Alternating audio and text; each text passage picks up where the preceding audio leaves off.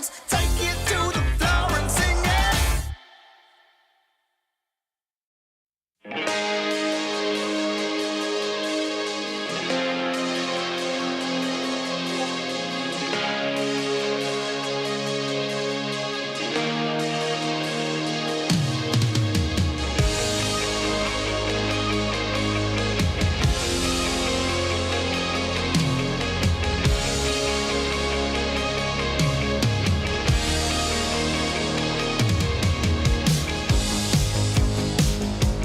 I'm so alive,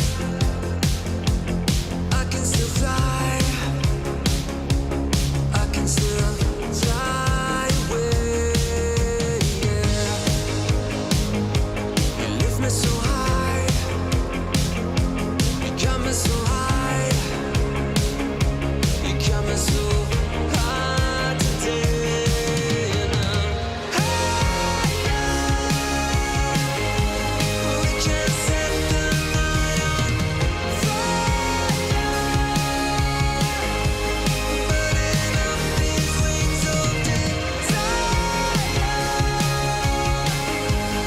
You know how to take me higher,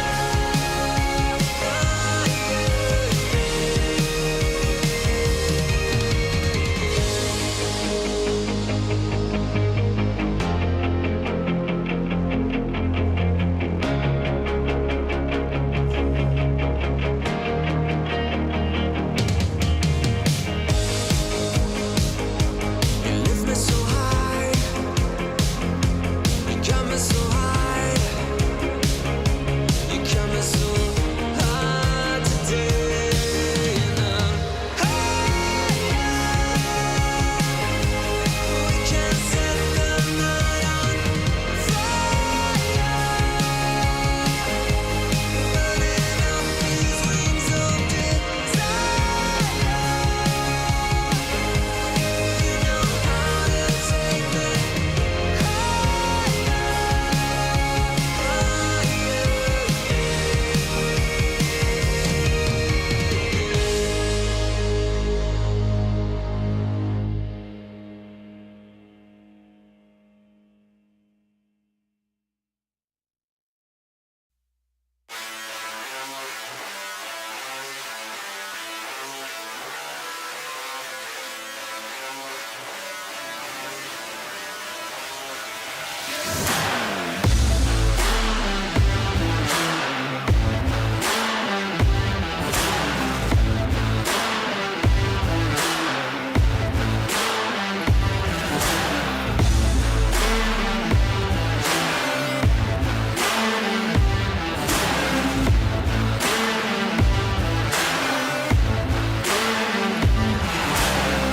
can't walk with these worn-out shoes.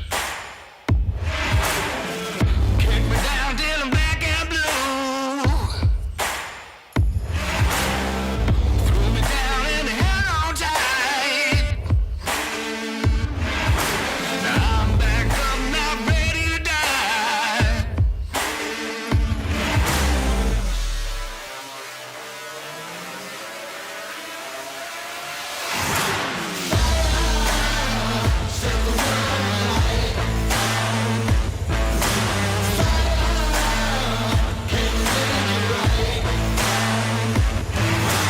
Push me down, I start to tire. I rise up like the ash from fire. Oh, my back, but it's made out of iron. I won't give up, I'm not scared, I'm trying.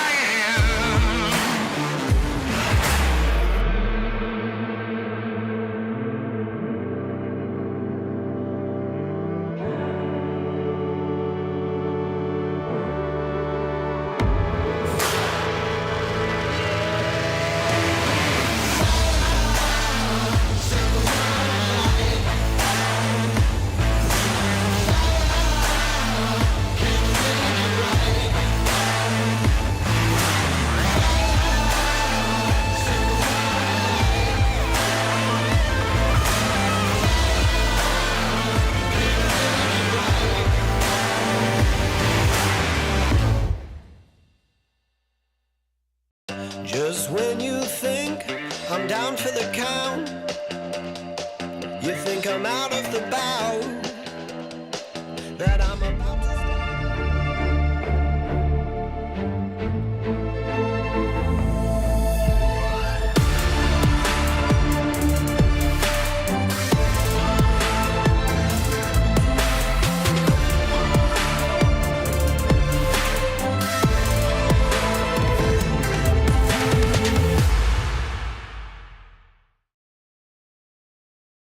Dreamleague Season 23 is brought to you in part by Intel Arc, Acer Predator, DHL, Kadia,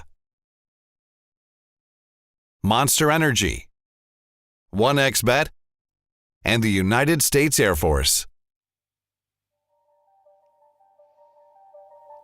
A very good morning. We are back. You are watching Dreamleague Season 23. It's day 1 right here, right now. And this Dreamleague is a little bit shorter. It's the next 7 days. We've got your entertainment covered. It's going to be a good one, so let's get started.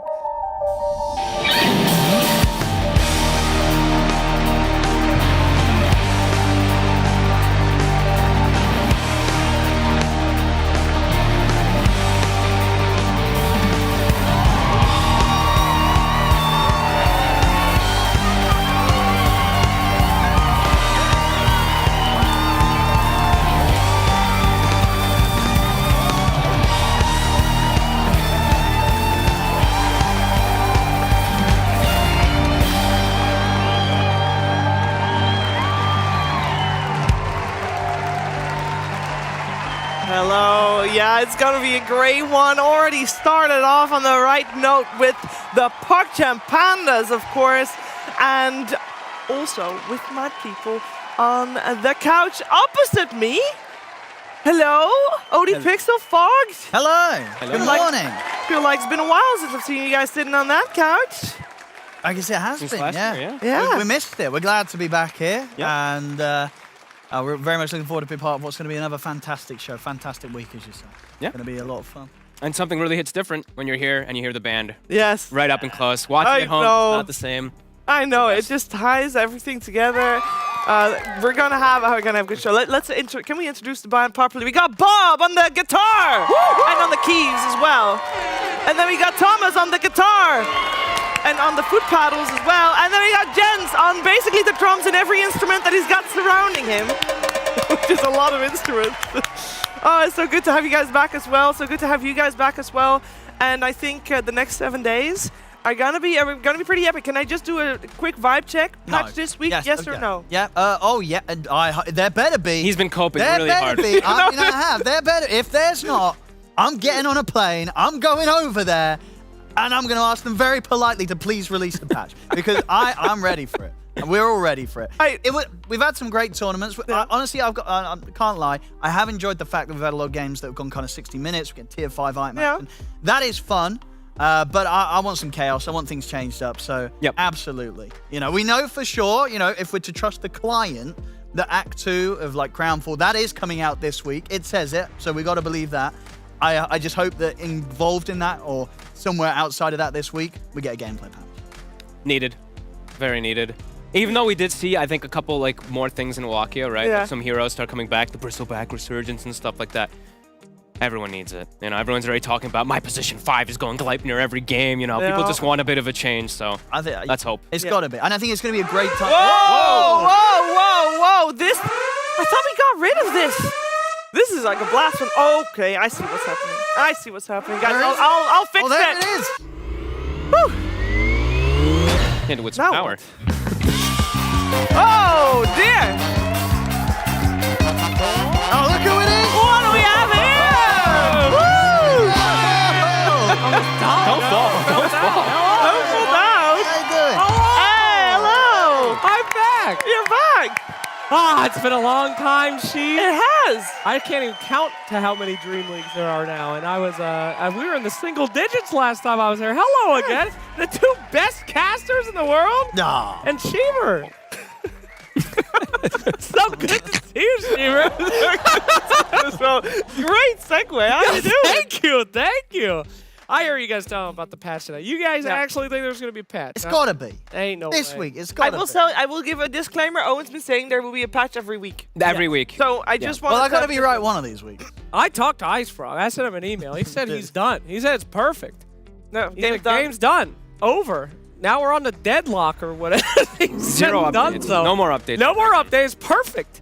Absolutely perfect. Absolutely perfect. And when you say that last time you were here in the single digits, I think for Dreamleague, we didn't have a band. What do you think? Oh my God, the band is amazing. I'm a I big know. Dog Check Pandas fan. I watch them all the time. They're incredible.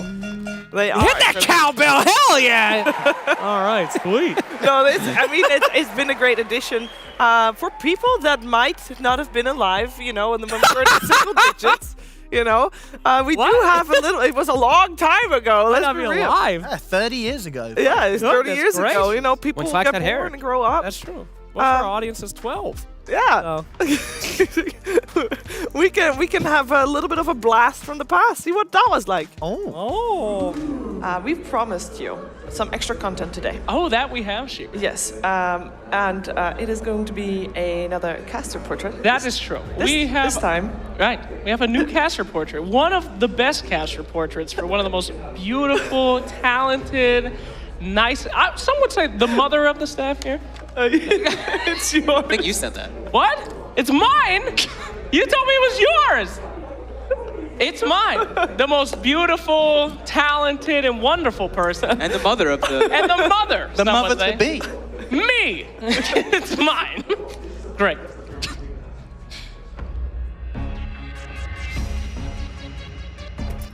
Yo, yo, yo, what up, what up? Come on into my crib, dog. We got slacks in Sweden, yo. I got a lot to show you up in here.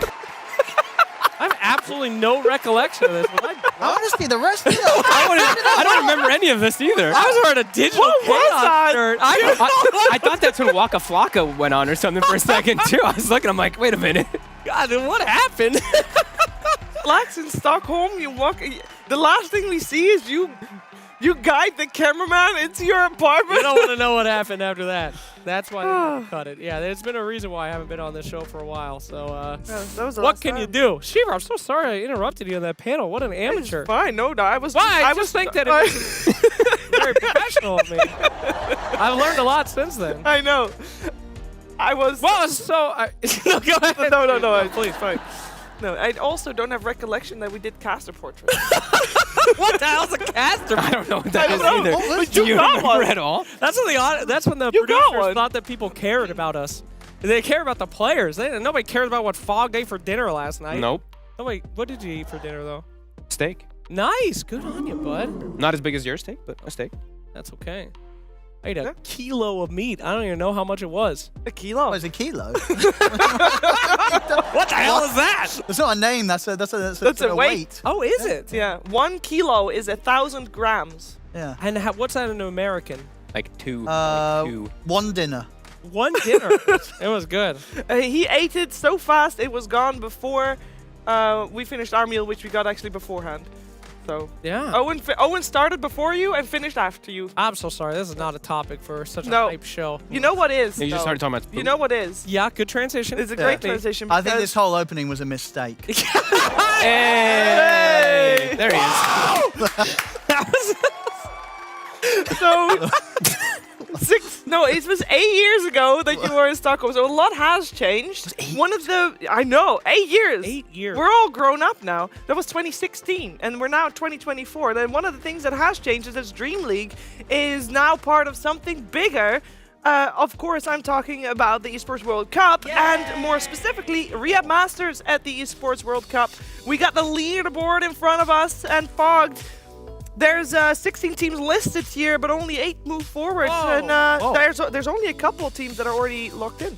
Yeah, and it looks like quite a bit of teams need to like win or get top 2. It feels like to actually have a chance, right? I think Aurora, Azure, Shopify needs a top 2. It looks like. Yeah. Probably something like that. So definitely difficult grounds for a lot of teams to push themselves back into it now that we have so many like top heavy ones with Betboom and Falcons. Yeah. Keep in mind, Team Spirit is in the top 8 now, but they didn't qualify. What? Oh, so they're relying on the other results. Yeah. Yeah. really to Oh, that hold team- on to that top 8 spot. Ain't no way they're gonna make it. They stink. No, I think they Wow. just won the They last just won. Ain't no way. They actually came third in the qualifier, so there's 2 teams even better. Suck. That's how that works. But of course, one of the teams that you see here that made it, one of the 5 teams that made it, is BetBoom. So let's take a little bit of a look of the road to Riyadh that they took, because they have been very stable in their Dreamleague and ESL 1 results. They came 3rd at Dreamleague Season 21, 4th at Kuala Lumpur, Dreamleague Season 22. They came 2nd in Birmingham again. And a big question mark for Dreamleague Season 23, but they are already locked in for Riyadh Masters at the Esports World Cup. So congratulations to them. We'll see how they do, and we'll see if they are able to, I don't know, finally take first place, I think. Yeah, they'll probably go to the finals and then lose, I think. So like it. was that the artifact symbol on the bottom of that map there? Wait, what? Was it? Was that the art? No. Was it How a would you little notice hint? this? I didn't see A that. hint? Think about it. But no, it probably was there a wasn't. symbol? Thinking about it. Thinking. It's not good. What I would like to think about instead are the 12 teams that are joining us here, because this is the last place, the last stop before we have Masters. So the last time you can earn some points. And the 12 teams that we have here, of course, are the 12 teams that still have a chance of earning some points. So let's take a look at them.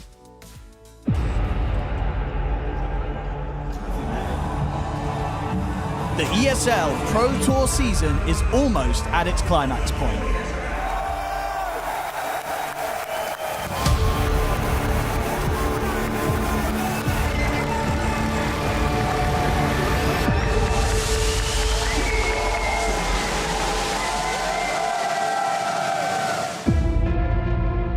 We've been all across the world.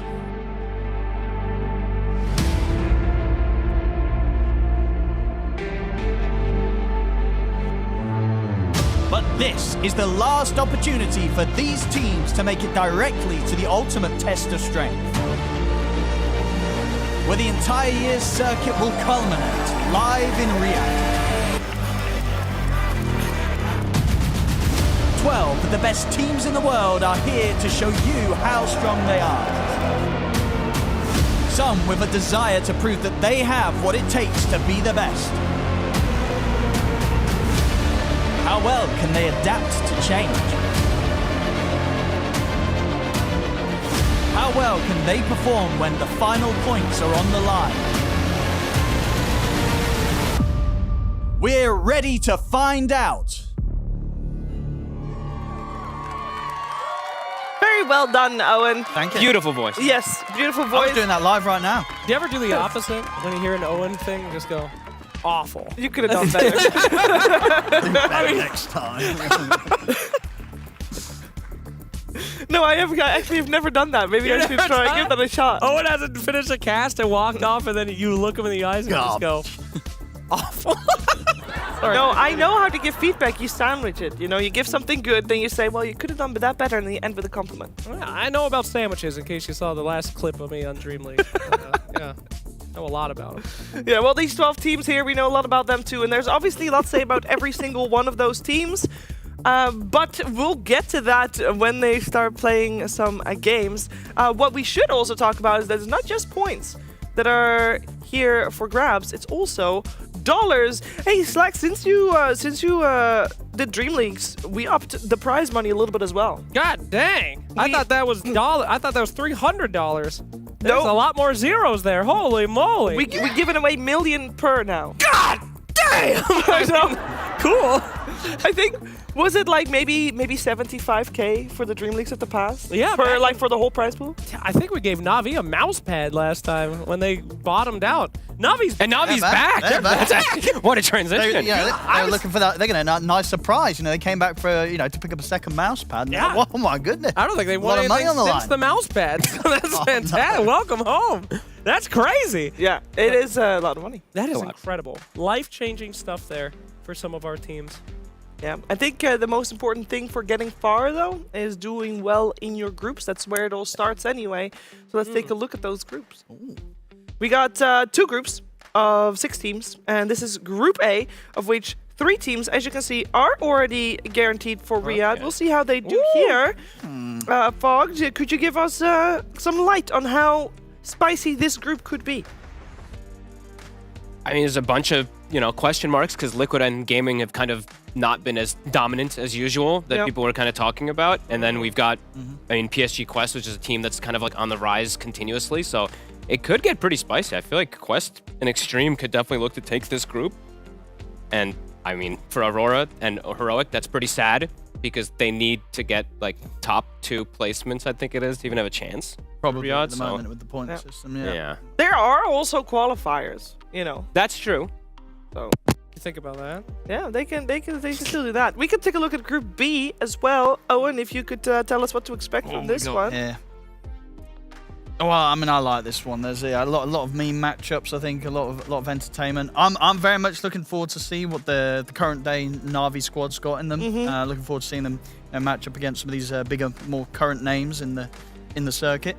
And yeah, obviously the fact that we have Team Falcons. That they the last tournament we just had, they didn't make it all the way. They didn't get themselves another title. But I think coming into this still. Even with that in mind, I would consider them the overall favourites. Just down to their consistency as a team through the tournaments of the season. So, a lot of fun stuff in this group. A lot of fun stuff. I don't know who I would say is going to be in the bottom 2. Honestly, I think that really could be a complete surprise. And Falcons does have their whole squad this time too, right? Yeah, So, exactly. upgrade, obviously, nothing against 9, but I think they're the favourites. Yeah.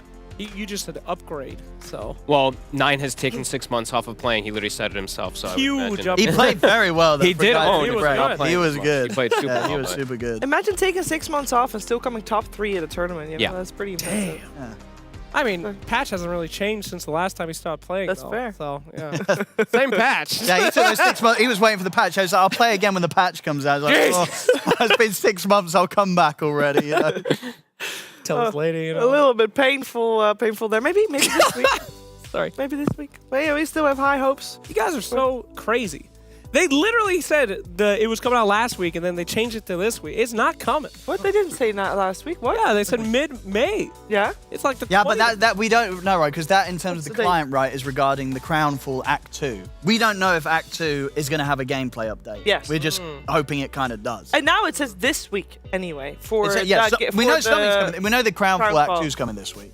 Yeah. But we don't know exactly what that entails and whether No, or not you it has a don't. gameplay update. We don't. But we can hope, Slacks. We can hope. We hope. Falcons say it's coming today, and I would not Believe. until it's in your hands.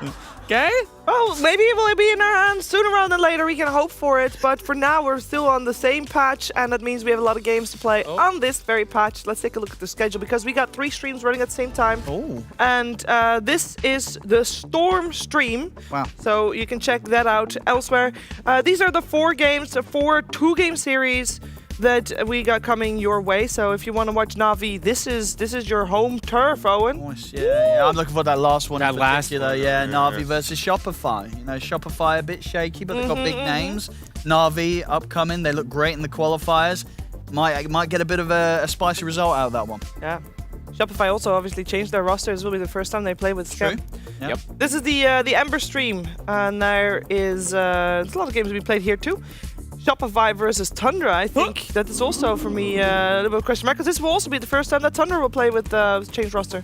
Yeah, I'm hyped for Gaming Quest, personally myself. Ooh, Oh, it's yeah. kinda Yeah, like, yeah, I think Quest is Yeah, the opening. super dominant team, so I'm like, let's see what they can do here. Yeah, I feel like Should be Quest fun. has been very sad. Yes. 'Cause they're like we're gonna be the top team in the MENA region, and then Falcons comes and in. take every single qualifier Yeah. under the Yeah. sun. So Quest has not been able to get a foot in the door at all Nah, Quest until is Falcons got the right amount of points to get direct the invite, but it's like painful. And then Blacks, What? what's coming our way today? This is our stream. This is Oh, ours. this is us. Yeah. This is us. Heroic versus Liquid. I'm pumped for that one. Very pumped. Gaming Gladiators not pumped at all.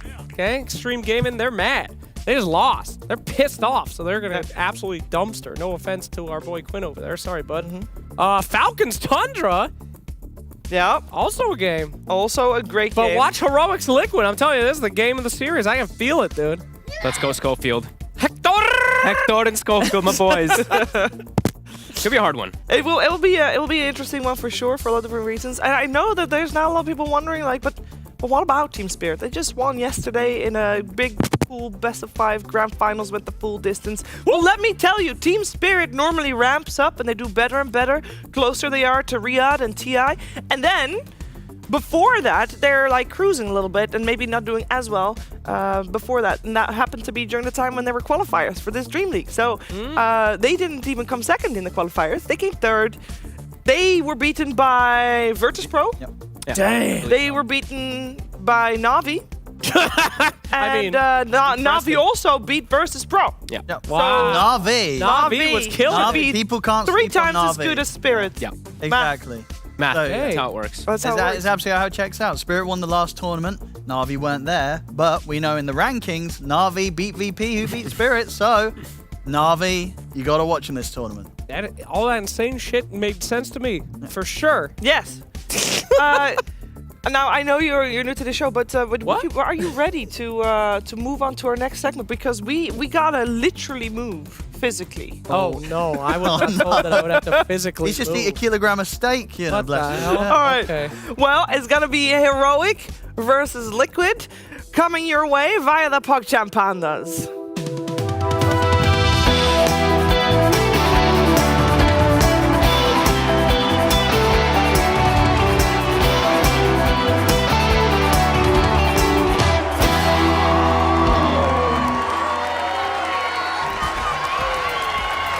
We have moved. Oh my god. And here Epic panel! Kazu and F. Holy base. Are you enjoying yourself? Great time. This is Smarty table. This is where thank Smarties go. This is so good. And us. MR Rising. And us. We're all here. Equal it out. Thank you, Slacks. Thank you so much, Mr. Hazoo. Hazoo, nice. That's the Hazoo? first pronunciation of my name that I've ever heard. Very good, Mr. Kazoo. That's me. Back to you, Shiver. How are you doing this morning, Effie? Pretty good. Excited to watch same old patch with the... Woo! Let's go! Yeah. Just have to get it out there. Sorry, guys. I'm sure so much will be different. I like it. Are you guys being serious, though? Because I like it when the patch gets what I call fermented. You know? No. It's like when the crazy stuff, like the bristlebacks coming out, like someone's just like, you guys remember Razor?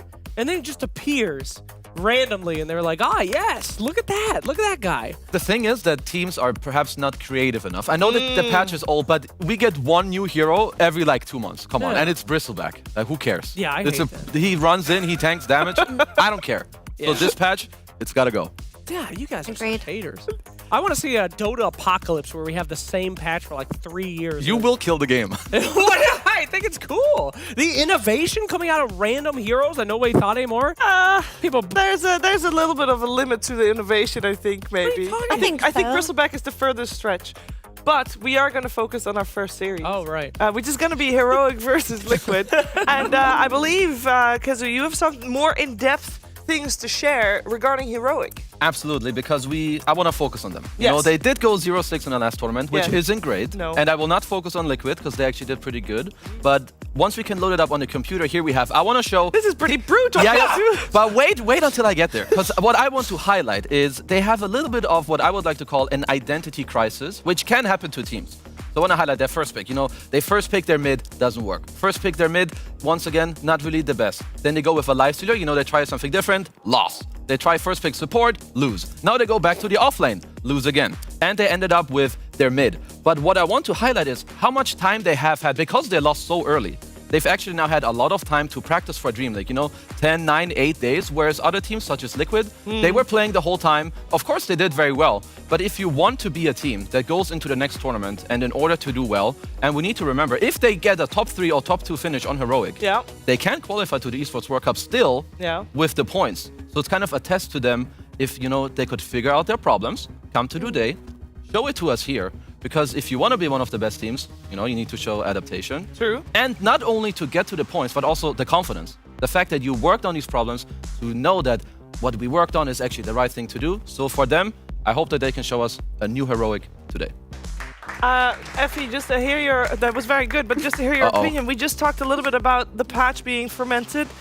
If you've played the same patch for months... Don't use that word for me. Yo, That's a it's a- disgusting term. No, it's not. It's literally also how you make kimchi. That's just the way True. it goes. What the hell's kimchi? It's good. Doesn't matter. Question for Effie. Cabbage. I want to know that if you don't have an identity 5 months into the same patch, isn't that a bit of a problem?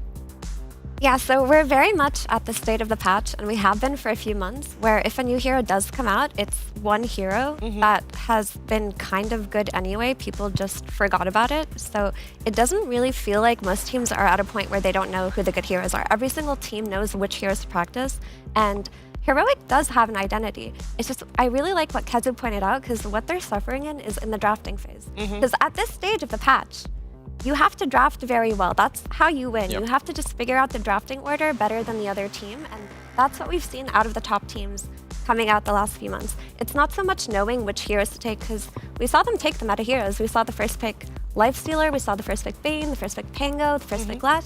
It's just not working out in terms of their drafting identity versus the other teams. But in terms of actual style, they do have a style, right? They have K1 on the heavy farming heroes, they have Divai Llama, like, doing Pango offlane flexes. Like, they've always had their own panache, you know, their own like touch, their own flair, and with their own flair, their own style, it's time for us to learn a little bit more about Heroic. Okay, hear me out here, guys.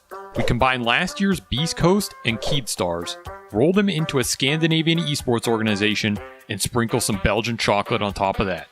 Follow this recipe and you'll get Heroic's first Dota team, consisting of K1, Analog, Divai Llama, Schofield, and KJ.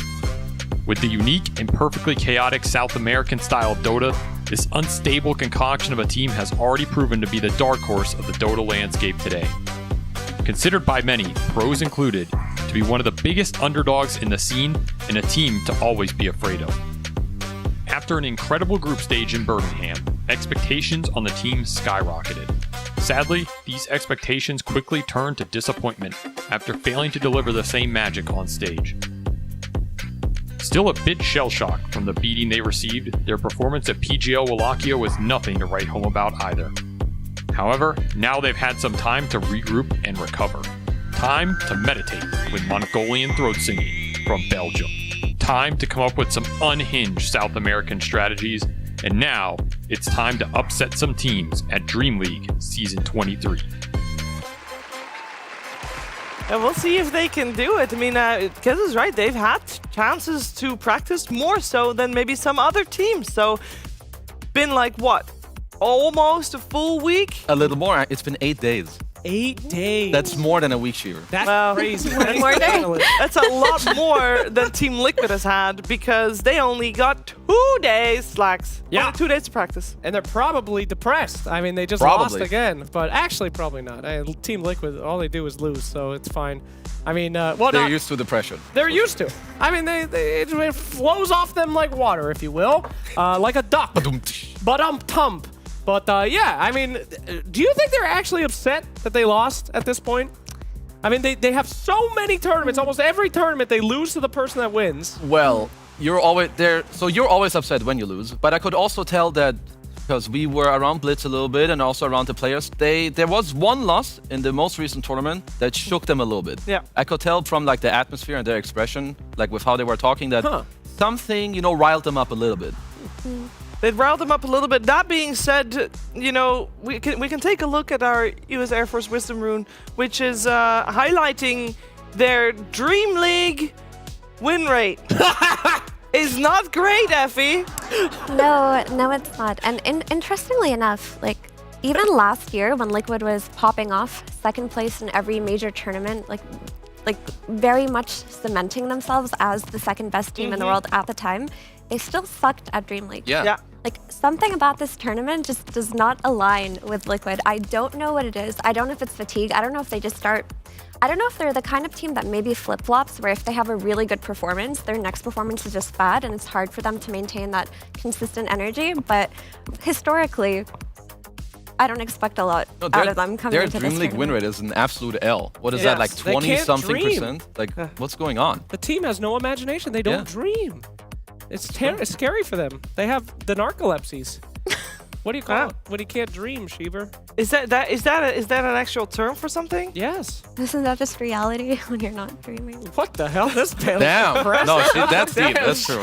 Effie, seek help. I've been told. Oh no. Base.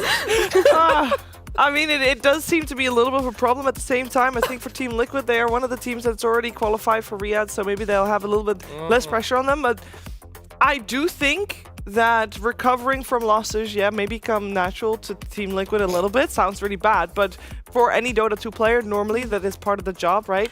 But Kezu, that loss that you're talking about, I know exactly which one you mean, because they were supposed to win that game and then they didn't, and I mean, how do you recover from something like that? Because that one was 2 days ago. Yeah, like I think the problem is just after games, it's also necessary that sometimes someone speaks up and it's like, guys, we were not supposed to lose this game. Yeah. You did whatever, this mistake again, we've talked about it and you just have to kind of fix it. Then it's more in the, I would say, the emotional state. You know, Blitz, after the game, that the players have a good kind of conversation. Because I don't think it's that different from other times. You just need to move forward and understand we do it better, and that's all. Yeah.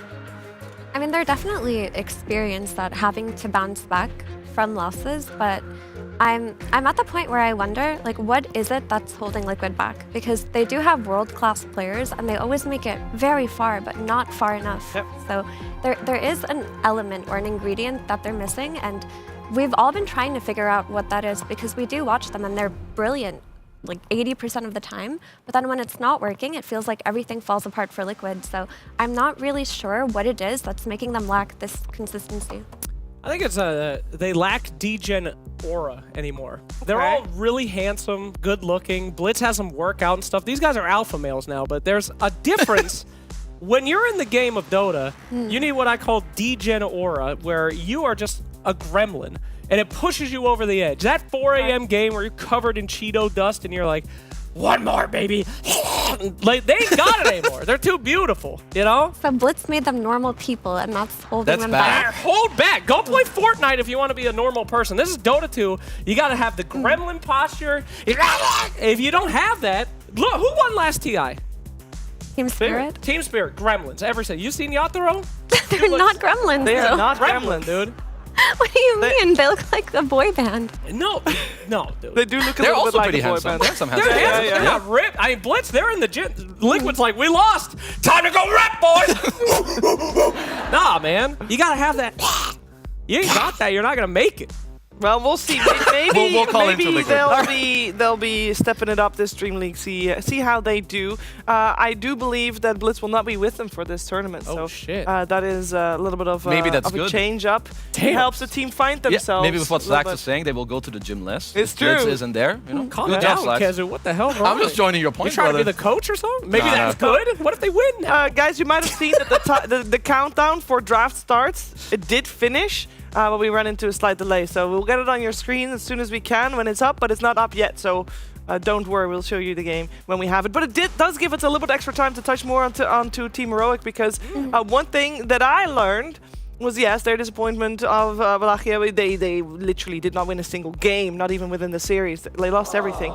But they also apparently took a little bit of a break after Birmingham.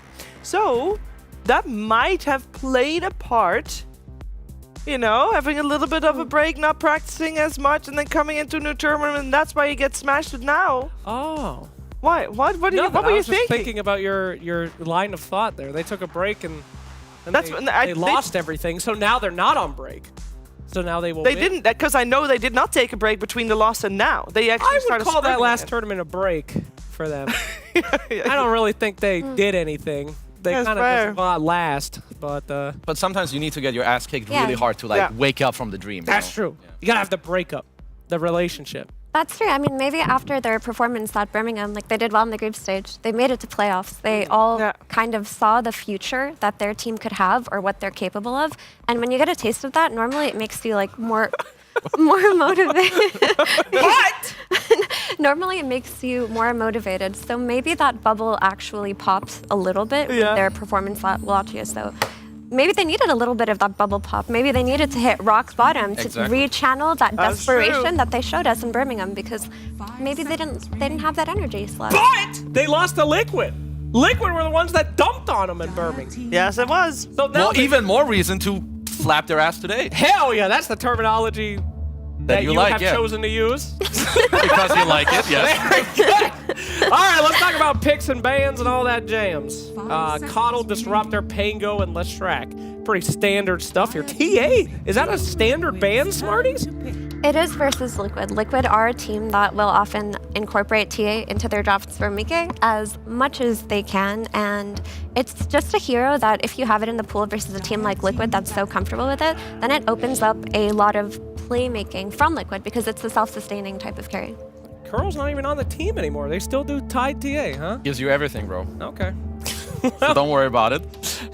But the first picks from what we've seen kind of evolve when it comes to the drafting search is, I would say, fairly normal. I do like Heroic picking up the IO. Like, what I love or would love to see them do is just early aggression into like some chaos in the mid game, have some nice combos, 1+1, so they get themselves IO. Liquid should be very happy with their response. We've seen their Bane into IO many times. Good laning, you have the Nightmare to like, you know, sleep the IO, grip the other guy. It's just pretty good. I wonder what IO pairing Heroic is looking at here, though, because like the typical pairing from the mid lane is Leshrac, which is a hero that Heroic run often, and it's just not going to be available. Something that we saw happen a Sorry, lot. the camera angle here is definitely There's some new inspiring. age. Between the monitor, I think not it, even it must straight. have fallen down. No, that's It's an his upgrade. style. This is his stream. If you've ever watched it, this is what he does. It's very, very iconic camera angle. Right there. Yeah. He loves Into the it. yawn. Look how excited he How is. more iconic can you get? Sorry to interrupt you, though, Effie. Yeah. Please continue. Something that I actually quite like that emerged in the last tournament, Birmingham, that I worked was the IO Weaver that we saw Monet excel at a lot. And K1 has been playing a lot of Weaver recently. He's looked very good at it. It's not his standard ultra late game carry, but it opens up the kind of aggression that you were talking about, Kazu. No, I like the Weaver a lot. The hero fell off, I feel like, a little bit. I don't know why, because I still think it's incredibly strong. Because I like the carries that will move the game forward, like your IO Gyro, maybe some IO Luna. IO Weaver is great. I don't know why Weaver carried, like, died off a little bit, because he can play fast, you can go different items, you can go Gleipnir, Deso, Linken's against some Bane, so I wouldn't even be too surprised for them to entertain it. Wind Ranger's out, Slax is very happy. Baby! Woo! All right.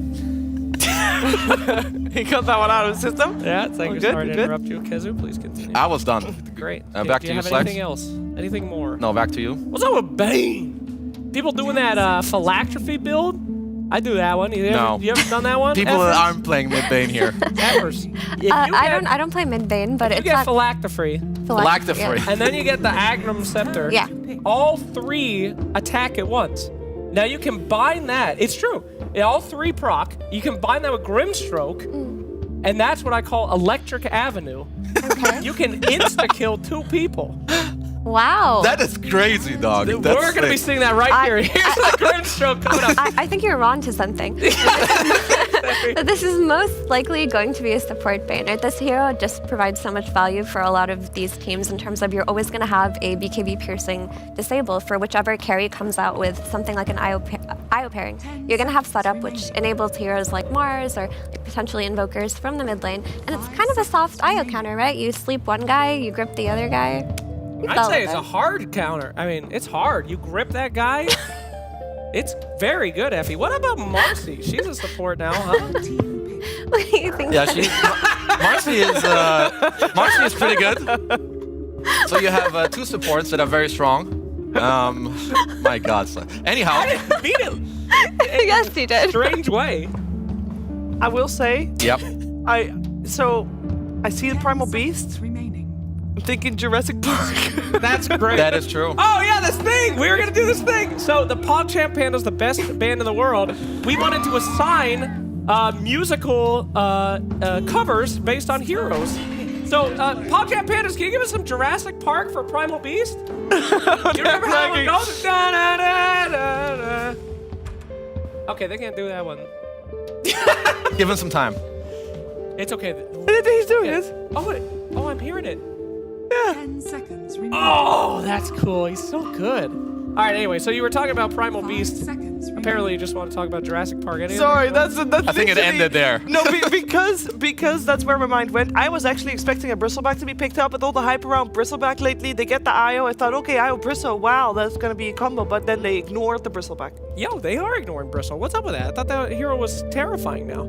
Honestly, he kind of is, but maybe they just feel like, you know, with the Primal, he can build an Ags. Maybe they're okay if Liquid pick it. If they don't, maybe they still want it later on. But I'm not opposed to the Primal clock. I think it's a lot of tempo. Like, at least when you look at their heroes without even looking at Liquid's, they all want to move forward, go in, they help each other, like, get in there, stay, and you're kind of strong. So overall, I'm pretty happy with what Heroic are doing. Yeah, and they've honestly got this style of melee brawler covered when you take out the Kunkka, which is the hero that typically makes it hard to fight in situations like that because of the area control. I mean, something Liquid could do versus this kind of strat from Heroic is just go for a lot of ranged poke, honestly. They don't really need high committal heroes. I mean, Marcy in the draft, fine, that works, but any more than that might make it difficult to play into Heroic in the early game. I think it's something like a Drow Ranger or something like that? Like a crazy, some wacky? Yeah, potentially a ranged carry would be nice, and even like something like a Zeus from the mid lane could work for Team Liquid. Well, I like the Razor for now because it's pretty flexible between the heroes. You also want a BKB in the mid game against the heroes you see from Heroic already. Also with Marcy, you love range heroes, especially like range carries, range cores. You sidekick them up, Razor feels strong. Different hero that's been popping up a lot, Mr. Slardar. Very, very strong hero. Like his laning is good, his item builds are good, he's good with so many cores. Feels great. And you can't really discount the Slardar flex to mid, even though it's not really something we've seen Liquid pull off that often. It is something that is always available. So even though it looks a little bit telegraphed now to the offlane, you can never count out the potential of the mid Slardar flex. We're going to be seeing a lot of Slardar, I figure. So, yeah, I believe we should be. The hero's like on the rise, as Effie mentioned. The flex is really strong. It also seems like people have figured out that the shard is very good. It helps you like farm first of all, but also it means you can blink stun if they have a dispel. You still have your ult to reapply it. And it's, again, just very good with all these cores. People are playing so many of these kind of beefy and like fatty type heroes like your Primal Beast. You want to make sure you can cut through them. Sorry, we asked them to play Jaws anytime that Slardar got picked, so they're on it already. Yeah. They're so good. All right.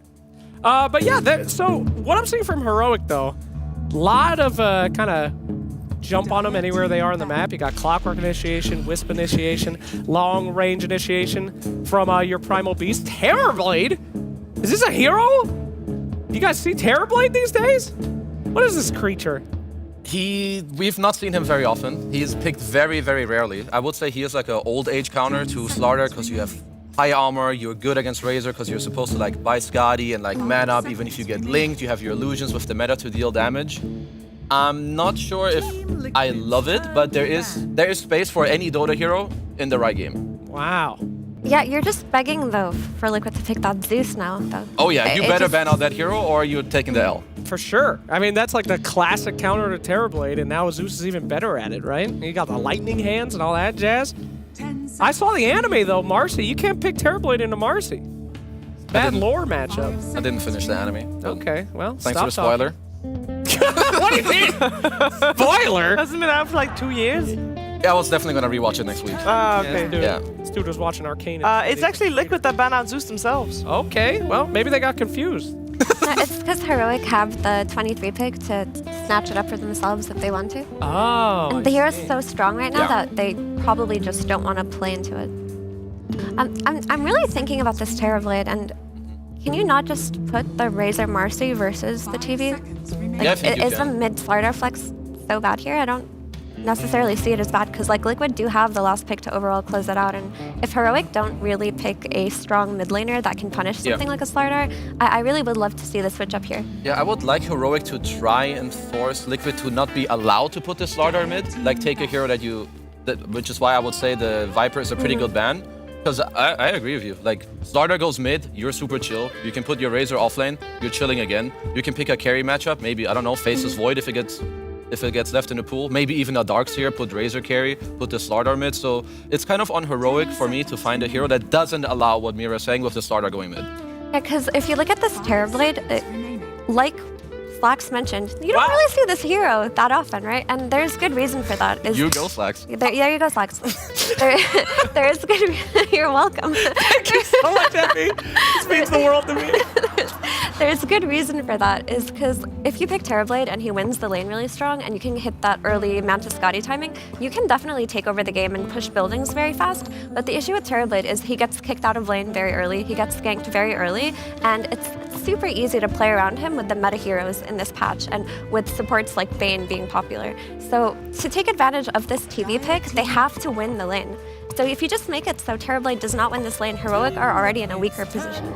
Oh, the Cartman. Cartman. That's mid Primal versus the potential mid Slardar.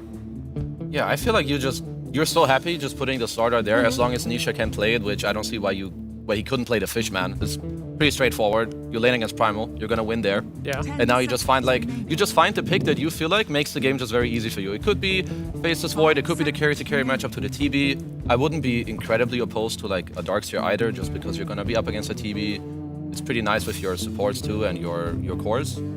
Jeez. I'm really worried for Heroic with this draft. I feel like they have to win their lanes or it's boned. Like, which one of these heroes has like comeback potential? You know, all these guys are kind of steamrolly heroes in my opinion. So, and these are tough lanes. Marcy, Bane. I might be crazy. Razor. Which lane do they win?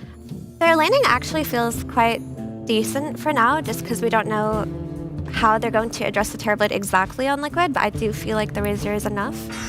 Oh, another tanky boy. We got the Timber Saw coming out, and it's Mickey on the Razor.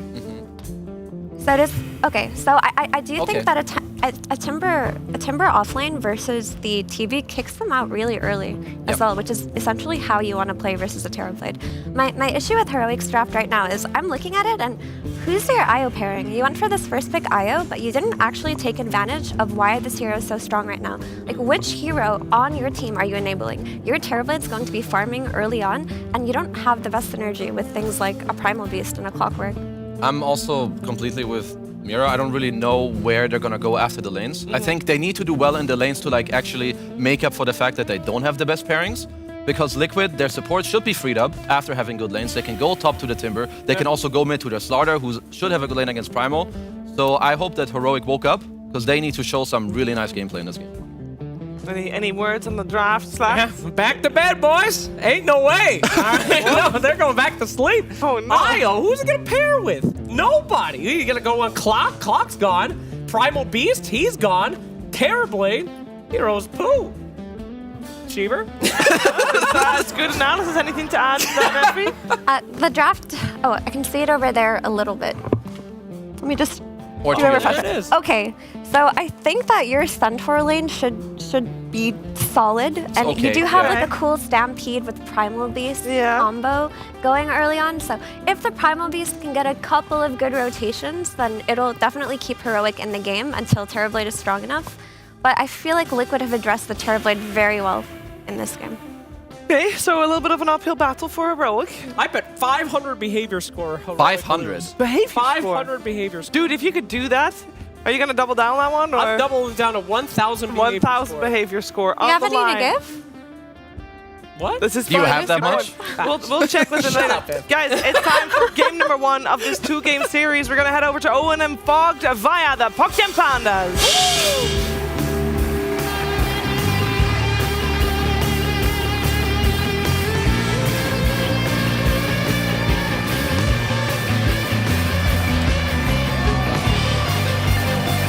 Hello, ladies and gentlemen, and welcome to the action here as we get ourselves stuck into game 1 of this 2-game series here between Team Liquid and Heroic. I'm ODPixel here with Fogged, and we can't wait to get into the action. We do have a little pause, but hopefully it won't be too long. Just sorting out some technical issues, I would imagine. But Fogged, talking about this game, talking about these drafts, so we heard from the panel very much preferring the vibe that Liquid's got going on coming into this game 1. Can you maybe sort of see something that they didn't when it comes to Heroic's draft, that you feel that from a Heroic side of things, they feel is really strong about what they've entered into this game with? Like, what's the plan from them? Their plan is just cause chaos until K1 feels like he's actually in a position to be able to stay at that distance and kill these heroes. And if they can get away with the lanes, you know, his matchup versus the Razor and stuff like that, if he can actually keep himself away, could be okay. But this Timber pick, I think this was one of those that really hurts. They have these, like 3 strength heroes, well, actually 4 strength heroes, and then a TB. This it's going to rip them to shreds. It's always been good versus the IO. It's going to be good versus these super tanky cores. And of course, it's versus Terrorblade. Pure damage. As soon as you get 6, you can kick him out. Even earlier than that, perhaps. So I think for the side of Heroic, as I tend to with them, I'm going to be looking at Schofield. Okay. How much chaos is he going to be able to cause as this Clockwork? Because in particular with his game, when you're looking at the supports he's playing versus, it's pretty damn good. Clockwork versus Marcy, Clockwork versus Bane. Pretty decent. Marcy has a way, of course, to play out of it, but... Sure. Yeah, I'm looking to see what that's the thing. It's if he can get on top of them. For the most part, especially if you're trying to enter into the Bane lane, as long as there's a Nightmare at the ready, he's going to hold you back. You can't get in on top. So not easy. It's it could be tricky. But as you say, we have seen games in the past where Schofield has really popped off and done some magical stuff on these early support plays. Yeah, and I really like the point that Mira made at the end, honestly. I think that was like the cleanest thing for me. It's just what are they going to pair with these IO? Because usually it's the IO gyro, the IO like Last Shrek, IO this is not really that ideal pairing. Yes, he can amplify a bunch of the damage, especially from Primal. I mean, the Primal's the big thing, right? Yes, that's what I would look at, but... It's kind of nice, but sure, it's not like sort of top of the list. Or at least for a lot of teams, when they go for a draft where they get IO first exactly. pick, that's not normally the direction or the hero that they're looking to go for as that matchup. But they do have another cool thing where if I look at like Liquids, they have some cool global potential, of course, that comes out when you have the Clockwork, you have the IO, you have this Stampede as well, too. There's a lot of ways to make movement around, get all these pickoffs, and maybe catch Liquid when they're not fully set up for these plays. But we'll have to see, I think, yeah, lanes, see how these end up going. Because some of them do look like they could get pretty difficult. That mid one, I mean, this is going to be that one should be kind of trade, right? The Primal versus the Slardar. Slardar loves to play versus those melee heroes, so Nisha should be pretty happy in that one. And yeah, it feels like Liquid did get kind of all that they wanted.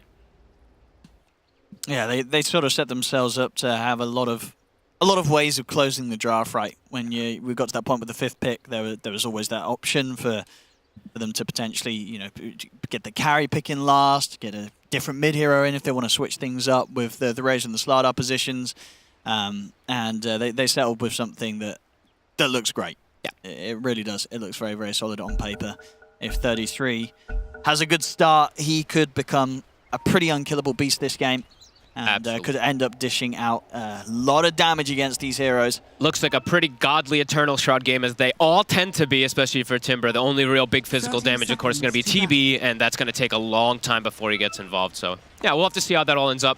And we'll have to see how much, I think these are the two for me to watch, honestly. It's like, yes, the Primal Beast can make a lot happen, but this bottom lane has to have success so that they can get the setup for the rest of the lanes to do well.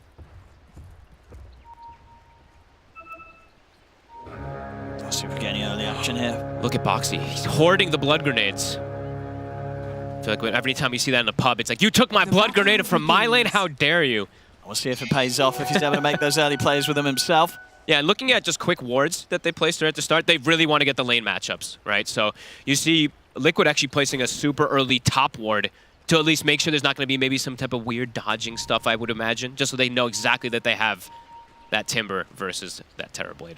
We don't see too many lane switches as much anymore. I think they still want to just make sure that they get that matchup. Yeah, that one right there. So on this top lane, actually down bottom, Schofield getting extremely aggressive, tanking quite a couple of tower hits. Okay. And okay, Mickey will just hold back. He doesn't want to continue running him down. He's happy to settle for just securing the CS once the wave's pushed under the tower. They were just body blocking the wave. They wanted to get this wave to push out because this is double melee lane versus Razor, so you definitely want to be able to get good position here. Schofield, be careful. Oh, he stepped back in. This is another blood grenade. I mean, there you go. This is why he brings the two of them himself. Boxy knew. He deserves it. And yeah, first blood absolutely pays off. He's going to be doing that every game right now. Honestly, Mika gave him the last hit. He's like, you've got Boots now. So Boots, Marcy with the Razor. This is a very strong lane. Marcy, Razor versus the double melee. And yeah, you're going to see those Boots come out super early to stick on these heroes. So. And they get the side pull off too to take the... Oh my good. Okay, well that's not a good start bottom. Lama needs a pause just to sort of soak this all in. Yeah. It's a rough start to the lane. And mid, we see the first two waves or so. Nisha also getting an advantage already off the start.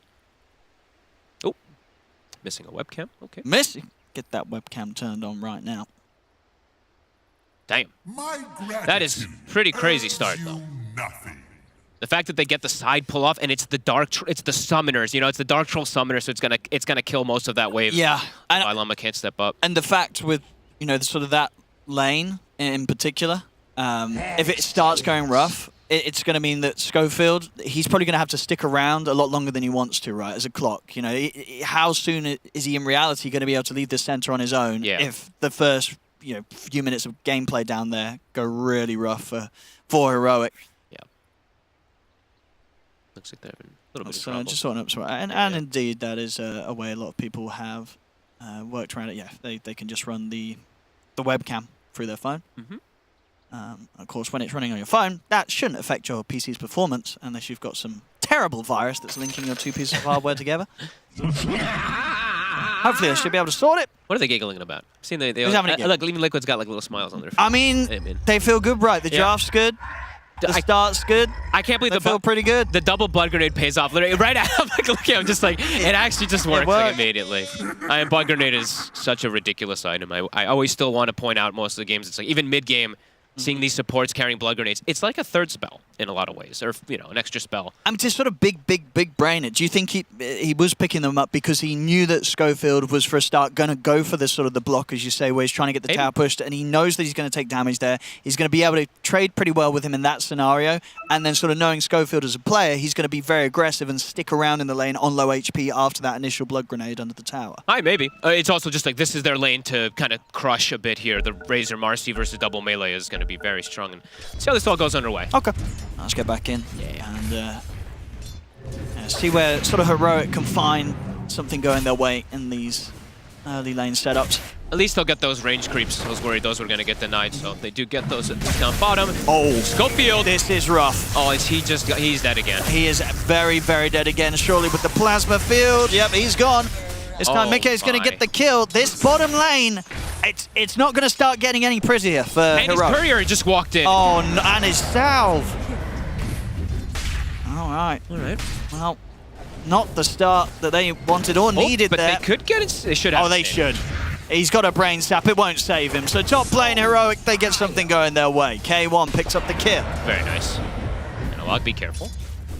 Nisha, knowing this matchup, versus the melees, he's maxing the bash. Getting some very good last hits, but so's the Primal. Still doing decent. And yeah, much needed kill top. And let's see how they try to fix this bottom situation. I mean, two back-to-back deaths on the clock. He's level 1. They're going to be approaching level 3 already on the side of Liquid with the boots. So Marcio always has a way to play out of it. Level 3 on, I mean, they're going immediately again. Good job he got the cogs out there in time. If Boxy's in with a dispose. Yeah. Schofield would be gone again. Schofield, don't step up. I mean, but if Boxy was able to get in position for some body blocks, that might have been able to do it. But Schofield, he stays safe this time. They've got to be a bit more careful down here. This Razor is absolute free farm. Up top, though, we are seeing 33. Well. Yeah, 33 is getting slowed down quite a bit here. He does have a couple creeps coming in toward himself, but... Radiant's courier has been killed. And there you go, a bit of revenge. Yeah. Schofield, he'll be able to get the courier of Mickey. Boxy has boots, though, so yeah, he has the cog, has to make sure he can distance himself. All right. That was a decent bit of potential damage and stats taken away from the lane. Was going to be his one recipe and the band of Elven Skin. Nice try, Schofield. He blood grenaded, tried to break the clarity and missed. Oh, man.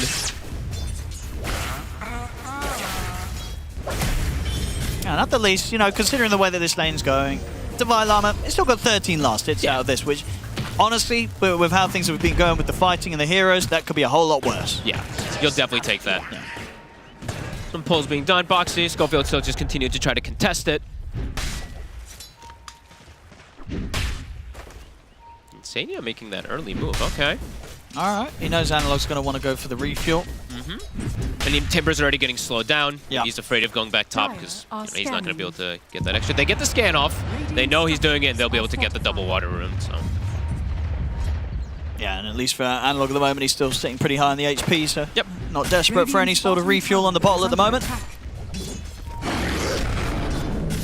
Schofield still, Boxy's maybe seeing if he can get some sort of setup here or tease around with him. It's hard whilst standing next to Davai Lama. The courier's back up, the delivery's been made. Mickey's now got his full treads online in the lane. Oh my god.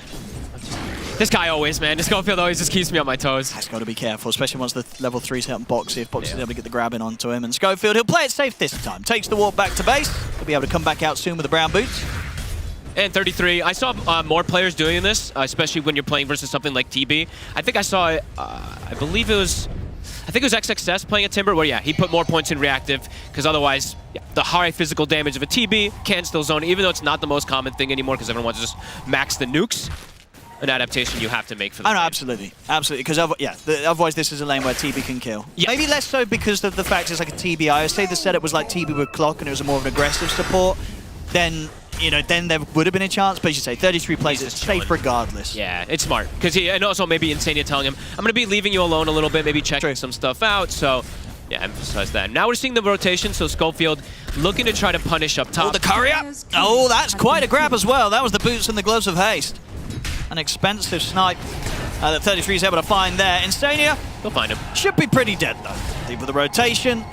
They might be able to take K1's courier. They won't be able to give him the kill though. KJ actually want to take the last touch onto that. But still, my action that K1's getting involved in this top lane. Schofield trying to do what he can at the moment since that bottom lane was so disastrous. Yeah. It's a kill on a Bane, but doesn't mean too much. Looking to rotate mid for the power rune. Nisha 6 before Analog. He's also going to get some help, and he's got his treads and that refill. Analog's got to be a bit careful. I guess he's got the two supports here to help out, but same thing to be said here for Liquid indeed. The cogs are out, Analog's ready to charge away.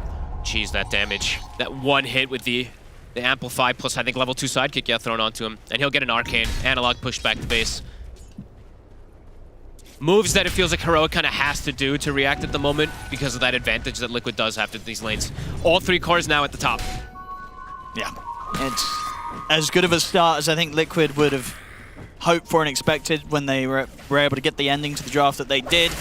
It's happening here. Yeah. And the fact that now this bottom lane, Mickey, he doesn't really need anyone to be down here. Sure, if they want to try for a kill attempt before level 6 gets hit on Davai Lama, they've still got plenty of time to do so. But left in a 1v1 with the lead that he's got, this Razor's super happy.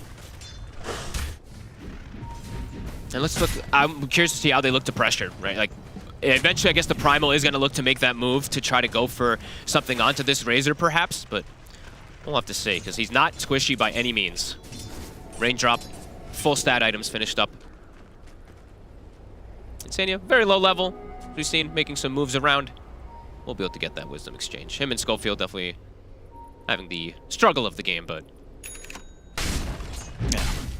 Definitely sort of less to the detriment of for the side of Liquid. Yeah. Just because of the fact for Insania, right, he doesn't need to be in the lanes. All 3 cores are perfectly fine. Exactly. There's a lot of freedom for them to do whatever, and these cores are just going to get this incredible amount of solo XP and farm for the most part because of how well the lanes have gone here for Liquid. 2k lead already coming up to 7.5 minutes in. And Insania is playing, you know, that he's playing the 5 from that off-lane 4 position while Schofield is playing a 4, and it's an important 4 this game as a clockwork. Well, I mean, maybe the IO starts to surpass, but it's important as we were pointing out. He needs hookshot, needs to get to these back lines and prevent these heroes from getting and sticking on his device.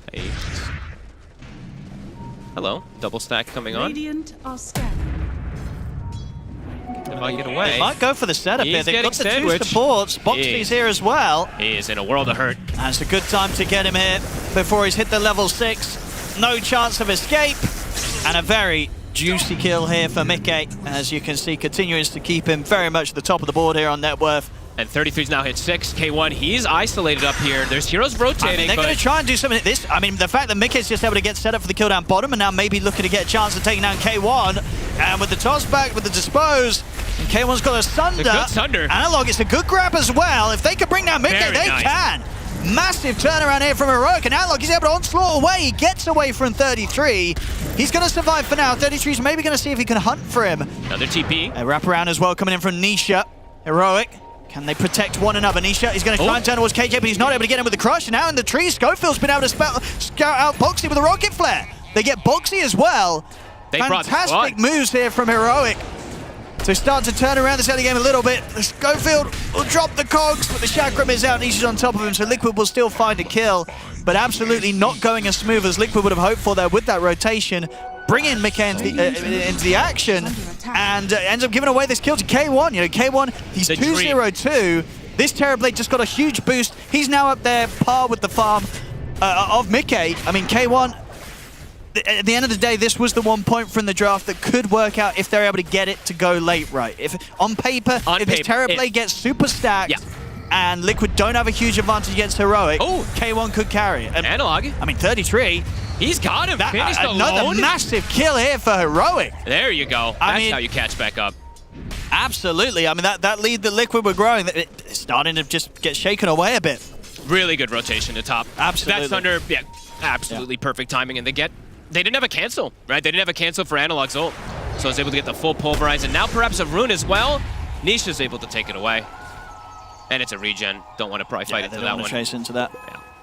But there we go, shaking things up. Now they've got good stuff from Heroic. It's space also for the Centaur, right? When all this kind of stuff happens, of course, as we said, you know, poor Devi is still struggling, but they've gotten themselves some nice levels. I think Io is near level 7 on his way to mech now too, so that global potential starting to kick in. So they can definitely match those movements or make those moves first before Liquid is able to.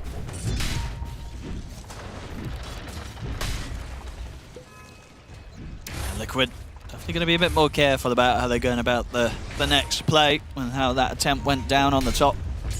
You got the smoke up here from the two of them, looking for the setup. There's Nisha, who wants to go, but maybe try for this kill onto K1. He's got Sunder again. He's low on mana though. He's going to have just enough for Sunder alone. He's got the Lotus. Yeah, he's got the Lotus. True. And yeah, by the tower still, backup can come in if K1 needs it. No Fiend's Grip available still. This could be a bit tricky. We'll see how quick Heroic as a team respond to this. Liquid, they're bringing the 4 of them. It's a lot of heroes. K1, can he get the help he needs in time? The Stampede's there. He's getting away from it. I mean, they'll get him with the crush in the back, and he can't get the Sunder off. They'll get the kill that they hope for. Can they get more, though? Analog's in with the grab on towards Nisha. Heroic's in trouble. Schofield trying to push back the rest of them here with the cogs, but the Timber Chain's in for 33, closes the gap onto Analog. This is the move that Liquid were attempting for last time, going for this aggression around the tier 1. They burst the Terrorblade before he can get the Sunder off, and as soon as that happens, the fight opens up for a cleanup. They're going to be very likely to find KJ here as well, and indeed 33 cleans up all 3 of them. Triple kill for him on the Timber. Big hit. I literally just, full chain stun. Doesn't matter if he had the Lotus, they couldn't get that extra little here. No mech yet onto the IO, and he can't actually get that connection to reload. They actually, they lose quite a bit, and perhaps the tower as well. Bottom tower is under attack. Good effort from Liquid to go for that again, sort of after the last play didn't go well. They weren't scared of trying for it once more. They just do it with a bit better execution, yeah, absolutely. We see it again. Like, I mean, there was never really a chance for K1 to go for a stun. He's half now, but there's the bash into the crush. Didn't have a chance. Completely chain stunned. Couldn't get a Sunder off as he fell sub 50% HP. And in the meantime, Mickey just died. Okay. And they get the deny on the tower, so right during that little quick... yeah, Liquid. Some moments look clean, and then some moments look a bit like, what on earth's going on? I guess that's sort of been the case with them as of late. And back to getting a kill, but indeed, if Liquid could sort of just iron out the creases, these moments when they kind of just randomly lose a core, they'd be a lot better for them. Yep. Well, they get the tower, even though it's denied.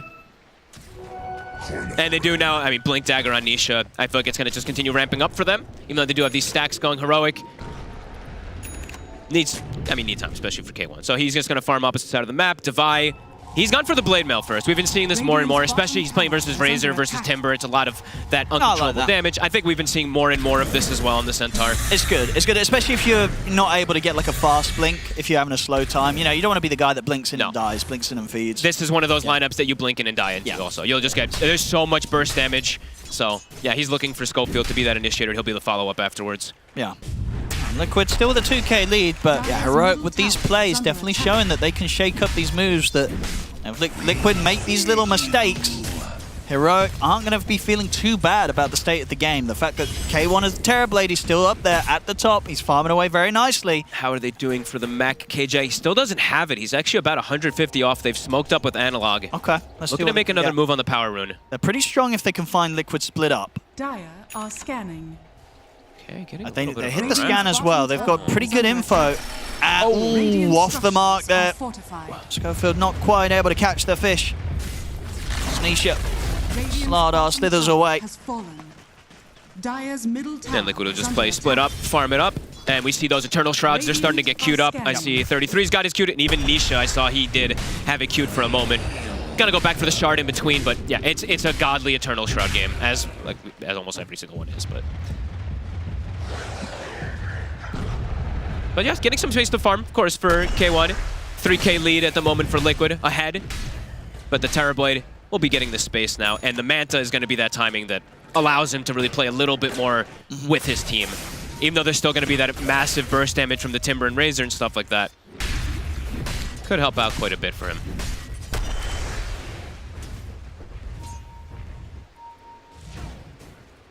And there's the mech done. It's not for KJ. Okay. So next time, if K1's involved in a fight, could save. Much more likely that he does get the time to get the Sunder off. And they're really like, this is very, I mean, I would say like for K1 in particular, this is kind of like their style. It's buff up K1, right? It's all about him. So I'm even seeing Schofield. He had the Solar Crest queued up and stuff like that too. So eventually we'll just see them throw all the buffs onto this TB. Oh, absolutely right. It's going to be TB against the world. It really will be.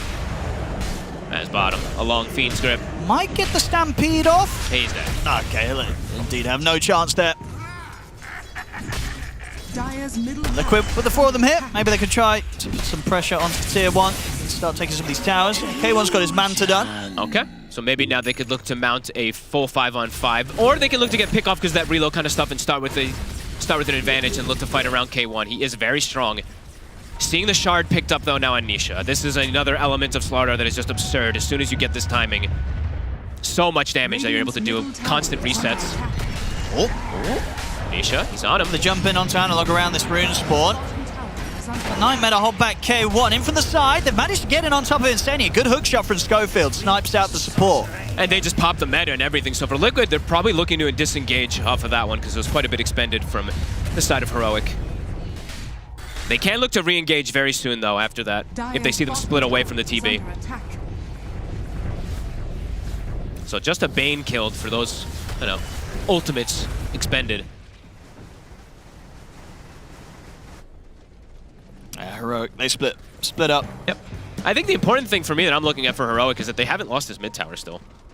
It's 16 minutes. You know, there's been some kind of strong lane advantage that came out from Liquid, and they're still holding onto this tower. Sure. I mean, I guess that's the thing, right? So who's going to hit the towers? Yeah, it's not really the best. Crazy. Yeah.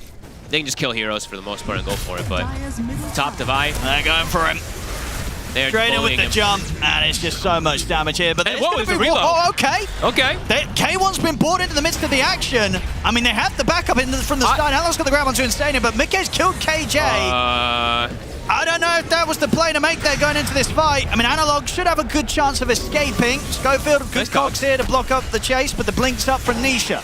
Jumps across them. Schofield dies. At the least, you know, they get the other 2 cores out, but potentially a situation there where the supports didn't really need to die. Maybe they didn't need to take that fog. I mean, they forced it completely. They tried to save Divide this time, and I mean, the IO is in the middle right next to a Slardar and a Razor. Definitely not where you want to be. Analog really wants to try to keep holding this tower, but... I mean, yeah, this time it might be gone. Fortification. I guess the respawns are coming in, so Liquid will respect that.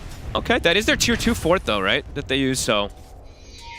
When this tower drops, if Liquid wants to try to emphasize pushing, even though we said they don't have the best pushing heroes, something to keep in mind. Don't want to see Heroic make another mistake like that. That was pretty painful. Pretty costly. 6K, 5K, 6K lead now for Liquid. Oh god, Divide, not again. In the same exact spot. Ooh, that is gonna hurt. If they can get in on top of him, Nisha's there, but the Stampede's out. Should be enough to save him at least. He'll get away from them this time. He still is corrosive. I mean, Nisha's actually considering going for another jump on this one. He's by the tier 2. Does Nisha want to try for it blindly? Ooh, he's going to see him now. Also, Schofield so quick. Blink away from Nisha. Does not want to try and tackle the 2 of them under the tier 2. Yeah, not quite yet. That's where the TB can shine, right? That's like the one place that you probably don't want to be on Liquid at the moment. But they'll finish the mid tower. How's Analog's items looking? He's got his Blade Mail and his Sanj, but they just have so much overwhelming mixed damage on the side of Liquid. Yeah, so much. They really do. Yeah, they amp up on the physical and just the fact that 33, the nature of the hero, he's just going to be cutting through these heroes. For K1, it feels like he needs the Scotty timing, and then we'll see if that's even going to be enough for him to actually deal damage to these heroes, because he really feels like he's going to quickly start being the majority, if not all, the damage. He really is. Because they're going to have double Eternals. Yeah, double Eternal Shrouds, and I mean, Mickey, he's gone Manta into Gleipnir kind of build a little different, but very tanky as well. And the wards, super aggressive ward placement coming out from Liquid. Since they have this advantage, they want to be able to keep pressing that and limit the map farm from the side of Heroic. And Boxy's also scaling, so that's the other thing always to keep in mind. These Marcies also just get massive. Schofield. got the hook shot. So we'll be able to get away from Nisha. Does get himself out. And, K1. He's ready to lead into the fight. He just straight up walks into them. He's ready to start off the action. The backup's there. Analog's able to get him with the grab on towards Insania. Heroic, they should be able to get a kill out of this. Jump forward with a Who Stomp combo from Davai Lama. They will indeed be able to bring Insania down. But again and again, Owen, it's a meta. It's a bunch of rotations. It's a 5 position. You know, I think that's what, the 4th death here on Insania, 4 out of the 8. At least they push him off their side. The important thing so that they can keep getting that farm for K1. But that lead, it's getting larger and larger. Indeed, another Eternal Shroud is out here for Phoenicia.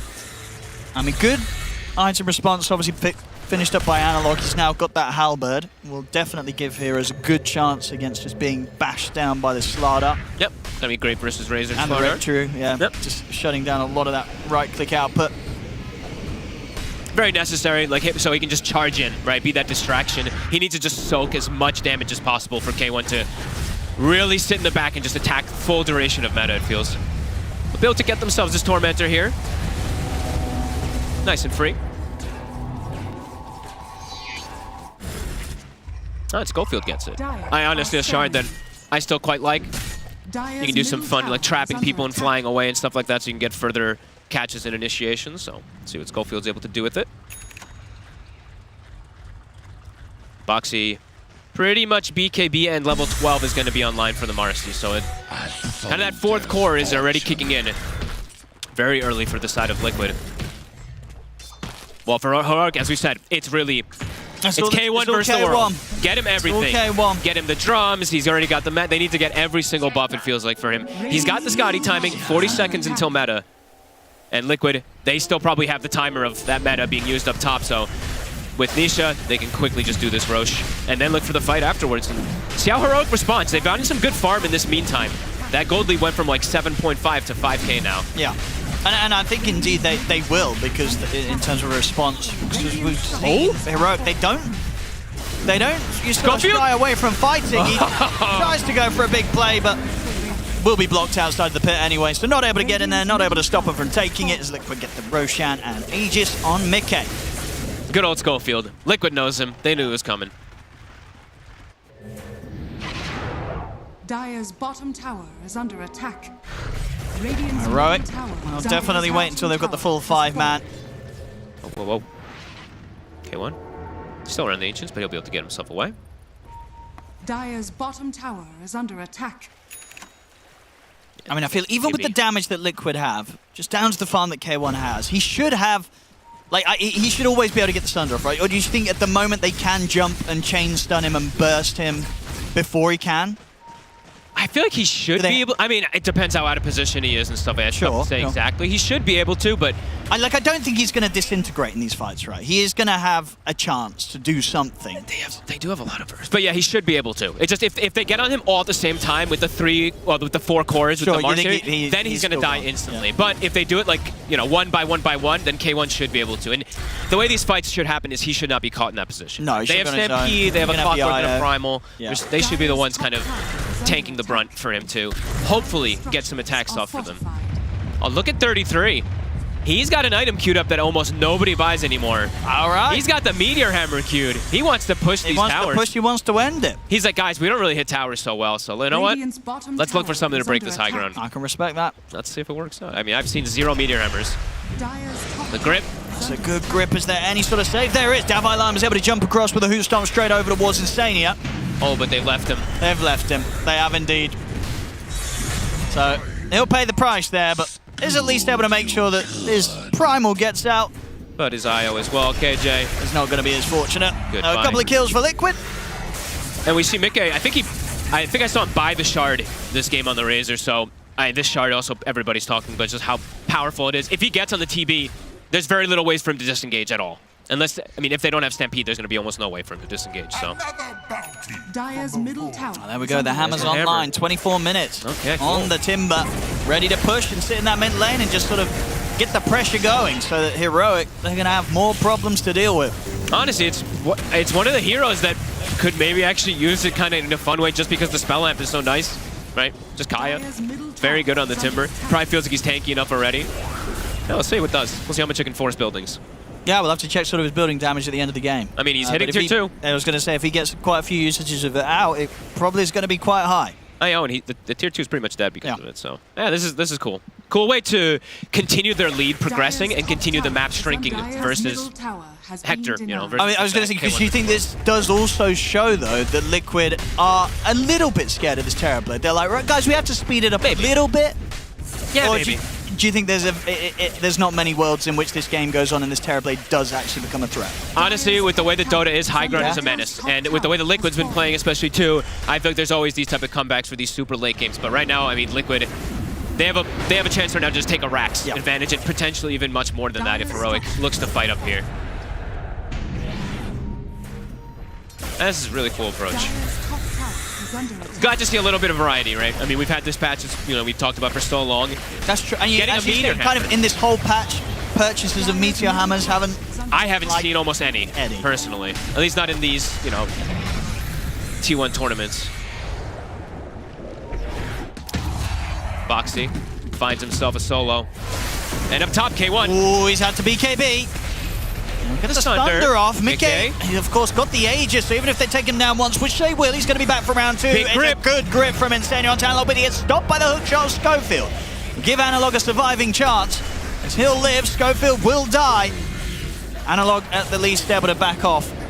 He has too much minus damage. It's 140 Link right now. K1 is tickling these heroes. And no BKB at the moment. No Sunder. He K1 gets jumped again. Be careful. And no supports to back him up still. They almost got the whole tower too. Die! Oh my goodness, that's an aggressive one. Jump in, but the Nightmare's there. Put the Blade Mail. Liquid, they'll hold back. Nisha.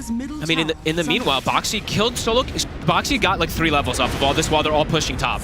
So he's farming it up a storm. Here come the respawns. The support's back in action here for Heroic. No meta TB though. They'll have to just deny the tower. Dire's top tower has been denied. Liquid, they can absolutely still stick around.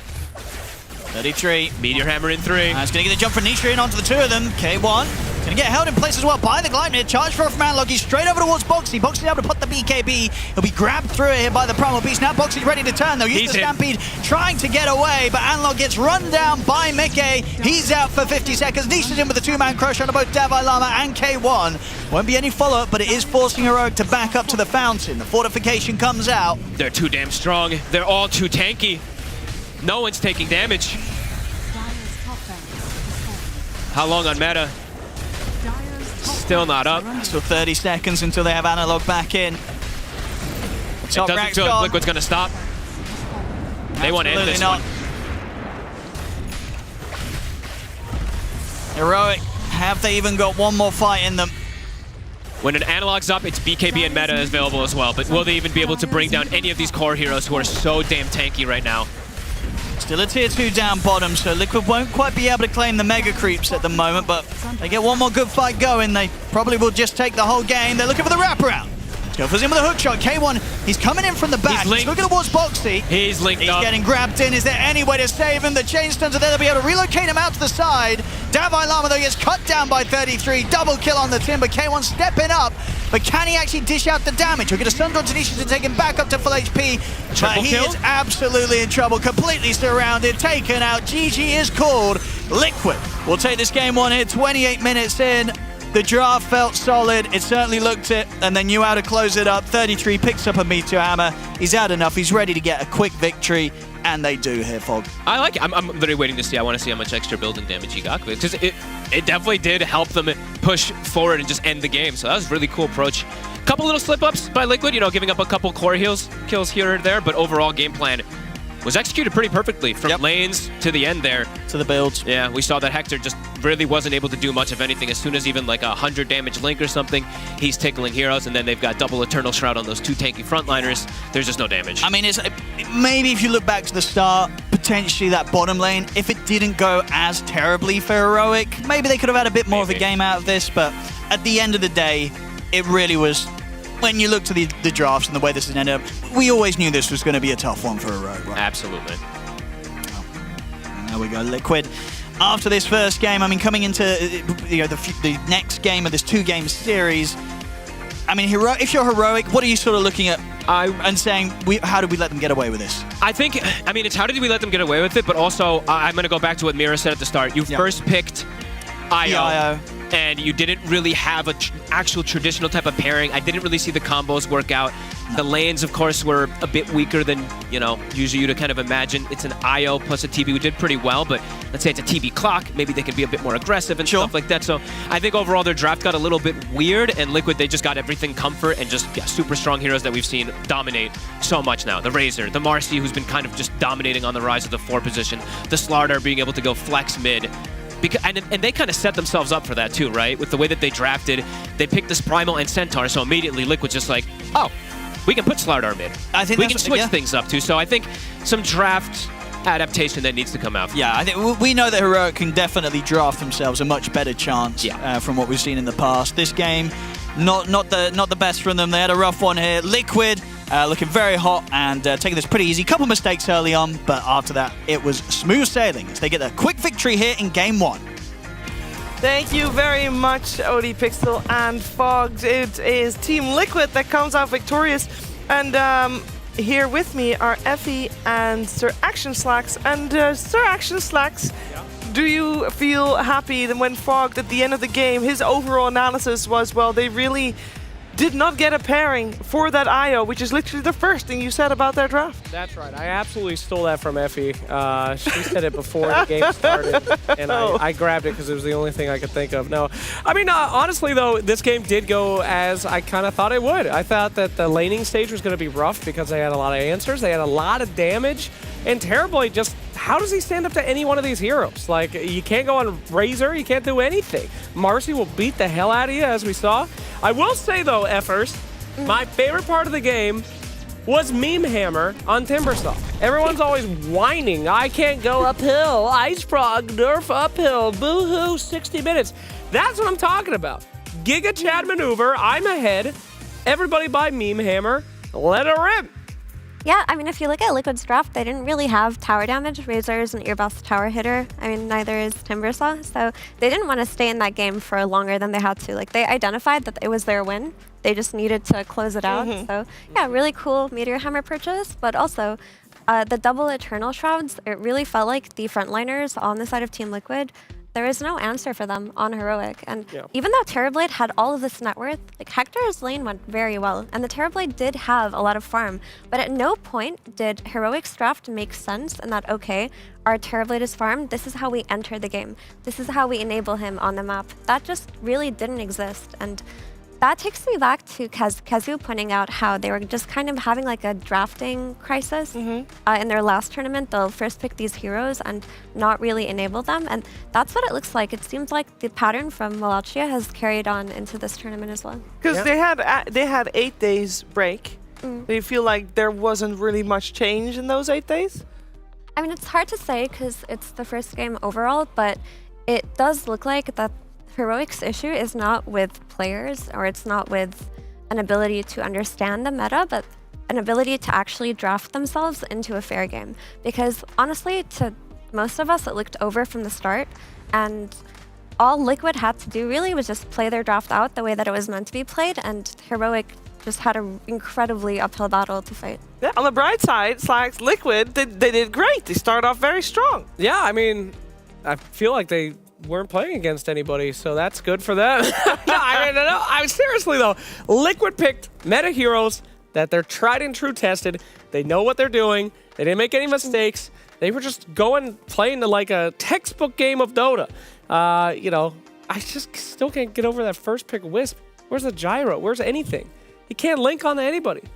But a lot of that is like due to how cleanly Liquid drafted, right? Like as a boon to Heroic, who felt like they were kind of scrambled within the draft, Liquid had a really solid idea. Like their Razor flex to the safe lane with their Slardar flex to the mid lane allowed them to punish that 23 Centaur very well. I mean, we saw that Centaur was not enabled whatsoever in the early game by the Clockwork, because you had this Marcy Razor that if any of your melee heroes came close, they were being disposed, they were being static linked. There's no means for them to really get the net worth advantage that is typical of Centaur lanes in this patch. You pick Centaur so you can get really farmed, get an early blink, and beat up on people.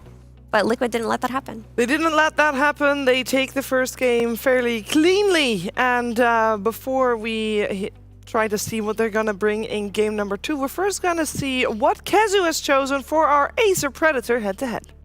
Hello everybody, it's Acer Predator head-to-head time, and I need to highlight the two offlaners because one of them set up for success, the other one more so set up for failure. So Dalai Lama, you know, his hero damage, it's kind of sad, but I can't really expect much more from him. Whereas 3-3, last pick on the Timbersaw, we've all talked about it, they have a great draft, so he's kind of set up to deal these numbers. But I also want to show in the clips that I really liked his itemization. Effie also already talked about the Eternal Shroud, that's like right helping them with the tankiness. You've got the Meteor Hammer, which you just upgrade from the Kaya to like help yourself with the, you know, the high ground push. Slacks kept talking about it, was a good point, you know, Meteor Hammer is good. Maybe it breaks this meta of, oh well, I can't high ground, so your boy goes for 1 Kaya into a Meteor Hammer. Maybe we'll see, you know, more of that. 2 Meteor Hammers, maybe 3.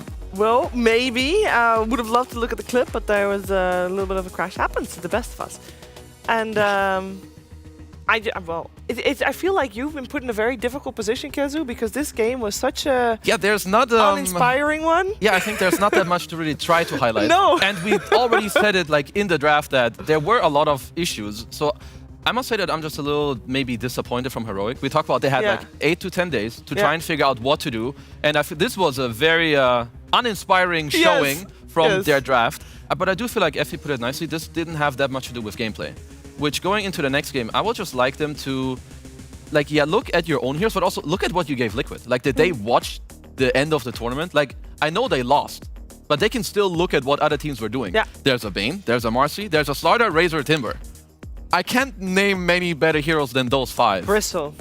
Okay, so they can swap out one for the other and still take the L. So going to the next game, like I want them to just make it easier. Like if they've scrimmed maybe Bane or Marcy, take one of them for yourselves. Look for a Razor and give yourself like more room. They go this Primal Clock, then close it out with the TB. They have no combo with the IO. There's just so many things that are like not connecting on so many levels. The same trend that you're talking about, we also had with the panel, that it seems like Heroic, they made a lot of mistakes and there's a lot of things to pinpoint, and they lost rather than Liquid, you know, coming together and winning. I mean, Liquid were like, maybe they had a list of, these are 10 good heroes. They just go like, okay, 1, 2, 3, 4, 5, and then we got 5 of them. It's like they played a pub game. It was very simple. So overall, you know, Heroic, step it up for the next draft, make it easier, and then they can show us better gameplay, and they can make it happen. Well, let's see if they can do it. Let's see what happens in game number 2 after a break.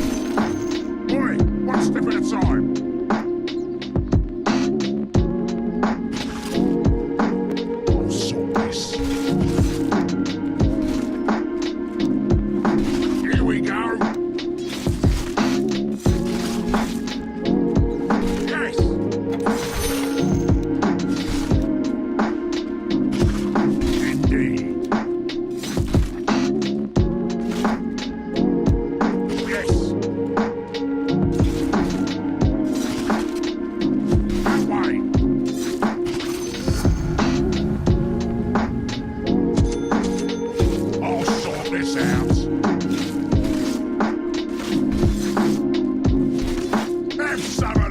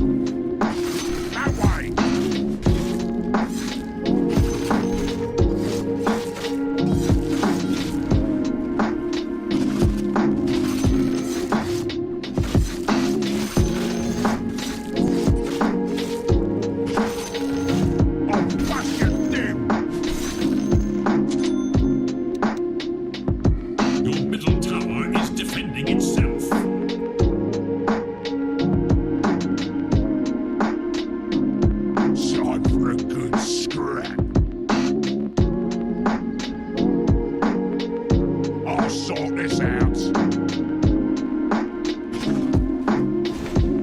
Yes. This'll sort you out. Bit of work to do. His faces need mashing. Attacks on top tower.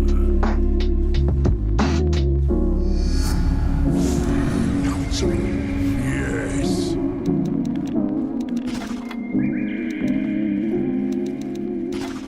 His faces need mashing.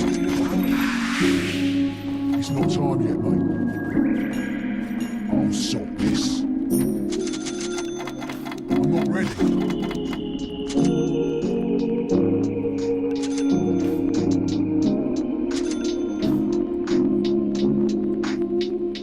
Not yet.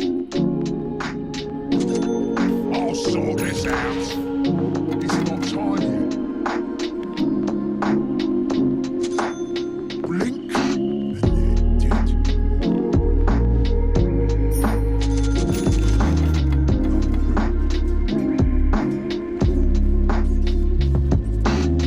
Indeed.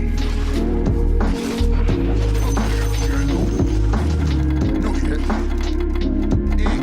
It's not time yet. You get it? Put your lights out. Oh. I'm under attack.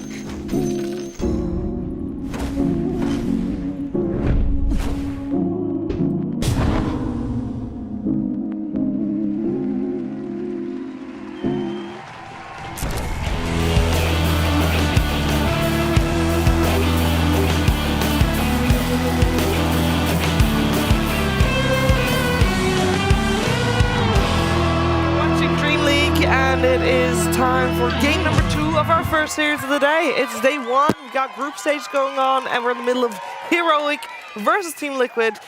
And the first game was not an even one. It was not pretty, and Heroic got smashed. And we're going to see if they can step it up, Kezu. I mean, I hope they can, because they didn't show a good performance at Wallachia. Then now they're here, and the game 1 looked very poor. I think from the draft, especially, like they did just not make it very easy for themselves. I don't know exactly how many things they can change from one game to the other, but a change needs to happen. Otherwise, this top 3 finish that they need to get themselves a lot of points, no way. I think the simple change would just be to ban IO. Like, when you play against Liquid, you don't give away the IO, right? Because you have to consider their IO Marcy that they will pick every time. And Heroic had this idea that instead of banning it, they would just pick it for themselves and try to play around it. But honestly, regardless of it not having a pairing, I don't think KJ had the best game on it too. Like, the reload saves were off. The first one didn't even happen. Some of them are just unnecessary. So make it simple. Ban the IO. Play your own heroes that you're comfortable with. 5 seconds. I mean, they are going to be first pick again. So, because I would agree with Mira, there's a high chance that they were like, you know, we play against this team, we'll take it because we're okay with it, but we can remove it. We don't have enough bans. So I would like them also to sway away from that one, because that was not it. That was not it. Flax, before we head into draft number 2, what would you like to see from Heroic? Wow. Yeah. Dang. I want to see some classics, you know? Whatever happened to Wraith King? You remember that guy? Well, Wraith King? K1 Wraith King is pretty good, but the hero is pretty... It is a classic for not sure. good. Dog hero right now, but could be pretty fun, though. 10 seconds I don't know. I mean, they just have to... At this point, after a game like that, don't even pick meta. Just pick fun crap, you know? Pick something that you think you're comfortable in. Screw it. Sometimes that's exactly what you need. Yeah. What do you got to lose? Nobody's expecting anything at this point. Oh, look at that. That's terrifying. That's good. Thanks. Holy. Yeah. For Heroic, I would like K1 to just play an aggressive carry. Yeah. Like something that can join the fights early on. Because if, for example, you replace the Terrorblade with the Weaver, who had the same kind of net worth off the lane, Oh, there we go. then the game would have looked entirely different if your highest net worth hero is actually able to join fights. But Terrorblade naturally doesn't do that. Because I feel like these like slow-paced carries, like people have been ramping up the speed like that they've been playing in. So I fully agree. They did do the IO that you mentioned. They banned it themselves. They're gonna go for a different hero with the Kunkka. I just like this a little bit more. It's gonna give them like more mid-game team fighting, and it adds a lot of chaos. So overall, I think both teams should be pretty happy with the first phase. Wake up, young man. Game time, young man. Up and at 'em. He's having a rest before, you know, he has to play his hero. Maybe. Doom, huh? Doom. Is that good? It was You woke him up though. What do you feel about Doom? Slug? Doom's a dumb hero. I like it. It's a hero that you can depend on. You know, some people, they don't like the dumb heroes. They're like, oh, it just takes no skill to waddle into a thing and press R. Personally, I think that takes a lot of skill. You can be playing a lot of really hard heroes. The enemy knows what's coming. There's nothing special you do on Doom. All right, that's a big ball maneuver to go in and be like, here's our entire plan. Man walk toward, man press R. Can you stop us? We'll find out. Well, it is the 3-3 Doom, which is one of the best Dooms in all of Dota. And it is a very nice answer against the Kunkka. What's a devil song that the band can play? What's a satanic any song? kind of ACDC. 80 ADHD song, so good. What's a evil song, Effie? Can we do Raining Blood? Yeah, that's Effie's favorite song. Do you know Raining Blood? Of course, they played it for me 3 seasons ago. Based. Dang. I've never heard this song. Who's it by? Slayer. Damn. God damn, Effie, you're badass. Cool. We all know that. You ever hurt anyone, Effie? Don't say it.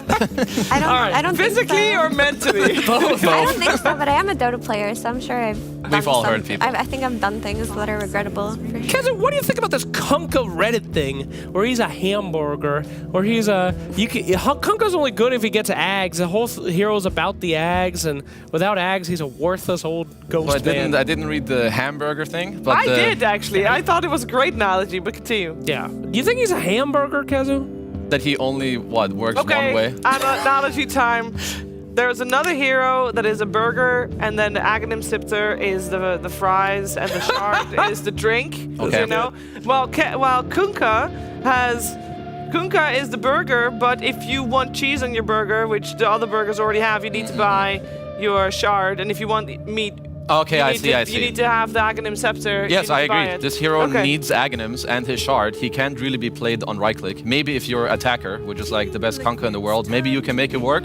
But the shard Ags is so brainless that you just buy those items, press 2 buttons.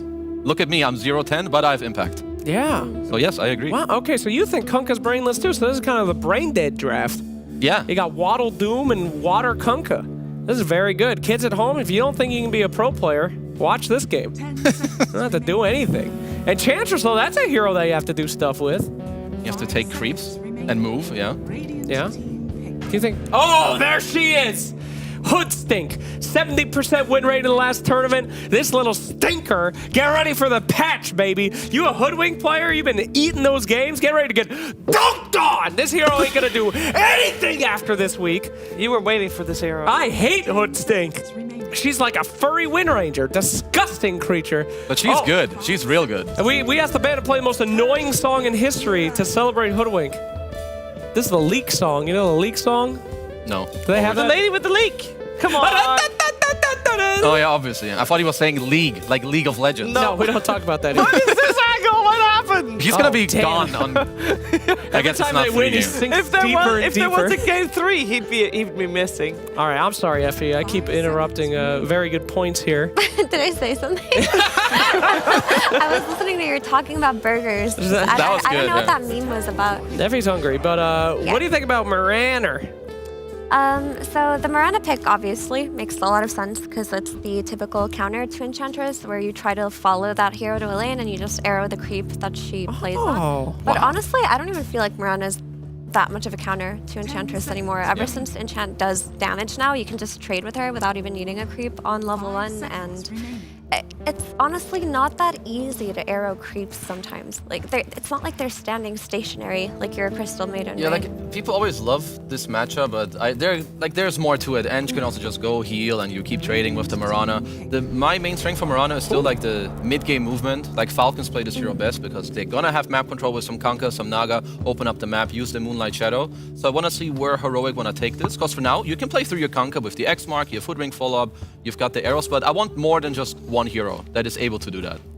Yeah, Heroic needs some setup. You remember back in the day when people would insta-lock Bane Kunkka, Bane Mirana, you know? I mean, they need some really nice lockdown. As much as I love Hoodwink's global bushwhack for the giant AoE, I think they could use a reliable stun to set these bad boys up. I mean, they have X Arrow, which has always been good, but the issue is that Liquid just took this Shadow Demon that was left in the pool, and not only is Shadow Demon one of the strongest supports in Dota at the moment, it combo breaks the only setup for Arrow that they have. You talked about the importance of that, Flux. Yes. But now all of a sudden you're hitting this Arrow, you're hitting this bushwhack. You know that there's going to be a lot of range damage coming out of Heroic. That's very easily offset by the Shadow Demon alone. Oh, baby! Okay. I said something right! Whoa! Hell yeah! You didn't see that shit coming. They were watching. But no, we wouldn't say that. But I don't know if that's good.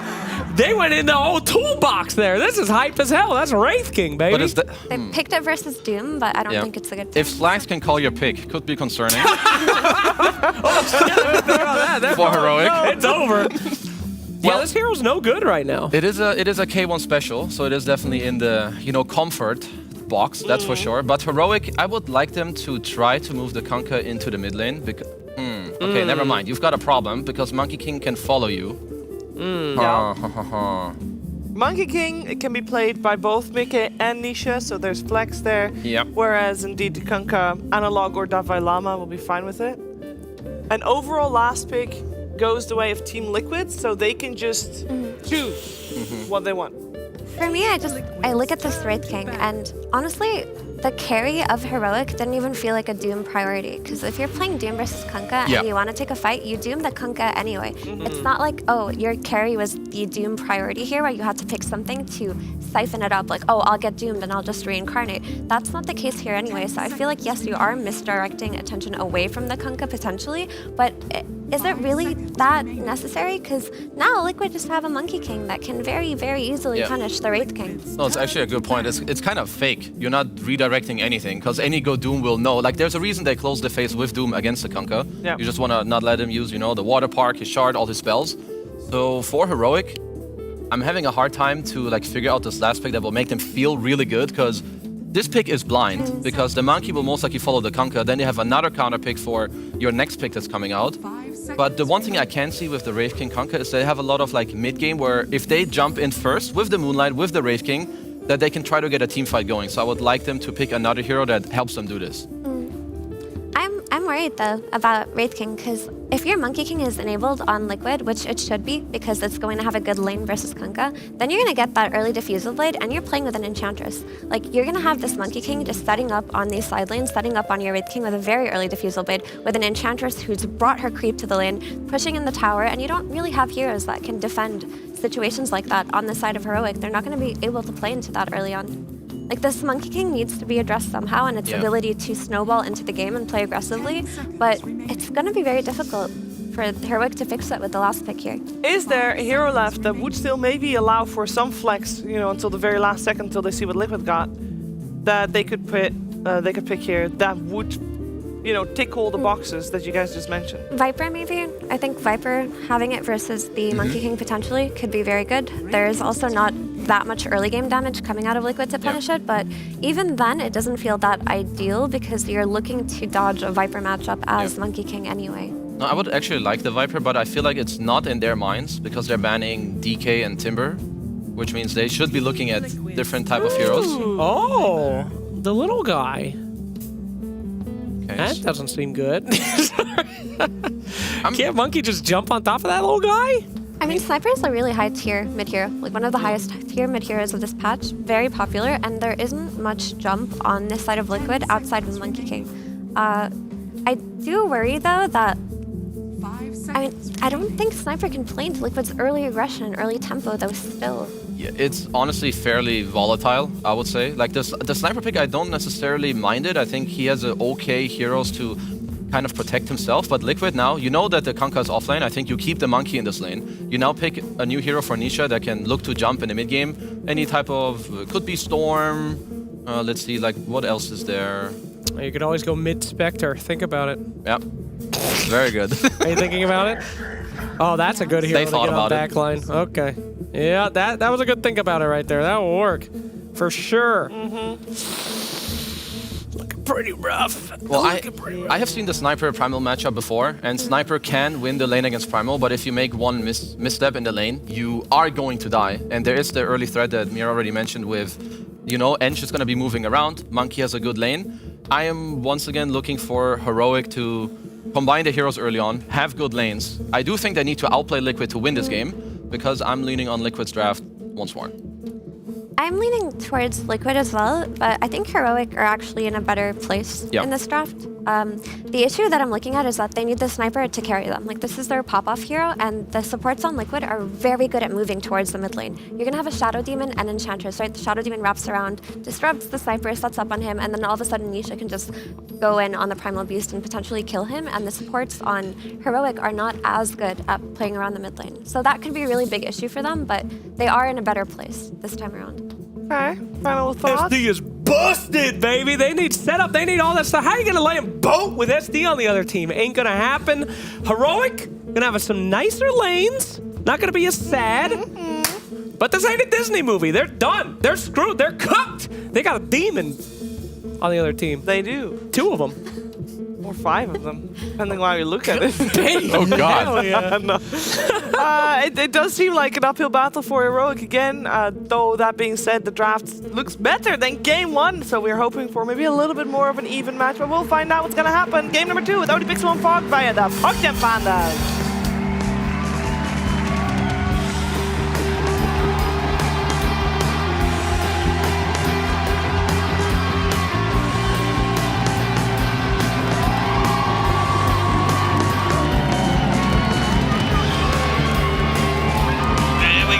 Gentlemen, getting into the action here of Game 2 of Heroic versus Liquid.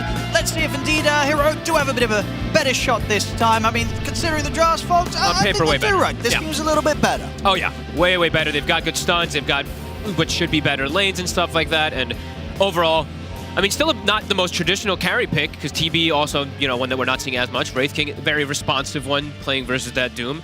Yeah, we'll have to see how this all ends up working.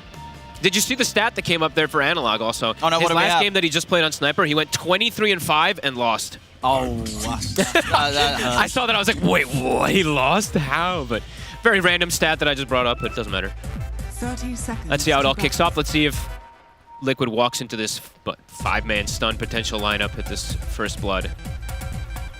And yeah, see how these lanes are going to go down. This Monkey King versus Kunkka thing, it's, you know, for like 7 years, it's been something that we've seen. Of course, when Thompson got brought into the scene, at TI, it was kind of that big one where he played mid lane versus the Kunkka as the Monkey King and kind of owns him.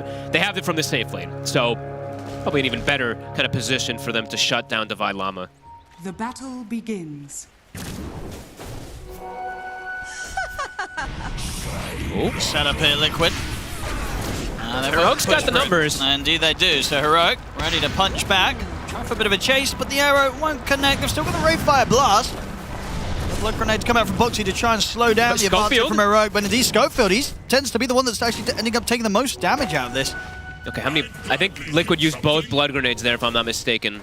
And I think Heroic still has one. Looking for Boxy. I mean, they've got a stun again in a second from K1. The disruption's up. He's all right. Get out of this. All right. A lot of spells expended here. An instant arrow onto range creep for the bottom for the side of Heroic. And the aggression's just going to start top right away onto Divide Llama. And how's this mid matchup going down? Obviously, they ended with the Sniper. Liquid, they get the response with this Primal Beast. Do you think Analog cares too much that there's a Beast against him? Or is this maybe not one of the heroes he wanted to meet in this match? I think it's just like what Kezu was saying, where you just have to be very cautious of your positioning and how you overstep. You should have a good matchup, but one mistake and you're very likely to just die. So if he plays it super careful, he should have a good lane.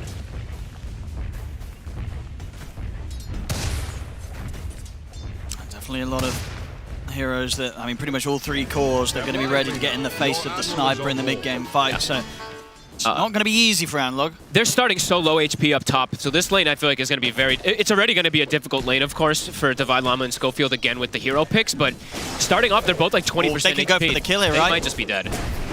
Go with the chase down. I mean, he's got a Boundless ready to go, and he doesn't even need it. Just the right clicks alone will be enough to get first blood for Mickey in the safe lane. Again. I mean, that's the thing, right? He had a beautiful game 1, a beautiful start to it. in particular with the lane setup, and it's already looking to be as good, maybe even better this time. It's it's such a good matchup for him. He's going to have that clear level advantage. He's going to be like level 3 once they get back up there, and they're still pretty much level 1. Insania does tend to give Mickey a lot of solo experience, as we've seen, so that's definitely going to be the hardest lane, it feels like, to look at for them. Mid lane going great, though. Analog crushing it these first few waves. Not gonna lie. Aside from monkeys. Radiant's top tower Very is hard for under them to attack. get a kill here. Ooh, top lane that we didn't look at, bottom 33. He did get blessed with the creep. He did get the Harpy, so he's going to be able to keep that spam out. I've seen him go null talismans, arcane boots, etc. when he does get this creep. And he's having a great time down here. Last hitting versus K1, 16-1 to the 9-0. I mean, what would you sort of think Heroic saw about this game that made them want to go for the Wraith King? Or do you think it purely was just sort of K1 wanting to play the Wraith King? The hero in particular, is there anything that sort of pops off with it when you look at the matchups that it's ended up in? It's always been like an old school kind of counter to the Doom, right, in a way, and I think also they were looking perhaps for more frontline and setup, since they know that the Kunkka's going to have a difficult game with the way that they saw the Monkey King and stuff. I think they're like, okay, need another frontline, and we need a guy to actually get the initial stun besides just an X. Now they actually have a secondary kind of combo, you know, stun, arrow, follow-up, etc. He does also like the hero. You know, it used to be he was one of the few players that played it so much, even when it was kind of a dead hero, but I'd imagine it was for those reasons. A very slow start up top. It's just super hard for Devi to step up and get the CS right now.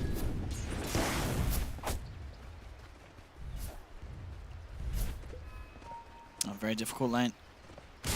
I mean, they're having to deal with chain lightning in both lanes, of course. Oh my goodness. You know, Doom's spamming it down bottom, Insana up top, he's got a Harpy, he's spamming it up there. That actually is brutal. You know, it's not often as a team you get chain lightninged in both lanes at the same time. Uh-oh, he stepped up. He's got the Torrent, and it's a good one. All of these catch on to Mickey, and they'll be able to hold back the Monkey King enough to make sure that Davai Lama won't go down this time. It's still like impossible for him to really step up.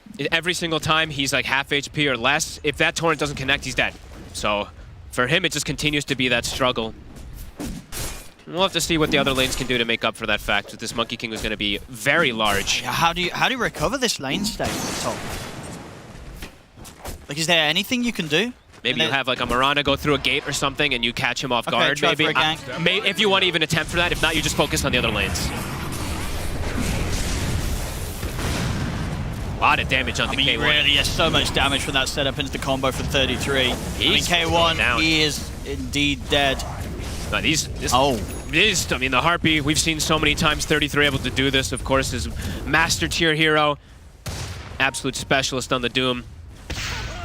Well, at the least mid, it's not going too bad for Analog. Yep, mid's 20 going for very 12 well. against the 16 and 8. This is definitely going to be the point of the map where we're, you know, maybe going to see a hero be able to have impact. But I mean, at the same time, right, when you look at the sort of a lineup that's got like a sniper and a Wraith King, it's a decent amount of greed, right? Like, how much can a sniper do early on to turn around bad side lanes?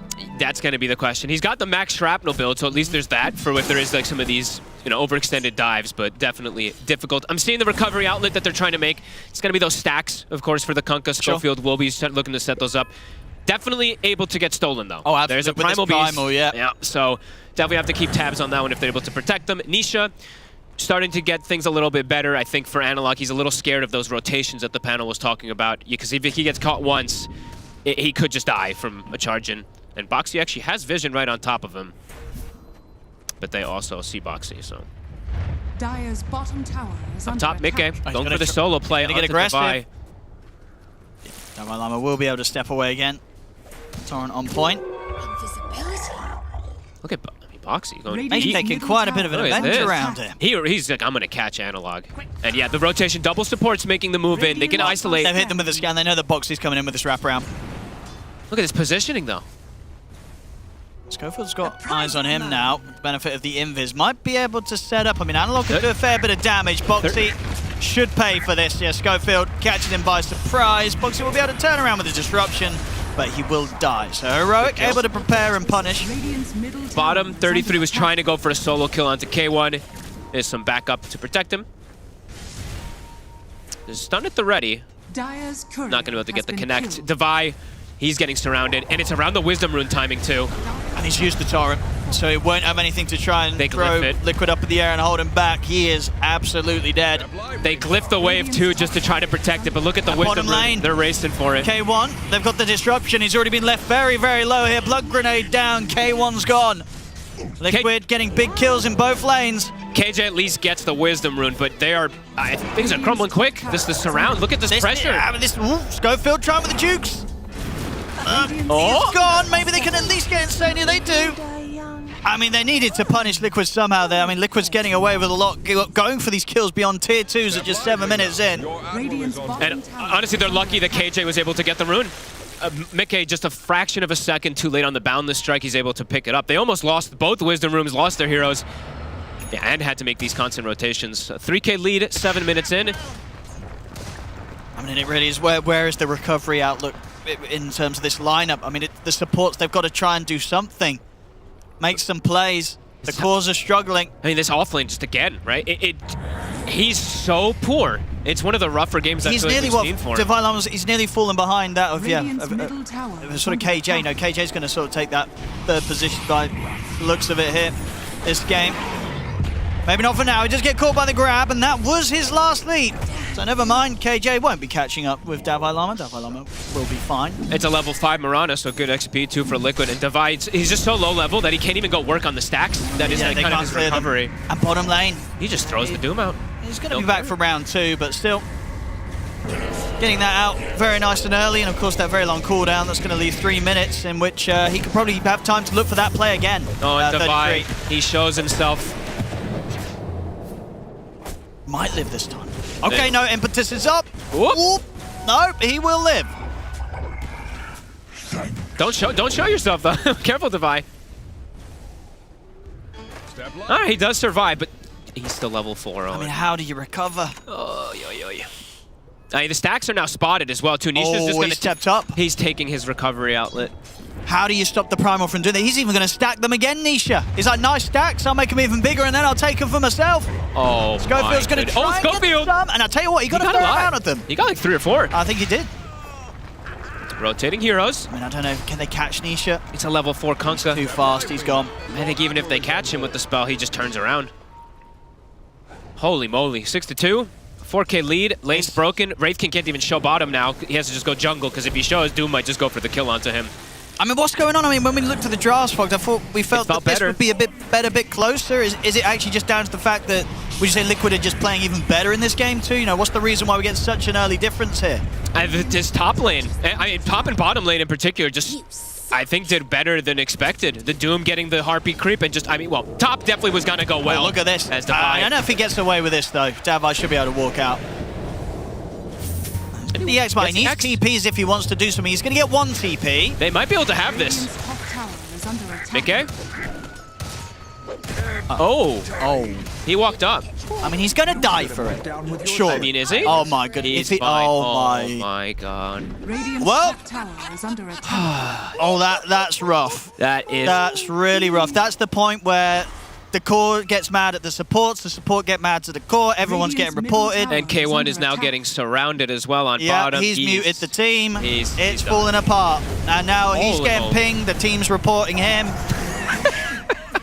I've been in the situations of all of these players right now. It's not fun. No. Schofield, can you get away? Oh no. Oh no. He's about to all chat to the enemy team. No, he's got backup. Divide's got him. There we go. Still got a Jingu. Here we go. Okay, if they get Mickey, they got him. This is the point where you pause and you go, haha, you know, you thought you had us. Step the 1. The comeback begins. Step 1 of many. Very many baby steps. Let's see. Still, 5K lead for Liquid. All 3 cores incredibly farmed. Divide did not get the last hit, though, sadly. Here we go. We've got a replay on this one. As this is... beautiful. They needed this. If this didn't happen, the team was definitely going to continue to deteriorate. But they managed to get a bit of something. He's still level 5, Owen, on an off-laner. It's just rough. Rough. They're trying their best to get him to recover. 2 heroes have to be forced to jungle, as you said. You know, a bit of a greedy draft when you have the sniper Wraith King. So we're seeing the cause and effect. Poor Devi. He's gone again. And this time, I don't even think they have any TPs ready to offer him up. And even if they did, they wouldn't be able to get her in time to do anything to save him. He's gone. Frustration shown there. You still see head in hands. He knows this is a rough one. Nisha just solo kills Schofield with no problem as Analog is scared to even show himself. I think as well, game one, whilst Liquid did already kind of crush that game, they had some mistakes. I think, that was sort of Liquid waking up. It was early, first game of the day. This is game 2 is Liquid at full force. Yep. They're warmed up, they're ready, and Heroic are struggling. More than they're struggling. I mean, a 3-11. Yeah, K1 is just very slowed down as well, too. Yeah, he's only 800 behind that Doom, but in particular, you want to be able to get that farm accelerated really fast early on this Wraith King, especially if that top lane went so poor, but yeah. Tough. You've got this mid sniper. He's actually made some pretty, he's tried to make some of these rotations, but it's the nature of the hero. I mean, that's the thing, they haven't killed him. Analog, yep. His positioning, he's known how to prepare and be ready when Liquid's tried to go for him. It's just very early for this type of lead. 8,000 gold lead with this type of draft. And it's like sometimes you could be like, well, it's a bit inflated because of the Doom, but the reality is the other 2 cores are just as farmed as the Doom. Exactly. So they're all up there. This might be one of the fastest Shivas I think I've ever seen. He's 600 gold away from a Shiva's guard already. Well, I wonder if we're able to get some timings on that. Because it's going to be like a absolutely right. 14-minute Shivas or something like that. So we're going to cause some big issues, especially versus these these strength cores. Radiant's bottom He's going to be able to waltz right through them. A attack. smoke coming up. I mean, Liquid, they're going to be constantly ready to brawl. Blade Mail, Nisha sitting at 2k HP. The damage just isn't really there for the side of Heroic for this Primal right now. So they have to play very careful and hope Liquid does overextension plays for them to get back in this one for now. There we go. Smoke on smoke. I mean, Heroic, they're going for mid-K, but yeah, he's out. Yeah, we're heading towards him on the top lane, but makes the nice TP move over towards the mid, so unlikely with the smoke Heroic are going to get anything. Liquid, they'll set up down bottom. Straight in onto the Wraith King. That's him gone once, so the rest of the team can turn up and maybe try and turn this around. They'll look to Insania. And they should get him. Then maybe they can try for more. They get the break hit over towards the Primal Beast. But he's jumping in. The boat combo comes crashing over. No detection. The disruption was there to keep Nisha safe. Boxing with the save. And now Nisha can turn, grab Schofield. Schofield's going to be gone. Nisha goes all the way across. Beautiful onslaught over towards the backlines. He finds Analog and Davi. As these two, they'll turn with a torrent, but there's no damage to come out from these cores right now. As Analog's gone, Davi Lama slapped down by the Boundless Strike. There's tower to go as well. Liquid, they continue to maintain control. And there's that Shiva's pick. I swear that has to be the fastest Shiva's I've seen. Full 5-man surround coming out from Liquid. They kind of disengage a little on bottom with the Moonlight Shadow, but then Nisha's charge comes right through, right on top of Analog, and there's just no way to disengage. And they're all too ahead to really take too much damage. That's the thing. I feel like we saw sort of these moves coming out from Heroic like last game, and honestly, they're not bad moves, but they're moves that you kind of needed your off-lane duo to not have as rough of a start, right? If they'd had slightly a better start in this game and in the last game, these sort of holds, these defenses around the tier 1s, they could go Heroic's way, but the start, the lanes, they just got so crushed that these sort of responses just don't work. And the thing is, though, what is going to work at this point? And the answer is probably not a whole lot. They're 10k behind. This game 2 continuing to look even rougher than game 1. Yeah, much rougher. I mean, Divide literally has no game, and recovery outlet is super. He may fall to bottom. He may fall to bottom net worth. Yeah. That's the thing, right? He's got 2 supports on his team who can quite easily pick up the creeps, pick up the kills. I think they should. We're just going to take over. They're just getting ran at this point, and they really do lack what they want from their offlaner in particular to be that. As Sniper also caught. It's just completely falling apart. Boxy. Disruption's there and backups inbound for Liquid. This isn't really an easy attempt for Heroic to try for any kills. K1's gone. I gotta be honest, they might call this early one. Honestly, even though that doesn't happen too much. This is brutal. They're just diving. No cares. Let's have a look. Nisha for another. They'll probably give it one last fight, one last effort. Davi Lama. It's just demoralizing, though. You're just getting completely ran down. You can't even kill Boxy. You got the initiation on. They bring 5. See if Davi might call it. I mean, the team's back up, so maybe they won't. And they will. Yeah, there we go. The All Jazz brought out the GG is called. Wow. What can you do? GG. Well, 16 minutes, 12 minutes quicker than the last game. Liquid. They came to play. There was no stopping them today. Absolutely not. Game 1 warmed up, and then Game 2 ready to go. They just completely run over Heroic. And they do it in like their, I wouldn't say, I mean, their style, right? It's like, of course, still some meta heroes and stuff like that, but not many teams are still doing this Monkey King versus the Kunkka. It made the game impossible. Kunkka did not get to play. Same thing for this Hoodwink overall, even though Schofield did, some little moves here.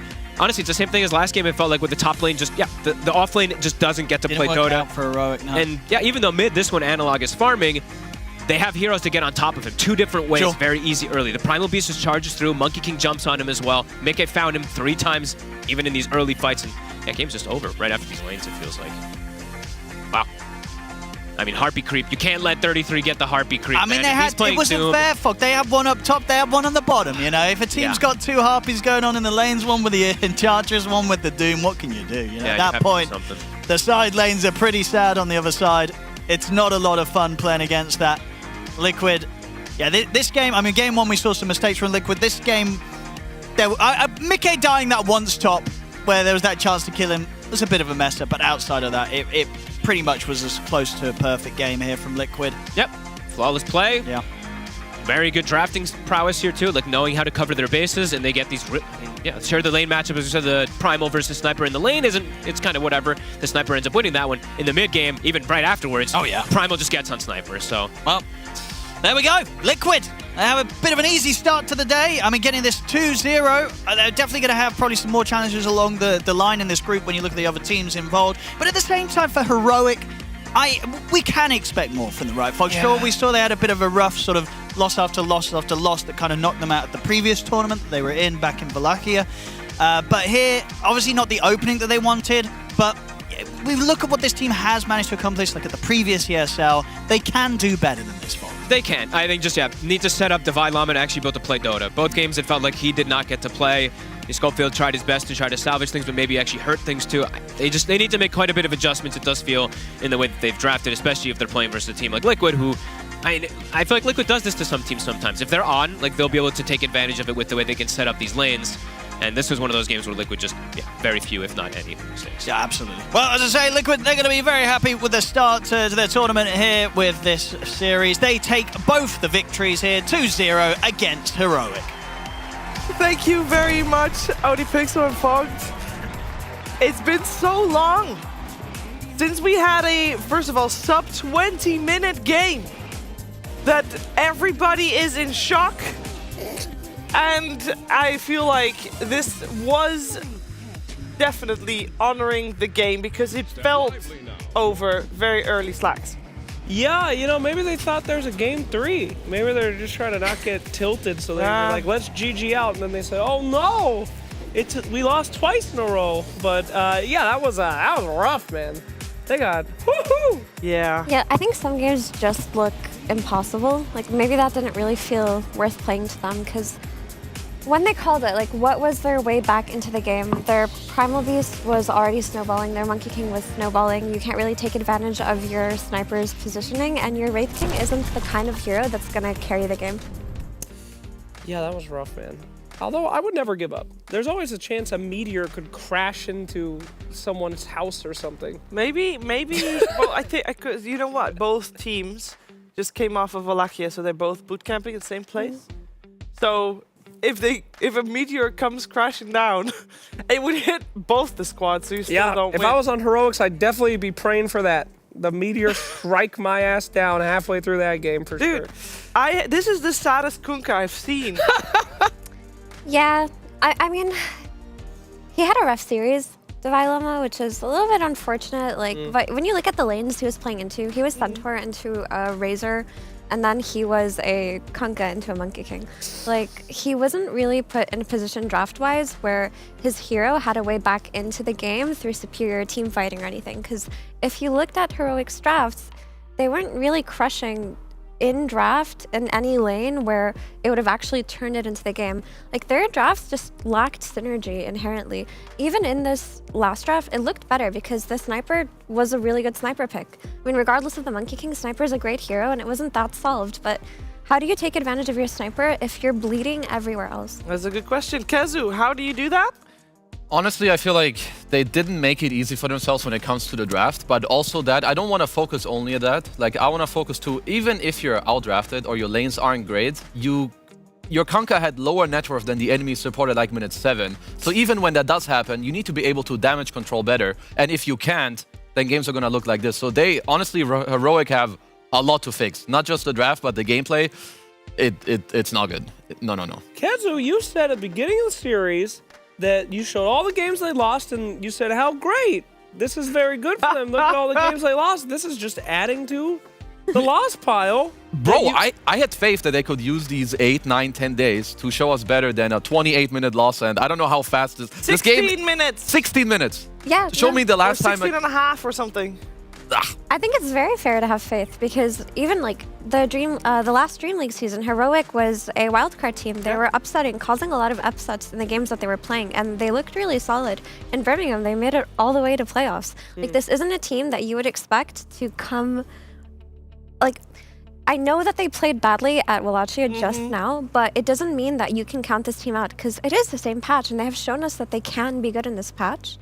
But today just looked completely off. Like, not only was it drafting issues, I just felt like there were like players mis-synergizing too and missing opportunities. We had drafting issues, playing issues, perhaps even Kezu vision issues. Oh, when you're this far behind, honestly, you've got a lot of problems. It's going to be Observer Awards, but for the Kitty Award of the game, it's not always the vision that comes from specific observers, but it can be just, you know, aggressive heroes. When you're far ahead in the game, you can use your body like, you know, with a Primal Beast. In this case, I just want to highlight Mickey. You know, when you're so far ahead, look where he's playing at like minute 10 of the game. He's tower diving, killing a Kanka in his own tier 2, and he's like just playing behind enemy lines because the good players, they will use their HP, they will use their body very well, that it's not just the observers that you can play off of, but you can play aggressive around the whole map just because you're in the right place at the right time. And Mickey, over and over, because he's Monkey King, you can jump around on trees, be aggressive with this good laning stage. Honestly, Heroic, I just feel bad for them. Like, how can they recover from a game like this? This is the biggest slap in the face I have seen in competitive Dota in more than half a year. I'm very worried. I share your concern, Kezu, because the reason we've seen Heroic a couple times this year is because they won the qualifiers and they won it every time over Boom. Boom, last Saturday, 2-0'd Team Liquid. And they are on the track to get better and better. And at this point, I don't know if Heroic will make it out of a qualifier anymore because now Boom seems to have overtaken them, Slacks. Everybody has an off day, guys, okay? They just woke up. Somebody didn't get any sleep last night.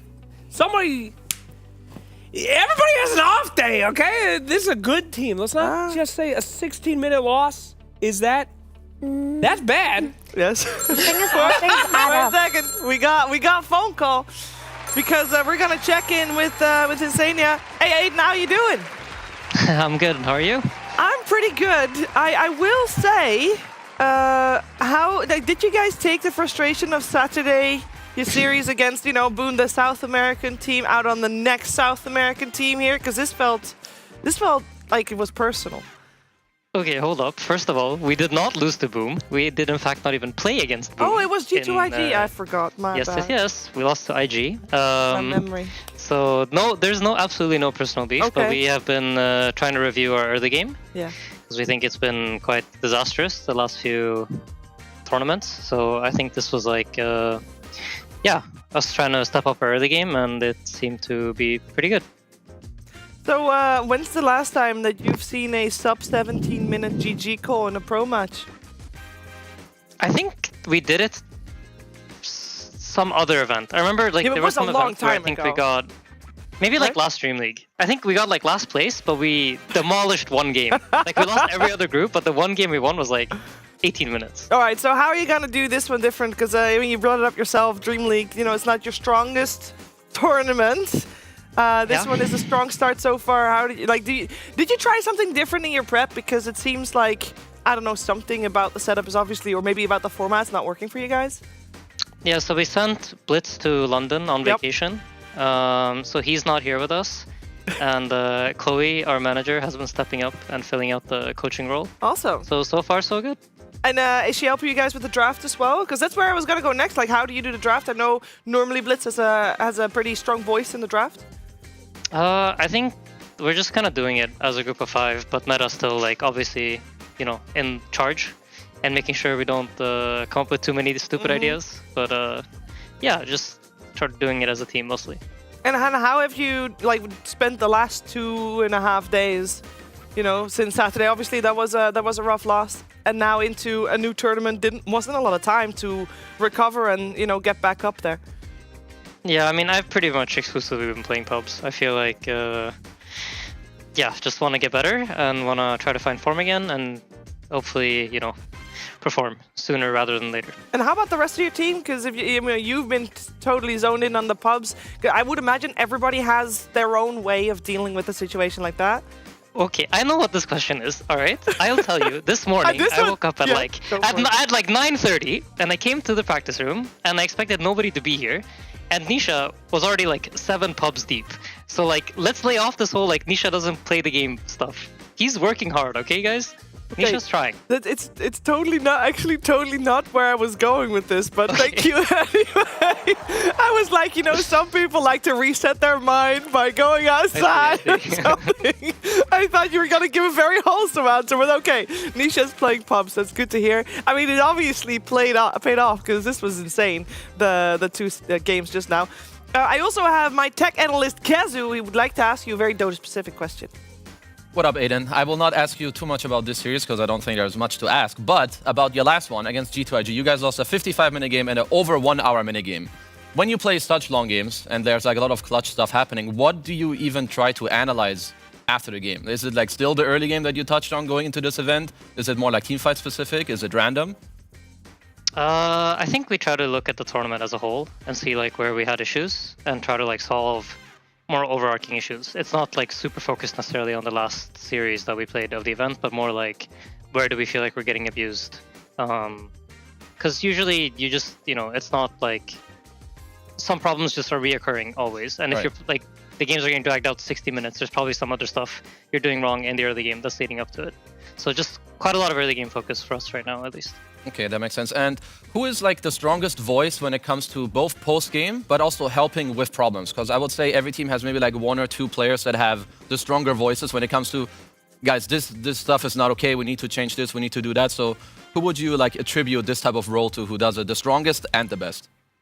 I think Boxy's like our little genius, about specifically like more how we're supposed to play map and stuff like this and how to move our heroes around and where to be. And I'd say he takes like the biggest charge in that regard, and then drafting stuff is usually William and Neta. Okay, got it. Well, that's all from me. Thank you, and easy, clean 2-0. Wait, can Sir Action Slack ask you a question? This is a rare opportunity. Chloe is behind you right now. Can you scream her name like something is super wrong? I just want to see how quickly she reacts. Your manager. Can you just... Chloe. No, don't look. Just go, Chloe!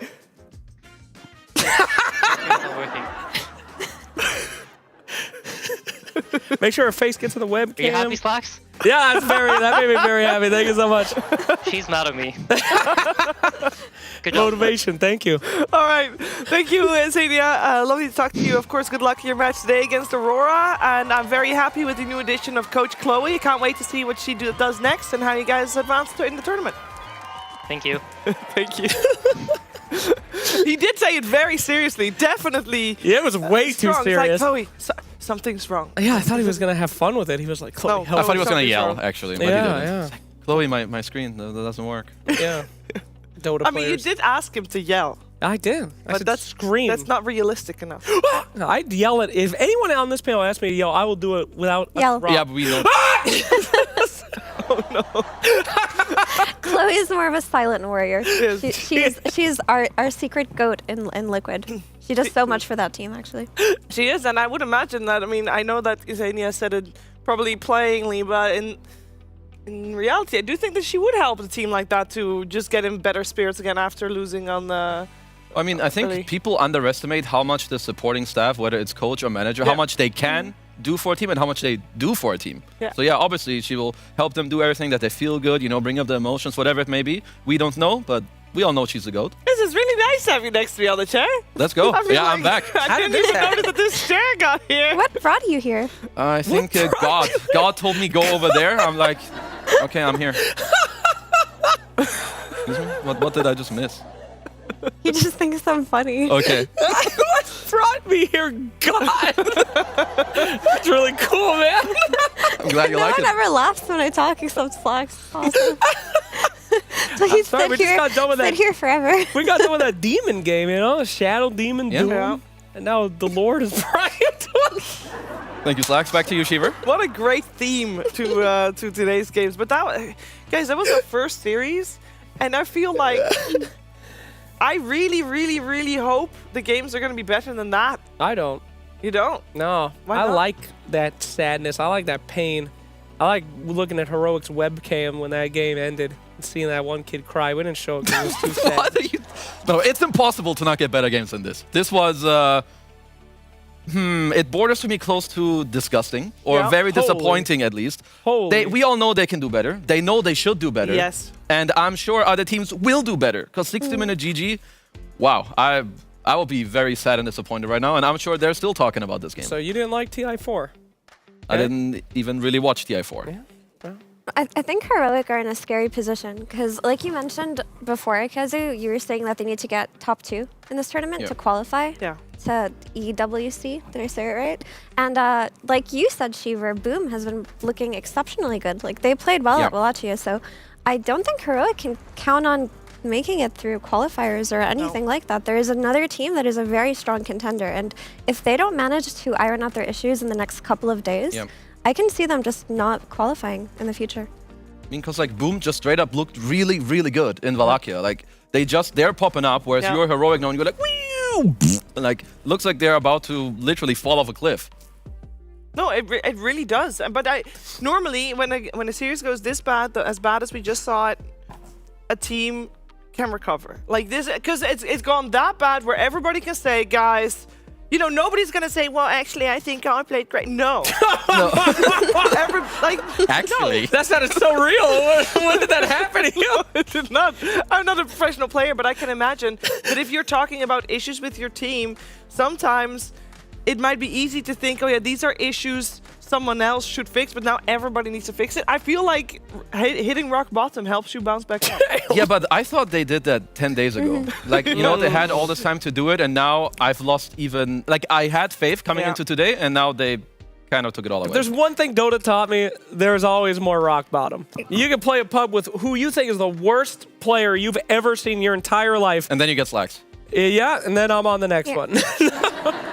I just want to say that, like, looking at today's drafts from Heroic, like, for me, the primary issue is just I feel like K1 is making calls for his carry heroes, and they're not working. Because I think in this kind of meta where you already know what works and what doesn't work, and you've already played what works and what doesn't work, if you're getting these Terrorblades and these Wraith Kings, which I don't feel like is a team call, that's a player-specific call, because we know those are K1 specialty heroes, and he asks for it in situations where it doesn't work. So tomorrow, if they can just, you know, stop playing these weird niche K1 heroes and actually just kind of play meta heroes from the carry, the game could look very different, because, you know, what happened to their Weaver? Yeah, like I think Weaver works. I don't know. There's like a lot of tempo at least that's missing. Because what Effie is saying that I agree. These carry picks kind of look very out of place. You're also Davai Lama. He's never set up for success. He plays Centaur into Razor, then he plays Kanka into Monkey King, but no one can really go and help him. And I hate seeing that in drafts. If someone picks his hero early, so you can have a better pick later, your pick shouldn't just be good for you. It needs to help your team. Otherwise, 60 minutes, L. Yes, 16-minute L, not good. Just in case. For people that aren't aware of the schedule, let me tell you, if you want to follow Heroic's journey, then on the Storm stream at 5:15 p.m. today, CEST, which is Central European Summertime, that's where you can watch Heroic versus Quest. And then if you want to watch more Team Liquid, then you can go to the Ember stream, also at 5:15, same time zone, and that's where Team Liquid will face Aurora. So there's 2 games to be played for every team today. So 2 series, two game series, and those are the 2 of our 2 teams we just had. Because we are obviously with the 16-minute GG. We're very far ahead of schedule. We got something coming. Don't worry about it. Oh. But we obviously got a lot of Dota coming as well. Oh. And there are 2 streams going on at the same time. So just so you guys are aware, let me see. There is potentially, you should stick here. But if you do want to really, really only watch Dota, there's probably Gaming Gladiators versus Quest still going on the B stream. Ember stream, actually. Sorry, they have names. And Aurora versus Extreme Gaming on the Storm stream. So. Does she know about the... Oh no. Oh yeah, red button! Yeah, where's the button? They took the... Kazu, it's on the fireplace. Stand up and hit that thing. Hit the thing. Okay. A red button! Oh, it's a classic. It is a classic. Wow. It's gonna come. Feels like home. We're back. What the hell is going on? Hello! Hey! It's the boys! Hello. Oh, we have to move. It makes his face. You sit between us. That's good. Yeah, just Come move, take a seat. move the pillows. No, I want to be tight. What did Hello. you... Hello. So we're gonna have to move over anyway to the analyst desk. No. On the desk over Oh, are there. we? I'm pretty sure. Oh, we're doing it over there. All right, let's go. Let's go. Go on. Woo. Let's go. Let's go to the desk. Thank you for playing. I don't know what I got going on here, so. Can I sit? I don't know. I know what you got. What? You know it, right? I know it. Yeah, it's a good one. All right. I know what we got. I saw the tools. I instantly know it. It's a challenge, guys. A challenge. Challenge. Are we gonna eat? Yes.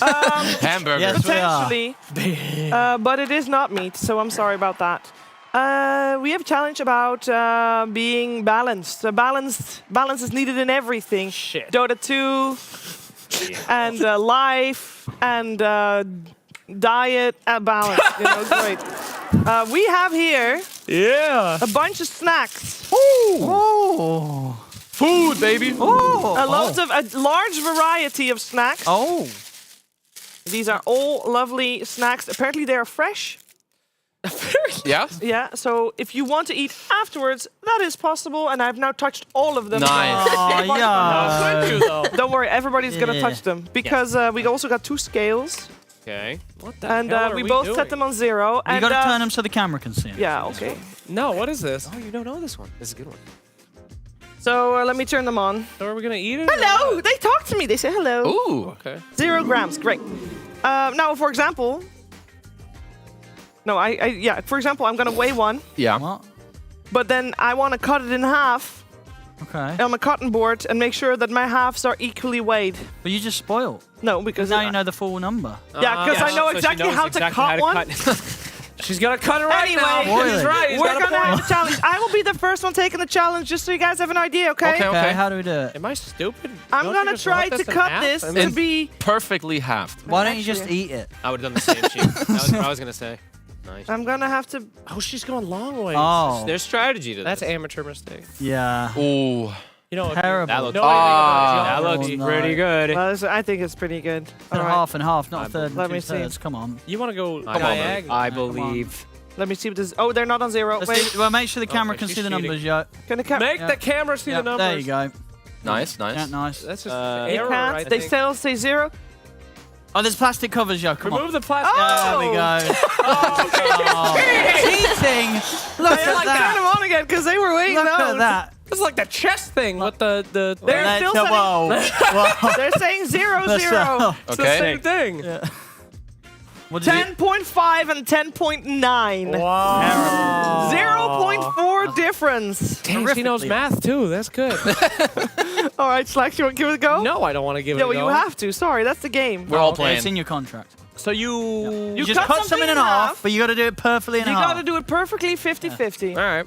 Oh, you're going to go for the Which one are same you one? going for? Oh, that's a good challenge. I mean, that's fair. That works. Yeah. That's actually surprisingly good. And what's the Trust in numbers? the Lord. Yeah. What? That's a 9.2 and a 9.9. All right. 0.7. Not bad. What do you guys do? I thought you were all excited, and then you're like, boo. No, well, I thought you were gonna eat it. I thought you were just gonna eat I'm not gonna eat He's it not yet. gonna eat it. If I win, I'll eat it. Okay. Continue. All right. Guess I'll go next. I'm still like So are we keeping speechless. score somewhere? Because you've got That one's- 0.7. Point There we go. 4, Yeah, point I'm gonna go 7. for Our one. producer's keeping the 4.7? score. Again. No. That's like golf. I was gonna do the I same mean, sheet. if you're doing it based on weight, then Look at how obviously he handles that the knife. smaller ones are. Dude, he's cut someone before. He has. Yeah.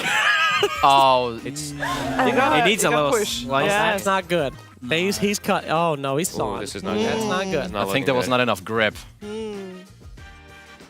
Ooh, 0.7, same different. 10.5, 11.2. Yeah. Don't let him sorry, really Fog. cooking. All right, All right. my turn. I'm really sorry about that, Fog. It's all right. I'm blaming the knife. That's a Not knife sharp issue. enough. I'm used to it. How come you guys are all this going one- for those little rolls? Because I like them. they look like they're easy to split. They were not. Oh, I think I should have. We're not. Oh, I like the saw. Cutting I'm strat not is better. sure. I think the left one, or the right one, is way heavier. Oh, this looks not good. I think The one is more heavy. we've got an L. 9.4. Oh, that's bad. 11.8. Oh, that's Not good. Oh no. Oh my god. Effort. No pressure. Okay. Go for the big croissant. No pressure. The filling wasn't good. That's not a croissant. The croissant-looking thing looks scary, though. What is that thing? I think you take the big It's one. a cinnamon. I think Cardamom it's bun. it's a Swedish pizza. What is inside of this one? There's cream inside of that one. It's a biscuit. But I can't guarantee that they filled the cream inside of that one That's true, evenly. another balance. Gotta just, True. gotta just YOLO. So you need something that doesn't have stuffing. Does this one have stuffing? Yep. Yep. Try the croissant. Whatever. I'm doing it. I'm not going to be boring, okay? Okay. This is definitely filled unevenly. If I cut this on, there's more over here. But maybe you can feel it. And can you feel the balance? Here comes No, the can you feel which excuses. side is heavier, and then Squeeze it with Or your get an fingers. idea. Don't use the knife. I am, but I feel like there's more on this side. You got karate with it as well. Oh, careful with the fingers. Careful for the nails. Oh my god. This looks bad. Ah. You can recover on the other side. Yeah. Whoa. Very good. That looks really bad, actually. Actually, I don't I think think it's the that bad. diagonal cut saved That looks it. good. Yeah. Ooh. That's really bad. 40.8 and 37.9. I mean, That was a bad choice. Okay. It's not great. Percentage-wise, This is a very bad obviously choice. it's a heavier object, so percentage-wise, I don't know how. My math not that good. That's a good job. I I'll think go that with was a good the job. croissant. Are you gonna do the We'll biting get there. strategy or the biting or? Get the croissant with mayonnaise or whatever. Croissant. You're making a lot of people angry right now, calling this a croissant. He started it. That's Me? filled unevenly on. Be Insanity. careful. Yeah, you gotta be careful because that obviously is not all the way through. I'm just gonna like cut like a zigzag. Oh, that's good. Yeah. He's doing geometry. Yep. Oh wow. Whoa. Okay. Wait, what? Okay. It's still He's not one done cut. yet. He's doing good. It right. It's a trick bit- question. Like, he's doing art. I mean, wait, how did this go? This is expert difficulty. Wait, what? Where did I? How did I get here? Oh, I went like this. Yeah. And Face. This is just like This guy's trolling. come back, and then there. Yeah. Or walking anywhere with Owen. Oh, where are we? It's only a You gotta 5-minute push walk. this out. Oh. Yeah, that went. Oh my god. I want to eat that one after. Lord. Flax, that's yours. Oh, he's handling it. Oh god. Oh, Oh, dear. this is the biggest L. 83.4 and what? Oh. Oh. 44? What was the assignment? Should be even. You said the 1/3, 2/3 thing, right? That's what you were That's the talking. win. That's the win. No, but wait, because Wait. this is what Oh. you cut out. Oh. You cut this. She's cheating. We're for us. cheating. No, she's Cheating. cheating. This She's- is what I'm he not cut on accepting the the other win anymore. side. What the hell are you doing? You still Steve? lost. Only just. Good try. Who won? She. I think Shiva won. She definitely won. Thank you. As a bonus, I will try cutting this one. Okay, That's you my don't have host. to, Give me but- one. My host. Our glorious leader. Thank you. My host. My I will host. show you one more My time when I'm host. done. Watch your finger. Yeah. Watch your finger, young lady. Ooh, karate chop it, Cheever. Oh, that one's got a. It's chewy on the bottom. Oh, I think she damn. did it again. Did I do it again? She's She did it literally again. just doing this for fun. Nobody even asked her to do this. 25 and 27. Wow. Terrible. You Not lost bad, it. not bad. You lost it. Yeah, you just conceded your win. I think we Give it learned a up. lot today. Yeah, that was As good. an American, I had learned you can weigh the food. That's cool. Valuable. Right? How is it? It's It's good? so good. It's so Valuable good. This is the information. best one. You want the other half? Yeah, Please I'll apply take it that to one. your life. Shut up, Emmy. You're always talking. I don't understand. This is traditional Swedish biscuit. All right. We should start the game. Hello. Oh, there's a game? Casters. There's a game. Into Can we food. start? Casters. Yeah, the chat's screaming for. We should start the game Right. already. Aurora versus Falcons after Start the game.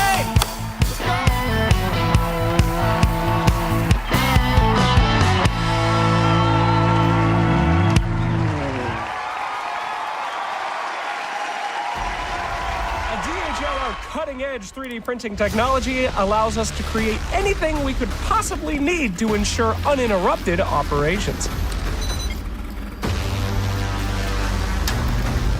Sweet baby. Oh my. Finally. Even if we don't deserve it. If you think you have better ideas on how to use this tech in the world's largest logistics company, then sign up now.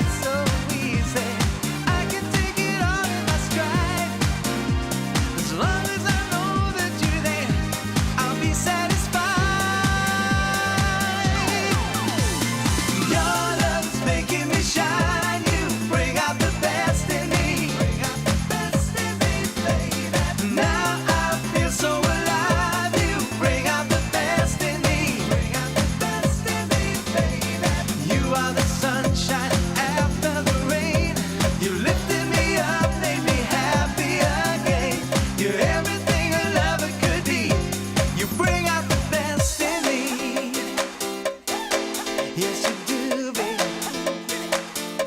You bring out the best in me.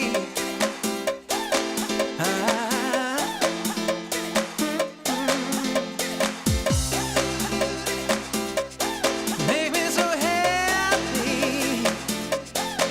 Yes, you do now. You bring out the best in me.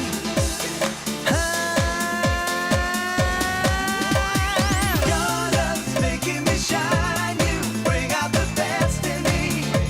Best in me, baby. Now I feel so alive. You bring out the best in me. Bring out the best in me, baby.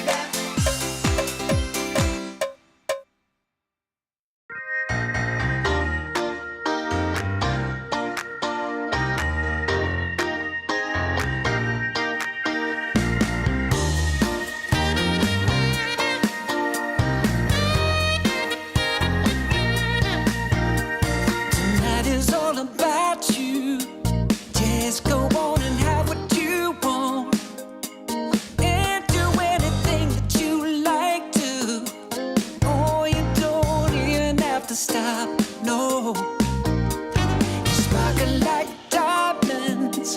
Yes, you do, no matter where you are. And you got everyone's attention. Yeah, you're breaking every heart, yeah. Wonder if you ever realize it's yours for you to take. Just let it show what you feel inside. Don't hold back, don't make them wait. Set the world on fire. It's your time, so do whatever you like. It's your night, you got the stars in your eyes. Let them shine and set the world on fire. Like the sky. You look good in the spotlight. Just go on and set yourself free. And why not have the time of your life? 'Cause tonight you're royalty. Yes, you are. Wonder if you ever realize it's yours for you to take. Just let it show what you feel inside. Don't hold back, don't make them wait. Set the world on fire. It's your time, so do whatever you like. It's your light, you got the stars in your eyes. Let them shine and set the world on fire. Light up the sky. Just let the music take you anywhere you wanna go. Oh, live a life what you feel inside. Come on, baby. Let it show.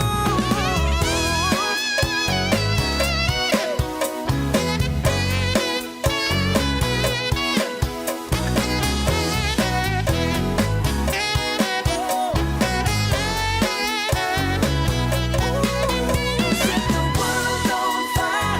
It's your time, so do whatever you like.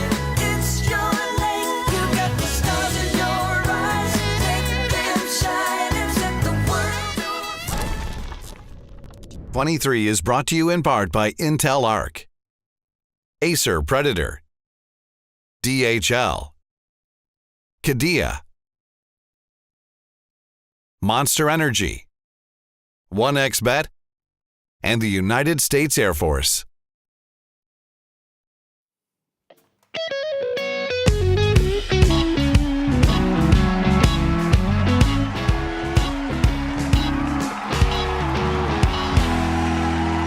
I hope everyone has had a refreshing break. I know I did. It made me realize I needed to wash my face and instead say Azure rather than Aurora, which is what I said first. So it's Azure versus Falcons. But you guys already knew that.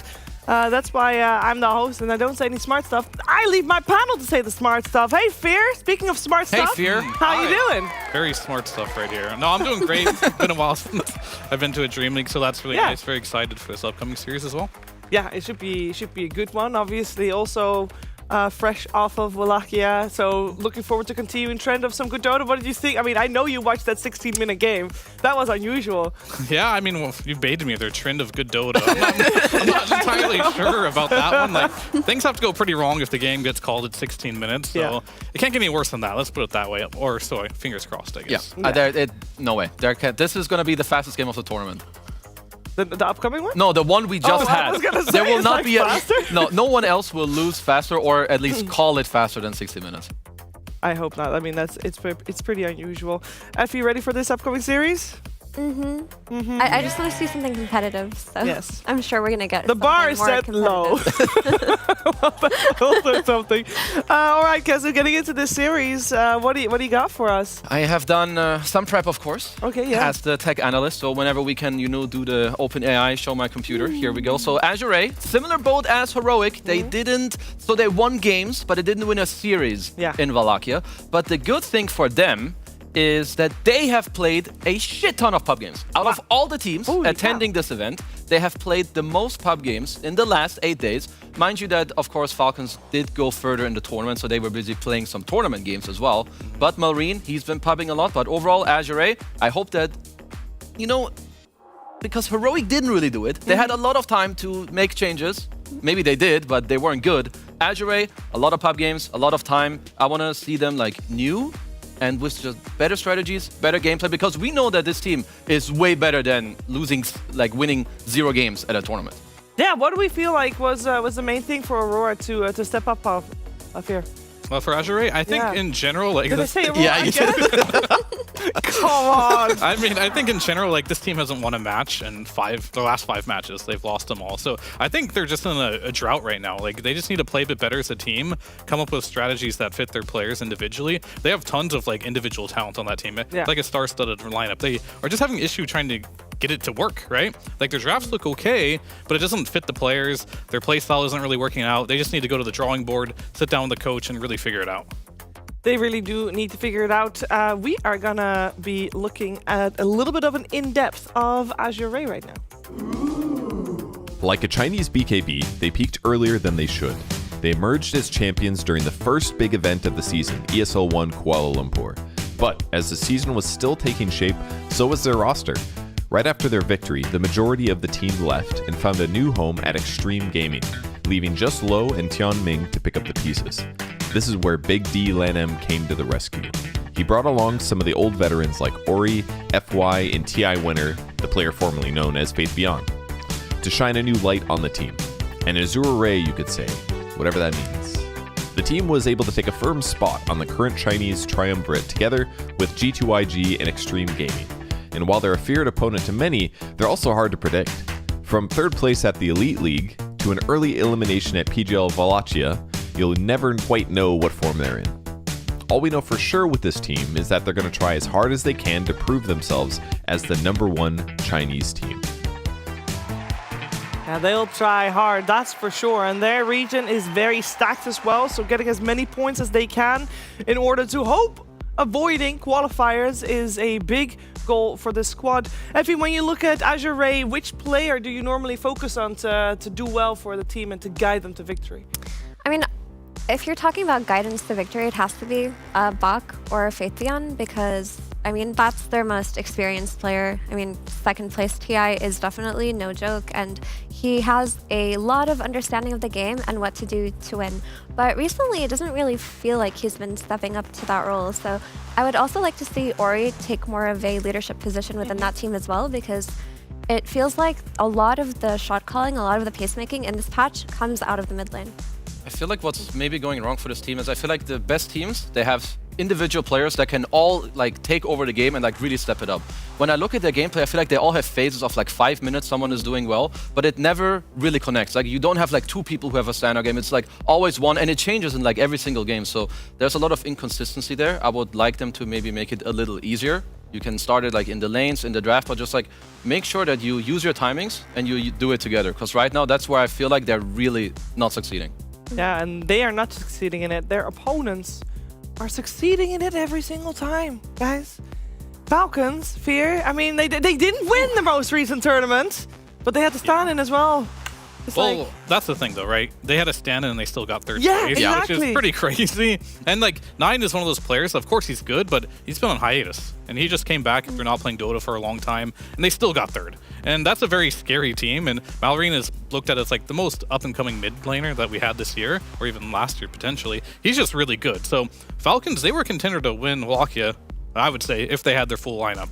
We'll see what type of power level they have going into this one, but it's going to be a hard matchup. If you're already struggling against Azure Ray, now you're playing against Falcons at full power. The only thing you can hope is Falcons, in some regard, you know, they had a stand-in. Maybe they forgot how to play with Malorine, potentially. I mean, well, trial by fire, though, right? Because you were saying that these players are capable of so much more, and what other team to shape them and whip them up into shape for this Dreamleague than one of the best teams in the tournament? Yeah, like I feel like the one good thing maybe, as Fears mentioned, is they couldn't really scrim with Malorine, but the thing is though, there weren't really any changes. You know, they're gonna get Malorine back with, he can flex his Timbersaw, his Razor, his Primal Beast with Amar, which is gonna be very scary. So for Azure Ray, I really wanna just see everything come together, you know, from their strategy, everything they've talked about now over the last 8 to 10 days, because their region is very strong, G2IG are getting better, all the qualifiers are coming up, and if they get a top 2 finish, they can still make it via the points. So there's a lot on the line for this team. Yeah, which maybe on the other side, Falcons, they've been doing so well. I believe they're one of the teams that is locked in already to go to Riyadh Masters. So maybe the pressure is a little off. That being said, I feel like Falcons' baseline, Kazu, is incredibly high. Probably the highest of any team. Yeah. Like, I think they just always have solid drafts, they know what they want to do, they have good lanes. You barely ever see them have like a performance where they die 2 or 3 times in a lane or make some major mistakes. So it is just, they're, for me, the scariest team to go up against. I mean, I would agree. They tick every box. Their laning is strong, their drafting is strong, their individual plays are probably the best in the tournament, if we're being honest. Like, they have the highest MMR out of all of the teams here. Yep. They just feel like they've been winning nonstop. And even in the series that they lost at Wallachia, it looked really good too. Like, that game 3 was... it very well could have been their win. They were up like 25k or something, and they lost. So this is not a team to be scoffed at. It is not a team to scoff at. I mean, I feel a little bit mean doing it, Fear, because, you know, normally I want to pit them against each other and see, you know, where are we going to look. If you're looking at this game, this 5v5, where are you going to pay attention to?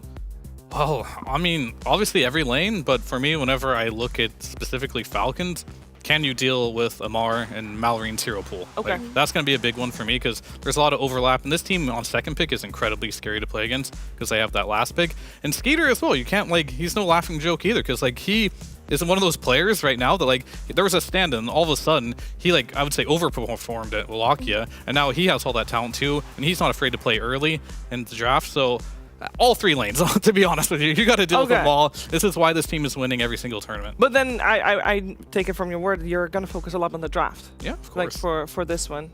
Which is where I think this is a good point because then, as in for Azure Ray, this feels like they could have prepped for it. They had 8 days. I mean, it's just like a good testing point to, again, check if the stuff you have been working on, if it's going to work. Because like Fear is saying, this team, they don't have many weak points. Like in Falcons, you're going to have to do well in the lanes. Like, I wouldn't care so much about what Falcons are going to do because you kind of know what it is. I want Azure to focus on themselves and kind of like make sure they have good games. And then you just let, you know, your Dota gameplay do the rest. And hopefully that will be enough.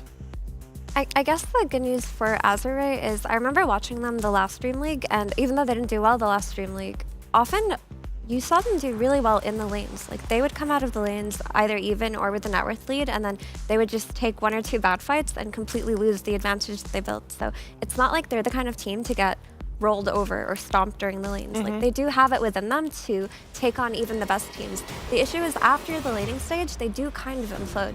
Like Kazu mentioned, it just feels like someone has a good game, then another person has a good game, but it never really comes together. So they need a little bit more of a vision or an idea in a game. I mean, in these last 8 days, if they were able to just kind of figure out how they want to play and like what their game plan is, which player or hero they want to play around, they could look pretty good here today. Yeah, I mean, I definitely think so, and that's where they need to start within themselves. You have a hard opponent, but if you've lost your last 5 matches, you really just have to focus on the fundamentals at that point. Yeah, and maybe some good news for Azure as well is that these 2 teams have faced each other actually in 2024 quite a lot. Like, they played 9 games against each other. They tied in the previous Dreamleague during the group stages. And even though Azure has never won a series against Falcons, they have been able to take games. And I think that is a great baseline. You know they can bleed. You know you can go up against them and go toe-to-toe and go the distance. Let's see if they can do it here as we are heading towards a draft of game number 1. It's a 2-game series. For Azure, they'll start out on the Radiant side with second pick.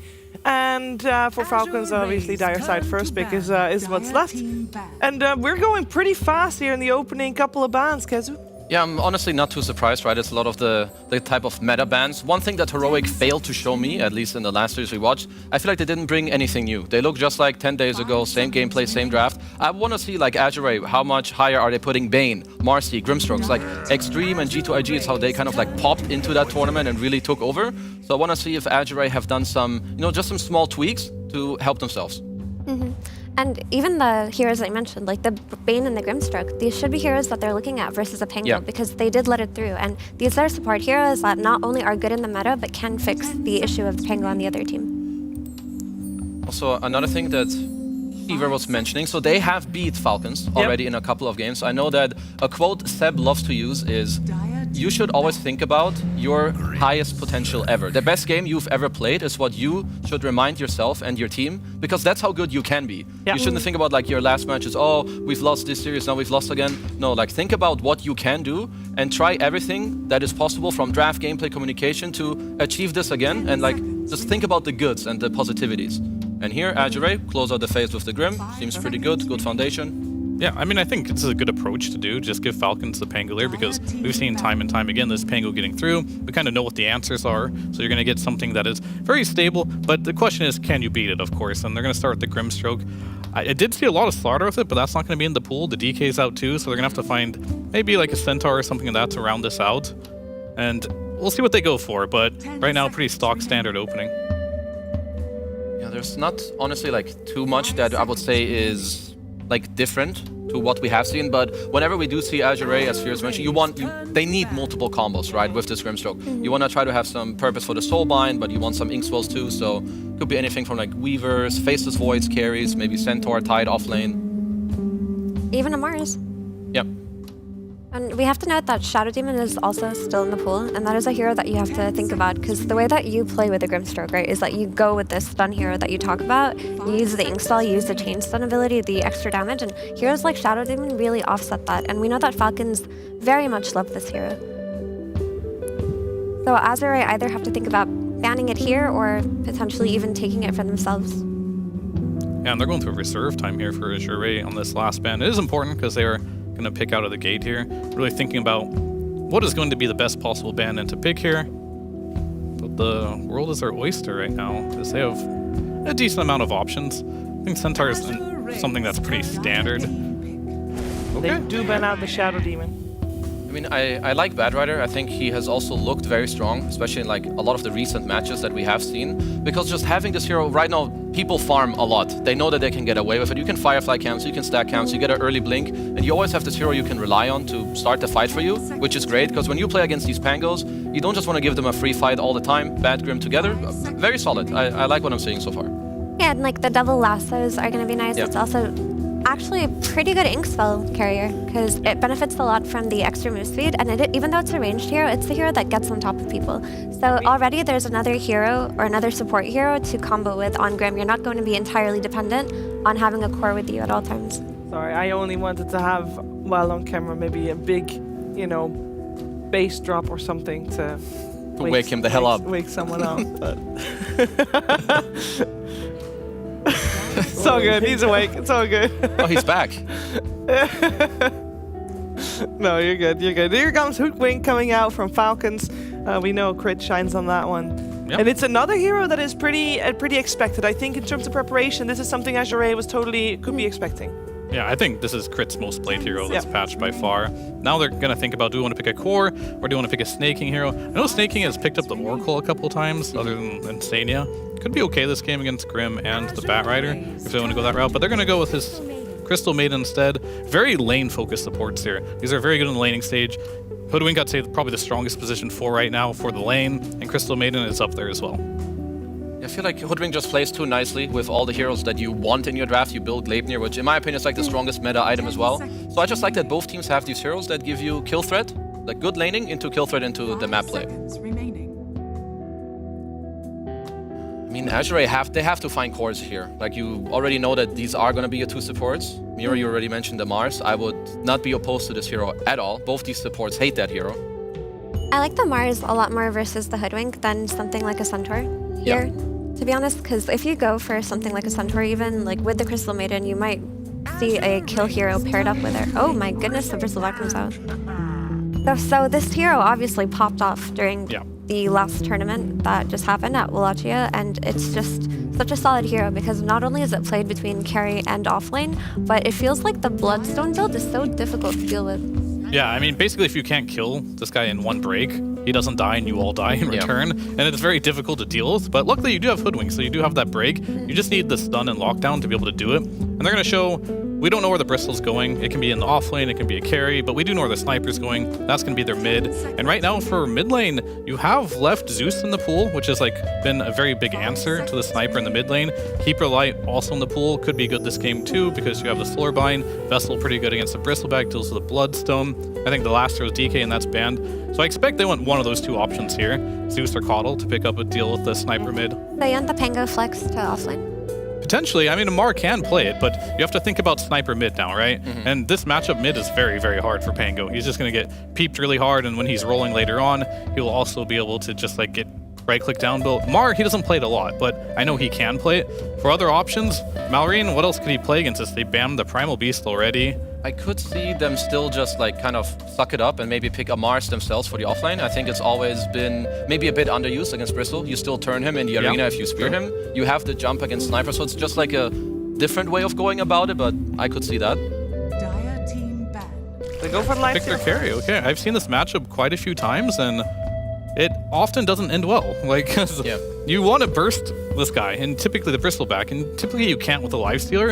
And I think the last game we watched it play, there was some Bristleback Lifestealer matchup for which game it was, and they just destroyed the Lifestealer in like 3 seconds just because they're trying to focus on it is physical damage, it does go through the rage. But if they do lane against each other, this is a pretty good lane for the Lifestealer.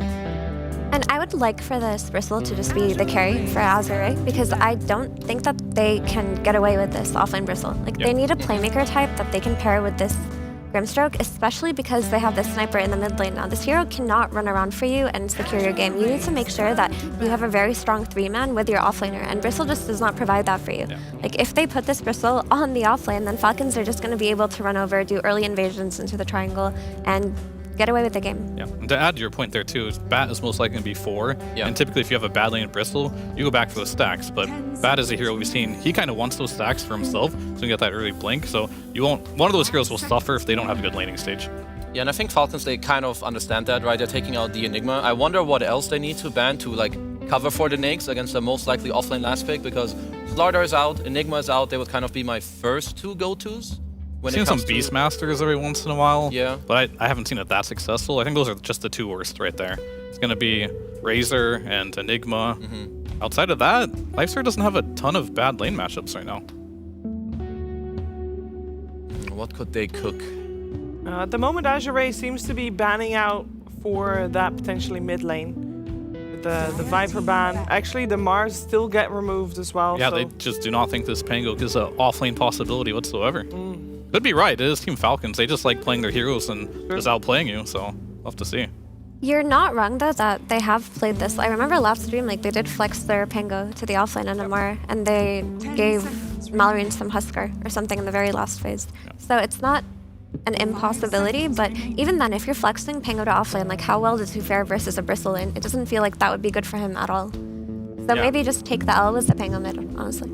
You can recover through movements with your supports. You're going to have a very active Hoodwink. You're going to have a Crystal Maiden who, after a Lifestealer gets off to a decent start, can run around too. I'm not really looking for like a specific hero, but rather another hero for Falcons that goes in. I think when this Pango like rolls in, it can't just always be Pango plus Lifestealer. So whether it comes from mid or offlane, another hero that will get in there, right? You need to either get behind the Bristle to go on the Sniper, or have enough jump that you threaten to kill the Bristle when you go in together. I mean, what's left though? Like, Mars is out. It's out. His Slardar's out. He his Viper's out. His Razor's out. His Doom's out. A lot of his heroes are banned. Right? I mean, he can, but not great. This is not the Bristle. best. It's not good enough, I would say. Yeah, there's other heroes I'm looking at that are okay, but not amazing. Like some whatever Tidehunter. It's like okay for teamfight, but it's not the like S tier one I'm looking at. Timber. I heard Odie Owen shout it from the side. Timber. That was his, yeah, I mean, that is his last hero. That is true. Oh, that is actually, because normally that is first phase ban. We used to be first phase banned against him. I forgot his 6th hero. Yeah. Same. I didn't even think of it somehow. Yeah, somehow. But yeah, very good versus the Bristleback in the laning stage. But it's not a free Timber game. You're playing versus Grim. You are playing versus the Bat Rider as well, and Sniper to some extent. So they're going with comfort, and this still looks pretty good in general. They do have a bit of an edge in the laning stage here right now for the mid lane. We'll see what they can do with this Lifestealer, because it looks like they have a choice now. Does this Timber want to go to the off lane now and lane versus Lifestealer, or do they want to pick something to deal with the Timber? I mean, Azure are severely lacking in Disable right now, honestly. Like, they do have Lasso and they do have Ingstall, but they don't really have a hero to take advantage of it. And they can either correct that by picking a stun through the safe lane with something like a Sven or a Monkey King or a Chaos Knight, or they can just go for a Centaur themselves. There's 2 heroes that pop to my mind. I don't know if they're great. Something tells me that they could maybe pick some Spur Breaker because you have Grim. Not saying it's good, but it did pop to my mind. And that was... Okay, that was one other one, and now I blanked, so I have a little bit of brain damage. How about a Bounty Hunter? I definitely did not see that coming. Yeah, there's no way. That was not in my mind. Yeah, I mean, that one is very niche. It's an old school counter to Lifestealer. You just keep hitting with the Janata over and over again. You can't really harass them out that hard. Rarely does this work, though, I must say, and that's why we don't see a lot of Bounty Hunter. But they do have tempo here. If you look at all their cores, if they can get ahead, which might be a little hard because you're lane versus Timber, but if you can get ahead and run around the map with the Bounty Hunter, that's your path to victory here for Azure Ray. But if the lanes don't go very well, you're able to group up on Falcons, this is where the Bounty Hunter is really not going to shine. Yeah, I mean, the 2 supports on Falcons in Hoodwink and CM do suffer a lot versus the Track Vision, especially Hoodwink, which is a hero that needs to play on the outskirts of a fight to not be hunted down by something like We a will Bat Rider. have, by the way, Pango on the off lane. Amar plays Pango. Yeah. Okay, so I kind of like overall from Azure Raid the type of tempo they're showing us. You have the Bounty, he can play with the Grim, he can play with the Bat Rider later on. But something tells me that Falcons have like a really good like this 8 to 15 minute when the lanes break up, Timber goes with the supports, they go like on a side lane and dive someone. I don't really know how Azure Raid will overall protect themselves. But if they get through the stage, I really like their mid game, but I am leaning towards Falcons. Hard not to, I guess, at this point, right? Like, they're a good team, but I will say this, Timber going mid does make things a little bit better for Azure Ray, because I don't think the Sniper is going to lose that lane. I think on the safe lane, you're going to struggle a bit with the Pango too, and you do have like this Bounty Hunter draft that wants to win lanes and then start killing heroes. I agree. I don't think that the Pango offlane flex is going to give them that much, because I really feel like... I mean, honestly, if Falcons win 2 lanes, then Pango will always have a way back into the game by joining team fights. But now I do feel like Azure Ray do have a window to take advantage of Falcons' lanes. Like, their lanes actually look quite solid. Both of their side lanes look really good, and their mid lane looks good too. So if Azure Ray weren't like 0-5 in their last 5 series, I would have honestly called them this game. So what needs to happen for a Bounty Hunter to have success on the lane? Like, how will we judge his gameplay? How many times he can hit Lifestealer in the face with Janata. If he's able to do that, then he'll have a good lane. Okay, well that sounds pretty straightforward. Keep your eyes on the Janata hits from that Faith Beyond Bounty Hunter. Let's see what's going to happen in game number 1 of this series. We are going to head over to Odin Fogg via the PogChamp Pandas.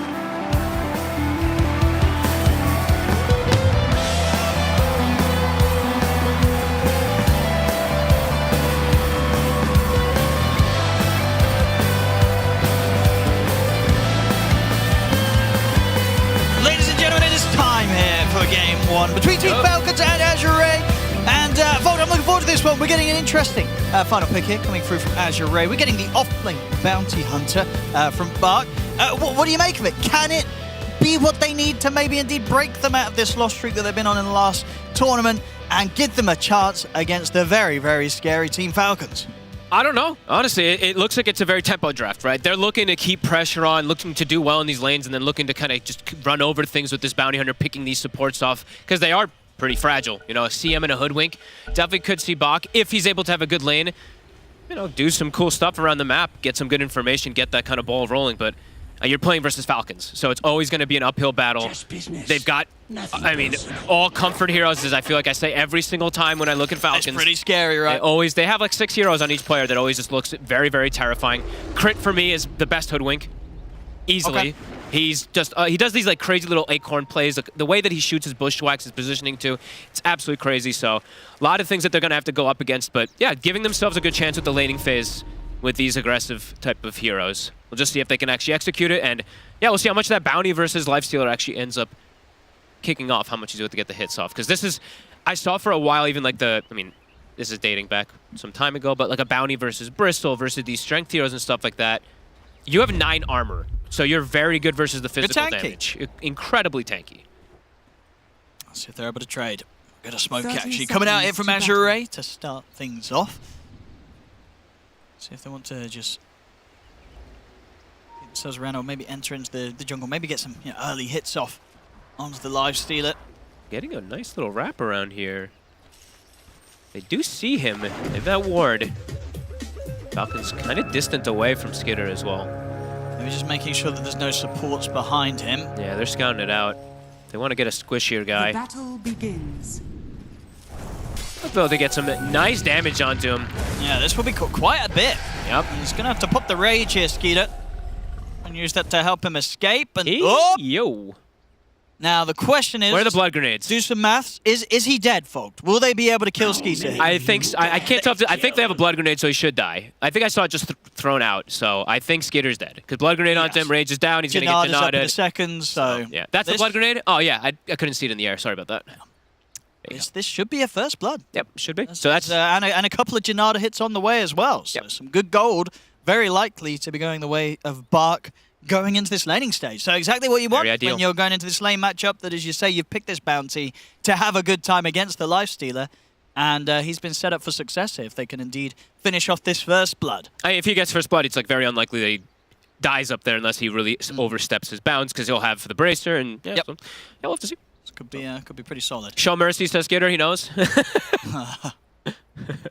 Just business. Box smiled. Nothing Just business, nothing personal. I couldn't be more appropriate. It's all part of the job here as the bounty hunter. Gotta take And those here we lives.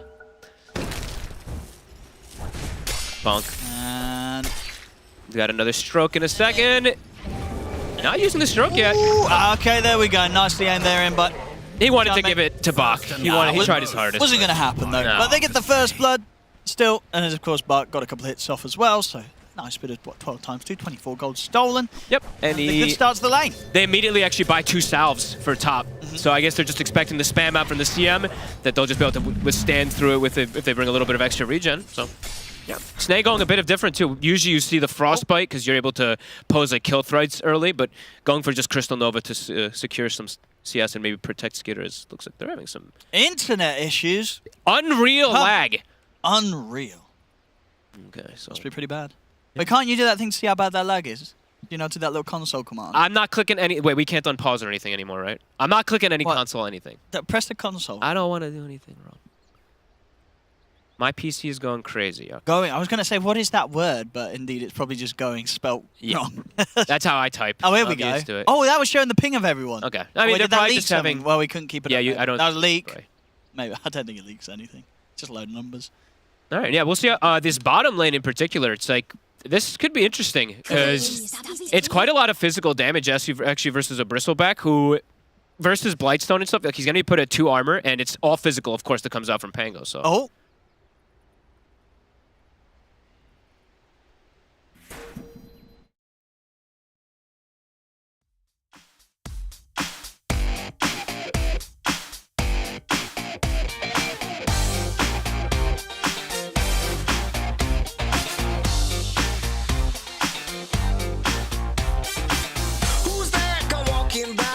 Now that's unexpected. Jump in and take a ride. Now you won't be under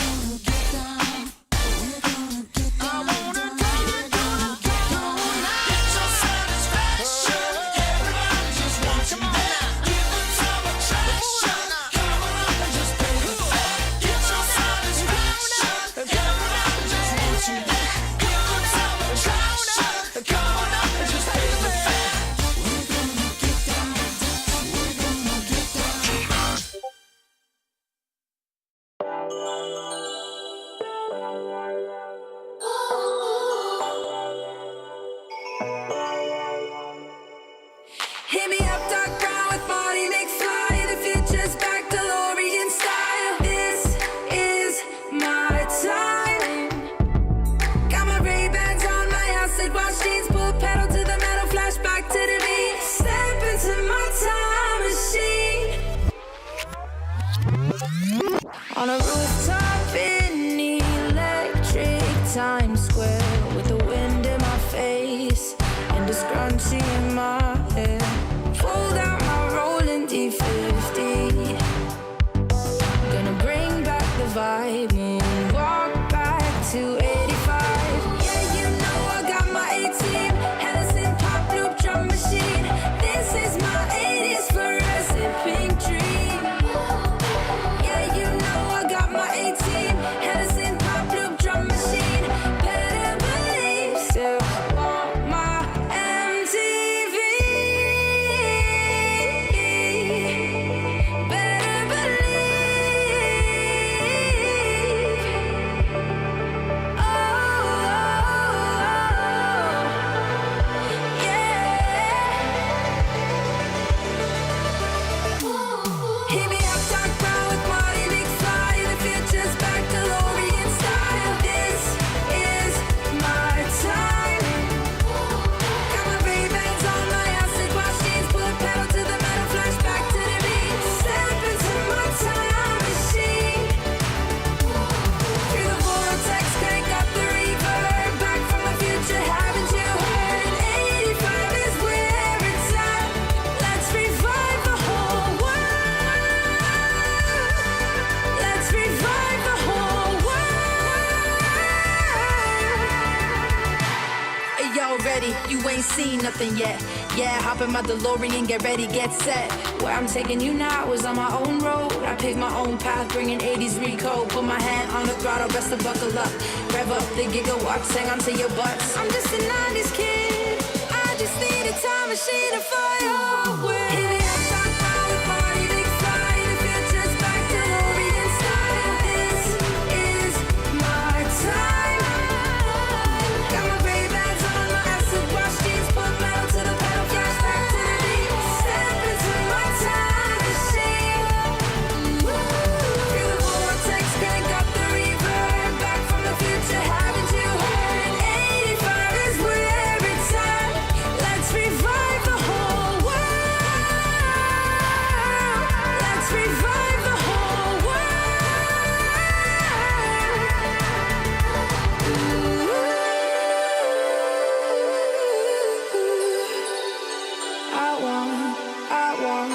Still want my MTV. You broke this heart of stone. I always hoped that I would find you. Now the emptiness is gone, and the winds of change have almost blown through. You're right where you belong. So grateful you're beside me, always and forever. Just you and me from the start. Always and forever. You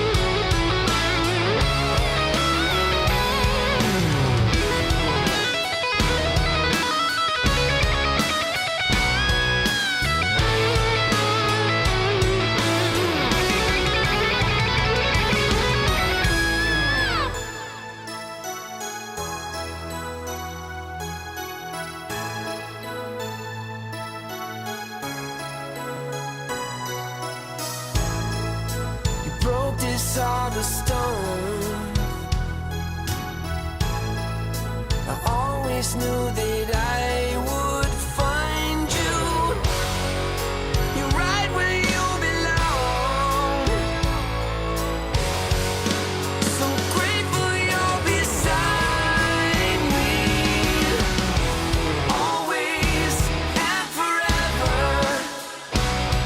Just you and me from the stars. Always and forever. You'll always be forever in my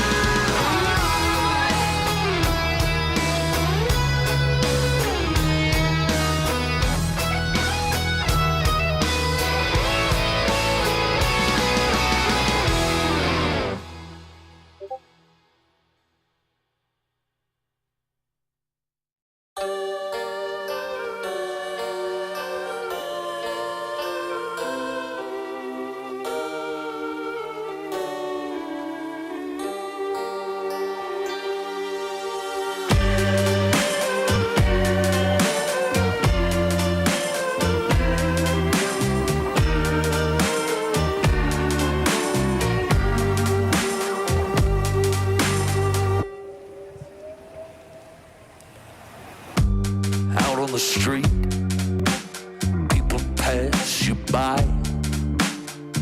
You don't meet their eye, you don't care. And out in the night, you see a light.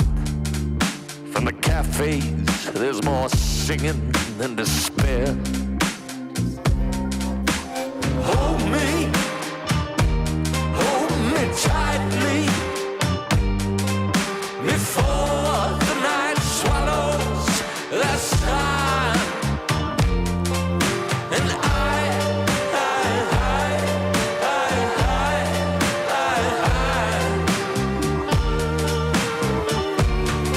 I'm done.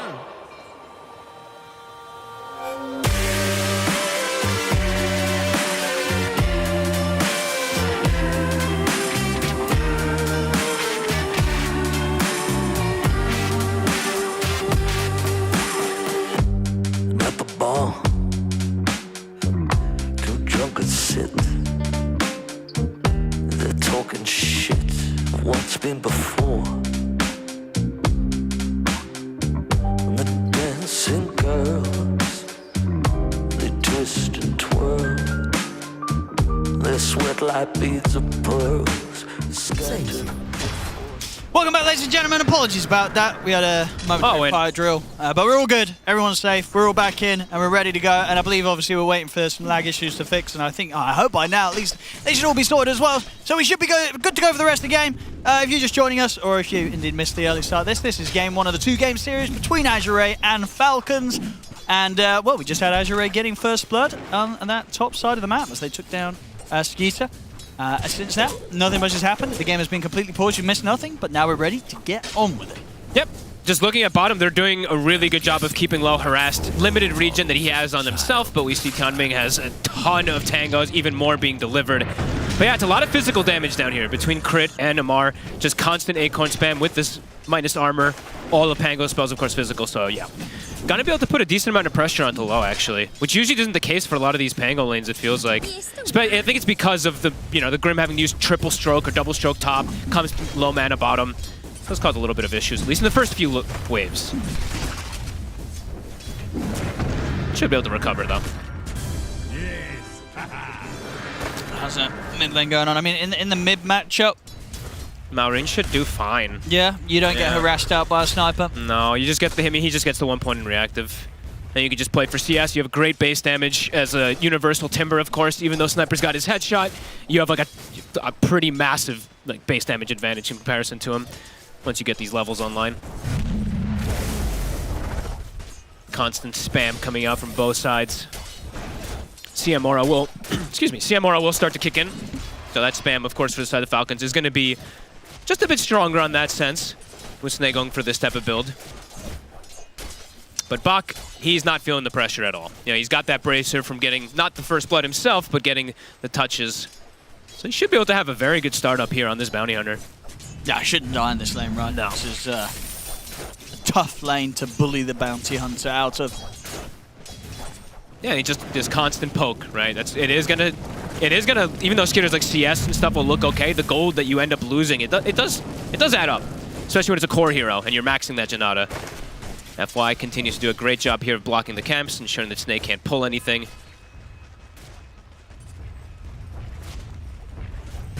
Looking for that money. Oh, okay, can't quite get it from Snaking. Just wants it from somebody. He's like, just let me hit you. It's off cooldown. Come here, come here, come here. Get that plus. There it is. He loses Courier though for it. He did indeed, so Skitter's going to get some money back in return for that one. He tanked 2 tower hits as well. Okay, they've nice the flame break. Good job from FY. Keeps Bark safe.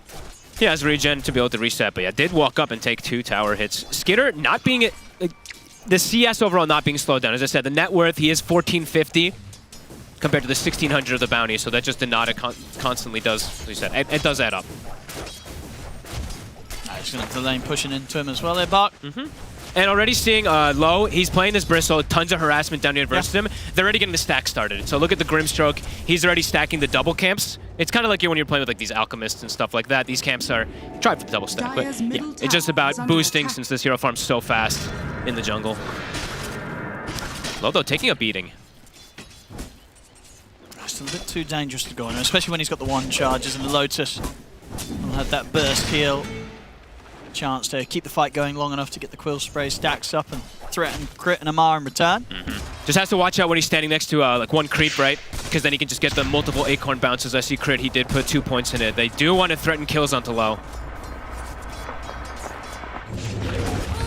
Crit? Good setup there. I mean, yeah, indeed, it's a lot coming out from crit. That's the 1 charge is gone.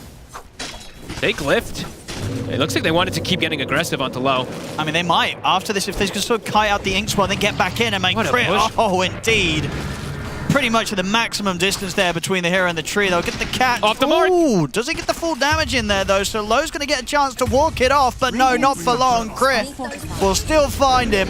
They've even got the bushwhack back up. The setup's there, blocking him off. The damage from the acorn shot comes in. Ooh. There's only so much hiding he can do. He's got the stick charges in Tianming. He's got a nuke. With another nuke. He's bringing them both low. He might just get crit. He does, but Amar, he gets the ultimate cleanup at the end of it all. Gets the kill, but doesn't get the XP. And they also get a kill on top. Skitter now starting to get that ball rolling. Double bracer, so a little bit of change up on the lifesteal. I don't think you see that too often, but I think since he's playing versus this pressure lane, he's going for some more early item timings to fight back. Because it indeed is a lot of pressure coming out from the 2 of them.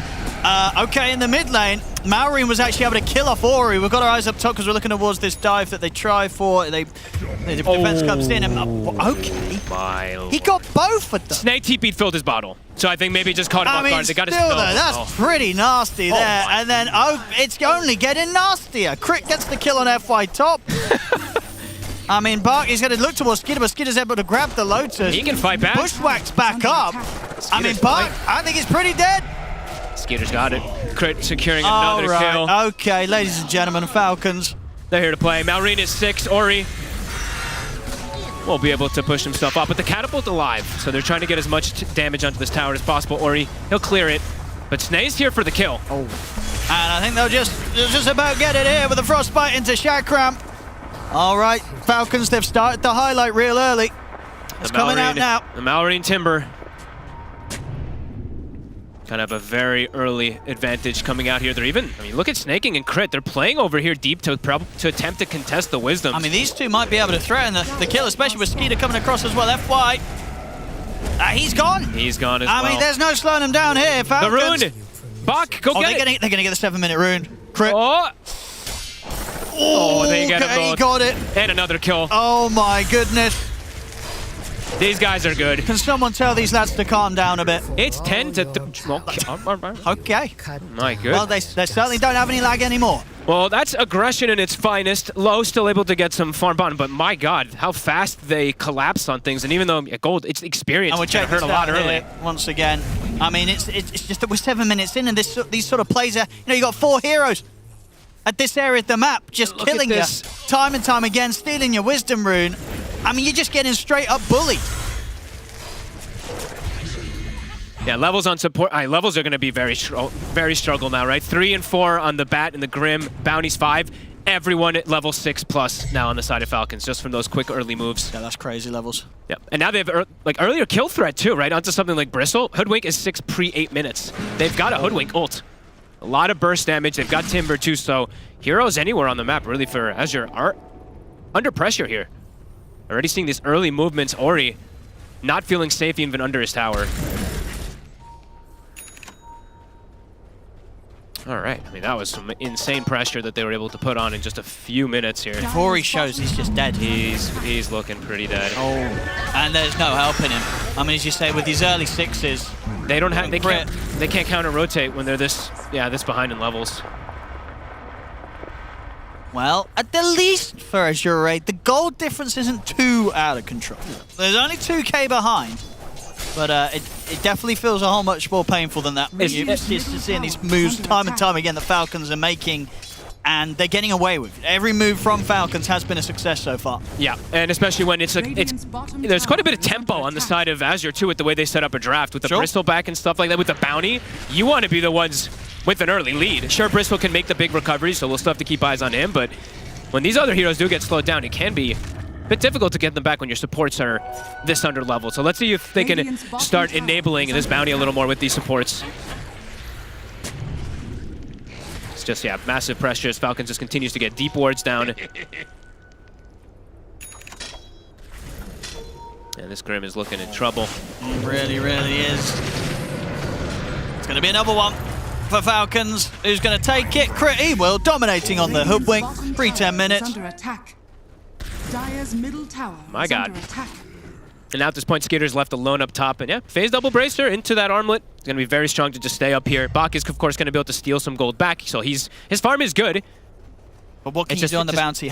You know, it's not a hero we're seeing a lot. He needs to run with the Grim Stroke around to bring the Grim kind of back into the game as well. Because they're so low level on these two supports. They're going to need either a lane given to them look at these two. or something else. They're hunting down the Bristle. Oh, I mean, they've got the ult. They've got him. All right. And he's TPing out. Okay, see ya. Fancy. And they show up and they're like, they're gone already. Radiant structures. That's gotta hurt. You know, the two supports 10 minutes in, killing your carry, and you know, your carry's a Bristle back. You know, this hero in a lot of circumstances shouldn't be threatened by two supports, but yeah, with his early 6, Crit obviously being the Hoodwink, having that break, he just doesn't stand a chance. I mean, and if he's not safe in this part of the map, where is Low going to be safe? I mean, it's the fact that both the double wisdoms and the way this all kicked up. If both level 6 supports, look at the way they're playing. It's constant smokes. They kill anyone. They're just running around, and the cores are just able to play their lane however they want. All 3 cores sitting in lanes, supports doing whatever they want, making the moves. And Ori, I mean, this mid area has not been safe for him. Every time they catch him. Yeah. And he doesn't miss Crit. Crit is ban the Hoodwink. Get it off him, man. Do not let this man play this hero if you want to have any chance of beating this team. I mean, 6-1 and 4. He's gonna. But it feels like we say that about so many of their players and so many of their heroes. True, but is the thing. Good God. All this, like you said, every rotation is hit. Bach still farming well. Bristol kind of farming well. They're keeping Skitter down, but it's just the fact that these supports are cores. Crit has almost the same net worth as the sniper. And Low. What's good silence? Can they the finish? Good Inkswell. Have they got the damage? They do. There we go. Low. Able to find them up. Radiant's middle tower. Much needed kill. Supports now, I think Grim, level 6.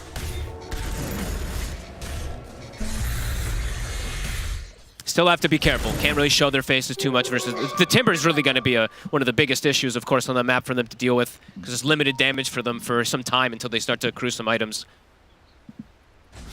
And yeah, that deep vision, definitely spotting out a lot. And FY still not quite level 6 on this bat. Bach.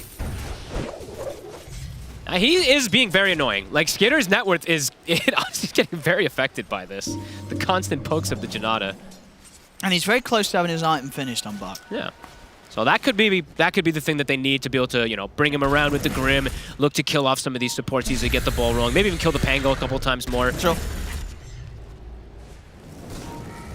No, there is still hope for Azure Rain. You know, down 5k, but recovery methods can be put in place if they can keep Ori safe. Flo's able to get his first sort of couple of items so he doesn't get destroyed by the 2 supports alone. It's just not the ideal with the way I think they set up the draft, right? They did not want to come out of these lanes this far behind, or behind at all by any means. With the Bristle Bounty, as Falcon just continue this very aggressive posture, so they can easily connect to either the Pango or that Timber in the mid lane if a move does happen. Panama, he's ready to play aggressive here with the Diffusal Blade done. He's looking for the setup onto low. Won't get the initial bounce across. Maureen, Haste Rune. I mean, this is going to, of course, cause a lot of TPs to come in onto this tier 2. There's no way Azure want to let Falcons get away with this. They turn up with the 4 of them, and Falcons will back off. Amar not connecting with that roll, but even if they do, maybe not wanting to commit under, but now, Maureen. Can they get the Timber? Got the lockdown here. He's got the Timber chain away. It's going to be close. Soulbind together, the 2 of them. They've got an ult coming in from Snaking. So Snaking doing a lot of damage in return. Not enough to kill Bark. Another one. Bites there. But Bark should survive, and Snaking he'll fall. Those are the kills. They'll get the 2 kills. We'll see if they can chase for more, but Amar slows down low with the Diffusal. And Bach lives the whole time. I believe he gets the double tracks out, so you see that gold, it chunks down quickly. Bark could do it. This could be the comeback mechanism they need, that track gold. Yeah, and low, he's getting very close to the Aghanim, so gonna have that big potential to be able to kill heroes. Overextension there by Maureen. That ward that they have placed kind of did everything. The last 30 seconds of it, being able to watch exactly what Falcons was playing. 14 minutes in though, and once again, Falcons, they're going to have the potential to get both Wisdom Runes. They'll steal Azure Rays. They've still got theirs to safely pick up when they want to. How mean. A lot of XP. But yeah, very good recovery here for Azure. Blink almost finished up for the Batrider too, so an easier way to get these type of initiations and pull people together with the Soulbind and with that Inkswell. Falcons going to strike right back though. Not really, I mean, there's not really many ulti cooldowns. Of course, on the side of Azure, they have a few, but Falcons, let's go, go, go.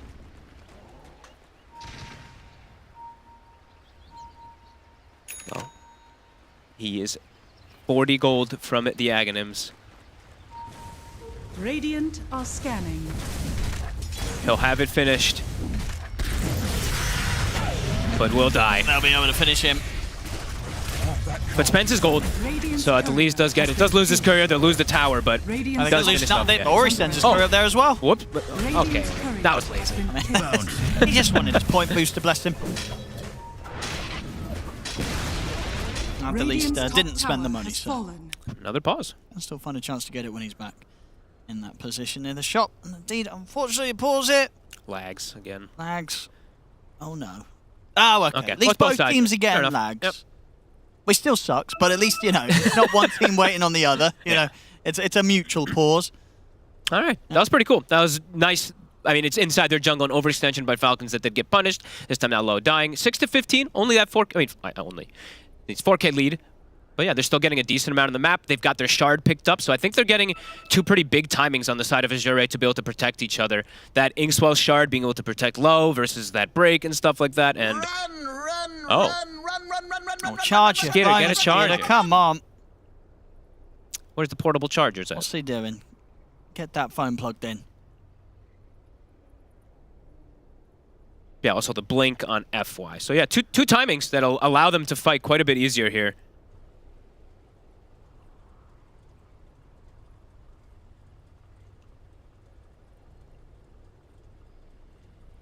I'll see if hopefully they can get this lag situation sorted, and indeed the solution is here.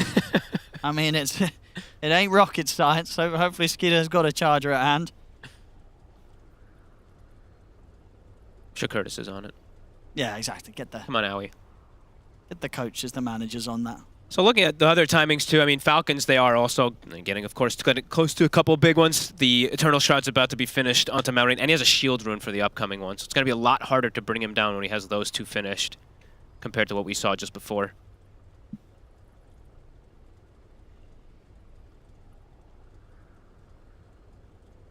Yeah, some nice warding coming out from Azure to control their bottom side at least. I mean, will Bark buy an axe? Don't think so, Owen. Even though he has the Grimstroke and stuff like that. What's Toilet? Oh, Toilet, yeah. I think I don't think he's going to be able to go down that type of route. What, the toilet? No. Oh. The agonyms on the bounty. I mean, the toilet. Yeah. Yeah, it's important. Okay. A lot of progress. There was a toilet, and then Bark with a full clarification. No. That is true. Mid-game, their rules are rules. Yep. Rules are rules. All right, let's see if the lag is fixed up here. Wait. Wait, never mind. Oh, no. Well, what's happening here? What? What? Oh, they need to go toilet. Okay. What? Who's He can't go. Unlocked. No, he can't go. Rules are rules. Admin said no. So. Just business. There you go. Here we go. Bach knows. Yep. Our boy Faith Beyond. He's on it. Let's see. Are they able to play? We will get there eventually. Come on, lads. Almost. Almost. Webcams. Oh, back to the web. Oh, no. Skitter. I feel we're going to be here for a while. Let's have a look. Hey, you know what? I bet he didn't find his charger, did he? 3%. Died. That goes pretty quickly when you got the webcam running. Goes instantly. Probably didn't get that charger in time. Some of these phones as well, haven't you? Where you plug them in and if they've gone to 0%, it takes a bit of time. I'm seriously. That's not a bad suggestion. I don't know if the rule books allow it, but we'll check. We're going to check on that right now here with the admin. It's not a bad shout, right? If you have a camera that shows all of the players, I think they got it. Sounds pretty good. All right, let's go. They got it. Looks like we're ready. Maybe we found the charger here for Skeeter. He got his charger out. Thank you, boss. We're clear. I'm only going to believe if unpaused after it's been a few seconds of being unpaused. So let's give it a moment. Everyone, deep breath. Just make sure it doesn't get repaused. We're good. I think we're good. I think we're good. Looks like we're good. The game it's unpaused. We're good. We're back in action. So, what were you saying? Blink Dagger. Blink Dagger on Pango. Yeah, Blink Dagger on Pango. Malrine is about to. He has Eternal Shroud, but on the flip side, on the other side, there's a Blink on the Batrider coming in a second, and then a Shard for Tianming. But it looks like Falcons is maybe getting that timing a little bit faster, and maybe going to make that move. Crit. Yep. Bach is looking for the play on him bottom. I mean, Bach is very hard to take down. He's a pretty tanky lad here, beefy boy on the bounty hunter with the farm that he has. FY doing some creep cutting and gets found. I mean, taking it. Yeah. Okay. Well, he got the last hit. You know, that's what he made sure to There get. we go, indeed. I'll make sure he gets it. But, FY, this could be big brain plays from FY. Because he just had the gold to get the Blink Dagger. And he showed that he didn't have it. He showed that he didn't have it. He dies. So that's always the point where you least expect the bat to respawn and then have his Blink. Because he just died. Or they're probably... Oh, my goodness. There was a hero Could there. be. Yeah, there was. Not for long. No. Well, let's see if on the respawn, FY can make something fantastic happen with this Blink Dagger reveal. Link is there. Have they got a smoke to play with? He's not got one out himself. I was checking. They have two at least. Tianming's just picked one up for the shop as well. Yeah. So they should be able to set up a play here around FY's Blink. Where do you go, though? Because right now, Falcons is showing kind of all over the place, so that means they're farming everywhere. So if you clump up and you look for a play, that means someone's going to be farming. And the gold lead, it's getting back up there. Falcons, whenever any time gets slowed down, we know that the way they play. They love to hit these creeps, and they're very good at it. Because now the lane's over as well. It's at the point where, Bark, he's not able to constantly hit heroes with this Janada. Now Skitter's able to actually get up to the top up here toward this net worth that he needs. And yeah, there we go. So Malrine, okay, he has the Kaya Sanj and the Eternal Shroud. He is going to be quite unkillable, it feels like, on this Timbersaw in the next engagement. And they're looking to strike here hard with that blink, with that reveal from Malrine since he picked up 2 items. Yep. Even Skitter jumping inside without the Radiance. He's just looking to fight with his team. Yeah, I mean, he's super hard to kill right now, even as you say, without that full item beyond the armlet. And they're going to try and burst. Ooh, he cut the tree. Very good tree nice cut. Play. And that may just save him. They're gonna still try and dive this tier 2 tower in, but they're going pretty deep for this one. Do they actually have the damage? Amar and Skeeter both falling low. In fact, they're both dead. Amar and Skeeter are gone. They've got the Malrine towards Malrine. He'll try and chain away. He's going down. He's dead as well. Oh. All 3 cores of Falcons, they're diving the tier 2 and all dying. What the Soulbind, the Inkswell coming into play perfectly there. We see the front, the bat's a distraction. Watch this play over here with the Soulbind. Pango stuck in place, or he's getting protected. That was beautifully done, the way they protected their sniper. Honestly, Tianming in perfect position there as the Grimstroke. We're seeing the more and more rises of this hero, and that's a perfect reason. If someone overextends like that, perfect soulbind, perfect ink swell. They're back in it. I mean, absolutely. You kill all 3 cores like that, you're back in any game. Azure Ray having a fantastic fight handed to them underneath their own tier 2. 5k gold swing just off of that. I think it was, I didn't see if it was 2 track kills, but it was at least 1. And the track is now level 2, so it starts to actually make a difference. That's the BKB now finished for the bounty. Easier frontline, easier way to be able to hit Amar. If they get the soulbind onto Amar, the bounty can hit him and kill him. Oh, and here we go. Yeah, he's got the right build as well, Bark. He's going to go the Kanda, and then he's going to get that axe. Okay, Just think of the money, right? As I said, right, with the With the soulbind, soulbind, it is. You send out a shuriken, you make sure it starts on one of the soulbinded targets. If you have the rest of the team all tracked, 2 shurikens bouncing around every that's a lot of money. This is true. It's a big gold increase. That's like a 10k gold swing each and every team fight. Maybe not that much, but it's Maybe a lot not of that money. much, but yeah, it's a lot of money. No, he's got to get there, of course, though, Bark. As I said, quite a trip to go to get the Kanda and the Ags. So we're gonna have we could have 2 Kanda Ags in this game. Oh yeah, Sniper. Sniper as well. He's working on it, Ori.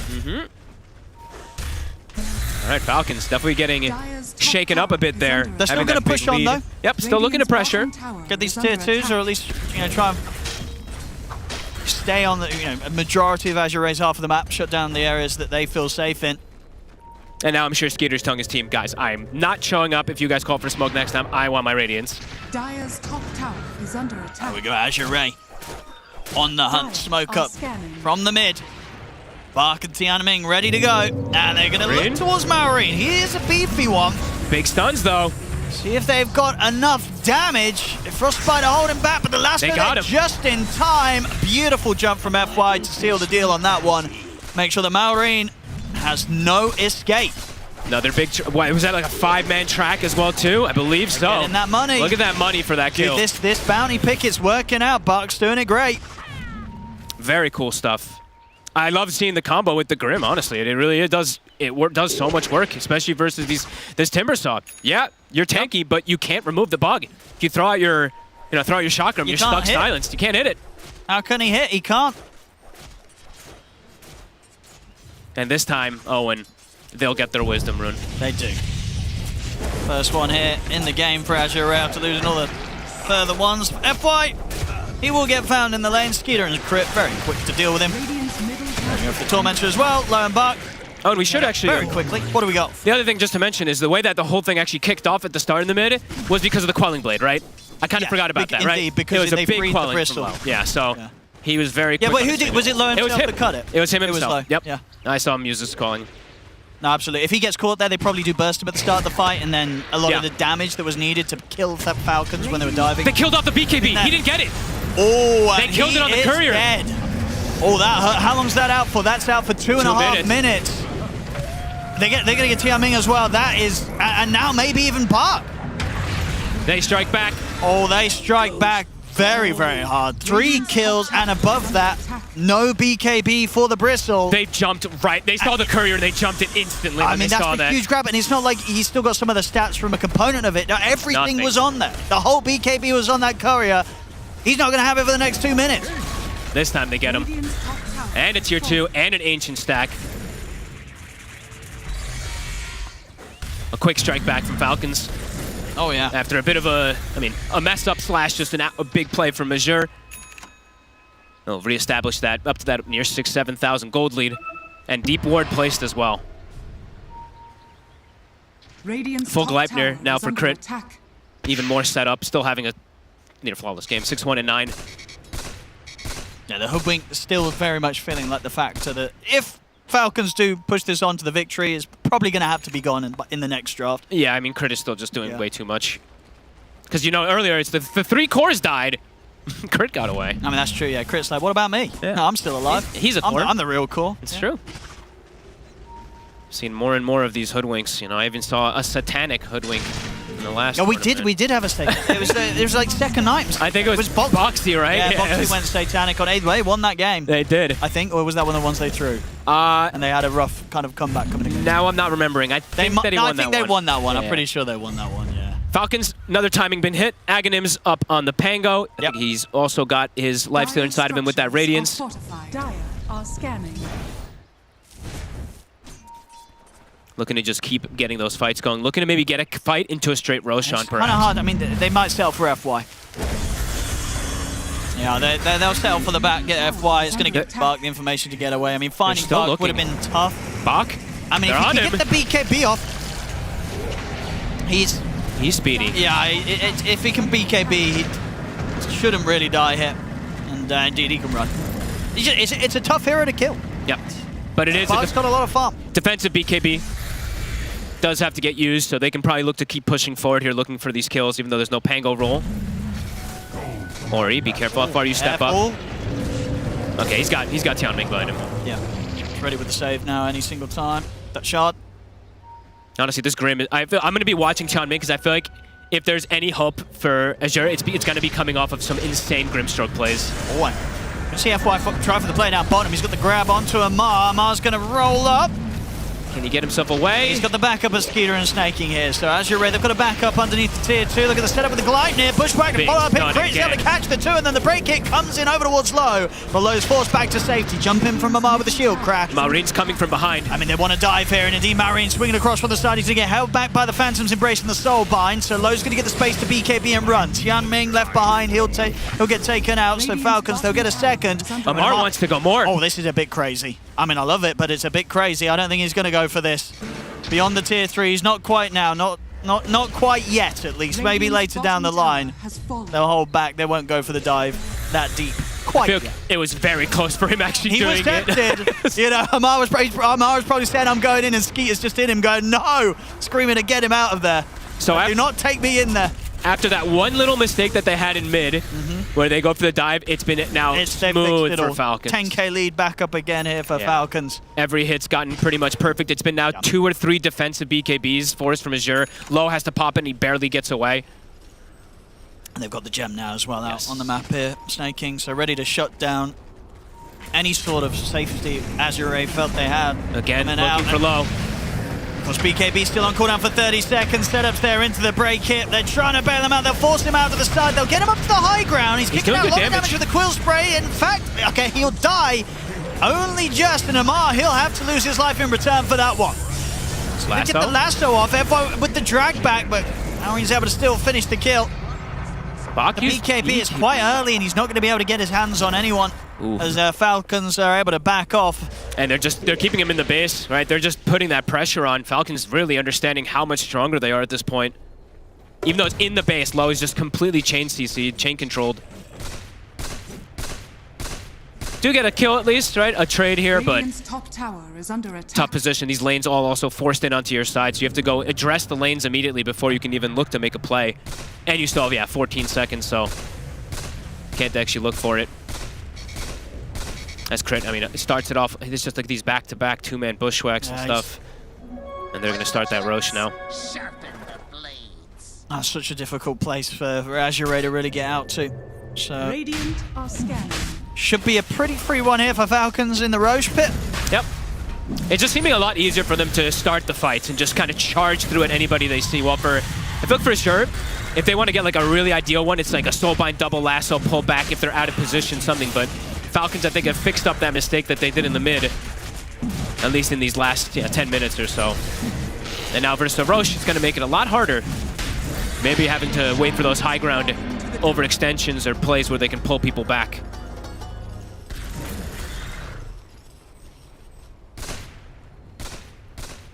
How's Skitter's AC looking? He's getting pretty close, and they want to keep looking to strike.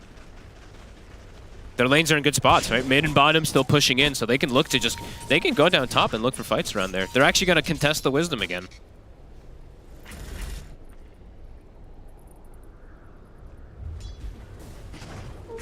Right.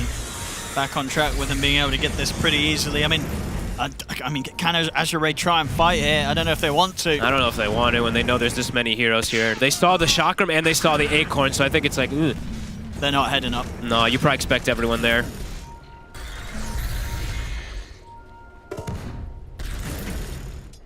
They're really just being forced to stay around the base. Wait, that was a double Wisdom on the right side. Oh, they stacked it. They can get the one for 20. Yeah. That means Crit is almost level. What's his level? He's almost 18.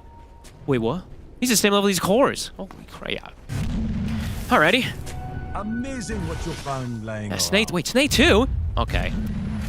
I mean, Azure, Insane. they get the grab onto Snaking, and they'll get him. Amar's going to come in with a fantastic run of Thunder across the two of them, and Maori not able to initially get onto a tree with the Timber Chain, so won't be able to close in, but the second time round, it hits just right. Gets over on top of the poor old Grim, and now over towards Low. He has the BKB. He's trying to fight back. It's a fair bit of damage. With the quill sprays on towards Maureen. Back's going to head over to see if he can finish him off, but Maureen, he goes down. Going to get taken down. Ori able to just finish him off. This time, we'll see Falcons be a bit more careful about how they dive the tier 2 tower as the buyback comes in from Tianming. Skitter. He's gone the once. They got anything to threaten him a second time round. He's got the backup of Amar and Crit on the high ground. Skeeter will turn, he'll slow bark. Ori kicking out quite a bit of damage here from the distance. The rage is up in time. Skeeter will continue to back away, but Bark is chasing them down. Amar's got the roll up.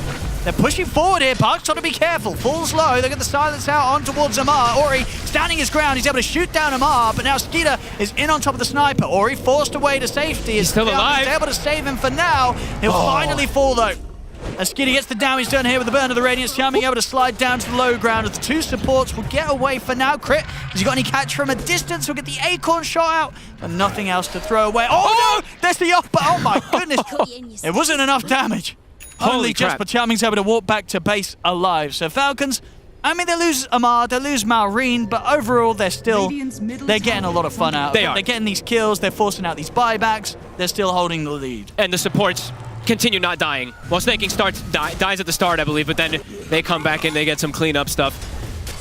Ori literally was able to attack the entire team fight. He did a lot of damage that fight. Yeah, I didn't actually get there was like 6 fight recaps. He did like 4K one fight, then like 3.2K the next fight or something. Wasn't able to keep track of all of them, but he was able to attack the entire duration of these fights. Yeah. So all the more though for Skeeter just being able to get that cleanup kill on him with that chase down of the Radiance, but at the very end of it, you could see that they were like, get this bug off of Amar so that he can just close the gap so Skeeter can just hit Ori once. That's all it takes. And yeah, he was able to at the end there. Still putting up some fun fights, even though there is that big deficit. Oh, they are still showing for sure between kind of the control and plays at Tianming and the catch at the bat, FY with the lasso. Even the top two heroes on the board right now, they can be threatened. Low. If they're caught out apart. Low. Some BKB. He's going to try for the TP out. That's not going to work. You cannot run away from 60 seconds. They want more. The Frostbite. Tianming will turn with the Soulbind. Phantoms onto two of them. They hit. Lovely shot there from Crit from miles away. Gets the hit, gets the slow, and allows the rest of the team to push in and still get the kill. This man doesn't miss. Level 18 Hurricane Pike going for the Daedalus next. We're seeing him, of course, just continue looking to match the Bounty Hunter and Bristle net worth. And yeah, low, and that's a painful death. Now the push commencing. Skitter able to actually hit high ground perhaps as well. This is going to be pretty tough for Azure Ray to deal with. Down two heroes still. Fortifications there. Oh, they get the grab. Have they got the damage here between the three that they have? They've killed off Skeeter. Can they get anything more here? They'll immediately lose FY as Amar dives in deep. Amar is looking to be in trouble. Can he get out? He's got the rest of the Rolling Thunder. Should be able to get out of the base, and indeed he does. Slides out of the base very smoothly there with the Ogre Seal Totem during the Rolling Thunder. Nice. Gets through the wall and gets out of the base. I didn't see the Seal Totem. I was like, uh-oh, but yeah, able to sneak himself out of there. You have to be careful. They didn't see the Bat Rider. FY didn't hesitate for that jump. Does find Skitter again. High ground is held.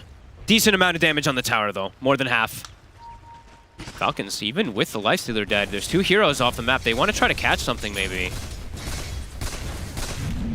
This would be a bold move. But they see Ori step up.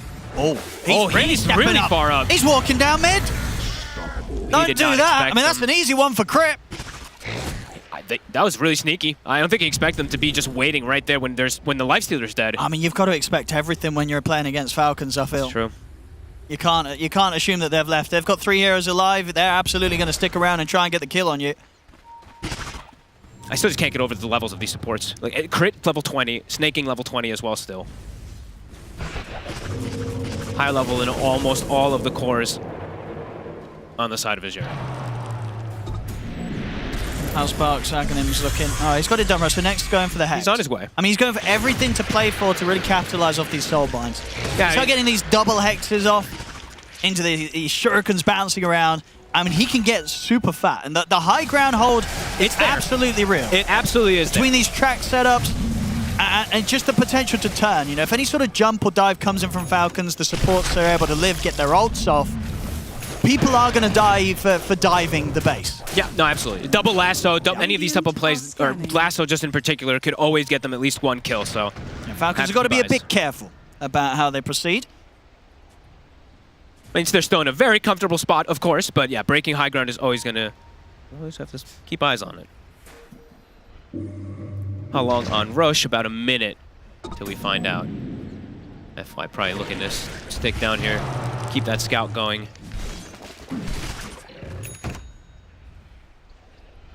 They have to protect each other a lot more on the side of Azure. They have to kind of hug each other. I'm always just seeing them paired up with two, at least, while Falcons are just constantly hunting, constantly getting more farm on the map.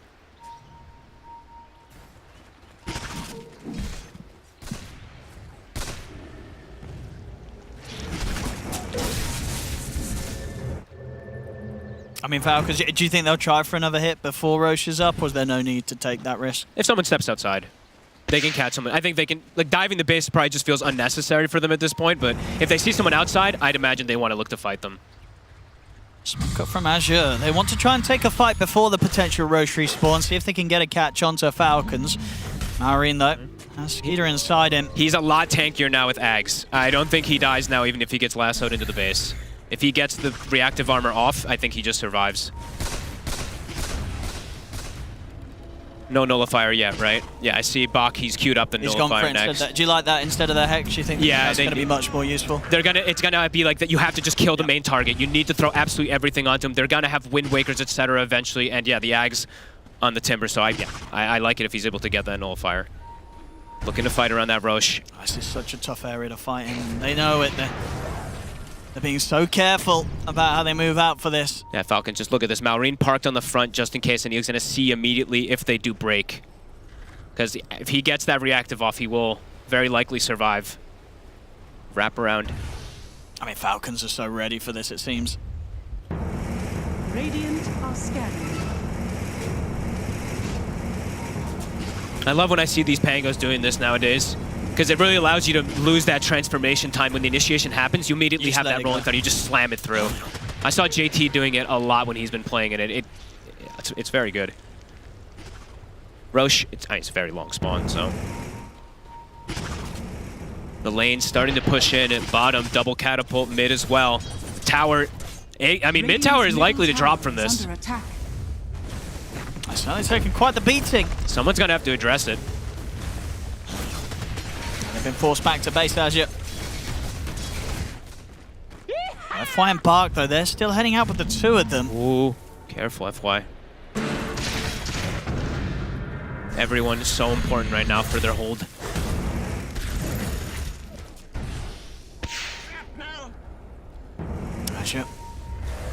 Azure got good wards on the left side here. They're thinking about trying for something. R. FY's in. He's got the roll up. Grab. Do they have the damage to threaten the Pango? They certainly do. Amar's gone. Nice wards. Bark, see if he can get anything else set up with the tracks, but Falcons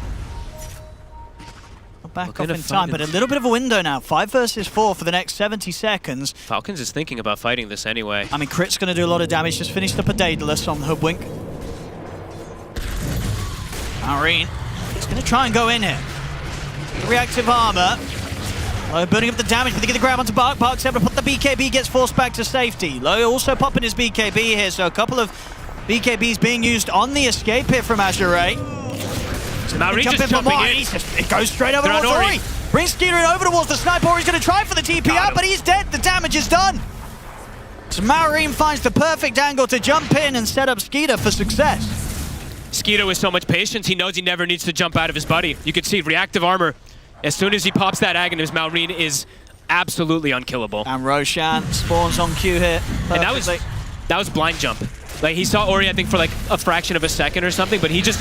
The whole goal for Malrine is get Skeeter on top of Ori, and Yeah, he's able to do it. Crit. Close. Trying to make some solo plays here. And he got him. He does. He got a corner shot, bounced and hit him with about, what, 800 damage crit? Yep, and he's got the quiver too, so yep. Something crazy. Extra damage. Yep. Highlight reel for crit. 1 and 18. Don't let him have it. Don't let him have it. Look at this. See there, 800 damage. Dire's bottom tower. Yeah, maybe even more if you have the quiver damage. I can't remember Yeah. that number is accounted on top of that 800. A lot of damage. A lot of damage. Illusion. All right, Yule's in a Bloodstone now for low, but it's crazy how fast he starts the fight and he's already at like 20% HP before he's able to pop the BKB because of the burst from the Timber. I mean, burst from everybody, it feels like now at this point, actually, but... Let's see what they can do on the high ground. Skeeter just getting tankier and tankier, too, versus this physical damage. He finds himself the craggy coat up to what? 54 armor on this Lifestealer. Is under attack. And all 3 lanes shoved in.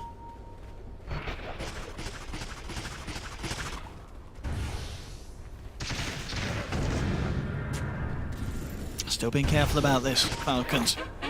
How close is Nutbox Nullifier? Okay, still a ways away. Not too far, actually, though. About like, what, 1500-ish, 1800-ish? If he can get that, and they've got the Ancient Guardian, his damage, you know, they can still focus fire that one target, especially when they have the Nullifier. Then that'll allow them to get that lasso plane, maybe kill one off before the fight starts. Still very difficult, but...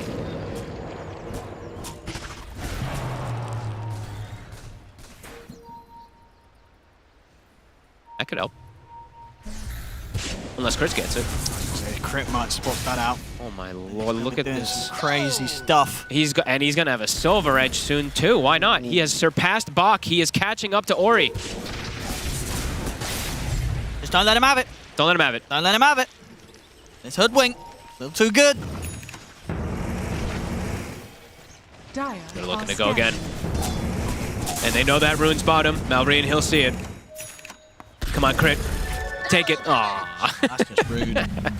Give it to Crit. Give Come it on. to Crit. Come on. Give him the bottle. Yeah, the bottle as well. Yeah, you're right. You Yeah. can lift the bottle for him. Come on, Malrine. Malrine's like, I'm just finishing level 25, guys. Just chill.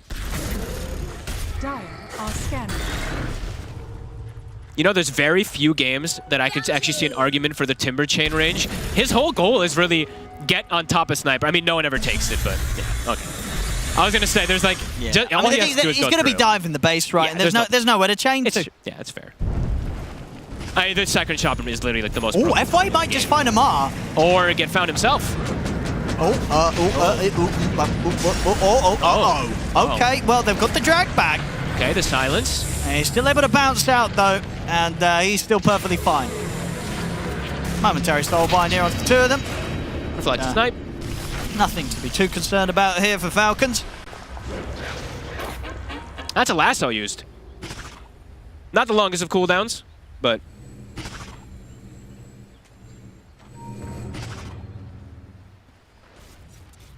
Falcons continues this sort of sweep between lane and lane just to try and kill whoever dares to leave the base.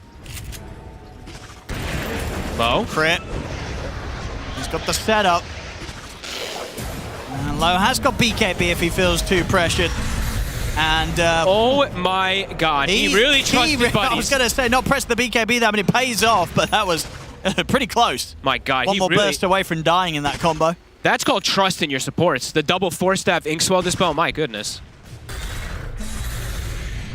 Do you like this one as well here? Amar this game, getting the E-Blade done.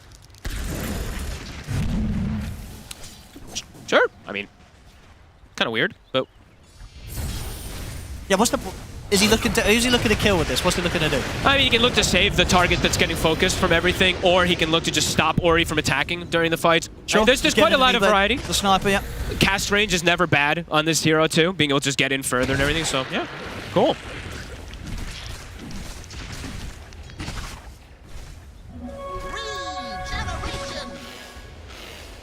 Back to the base here, really, for Azure Ray. They're going to still try their best to get out, or at least hope that they bait with the sniper. You know, showing Ori. Now he's going to get in the smoke. They're going to go out with a 5-man smoke here. Do they catch Falcons by surprise?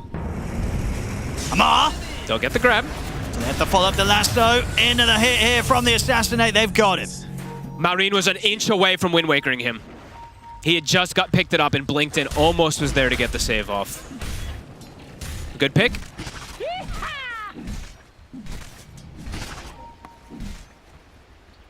Does at least shut down some of this time where the Aegis is actually already also gone here from Falcons. So Falcons down to just the 4 of them and no longer having the Aegis that they did.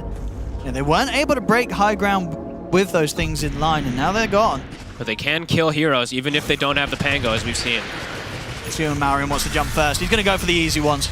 Go for the squishies, gets FY first, and now looks to swing over towards Low. Tower is under attack. Low's got the rest of the team here ready to help. Do they have the nullifier? Onto Maori. They do have the nullifier, but not enough. It's not enough at all. He's still got half HP to play. He turns with the 2 chakrams over towards Bark. Is forced to safety at the side, and he's got the invis. Skitter's hitting Rex. He'll get away. Fortification having to be used here by Azure. Crit, he got the next item finished. Silver Edge is complete. Almost level 25 as well, too. That same farmer Skeeter. Yeah, absolutely insane. Double acorn shot. He's a menace. Are scanning.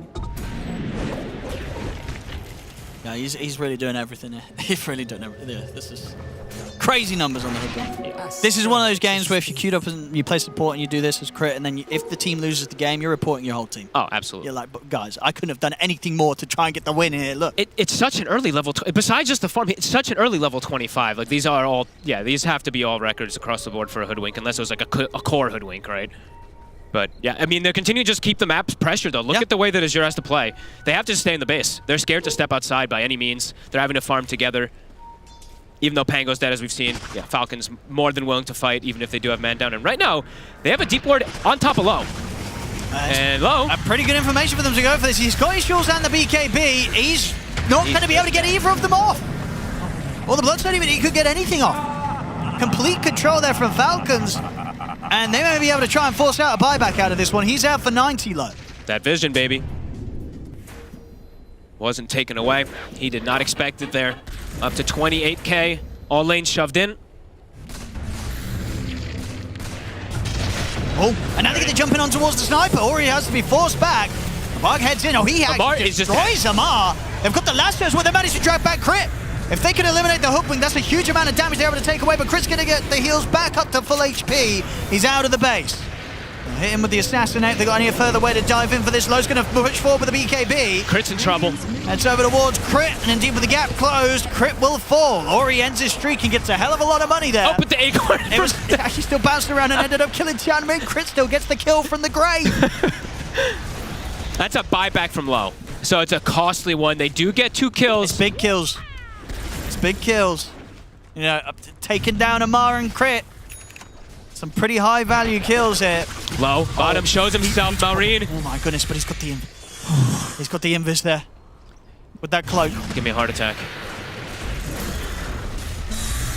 They're holding on, Asher. They're holding on. They're holding on. They're certainly giving us a game out of this one. And Ori's, I mean, every time, if Ori's able to sit in the back, get the snipes and stuff off, really seeing it. And FY, it really is if he can get these big lasso plays, but now he's caught. See if Bart can help out. A force back. In fact, FY is also able to get the lasso off on towards Skeeter. And the track was Lotus. He's able to remove the track off himself here. Barky continues to retreat, and in fact, they're going to get everybody away. FY also surviving that. Great retreat there from Azure. They're able to save one another. They're actually thinking about chasing this down. I mean, Low, he's moving up. He's got to be a bit careful. BKB's still on cooldown for 20 seconds. Ori's going to get jumped, but the BKB's off from Ori. They're trying to finish Skeeter off here. Skeeter a bit too speedy. He's back down to the river. He's fine. And they're respawning. Amar is back up. They have outpost. They have to back away. But continuing to poke and prod. Low just has to, I mean, again, BKB hits back up, but he cannot die. Yeah, with this buyback on cooldown, if he's gone, the game likely as well to fall away from them. How are the levels looking on Ori and him as well? Ori 23, Low has hit 25, so, I mean, he doesn't really have the right-click build, but if he's ever able actually to hit people with that Warpath damage, he does have like 700 base damage. A lot of money on Tianming. Right now, 4.5k. Do you think he'll indeed just go for the Hex in this situation? Yeah. Yep. Yep, definitely. Any extra amount of lockdown, especially in the base, just to allow Ori to hit. Roche Radiant are scared. next on the horizon. Aghanims. Who's taking this on Falcons? I mean, Falcons, they're going to get the kill, they're going to get the pickup. Who wants that Aghanim? Skitter still has inventory for it, so I'd imagine it would be Skitter. I think you're right, it's got to be. Yeah.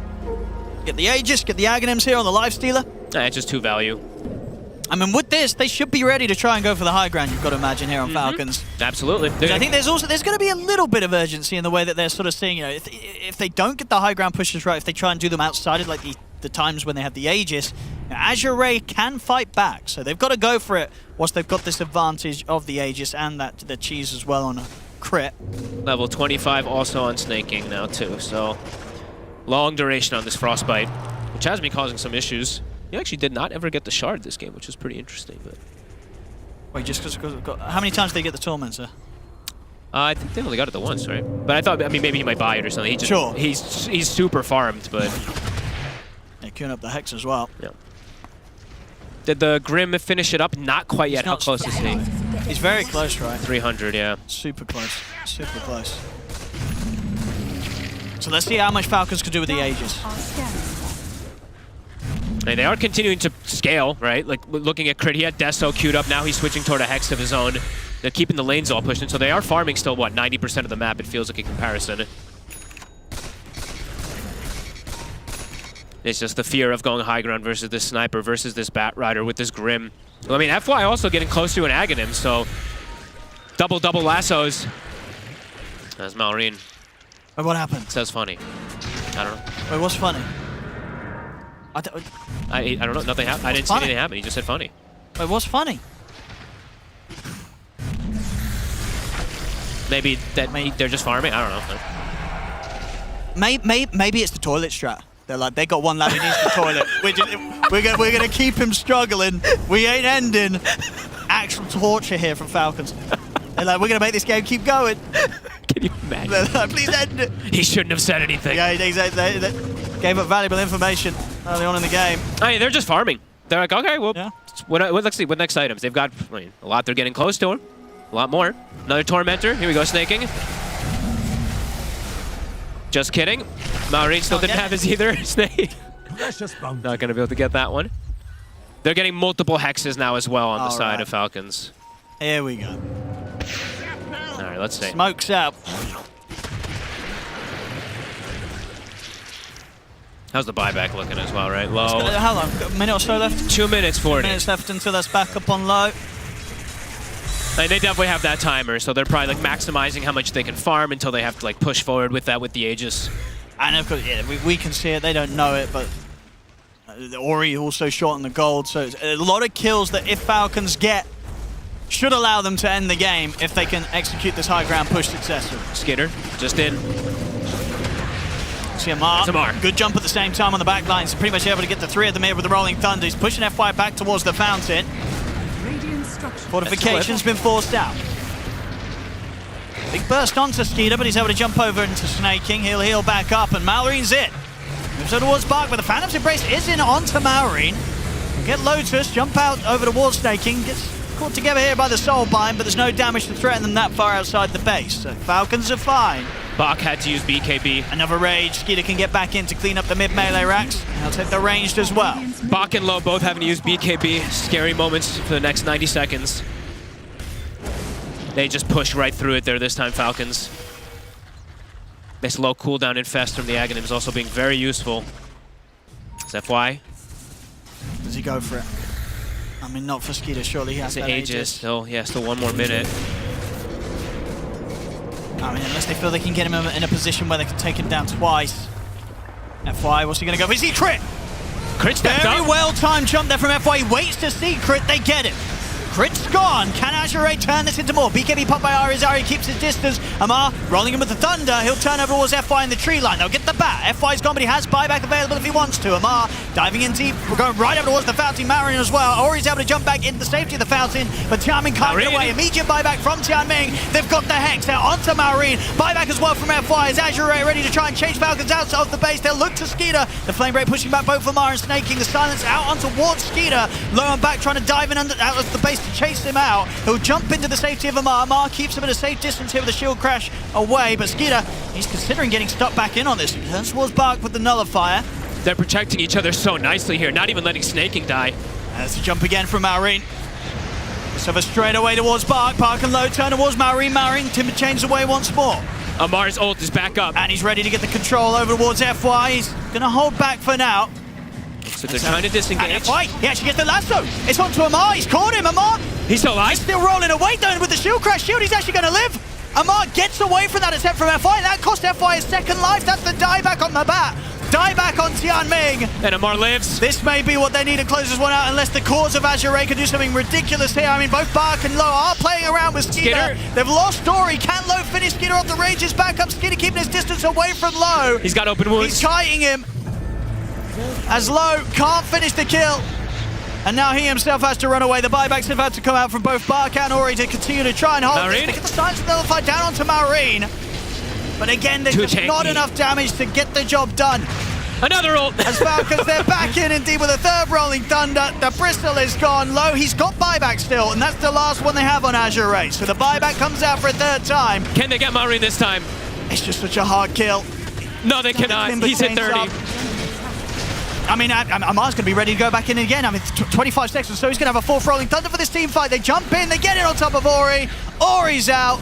He's out for good. It's just down to the two of them, down to the one of them. It's over. GG is called. Falcons finally able to close this game up. 3 Rolling Thunders in one fight. Amar living at the sliver of his HP, but just persisting forward. Maureen doesn't die at the end of there. That's actually insane. He lives with, what, 10% HP a couple times? Yeah, the Nullifier almost gets him to finish off, but Falcons, there's a pretty dominant game from them. They just kept Azure inside the base, but took him a bit to break the high ground, but yeah. These guys are good. Crit especially on this Hoodwink, absolutely ridiculous. They started to have to throw lassos on him to deal with him. But then it lets the cores run rampant. Yeah, pretty wild stuff. Crit nearly coming close to doing the highest hero damage that game. Only just behind that of Maureen. Maureen did 45k hero damage. Crit, he did 43. And how did Ori do?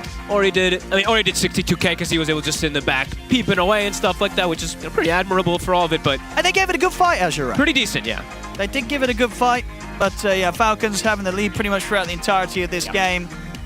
Looking very clean at the start and just taking precautions in closing it up. And understandably so, because we did see the potential of Azure Ray to be able to hold some of these high ground defenses and just make things a bit trickier when it came to Falcons closing it. But Falcons, as experienced and as successful as they have been, they know how to win these games. They take their time and they make sure that those mistakes don't occur on those high ground pushes. It seems like they never really mind being like, okay, you want to play the farm game? You want to take it to the 50? Okay, we'll farm as well too. This is a team that really does love to hit these creeps. I mean, look at the last hits across the boards on everybody. As we mentioned like multiple times in the game, snaking and crit, super high level throughout all of it, so yeah. Yeah, great control and good stuff from Falcons. They know how to close this and they know how to close it as safely as they can, leaving no chance at the end of the day for Azure Ray to turn this one. Team Falcons, they'll take game 1.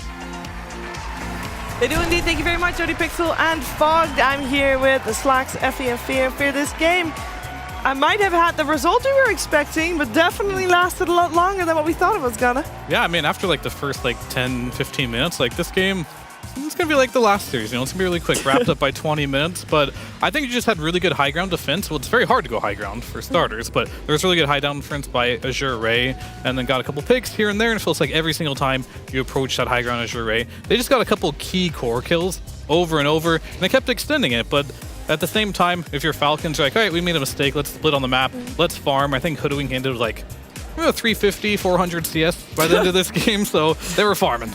Oh, they definitely were. I mean, it was pretty wild seeing Hoodwink out-net worth the sniper for the majority of that late game, but honestly, we saw the strength of what Bounty Hunter can give a team in terms of track gold and like swinging the game potentially in their favor a little bit on the side of Azure. Like there were a couple of fights where they were able to get track kills and stay in the game a little longer and extending it to that like minute 50. But I don't know, the issue with Azure for me was that they didn't really get their Bounty Hunter off to a good start. They didn't get any of their heroes off to a good start, really, even though they felt like they should have won that early game. Yeah. And they last picked that bounty. Like, they were like, yeah, this is it. This is the key to winning this bad boy. I'm sorry, but last pick bounty is not going to beat a hood crit stinker, okay? He's got the Hoodwink on Crit. That is a no-no. Even I know that. Crit's a psycho. Back when he played Clinks, I watched a stream once. He played Clinks for 18 hours straight. Guy's sick. You can't give him Hoodwink. You just don't do it. He is great on that Hoodwink. I mean, if you look at the Pangolier, his lane on paper does not look good, but because you have this Hoodwink in Crit enabling the Pango, they were actually able to outplay Azure Ray very early on, around like minute 5, and get 2 kills bottom that they shouldn't have. And then actually, at the same time, top lane was diving, while mid lane was diving the enemy sniper. And around like minute 5-6, they actually just won 3 lanes at the same time. 2 kills mid, 2 kills bottom, and then 1 kill top. And then the game still lasted forever. Yeah. Can I ask you a question, Fear? No. Okay. Avery, do you have a question for me?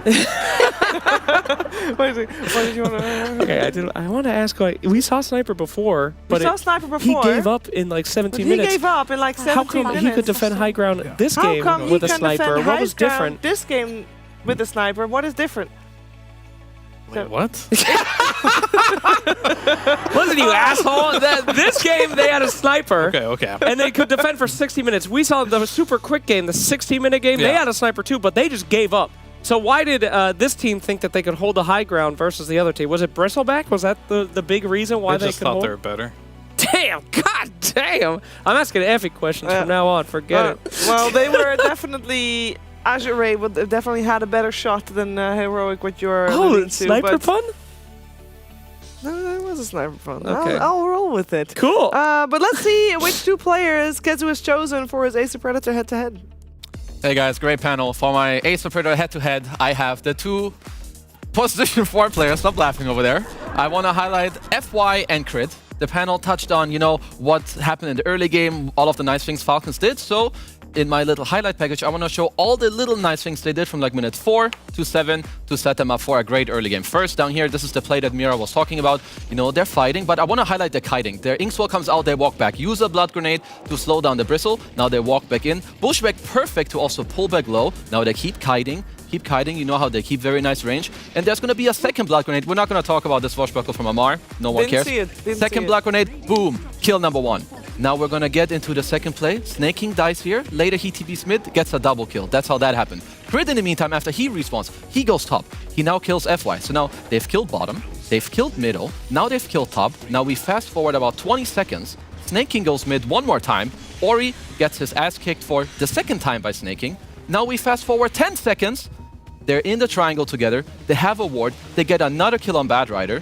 And look at the timing of the game. There's 3 heroes here. Now there's a 4th with Malrine. And this all adds up. It gives them 2,000 gold lead. And in 4, 3, 2, 1, they're going to get the Wisdom Rune on top of all of this. And only because of all of these plays, which is like 6 to 7 giga plays in 3 minutes, is the reason why this game ultimately was as easy for them.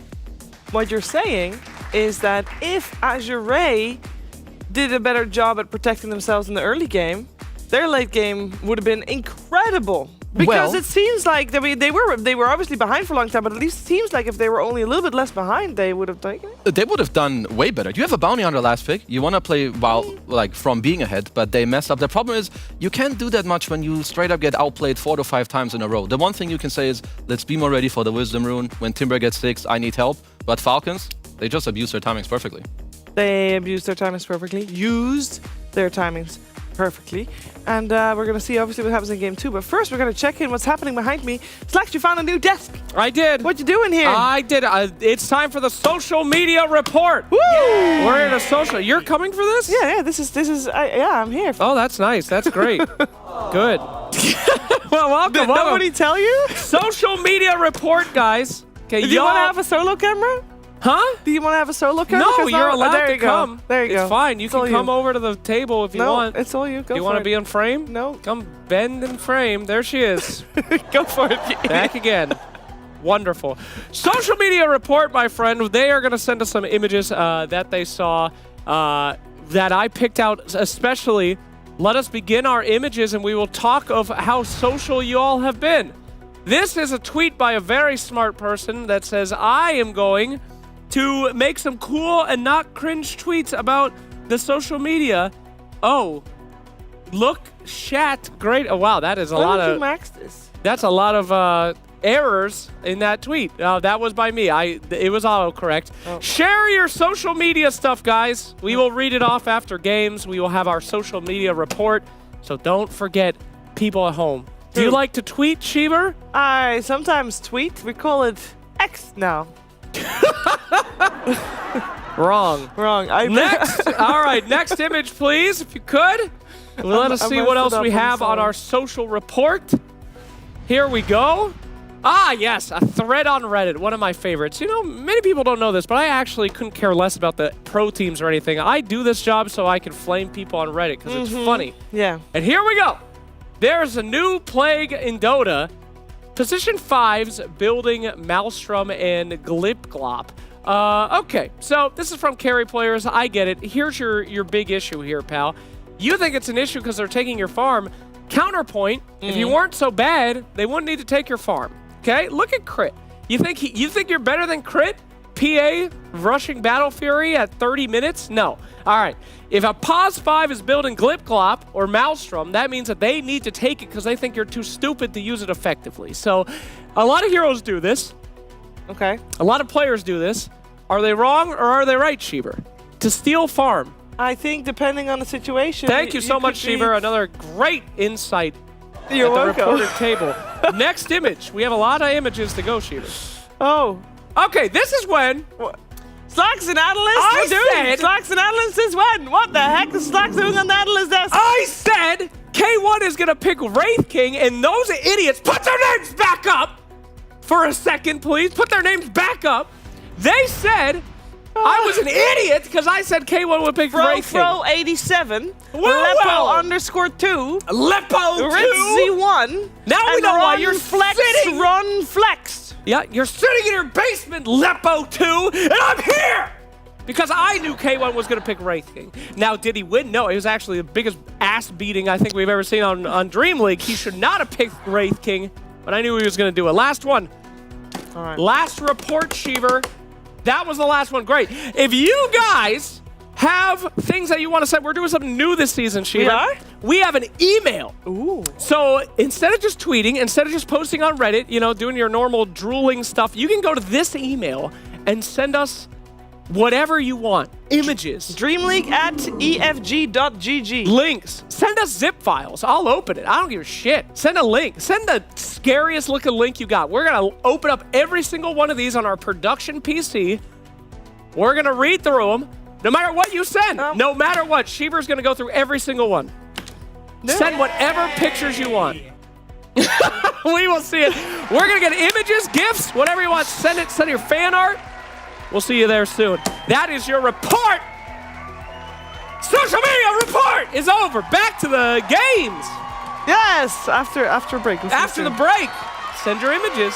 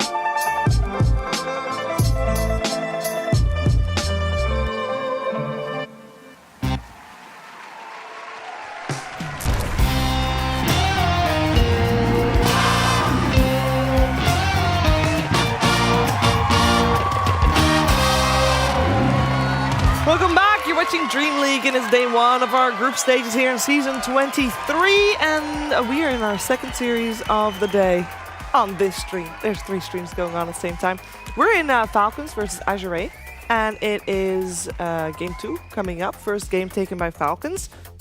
And we're going to talk about it because we are moments away from the draft, which means we need to know what should be changed for game number 2, Fear. What's going to need to change? Because Azure, obviously, I feel like they came close to executing the draft the way they wanted to, but they got outplayed a little bit at the start. Yep. So how would they adjust that? How to adjust getting outplayed? Just play Hard. better, No, I think. yeah, Right? you can already set yourself up for success maybe a bit better in the draft. It's hard, right? Because I think the draft wasn't really super bad for them. Yeah. They kind of got lanes that they wanted. Lifesteal versus Lifesteal. The Sniper versus Timber's not so bad. And of course, that bot lane, you have a Bristol versus Pango.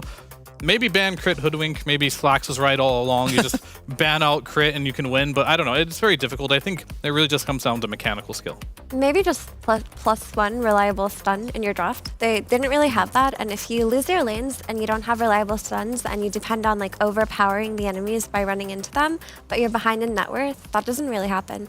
And we saw that FY on the Batrider, he got level 6 at like minute 14, minute 13. It was a very late level 6. But when he did have lasso, they were able to go in, get some track kills, because they were able to lasso back a hero when they didn't really have a means to do that before. Yeah, like honestly, I still really like their draft on Azure. I feel like they can maybe make it simpler. Maybe they go for another hero that can initiate.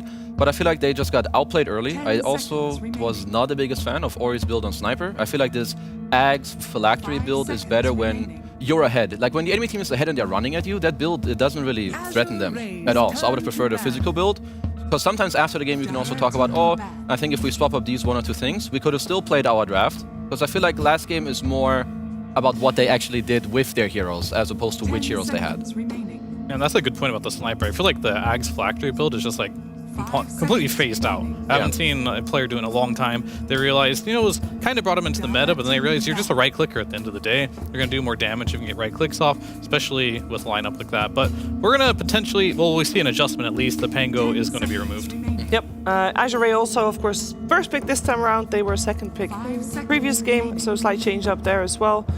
And we'll see which heroes they'll be letting through, because, for example, Doom is still in the pool, was banned out previous game, but at least no need to ban out Bloodseeker. We saw it banned out previous games, of course, because Pango is already banned out. I mean, overall, I'm just kind of happy with what we did see from Azure last game. It was different, but it was good. It was new. I feel like they did execute at least good enough to give me hope, like going into this game too. Now their first pick, I don't really know what to expect. They'll go with the Doom. Overall, just good hero. Wouldn't be too surprised about some. Maybe Centaur as a closer, but overall, Azure should feel happy. I would like to see them run back the Grim. I think Grim as a hero just does so much for teams, especially with the way that you want to play versus Falcons, which is you want to be able to like weave in and out of fights because Falcons are just so dang good at it. So maybe just go for the classical Grim plus Doom combo. Don't be dissuaded from it. We'll start off with the Shadow Demon. Can't go wrong with that. Obviously a save. It's also comfort and it's also meta. Everything won. Yeah, I mean, it gives you stacks. We love stacks in this we love patch. stacks. We love them so much. Yay. I mean, one thing about Shadow Demon as well that goes a little unnoticed is in the late game, we see tons of Wind Wakers. And now you have a built-in Purge already, so if you actually want to focus a target without them flying away over some terrain, that helps you a lot. And of course, early game stacks, laning, not bad. It's probably not strongest suit, but everywhere else this year was really good. Yeah, and something people actually don't talk about enough with Shadow Demon versus Doom is that ever since Doom's Doom duration level 1 got nerfed, if your Shadow Demon just TPs in and disrupts you, you're removing like a third of the level 1 Doom duration. Like it makes it so that these Dooms who want to get level 6 and get a quick kill on the carry have a lot harder means to play around because you suddenly have the support who can TP in and buy you enough time. Yeah, that makes SD even better against Doom than it used to be. Then the hero scaling is incredible, like Fear saying. And I feel like also the fact that you make stacks, which can help someone like feel better about leaving the lane when Doom does get Doom in order to just get out and feel good. Like there's so many good points about it. So Falcons, obviously they will be very happy to get their hands on this hero. Does that mean it's now extra important for Azure to also get stacks to balance out the extra net worth that you know Falcons will get from those stacks? Like how does that work? Or should Azure focus on, you know, getting a stack stealer lineup? I feel like stealing stacks is very dependent on how your lanes are going, right? And of course, if you have heroes like Timber, you can definitely draft for heroes that can help get into there. But normally, it's one of those situations. Oh, we won mid, or we won our safe lane. Now we can like easily walk into there. But I think it's safer almost always to build your own stacks and fade, because if that fails, you're giga far behind. Yeah. Like you've died. You have no stacks. They're taking stacks. It's a risky plan, but it can work. And also, you just have Doom, who's gonna print net worth by itself too. So if you can just draft heroes that can farm a lot, you know, like the Lunas, the Svens, the Flash Farmers, you can offset that too through a different means. I would feel like if I'm Azure Ray, I would be a bit annoyed by having to go against SD. Holy cigar with a Wraith King, because the two supports they had last game with the Grim and Bat, they're still great heroes. But SD is very good against them. Like his Shard can kind of destroy both of them. The aggressive Purge should take away the Inkswell, as Falcons just, straight up open with the Wraith King against Doom. It's obviously a very comfort hero for Skeeter, that Wraith King. Very cool. I'm more confident on Skeeter playing Wraith King than Heroic running a Wraith King, because this is just like a tried and tested hero for him, where he's been able to make it work on this team, in this iteration, in this meta. Also, having a Wraith King sets up for like a support like a Mirana on your lane, where you can just chain stun the arrow into the Wraithfire Blast, and then you have a later setup with Disruption and Arrow. I mean, also, like, one of the things, Wraith King should be played, he's like a tempo, he's like back and forth. You have some skeletons, you can do something, whereas, like Mira was mentioning, I feel like when Heroic played, he will more like farm creeps for 30 minutes. Skeeter is so good when it comes to like finding the balance of farming, but also making moves, so I'm just fully on board with believing more in this Wraith King. Yeah, I mean, I'm with that as well, and I think the one real weakness that Wraith King has really suffered recently is his talents aren't as good as they used to be. But when you're playing versus Doom, you're mainly just playing for the ultimate there. And the laning stage, you have some sustain as well with the lifesteal, so it works. And then you pick Elder Titan, just adding more team fight. But if you're Wraith King, typically you don't really mind playing against Elder Titan because you do have a lot of HP. You are a strength hero, so you're not really,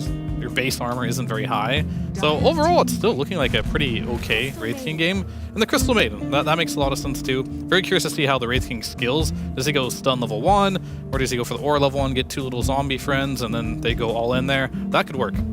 I would like to see the zombie friends, because when you, because like when you look at Doom cannot fight Wraith King skeletons. Like typically, Wraith King is picked against Doom not just for the counter through his ulti, like tanking the Doom, but also because Doom doesn't really have a means to kill those guys on lane. Like especially if you have a follow-up stun or a follow-up slow, Doom can die very, very easily versus the CM plus Wraith.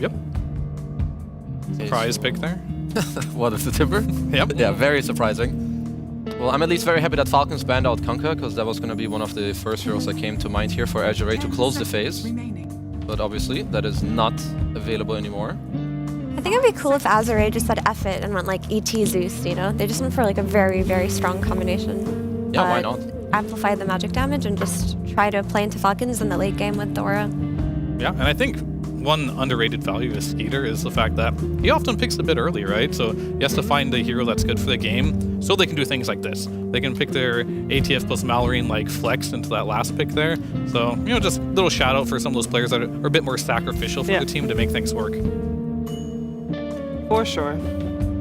As we are looking for Azure Ray's, well, some would say most important pick of the draft. Yeah, I think the overall first pick and then this pick is the best things on first pick. So you got to make them good. You take them, you get banned into most OP hero on the first pick, and then you get this 18 pick where you get to see 4 heroes. And the next one not so good because they're going to ban 2 of whatever you need. So how would we rate the Gyro Copter?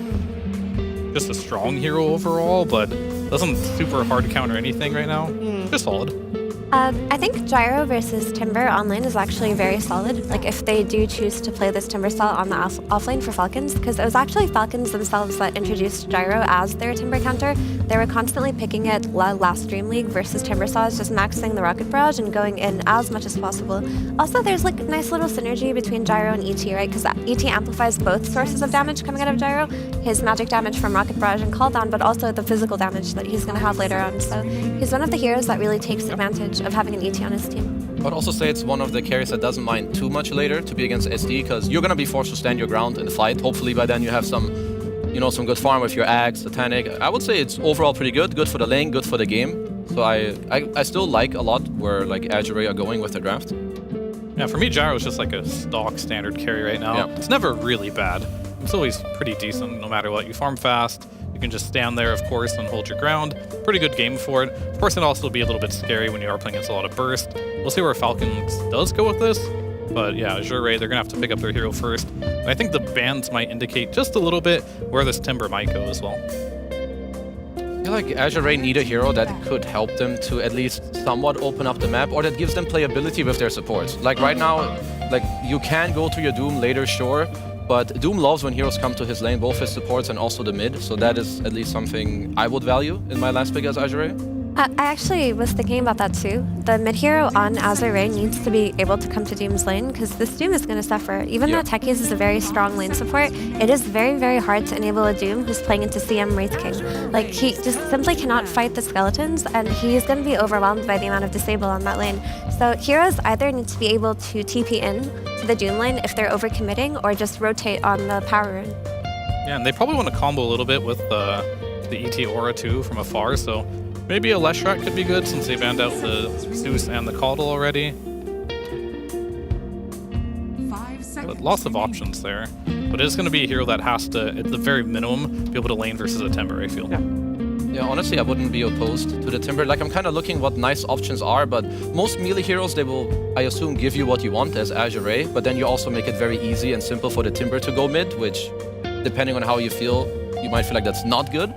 So the Lesh kind of ticks similar boxes. He's also tanky enough. I feel like he should live through the Falcon's damage.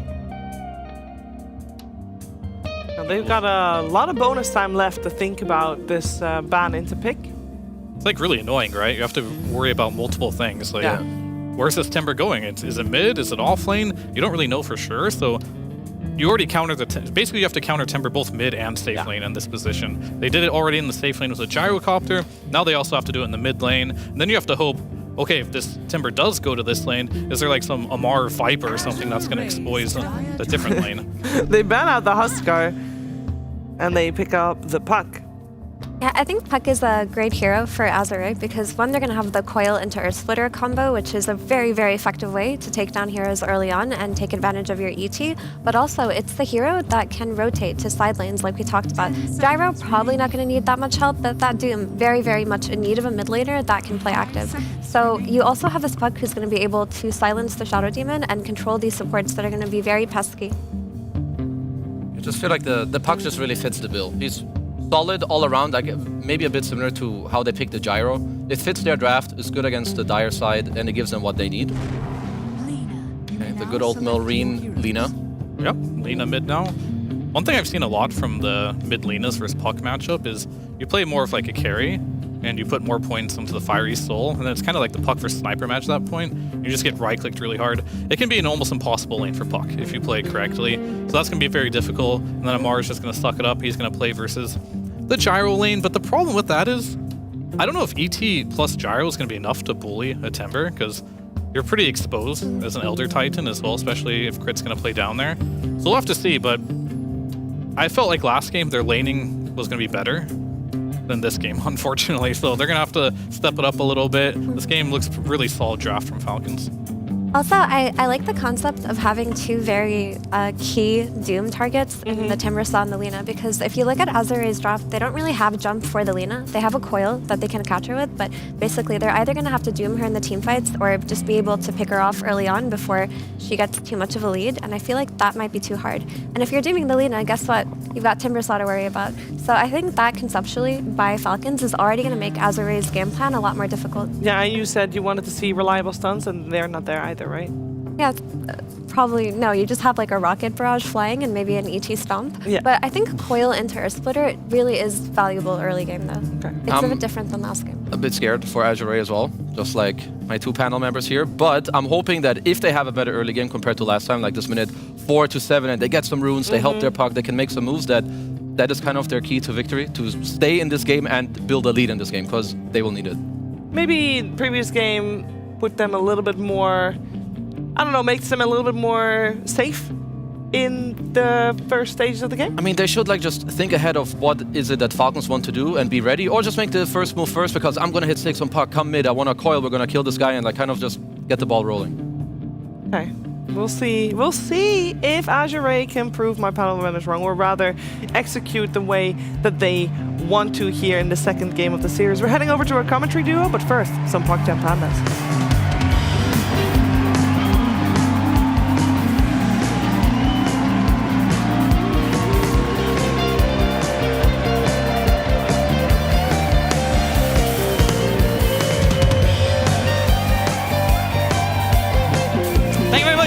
Welcome back, ladies and gentlemen, as we get ourselves into the action here. Game 2 between Azure Ray and Team Falcons. Folks, what have we got going on here with the drafts this time around? A lot more team fight, I would say, that Azure Ray didn't really have last time. I feel like they just had independent heroes. I think this one they cleaned up the fact they have tons of team fight to come in, but I'd have to agree. Same thing with the panel. I do feel like their lanes look a little bit weaker this time around. In Falcons, they feel like they always just get these type of heroes. You know, they have just so many under their sleeve. Here's Malrine. He gets like another good matchup, and then they just switch things up, put the Timber in the off lane, and we'll have to see how that one goes with the Shadow Demon behind him versus this ET and Gyro. 30 seconds to battle. Let's have a look. Let's see if Azure can try and get this game to a point where they're able to sort of have some sort of lead. You know, which that last game was a long one. Azure were able to keep the game going, but just never able to get ahead or really get any sort of significant control of the game against Falcons. Never ahead. I think it was the lowest it dropped to was like that 1K, 2K, maybe 3K leadish or so, but besides that, it was mostly like 7+ for Falcons for majority of the game. And it was a lot based off of the early game. The double support rotations, Malrine be able to make the rotations early, deny Wisdom Runes, because we saw the support level 6s come out 8 minutes for both supports on Falcons last game, and the supports on the side of Azure, they're level 4. Even the cores were lacking. So lanes have to go much better. So let's just see if they do execute those at least so we can see that mid game a bit better. Mid lane could be a matchup where the outplays could occur, right? This is sort of a mid lane where both heroes have got a fair bit of burst. Can be a difficult one for the Puck. I was going to say, out the two, the Puck's definitely the more vulnerable. Yep. You have 1 armor to compare to 4 armor. So just trading hits in a lot of situations can be pretty problematic for you. Ori, of course, very comfortable on this hero, but I've seen a couple games where these Pucks just die level 1. Slip up. Yeah, they do. I've seen them die to Leshrax, I've seen them die to Linas. One thing's for sure, Azure Ray, they're going to be ready to go in this game too. They got a chance to refresh themselves, to go to the toilet. You know. That's true. We're not going to have that issue this game. No. They made it through that game 1, and now, this game 2, they should be feeling a bit better. Malrine level 2.5, Ori still level 1. He's got the wave, of course, coming under, but he's going to look to pressure under this wave as much as possible.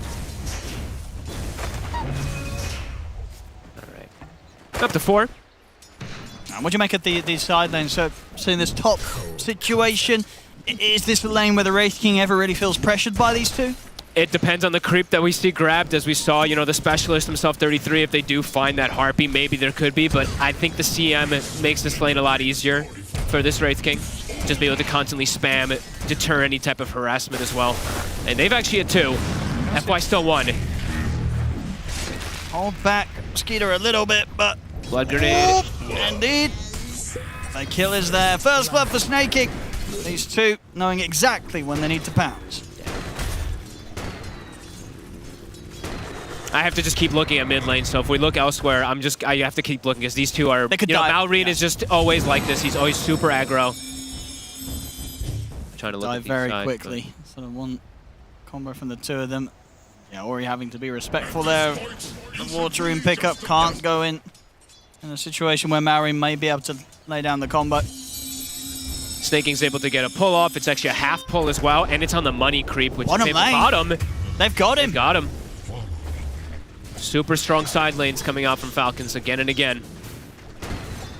And yeah, top I was mentioning, he pulled the money creep. So that's like the worst thing that happens to you. I feel like if they are able to just do like half pulls and you lose the money creep early on, it's very painful early game.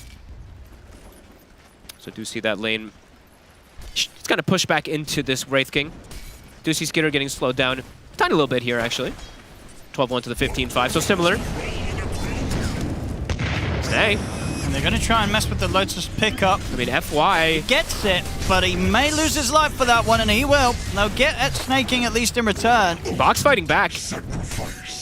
Another blade in a couple seconds, but Skeeter's got the distance to step back. So just the 1 for 1. That top lane's going infinitely better, though. Last game actually Bach did have a pretty decent lane. He did. as well, He was too, farmed. This one, it's 18-8. Slowing down this Wraith King a lot, but a big differential in the mid lane. This time, Malrine 21-7 to 31. As we said, this is a tough matchup. Especially if that first wave goes the way it did. Malrine got level 2, got Fiery Stone, immediately pressured the puck under the tower after that. So getting doubled up like that, it can be problematic.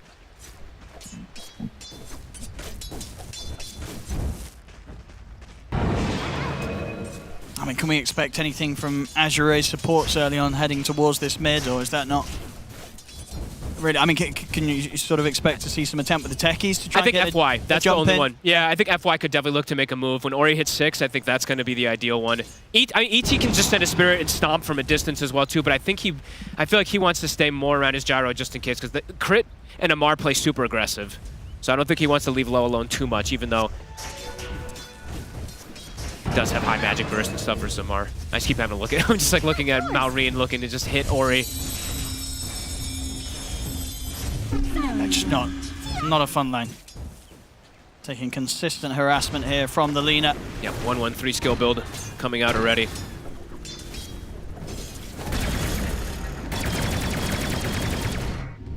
Bottom. Amar continues to be very happy, but the same to be said here. Low on the carry. Good CS here on the gyro. Yep. Crit getting the stacks going. As we see, these Shadow Demons tends to have... Like Shadow Demon and Bat Rider usually have the highest stacks in the game, so we're going to see an insane amount over here to be able to enable his cores.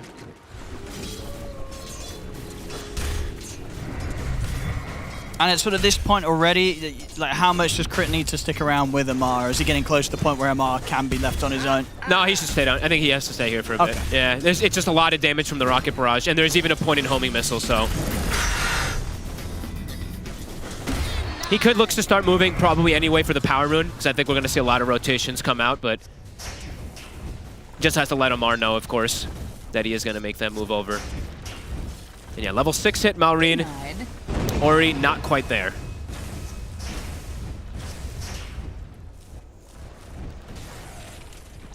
By quite a bit as well. Yep. Only just about to hit halfway through the level 5. They use the glyph immediately as well too. Keep that wave as live as long as possible. He's gonna get a lot of tower damage on the mid lane. It's a full catapult. It's a full wave and a catapult. He's gotta drag him away at least. 6-minute power rune, it's a good one as well. Arcane rune. There for Malrine. Top lane. Now get the jump in onto Skeeter. Good move here from Bark and FY. They find the chance to jump him. They're slowing him down a lot. I mean, Skeeter is struggling, actually similar to what we saw from Hector earlier versus versus that Doom. Some nice laning coming out from Bach with these double bracers. Even got the cloak aura.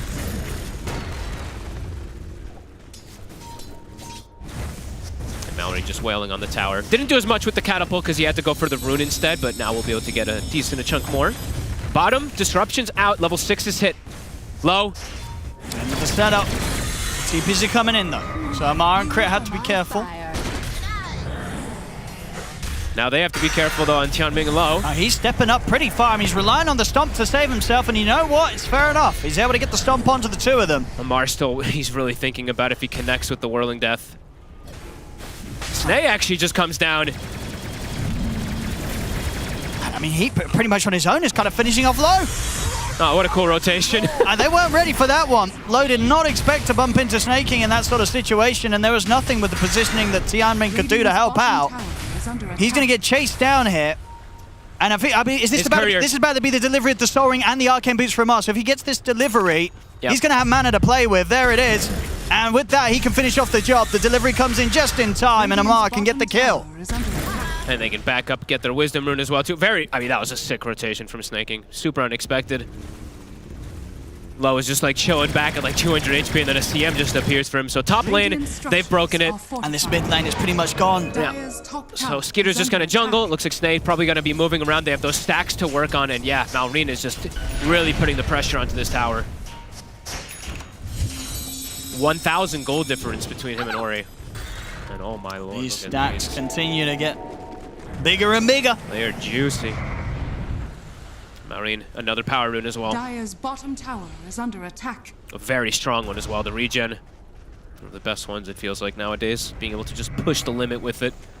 I mean, this is the thing, right, with how good mid and the bottom lane have gone for Falcons. There's every reason to believe that, you know, Marine, Anamar will be able to do a fair bit enough to sort of give the space for Skeeter to catch up on the Wraith King this game. Yeah, and he's a Wraith King, so he's fine. He just goes jungle with skeletons, and he is able to catch up. We see the trusty shovel come out, so he's going to be digging in the meantime. Bach, there's TPs coming in. See if they can get the kill from this. I mean, with Marine turning up, they certainly can. Skeeter will take it. It does indeed go towards Skeeter, that gold, so he'll be very happy with that one. Already starting to see the potential of Marine with that great start that he's had in the mid to turn up and make even the tougher parts of the map feel a bit safer for the team. And with that sort of a play, as you can see, already 9 minutes in, top 3 heroes on the net worth. It's all the cause of Falcons. 9 stacks as well in the meantime. This is early, right? This is insane. Mars like, thank you so much, my friend. Juicy. Oh, here we go. Let's just watch. He started at, what, 4,400? See what he gets up to. I'll watch. This is so much. This is such a crazy influx of cash. And it's hard for them to contest this, because if the lanes have gone like this way already, if you go in there, everybody's healthy. I mean, he's got to be a bit careful, right, doing this ancient stack. It's pretty big if he wants to. He's actually going to maybe look over towards getting a kill on Tianming if Crit wants to go for the setup, but he won't try for it. He'll wait. They'll scout it. Instead, they're going to look to make a play onto low, perhaps, Amar. Does get pushed away.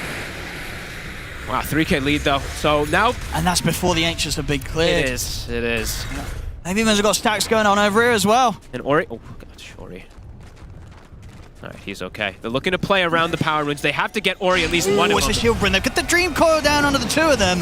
Marine's able to get the deny onto the shield bring. They'll head up to the high ground. Good jump forward from FY to get the Doom drop down onto Marine. But he can keep his distance as Crit holds back Bark with the disruption. Marine's going to be perfectly fine. The Doom damage not going to be enough to kill him off. One more poison. It's only level 4. Okay, Skitter's over here too. Yeah, no escape for FY. So they try and go kind of all in for a play there with the Dream Coil and the Doom to try and take Marine down.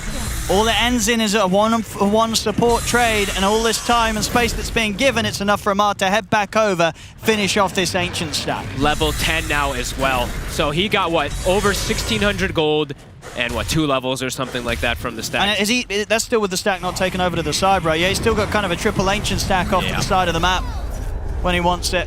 I do like that we're seeing Azure look to play around mid, though. Play around Ori. You have to look around to play around this coil and try to enable him at least, but your tower's dropping so early. Gone, so they're not going to have that opportunity to try for this anymore. 5K lead. So even rougher than the first game, right, in terms of the difference in gold. Yeah. Especially also, you know, this time they do have the Devour's only level 1, so we won't talk about that at all, but... Now, wow. Very early pressure plays. Boots of Travel finished up super early on Malrine. He's going straight for that Aghanims. And they're going to have a bunch of different cores to deal with. And look at that farm, yeah. Oh, Amar. Well, off the mark there with that chamber.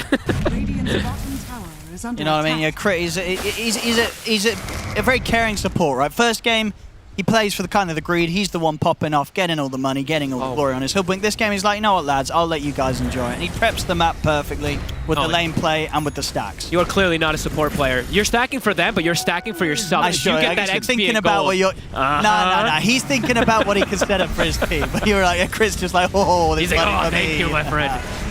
Boots of Travel bottom. Low. I mean, Amar's just straight in. Low doesn't even stand a chance. Then they've TP'd in almost certainly to their doom. Just the numbers. They've got everybody here. To jump in. I mean, it's just save your buddy syndrome there to the max. 4 heroes dying one after another. The tower's gone. Neutral creep. I don't know how that happened. FY somehow was killed by one of those. Wait, we got to get a replay on that one. How did that happen? I don't know. It's like in the middle of the thing. It's the middle of everything. What neutral creep came out? I think it was the Kobold. One of the Kobolds. Oh, it must have been from the small camp. I don't know. Yeah, it was aggroed by the freezing field. Okay. And indeed, there we go. Look at him. With the wine glass. Just knocked him across the head. I mean, insane ways that they collapse on the map. 8,000 gold lead. It seems like the lanes, yeah, as you said, the lanes almost feel like they went worse than last time, and they're getting the they did. Last time around, at least they had sort of Bark having a good time. I mean, it's not terrible. Just the problem is Falcons, they're having a brilliant time on all cores. I think for Azure, they can't do, like you said, they can't do the 1-by-1 sequence TPs. If they're going to look to defend, they have to be there faster. It's just Falcons are way quicker at the way they set up and way like more foresight, it seems like, in the way that they're looking for these plays to happen. It's like Azure sees it coming, they're like, oh yeah, it's coming, instead of them expecting it 30 seconds beforehand where they can prep for it. They have to be more prepared for these moves from Falcons. But it just feels like it's going to continue accelerating with the boots of travel so early and these levels just continuing to skyrocket.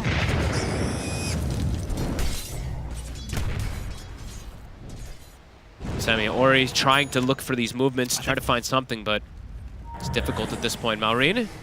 It's just not a target you can go for here. He doesn't have the backup, Ori. It's too deep. And he's so speedy as well. I mean, if you try and set up with a Dream Coil, unless you've got immediate follow-up with a stun or something, he's going to be happy to tank the stun. And walk away. And just walk away with these boots of travel. He's speedy. Yeah.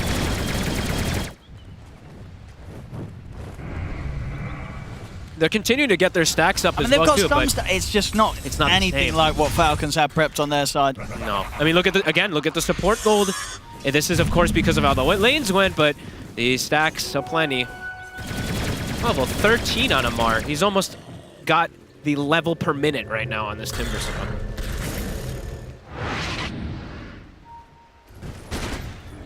Sure, just kind of feels like, yeah, they have to at least protect low, ensure that he can do these Ancients to keep catching up. And might have to, honestly, it feels like they might have to get him involved with the next coil to be able to try to kill one of these cores. Tough decisions to make. Falcons very ready. I mean, Azure want to do something top. But maybe with a bit of a bait, as FY is here. But Skeeter is fine with leading the charge. I mean, they're bringing in low to try for this. To do him. I mean, they've got him once, but this is a Wraith King. He's going to be coming back for round 2. Bark's dead. They've got Ori coming in from the side. They'll finish off Snake King. I mean, Ori's jumped in. He's trying to get more out of this fight. But Amar's just chasing back both Low and FY. Now he's ready to swing back over towards Ori. Ori's able to jump over towards the orb just in time. He's got to use the Dream Coil to hold the 2 back, but there's the disruption. Buys time for them to surround him, and Skeeter finishes him off with the crit. They're trying to make something happen, but at this point, and when they're this far behind, it really feels like they just can't fog. Yeah, they literally brought everything. Amar is invulnerable at this point. 2,600 HP with ult. I mean, this is crazy how much his farm is. But again, Falcon just brings the number. They're quicker. Yep. And they use the fight in a very natural way. Skeeter just runs in. He's like, pop my ult. Even though the Doom goes out on Malrine, he is a mile away from them being able to get to him. Yeah, Falcon's just so good at executing these team fights and preparing for the plays. They were pinging it, if I'm not mistaken, it was Skitter. He was pinging the tower before that move even happened. Radiant's top tower is under attack.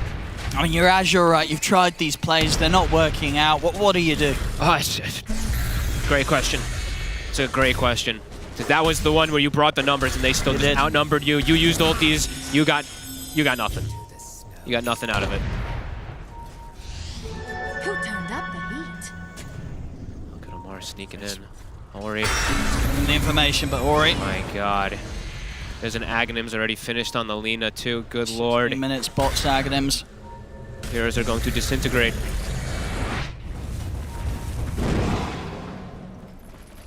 Extremely difficult game here for Azure, right? Just feels like they always know it. I mean, this one they had a ward scouting out Bach a little bit here. He's in a world of hurt again. There's nowhere safe on the map right now for Azure Ray. They're gonna try for top, it looks like. They know he doesn't have his ult. But the tower's there. And they just don't have the damage. Nope.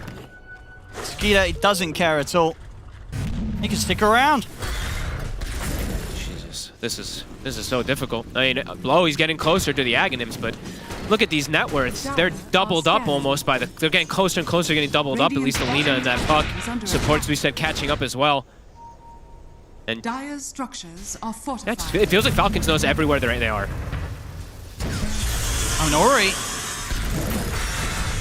FY as well around the mid. And another combo connection from Amar should get the job done. FY has the backup of Low and Tian Ming, and Amar is going to be able to kill him. Can they threaten Amar? With the Doom, they should have him. Yeah, they'll drop the ults for him. It's absolutely worth it. But they will get the kill, and they'll also get the Dream Coil onto Snake King. Can they get Snake? Maybe they can get a bonus out of this. The rest of the Falcons are coming across, and indeed Snake King with these drums and this bracer, he's too much for them to take down. 1,600 HP, I mean, he is tanky. But they do, they get Amar, and Low was the one to get the kill. So a lot of money for the Gyro. How much was the streak, actually? What, it was 590 plus 812? Holy moly. Okay. Yeah, quite a lot. But Radiant's now finished. I mean, Skitter's timing still phenomenal. It's actually phased Armlet Radiance. It's like he had an absolute free lane. And they're ready to keep striking. And that was the Doom used. That was the coil spin. And that also was Falcons pushing it very far forward. Sure. Who's going to tank the gank? It's going to be Xiaoming. That's fine. Hey, that's his job at this point in the game as the CT, is just ensure that low it doesn't die. Snaking didn't break his smoke, though, so he's still looking to catch something here. Crit. To find the ward here, too. Already TP'd over and maybe want to try to make a play on crit, but there's Falcon's buddies in the area. Illusion. Everybody just staying as far from the action as they can right now, apart from maybe Ori, but Ori knows that it's still tricky for Falcons to get on top of him. Skitter just denying away these Ancients, though, preventing them from getting any farm over here. They're just getting much more out of the map.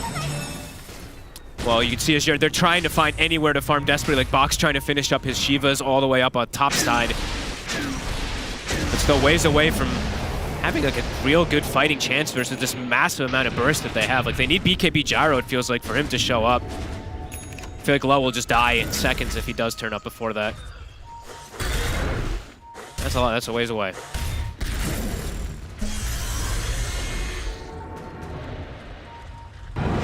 Buck's getting a bit of space on that top side of the map, but may have to respond to the pressure of Falcons pretty soon, as Falcons, they're out with the smoke. And they're set up around that Wisdom Rune timing, of course, too. 30 seconds until that spawns. The Tormentor, if they'd like to go for it, maybe a possibility as well for Falcons. And if I'm not mistaken, is that Wisdom Rune still up? It is, right? They're fermenting the far right rune. Yeah, so that one's going to be juiced up in 20 seconds. Smart. Just like last time. Just like last game. Absolutely doing it intentionally, because they know in a game like this, when they've managed to put the pressure on this hard, ain't no way that Azure Ray's ever going to be heading over to here to see if there's a Wisdom Rune or try and catch it. They've got bigger problems right now. Oh, yeah. And look at the deep ward they placed, too, while taking Tormentor. Just in case of anything, they're really covering all their bases here at this point. FY, he knows. All right, FY does go over here. He's going from level 10 straight to level 12. Level 2 bombs now. All right. There you go. That's something. There we go. Maureen. Hey, he's got him. That feels bad. Dead on your high ground with your tier 2 up. Dire's middle tower. You don't expect that one. Nope. Radiant's top tower is But under FY, attack. getting those levels. Maybe the techies facts, it can be enough to keep this game alive. And uh-oh, Ori. They see him. Snay trying to get the frostbite onto him. Whoop. Not able to get the connection there in time. Ori's able to blink away. Skid's going to continue to try and chase, but he's still a slippery here. Money to burn. Now you can see that they're trying to find anywhere to farm, though. Like, they're not really able to show in these lanes. It feels like for Ezra, every time someone shows in a lane, they get gone on. Like bottom right now, I believe FY showed for a quick second.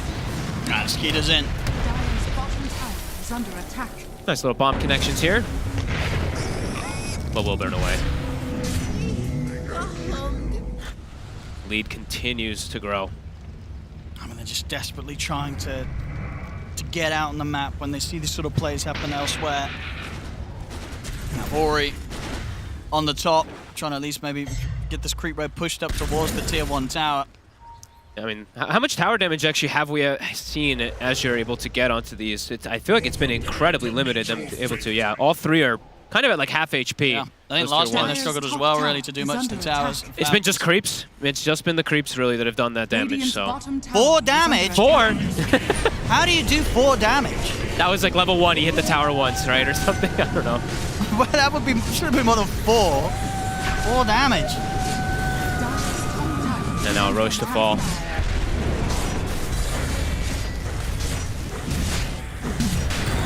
Just such clean, decisive movements from Falcons. Nothing going wrong for them at all in this game. Aegis now on Maureen.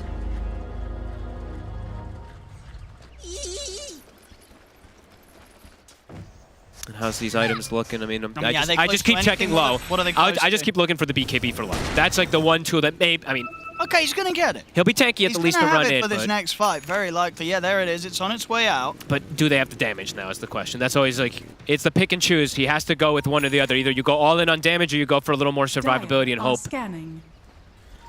I mean, they just sort of had to get in onto someone with the Doom, with the ET Techies follow-up.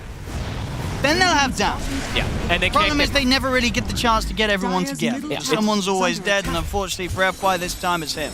And it's always them having to deal with lanes. Every time I look at the map, the lanes are shoved in. So they're just like trying to push them out, but that means somebody has to show, and every time somebody shows, they die. Or, you know, FY shows and he dies. Looking like they want to try to set up onto top here. Maybe expecting at least one hero, but Falcons quickly back away. And my god, this lead just continues to grow and grow and grow. Radiant's middle tower is under attack. Yeah, with the Aegis, Falcons, if they want to, could start looking towards the base. Yeah, can look to start poking. Dire's There is still this splitter plus this coil, but it has yet to be utilized by 24 minutes. Radiant's middle tower has fallen. And Amar, maybe not even feeling like he cares. That's how tanky he is. And Snaking, he's not even letting them finish this top tier one. No. No mercy from the king. Are they just gonna doom him? Shouldn't need the Doom, sure. Well, maybe they did. I mean, well, they got the splitter. There's a disruption. I mean, I don't know, maybe they did need the Doom, okay, they'll get him. But it's a bit messy, and it's going to cost some of their lives themselves. It cost them both of them. Bark and Ori are gone. Maureen has a Hex already for Ori. It's 25 minutes in. And there's the tip. Yeah. It's really sort of rubbed salt into the wounds there. I am sure, you know, if you've ever been in any of these pucks in this situation, you're just like, Lina has Hex? It's 20 minutes in. Caught immediately. An attempt at a move. Quickly responded again and again by Falcons. It's rough. And unfortunately for Azure, a lot rougher than game one was. It's only got worse here for them in game two. Falcons just knows dominating. They know how to, you know, play the map. Their movement is very clean. They're all getting farmed, and their itemization is usually pretty damn good. You know, this Hex, this Aghanim into Hex is perfect versus Puck. Every single time Ori tries to go in now, he's likely just dead instantly. It looks like they do want to accelerate the way things are going on here. Set Amar beating on the tower. This is starting to, honestly, this is feeling like rapier territories for low. Pretty soon. And Maureen can kill whoever he wants here. Anyone he finds is dead. Well, maybe not the Doom because he's so tanky, but yeah, pretty much anyone else is just straight up dead.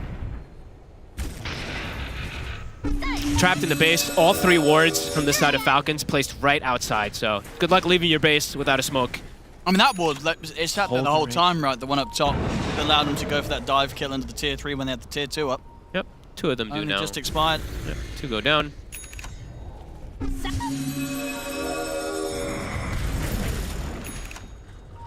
$90 seconds left on Aegis. BKB is being purchased. I believe what? That's the Skitter BKB. They also have the Amar one.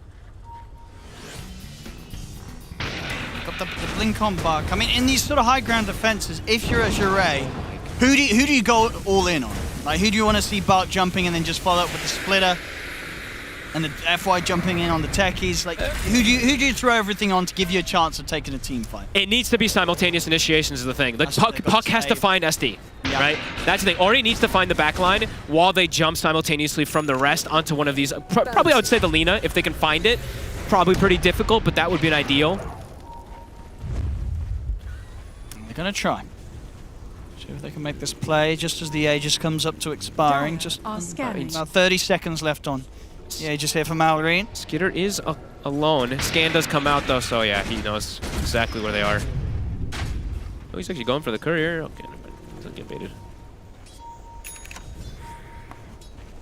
Radiant's bottom tower is under attack. Amar also has a Hex, by the way. And he was actually holding onto what neutral item he wanted to go for his tier 2 for the entire time. He finally decided Eye of Azir was the best one. So now 2 Hexes versus this Puck, and it's so early in. Usually you don't see these Hexes for another 10 minutes. stability. On Azure, Falcons connecting. this could be their last fight. There's the Hex. They get the jump in straight away. They go for Low. Immediately in onto the carry. Low's able to get the BKB off, and he's running away. He's actually able to get away from Skeeter for now. Skeeter's continue to try and force him out of the fight. If he gets him with one more crit, he should have him. Got Maureen. But he can't close the gap. Low's actually going to be able to live for now. And that's the first life of Skeeter gone. Just a pretty solid start to the fight. I mean, if anything, Azure, they could kind of leave it as this, and they'll take that as a victory, absolutely. Yep. Killing Maureen, knocking out the Reincarnate from Skeeter, and keeping Low alive. They got to the back, they got to Maureen, they got to the SD2, they messed with Crit a little bit, able to finish him off, their first success in this game. A lot expended. They also still have lane issues, where all 3 lanes are pushing onto their sides, but it is something at the least. Yeah, not bad for a team that's 20k down, right? Oh yeah, not bad. However, 30 seconds, and then let's see what they do again, because that Doom is still going to be on cooldown for about 40 once Maureen does respawn.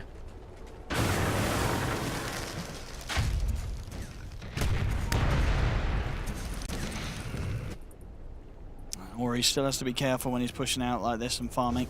Oh yeah. He's getting close to Lincolns though, so at least he'll have protection versus one of the Hexes, or one of those controls that come out for him. I mean, they're ready with the smoke Falcons. They're on Mari's in. Quick Hex onto FY. Jesus. And Maureen is hunting himself. He's looking for Ori. The Shadow Blade's up. Oh, he's so close, but he actually just passes him. And Ori, a very well done TP there, will save him. Meanwhile, down bottom, Bach. they're closing onto the Doom. And Bach's out for 50. Couple of heroes dead. This could be what Falcon needs to go high ground. I mean, yeah, already. Crit. He jumped in deep. Ooh. I mean, that will cause Bach to use the buyback immediately. So buyback expended here. I mean, all right. Like, Crit blinked in, right? I think he must have, right? There's no. I don't think there's any other way they were getting him up there. Did he try to blink headband somebody out or something? No. I mean, you might be right there. I didn't. I looked away. For a cute little play. I looked away for a second, but I don't know. Either way, he dies, but it forces a Bach buyback, right? So it's I think you're fine with that. I think you're pretty happy with Falcons. Okay, that's the Doom buyback gone. Yeah. All right, Low, getting some lifesteal going on for him here. His net worth is getting. I mean, he is tied up. He is tied up with the other cores. It's just he's alone. The Doom is super poor. They have the same net worth as the supports on the side of Falcons again. I mean, actually, you know, he needs the Satanic and then he needs a Rapier. Yeah, Satanic Low Rapier. can get Satanic 100%. Rapier. There is a chance. There is a chance with that. And we did see last game, they were able to make the game go on. Very, very close there, and a little too close for Skeeter. Get taken out once. Have to wait a little bit. He's able to get the Wisdom Rune as well. All right, Amar, he gets the Flamethrower. That'll help with getting some of this push going, even though we don't think, I don't know how much longer it's going to be before they go to hit the buildings again. Might wait for the Roche. I think they will. I mean, going from the way Falcons like to play. Yep. And, yeah, in this sort of game where we have seen, you know, there was that one fight just now around this top area that did go the way slightly of Azure, right? Yeah, either they wait for Roche or they wait for the fight right outside of the Roche pit. You know, they set up some vision in the area. And Ori, that Lincoln's should be a bit safer.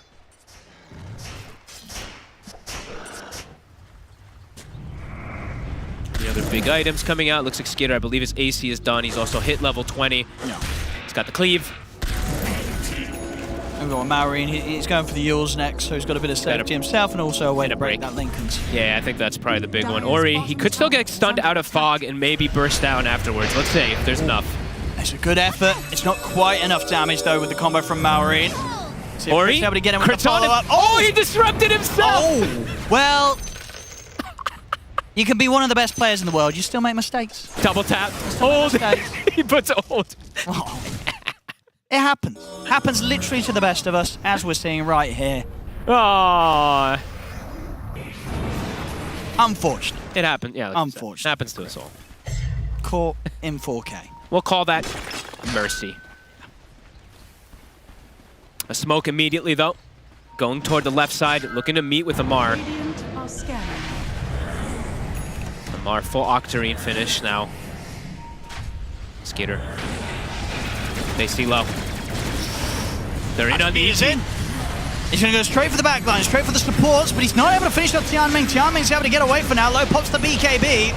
Missile's going to connect in over towards Skeeter. Ori jumps in aggressively over towards the two of them, but he's been caught by the stun. The split comes out both on the Skeeter and Snake King, but isn't enough to kill them. Tianming is still alive. Amar's trying to finish him, but Tianming's actually able to get up to the stage to the high ground. He gets away. Skeeter's gone the once. The buyback will come out from Ori, but Low's out.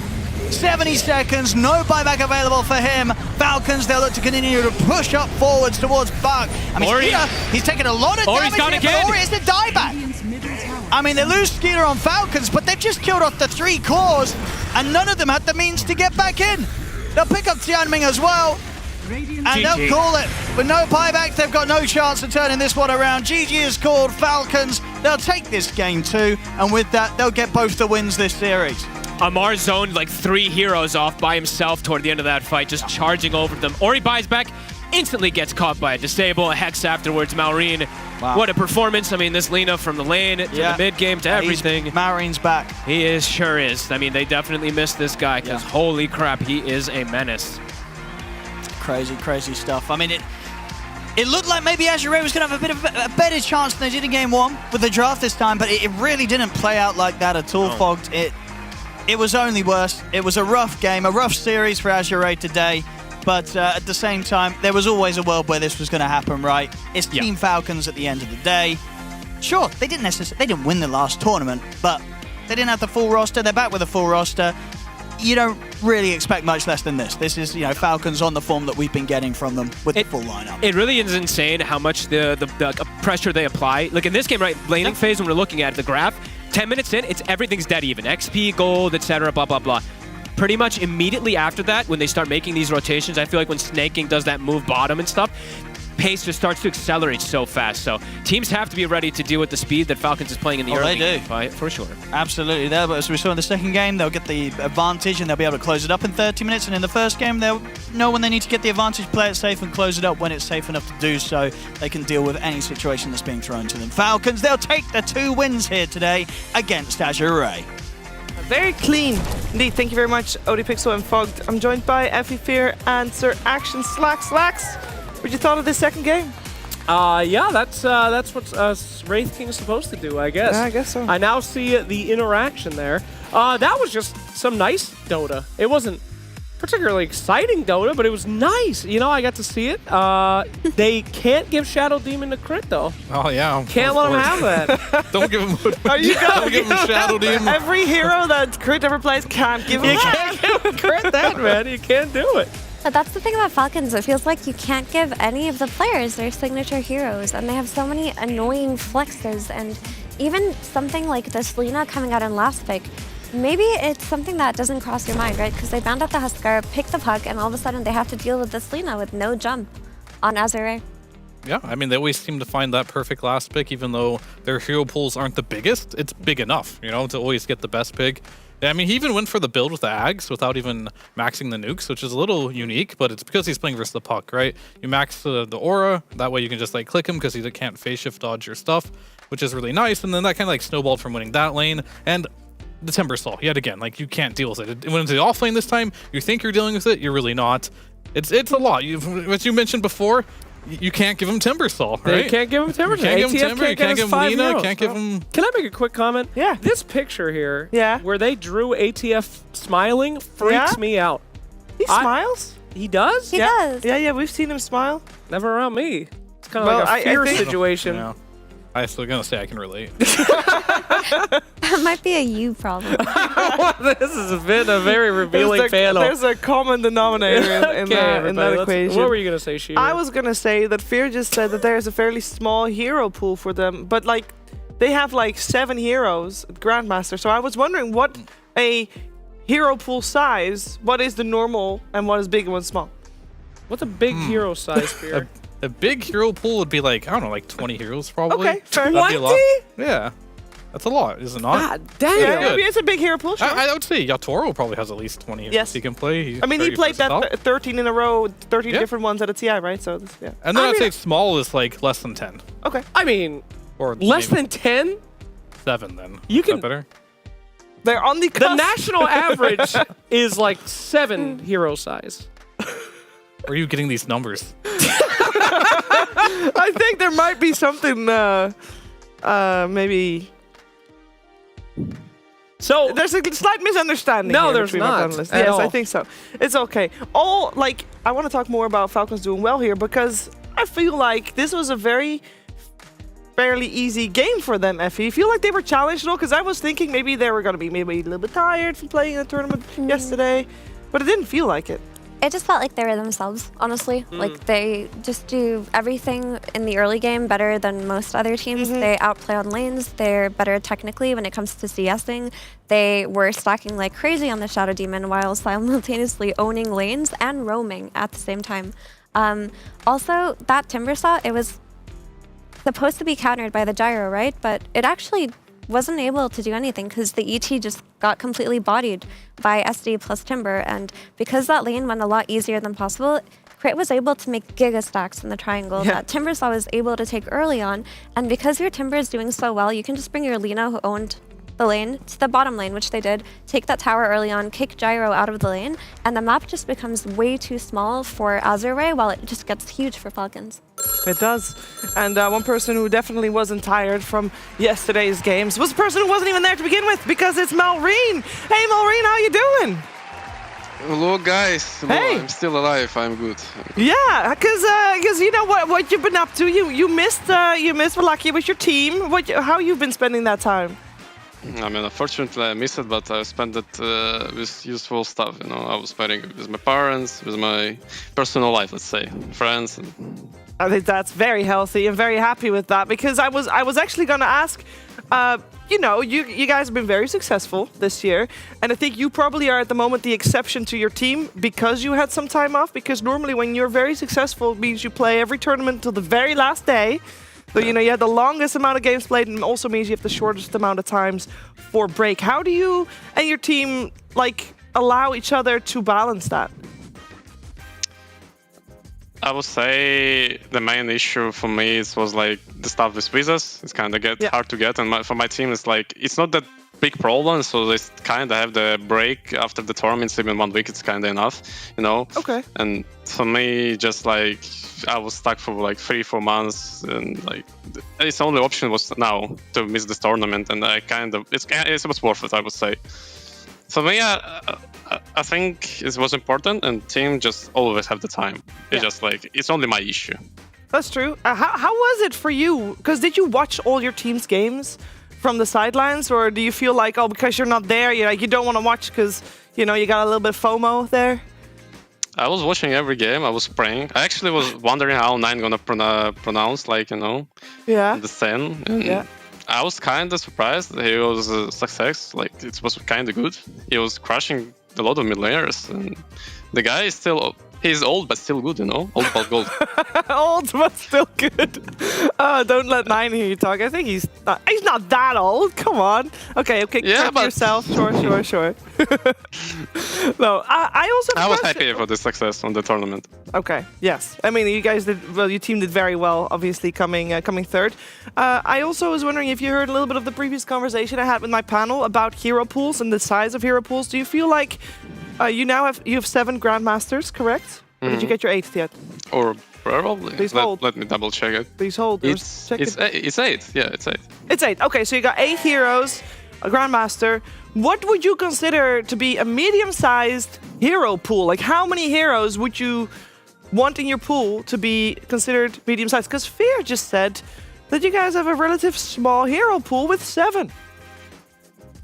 Thoughts? Yeah, but this pool is enough to win. Why we should to test more? Why we should like the same gaming, to commit to some crazy ideas, to pick some kinky heroes, We could just pick the normal heroes, casual one, and just we're gonna be sure they're gonna win.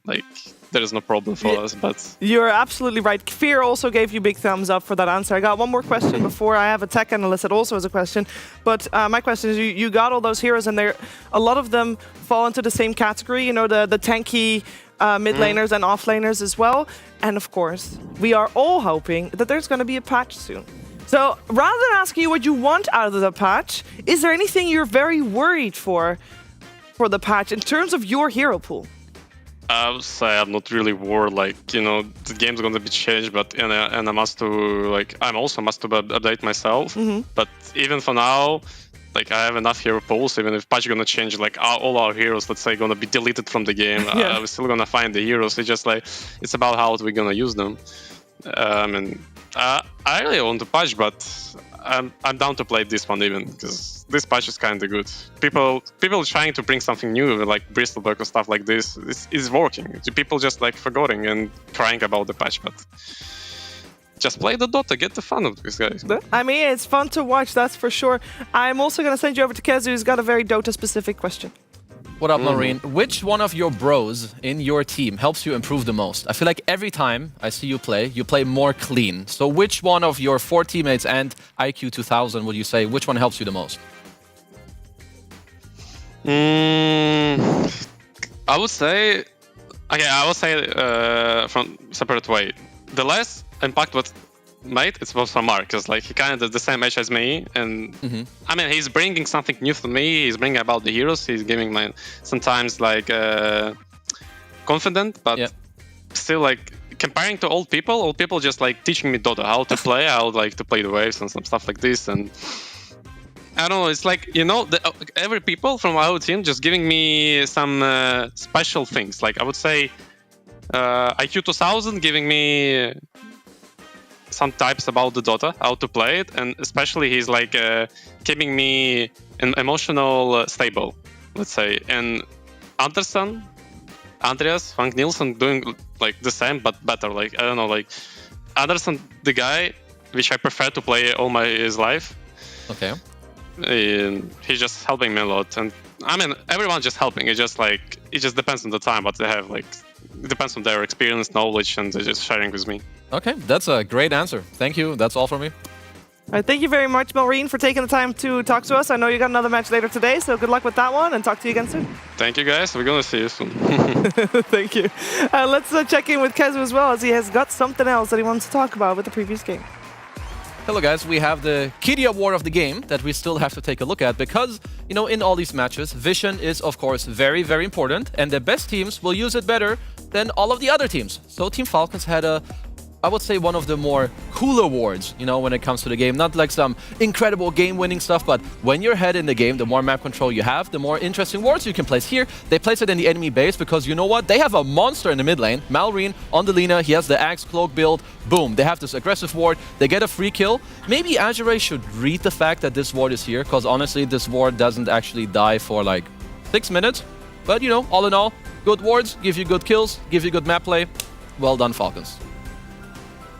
Well done, Falcons. And did you do well? We'll find out. Did they do well? They did well. We asked you guys in our social media report to send us over some things to an email, and you guys really delivered. It was fantastic. Huge responses coming in this email right here. Now, we have a patch coming up, potentially, if the Lord wills it. So send us what you want on the patch. Draw us pictures. Draw us whatever you want. You can do images, you can do zip files, you can do spooky links. Producers opening up every single one. In fact, we had one fantastic submission already. Can we bring that up, please? We had more than one. You just chose one to show. I just want to point that out. Shadow Demon. What is He's doing a kickflip taunt.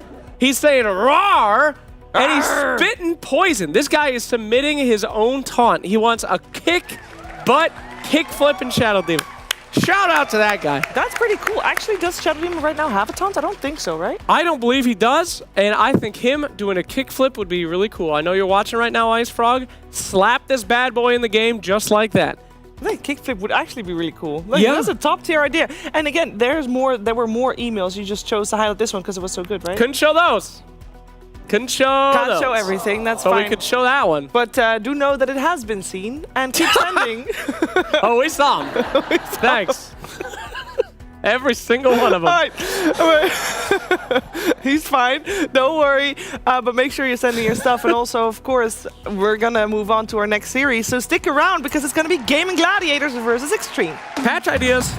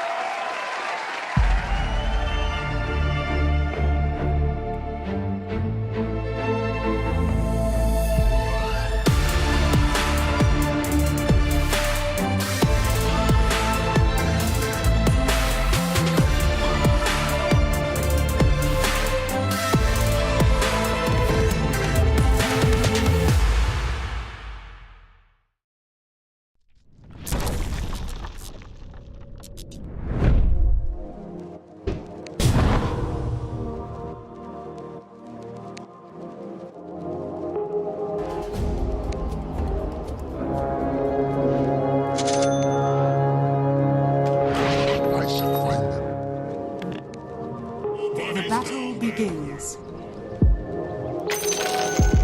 Dawn calls to war, and it begins.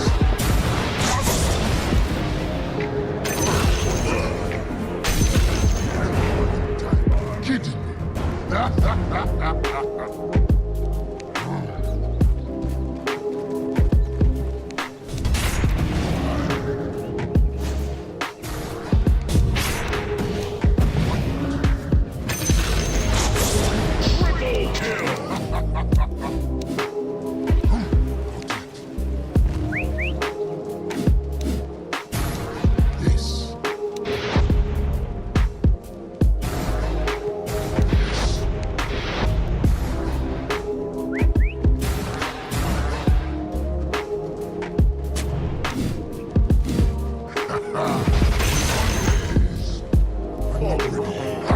Tip of the hunt.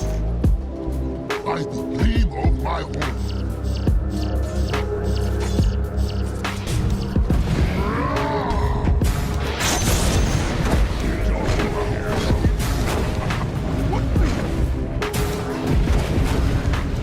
Stand aside. Point taken. Triple kill! Yes.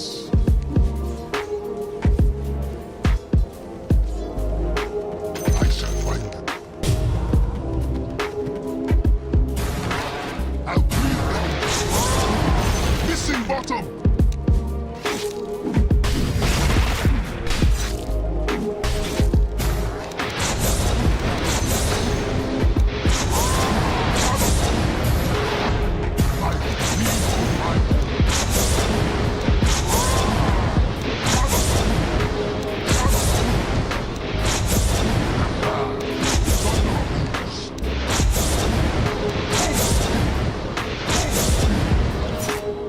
Yes. Stand aside. Yes.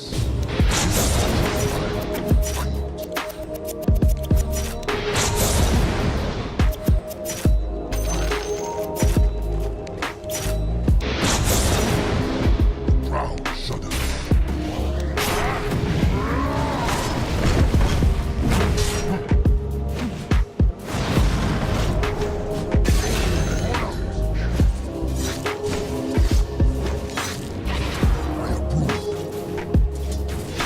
Your top tower is under attack.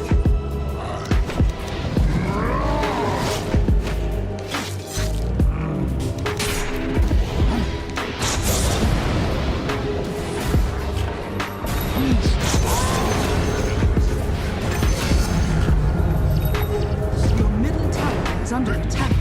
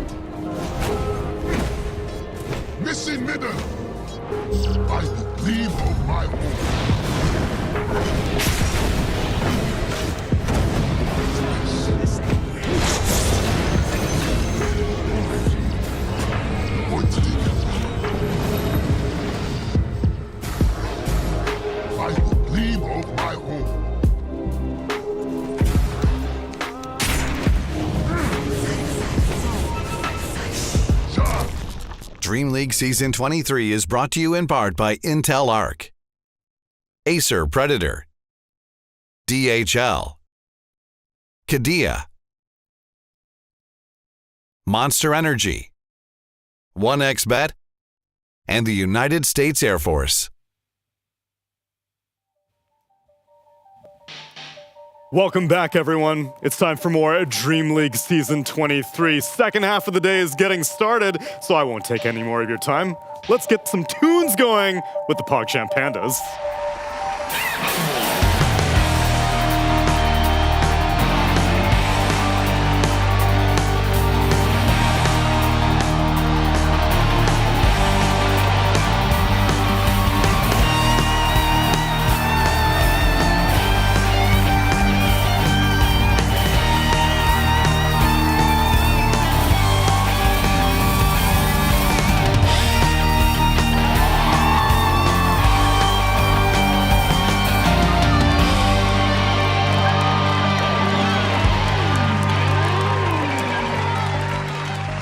Welcome back, everyone, to Dreamleague Season 23, where we've got some brand new faces to join you. It's me, Tsunami, and two podcasting titans of industry are joining me on the opposite couch. Capitalist and SVG. What an absolute honor. I feel like you're a podcaster now, aren't you? I was looking back there. I thought Suns fan was going to come down the ladder. We say things that's ancient history now. Ooh. Now it's all about all chat. And I'm not involved in that one. You're a podcaster. No. You're a podcaster. Admit it. No, I'm not. Admit it. I'm not. How many episodes have you done already, Avery? I'm just a poor boy. Nobody we just recorded me. the 9th one last night. 9 episodes in what, like 4-5 weeks? Is that pretty actually much been that much? About 2 a week. Yep. That's a rhythm. Oh, God. Do you have one in the can already for this week? Are you going to record one this week? We're going to record one later. Yeah, after group stage is done. We'll do another one. Whoa. It's podcast a red button. By golly, I think that's Cinderen's music. Who? It's behind you. The fireplace. Yeah, behind you. Get up out of the chair. Yeah. Tsunami. Okay. Go around the chair. Go around the chair. Okay. To your right is the fireplace. There's the button. Button. I would like to press this red button. Yeah.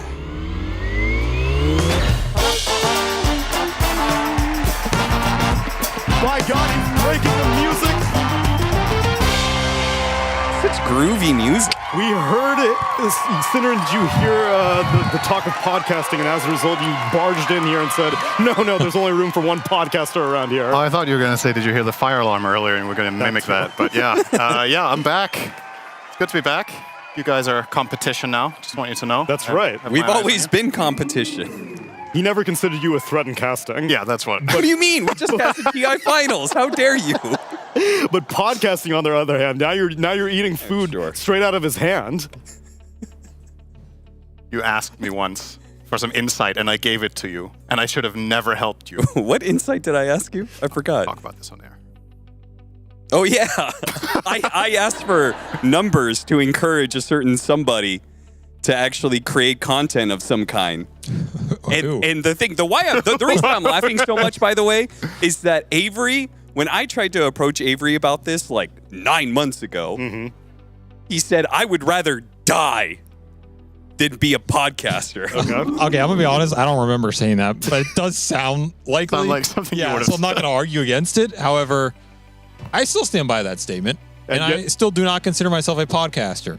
Consider myself a man of a man of internet content distribution. Yes. A content creator, one might say. One could phrase it like that, Neil, Correct. yes. But one would not phrase it as a podcaster. I think that requires a very different labeling. And do you not also have an active Discord server of adoring fans? No, Neil. I have an inactive Discord server, according to my Discord server. So you got yourself there, my friend. Nice Yeah, he try. doesn't do any of his own right. community work. That's right. That's somebody else. That's our great editor, Priscilla, does all the work for him. And me and her have to harass him to do anything for his community. I'm busy, man. You're busy doing what? I'm on this show getting shit, apparently, for all the stuff that I'm too busy to not be doing or I'm doing. I don't even know anymore. I need a manager, man. I need Jack Chen back. You have a manager. Jack, please come back. I need you. to organize my non-podcasting life. He's ushering the renaissance of Chinese Dota, and he's doing it alongside Extreme Gaming.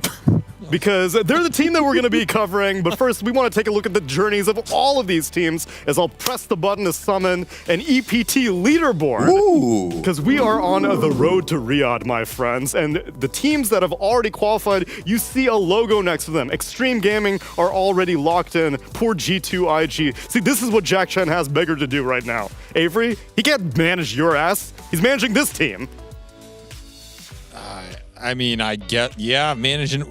Where are they? Oh, they're ninth. Then they're ninth. Where are they? That's actually better than I thought. I was looking towards the bottom. I'm like, I don't see them in 15th. No, Azure Ray is actually down there right doing now. Work. That's doing what's work. making this tournament so important for them. You know who actually surprised me most on this list, Neil?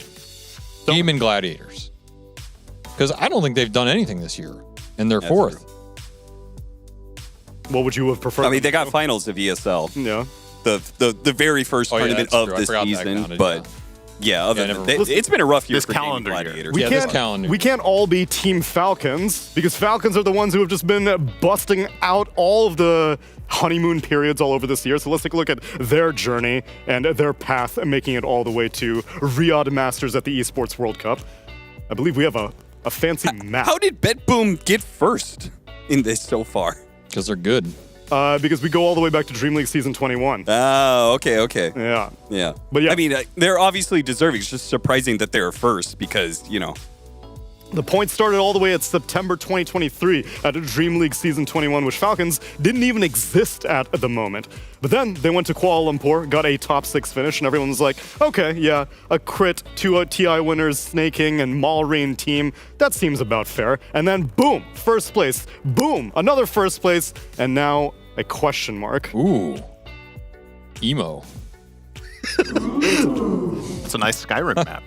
I was going to say that infographic with all the lines reminds me of the Crownfall update, Oh, yeah. Yeah. The Crownfall update implying that there is a second act coming. No, just the first one. Just act 1.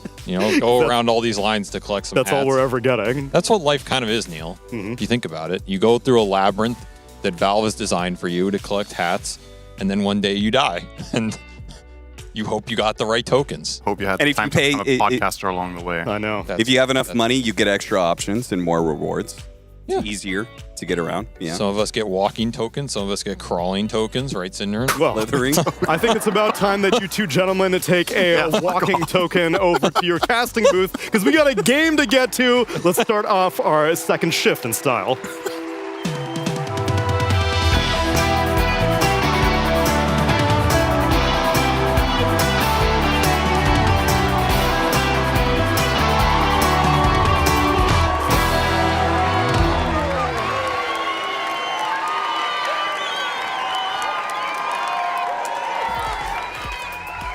Welcome, friends. It's time to get into Gaming Gladiators versus Extreme Gaming. We got 2 new faces. Fear Dota.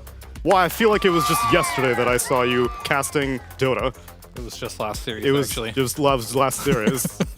But nice try. That's true. Purge Gamers! I'm new. My tech analyst, you're new. Where were you? Yesterday? Yeah. In the hotel. Oh. Well, I hope you were brewing up some great stuff about this series, Purge. I was. Do you want me to talk about it? I would love you to talk about it. So we just came off of a pretty big tournament. The Wallachia tournament was huge for the teams that one of the 2 teams that we just saw play, or that we're going to see play shortly. It's going to be Extreme Gaming. They got all the way to the grand finals without losing a single game, and I stopped watching after game number 1. They won, right? Okay, no, they lost. They ended up going 2-3, but they had a really good performance. And what was cool about it, I thought, was the way that Jing Q played. Okay. Because he bought very interesting items. Is that just a grand finals thing or his performance throughout the entire tournament? Whole tournament, really. Okay. A lot of interesting items because it's a very different performance than we normally see from support players. And unfortunately, I already destroyed the ruse because I accidentally said his name. But I have a really cool. Who is this could man? it be? Who could it be? Could it be the guy that I just said? Fear, who would possibly build a diffusal blade nullifier, Lincoln Sphere, and an orb of corrosion? On what team? I think it's Extreme Gaming, but we're just Ame? operating on Is that theory. Ame? It was probably Ame. Yeah, these are carry items. Pikachu. For sure.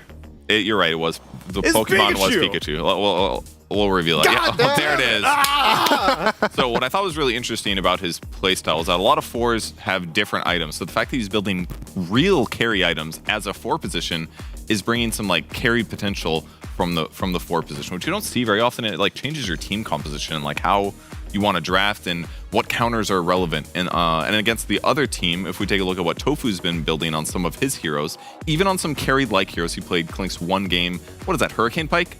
That's supporty right there. That's not a carry item. There's Weaver. He bought a 4-staff.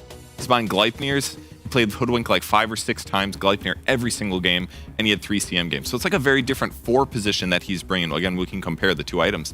There's no Daedalus there. True. He's buying like half damage. He's getting utility on his supports. So I feel like in a meta where sometimes the drafts come down to picking a Razor and being like, well, we counter all of your hard carries. But what about the 4 Marcy that's got a Daedalus? Like you can't, it like changes up the drafts a lot. It's going to give them weaker disable because Marcy's not as good at disabling as a Hoodwink is with a Gleipnir and a disable and an Acorn shot.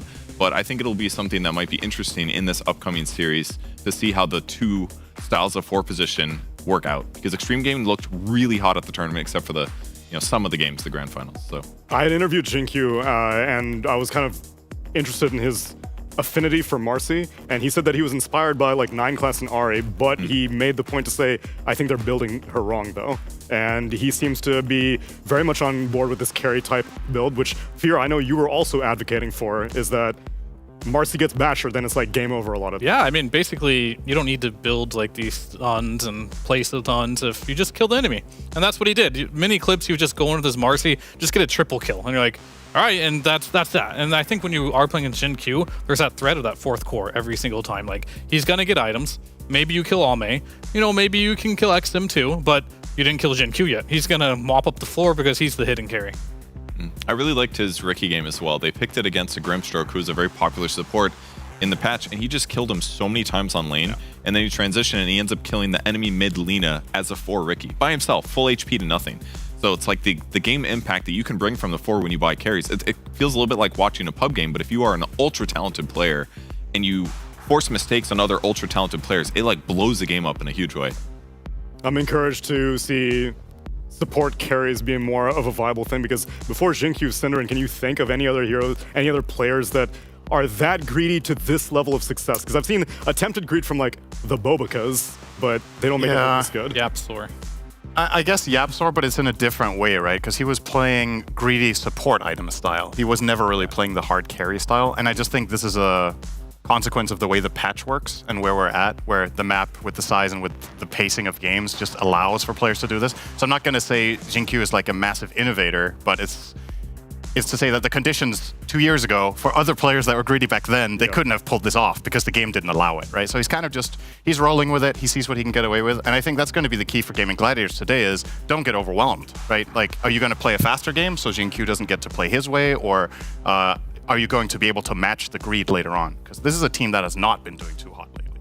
At least this year especially, because I'm sure Tofu's itemization last year is what brought them to success so often for a year straight. But if you still somehow don't know enough about Gaming Gladiators, which I don't know how that would be possible, it's okay. I've got you covered. Why don't you watch this video? Gaming Gladiators is a team with extremely high highs, and as we found out recently, pretty low lows. Apparently, they can do it all. With a roster that we've come to know and love, Dyrachyo, Quinn, Ace, Tofu, and Celery are the Gaming Gladiators. Once viewed as by far the best team in the world with no real competition, although Liquid did try many times, the Gladiators have been struggling lately.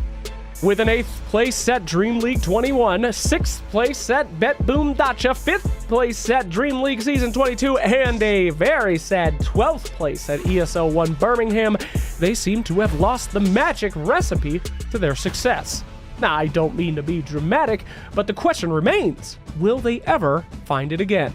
Well, yeah, probably. Maybe other teams have figured out how to stop getting owned by them after getting owned again and again for the better part of a year. Maybe they need to fix things up. Maybe Dyrachyo needs to not feed anymore. I don't know. I'm just brainstorming. Either way, hopefully these last few months have been a bit bumpy for Gaming Gladiators, but they will be back to their former strength before we know it. I, for one, cannot wait for another Gaming Gladiators versus Team Liquid Grand Finals. again. No, instead you're going to get Extreme Gaming versus Spirit finals again, as was the case in PGL Wallachia, but that was a step in the right direction, this whole tournament of PGL Wallachia for Gaming Gladiators, because like we heard, Purge, it was last place in Birmingham, which I don't think we've seen from Gaming Gladiators even like in the DPC days. Finally getting a little bit of their fire back. It's still only a top 8 finish in Wallachia, but they're moving upwards. Yeah, I mean, there's good and bad things. When he started that list, I was like, all right, they're getting a bunch of 6th places, which aren't terrible, because these tournaments are consistently 12 to 18 teams. There's a lot of teams to beat to get to 6th place. It's still fine. I think the most encouraging thing is they did well in the Swiss group stage. They typically do really mediocre in groups where they're kind of like even wins, losses, and I think they went 3-1, which is really respectable for them.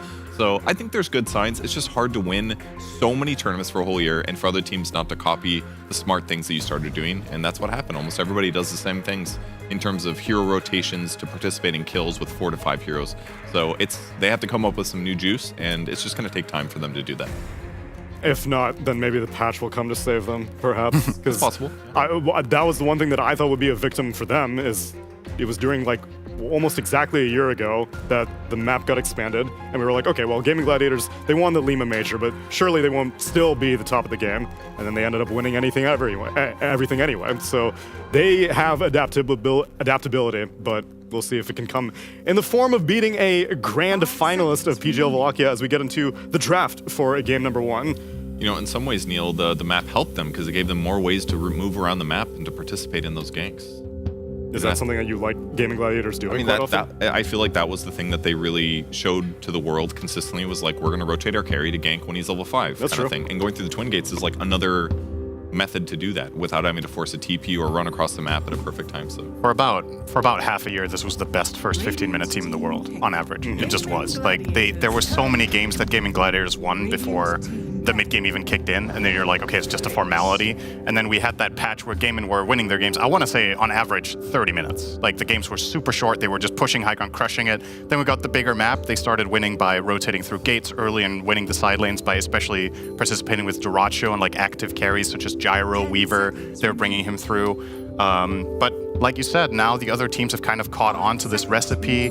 The game has slowed down a bunch as well, which I think is really to the detriment of this team. Because I've always thought of them as like a momentum-based team that's super good at the early mid-game, but then sometimes you have these late-game situations where maybe Quinn will drop the ball a little bit, Duracho will die in a stupid place, and it can snowball a bit.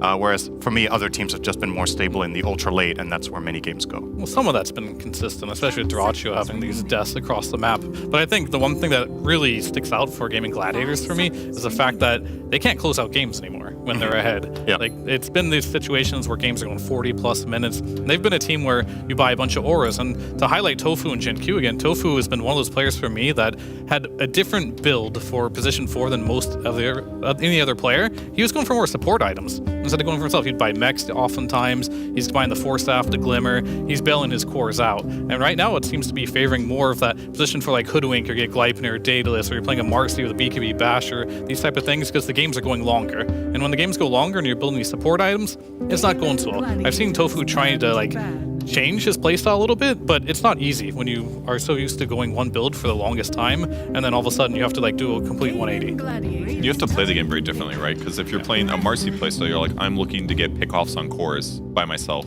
at times. Whereas Hoodwink's like set up with your team, layer disables, get a burst skill kind of. It feels like maybe adjusting the playstyle is harder too. Unfortunately for Jinkyu, he's not going to get his hands on Marcy, as Gaimin have plenty of data to work off of. Marcy, Disruptor, Bane, Slardar taken out in the first phase, and Extreme take out the Pango, of course, against Gaimin, the Chen, the Shadow Demon, Enchantress, and Cluck. And we get the first pick of the Doom, and Fear, you know Duracho loves his Clinks, and he goes right back to it. He does, and then no love lost after the last tournament, it does seem. And I do like this better because we often saw him force his Clinks later in the draft. And Duracho, he has the heroes he wants to play this patch. And it feels like he's going to play it whether it's a good game for it or not, so might as well just pick it as early as you can. Obviously, it's pretty good versus the Doom, so that's like a double whammy there. So I do like the fact that if you're going to be limited on your hero pool, might as well pick it early and not make your later pick suffer. They did let Tofu play the Clinks one time, though, but they immediately take away that flex possibility by picking the Hoodwink right after. Unless they're going to be a little bit creative. is creative or not. But you could put the Hoodwink on Celery if there's a really good reason to, but I don't think they're going to. We've seen very few teams run 5 Hoodwinks successfully. There was a phase some months back that it was kind of gaining a little bit of momentum, but kind of slowed down after that. So I'm with you. I think this is just flat out a 1 and a 4, more or less locked in, which is a little bit telegraphed if you compare it to some other teams, like say Falcons, for example, that like to keep things very open and keep the enemy guessing. If you're Extreme, you can now start planning specifically for the playstyle that I feel like Hoodwink and Clinkz overlap in, which is assassinating side lanes out of invisibility, right? Clinkz will come out of invis, Hoodwink will come from the trees. So you can already start thinking, okay, what cores are we going to pick that are going to be hard to kill? Are we going to pick defensive supports that can sit behind, such as the Shaker they've done here to protect?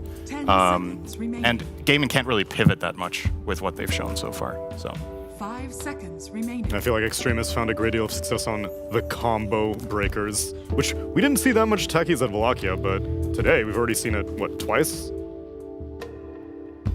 We did see it last game, yeah. I mean, it's pretty good.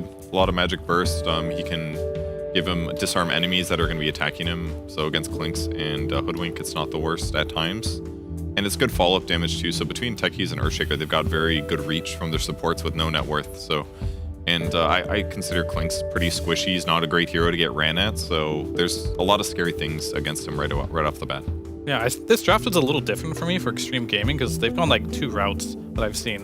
One is where they have like a Bane Shaker support, and they'll just have 3 cores that output a lot of damage. Or they just have Gen-Q as being that kind of like hidden carry in a way. Yep. He'd be doing a lot of that damage. This one's a little bit of mixed, right? Because you do have the Shaker, then you have a Techies, and Gen-Q is going to play that Shaker. It's one of his less, let's say, greedy type. He's going to build normal items, like a Blink Dagger, stuff like that. He's not going to do a lot of damage. He's going to be more of your stun. But Techies isn't the greatest lockdown either, so I wonder if they need another hero to like help supplement in the stun department. But where's the damage going to come from? Is it going to come from the position 5? Sometimes it's a bit risky. Does XM play Brood? 5 seconds. This is I an haven't seen it insane recently. Brood game against Gaming, actually. I don't think Extreme are likely to pick it. I was just looking at the draft. Like, Gaming have no solutions at all to Brood. I mean, nobody's tried the Brood versus Sniper yet. It is one of the hardest counters. It's so good. Nobody either plays it or just not interested. We've seen a lot of Dragonite, Zeus, and Keeper of the Light to try and counter the Sniper mid, which all of them are still in the pool, so... Oh, they just took the Zeus already. All right, never mind. I mean, in fairness, it is an insane Zeus game too. So I don't mind it. It's something they're very comfortable with. The Sniper matchup's good. The Clinkz matchup is good. You're one of the heroes that can consistently find Hoodwink for your team. If the fight is breaking out, you just use ult. Maybe you catch her somewhere and just kill her off instantly. And another thing for Extreme for me, this is one of my favorite hero player combinations in Dota of all time is Jin-Q Earthshaker. I love watching this guy play this hero. So I hope that's going to be a treat. Gaming Gladiators. What do you think about the Abaddon pick? That one is catching me off guard a little bit. I don't know how good it is here in general. I mean, we saw Liquid play it, I believe. Yeah. And Insania played it, and they lost pretty miserably. And Gaming were like, we can do this too. But we can do it better. The was that I was like, why pick Oracle over Abaddon? Because those are Insania signatures. And the reasoning was we want a stronger laner who can kind of do the same things, which is combo break. But he lost his lane horribly. Yes.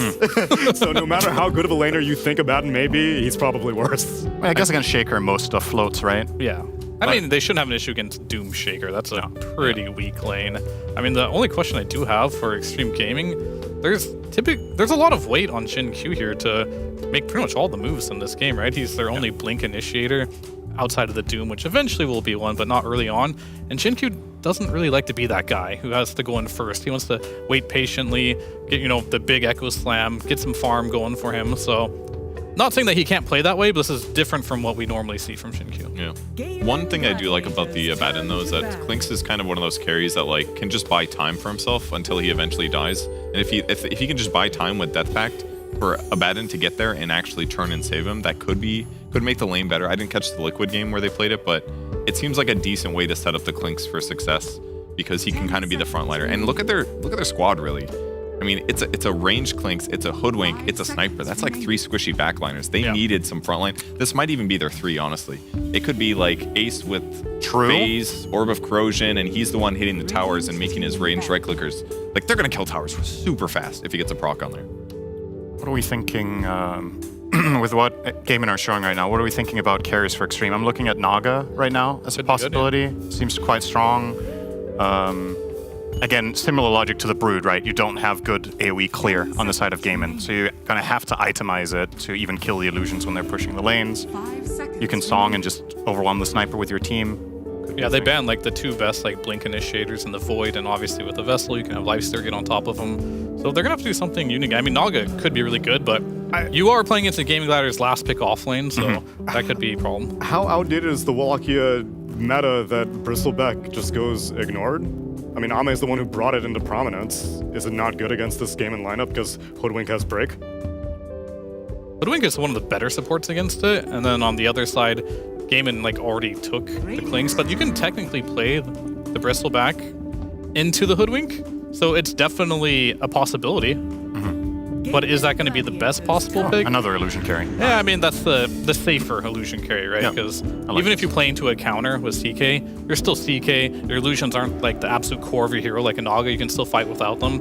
And oftentimes you have that stun where you can just burst immediately before the counters come out. And Bristleback is still technically an option for Gaming Gladiators, but it doesn't feel good to get doomed because you normally want to get that Bloodstone off and get all that lifesteal back. Does Reality Rift turn you around? I don't think so. On Bristle? It doesn't, right? It just moves you back. Yeah, okay. I really like the CK here. I feel like he's going to be able to blow up heroes very easily. Like, it's going to be hard for Abaddon to react and save the guy that gets gone on because the damage is going to come so quickly, no matter who it's on. I mean, the concussive grenade is going to be kind of effective to AoE disarm, but the CK just looks perfect here. Yeah. I like it more than Naga for, first of all, as Fear was pointing out, you're maybe less reliant on the illusions in general in the game, but it also solves the problem of Jinkyu has to initiate everything, right? It's just, now there's a carry that can actually buy a blink and things can very quickly overwhelm the side of game. They're gonna opt for their Underlord here, which... Great, good against CK. Really good against CK. It definitely is good against CK, but now Gaimin have the problem we were just talking about with Extreme. Where is their playmaking coming from? Like, this is very static and slow. The batting gank. Yeah, I mean, this, hell yeah. If I recall, like last year when Gaimin was like super prominent, their Underlord was like had crazy numbers. Like it almost never lost. And that was often because they're ending games early, they're using the portal to go heal, then go high ground again. It might be in a similar situation again where, yeah, getting across the map and getting ganks might not be easy, but perhaps you can try going high ground. It's not going to be particularly easy against Zeus and Shaker, but yeah, I'm with you guys. Like, I'm not seeing the playmaker here. You're really all in on the laning stage, and after that, I think playing the map is going to be pretty difficult for the most part. So you're going to build auras and find, hopefully your laning stage was good enough where you can just take objectives after objective.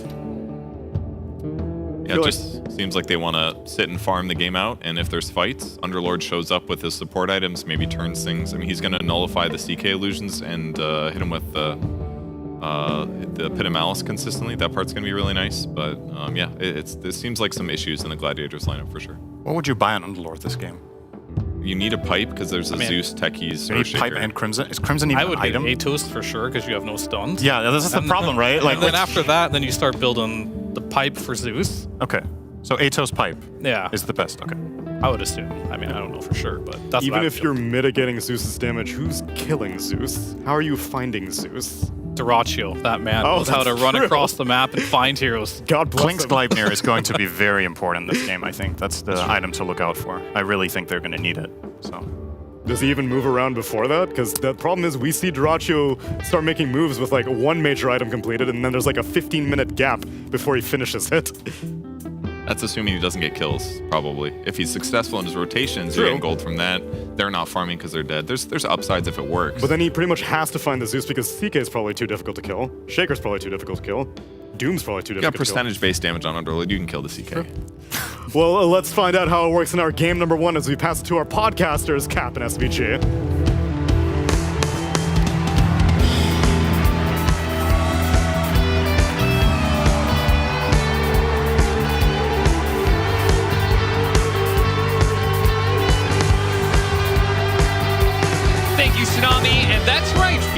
They do indeed have an 80% win rate on Underlord. This is Gaming Gladiators' bread and butter. It was off meta for a while, so we didn't really get to see it that much, but it is back into form, and it's with a bit of a twist with this new addition to the Gaming Gladiators hero pool, the Duraccio Clinks, that they didn't really play too much until Wallachia came around, and they jammed it a lot at that tournament, and have already drafted it a couple times here at Dreamleague. You think Duraccio likes Dota? What? Let's just start there before we get into this game. Okay. Because this guy, it seems like he only likes 2 heroes at a time. So I think he's playing. I think he thinks he's playing League of Legends right here. Only certain heroes are available at any period. Like, you know, they're locked behind a paywall. Guys, I can only play Clink's Alchemist for this tournament. I don't have the other heroes unlocked for the month. Sorry. We're gonna just have to run it the whole way through. I have to play the champions of the week. Yeah, I think he's a little confused. So someone maybe tell him he's playing Dota here and everything's free to play. But so far it has been working out decently for him. Though running Clink's against the Clink's god himself in Ame. Yeah, that's if anybody's gonna know how to stop that hero, it's gonna be Ame. And he's going to be rocking the Chaos Knight, a hero that I imagine is quite good at killing the Clinks. Also, while Game of Gladiators did have a good win rate with Clinks, they did pretty well with it at Wallachia. It was also the way they went out of the tournament. They lost to Boom with their last game of Clinks. So, you know. So some might say they skeleton walked their way straight to Dreamleague, huh? No, that was... Yeah, look at this early ward by Jinq. You're going to see a lot of these because this guy loves killing these couriers. And honestly, I mean, this is something that enrages me more than maybe anybody else in the world. Like, people are just really lazy with these couriers, and he gets them every time. It's so much gold for the team. Because it's global gold, it affects all 3 lanes instantly. You already are seeing XXS laughing here. It's just free value in the bank. It happens time and time again. I don't know how you go in a game against this guy and lose couriers to him anymore without getting reprimanded by your coach afterwards. And if the coach isn't reprimanding you, then somebody needs to be reprimanding the coach.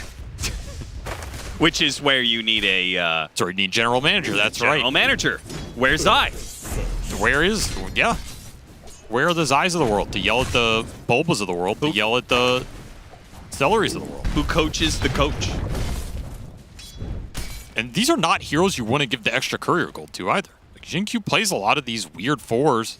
You give him this extra acceleration, suddenly he just has a normal game on a lot of the heroes that may be out of the meta, the Rickies, the Nagas, the Shakers, not heroes that are supposed to be having normal or quick early games. This guy makes it work. Yeah. And that's why he's just such an explosive player, because you give this guy a start like that, he's going to run away with it. He's going to mess you up in the mid game. And we are... Here comes another one. He's lurking, man. He's lurking. I swear. Oh, there we go. See, okay, yeah, a little discipline pays off, right? I swear, if this guy could blood grenade couriers, he would be doing it. That's probably how he went to the next path. Fairy Fire goes off, but DY has this kill in the bag, and that is going to be first blood.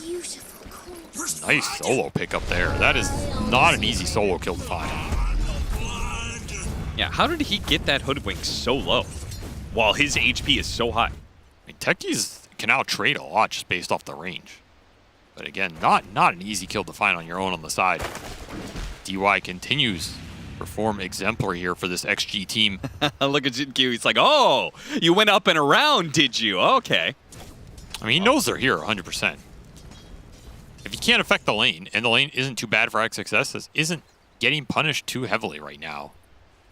I mean, normally if he's going to play this game, your route as gaming is to just 2v1 the Doom and force him off the wave entirely. And this is a lane that can do that with Abaddon. He can get early Avernus points. He can abuse the curse versus a melee hero. You control the equilibrium. And then all of a sudden, XXS is getting nothing, which I guess is the situation here. Yeah, he has got 2 CS. 2 CS Yes.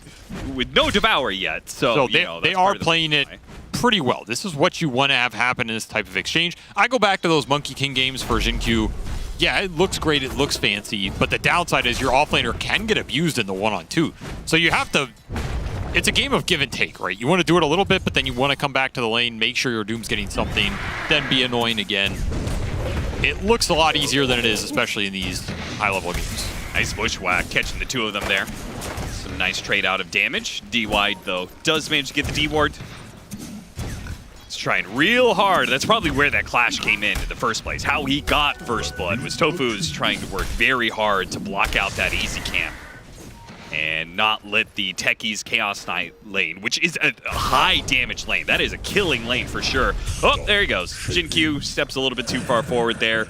It gets slowed down by the curse of Avernus and run down by the Clinks. We don't see Abaddon a lot, but this is where a melee 5 such as him can really shine in these lanes where he just abuses the hell out of other melee heroes. It creates a free farm situation. for Duraccio here. Gaming are going to be happy about that. On the flip side, Ame also free farming, and these mid laners are kind of trading out. So the rest of the game is pretty even here, but XG are going to be playing a little bit of a back foot with their offlaner, though I say that in XXS making something happen for himself here. Getting close to it. Oh, that shield's... I was about to say, could he actually fight XXS and get that win? Not anymore, that's for sure. The Fissure comes through, it's close. There was a bunch of one charges. That would be the difference there. That's a big kill pickup for him because he was not finding anything on this lane. No. And again, these are the small things you cannot give away to this team because they take them and they enter that mid game, which is where the strength of this team lies, and they just run you over in the fights. I think XXS has probably looked like the best team fighting offlaner of the last month. Maybe outside of ATF. Yeah. It was also a beast in those fights, but it feels like if this guy gets his big team fighters, if he gets the Darkseers, the Enigmas in like the right game, Doom can kind of fit that category sometimes. Man, he just takes those fights over. Boy, Celery is a nuisance, man. Just comes back from that death, no problem. I'm just gonna run at the Doom again.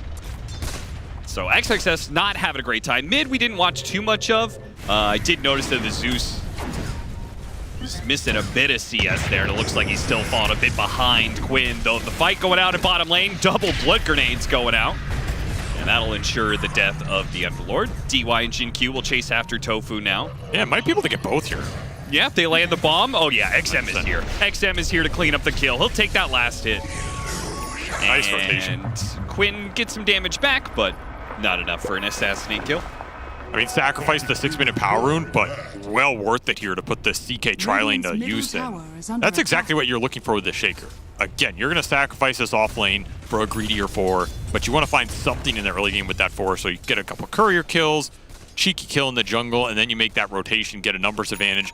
Now you almost have arcane boots. You can start to look for some plays around the Zeus, or maybe counter plays top for the 7-minute wisdom rune. Not a rune you want to lose here if you're XG, and one Jin-Q is definitely going to prioritize.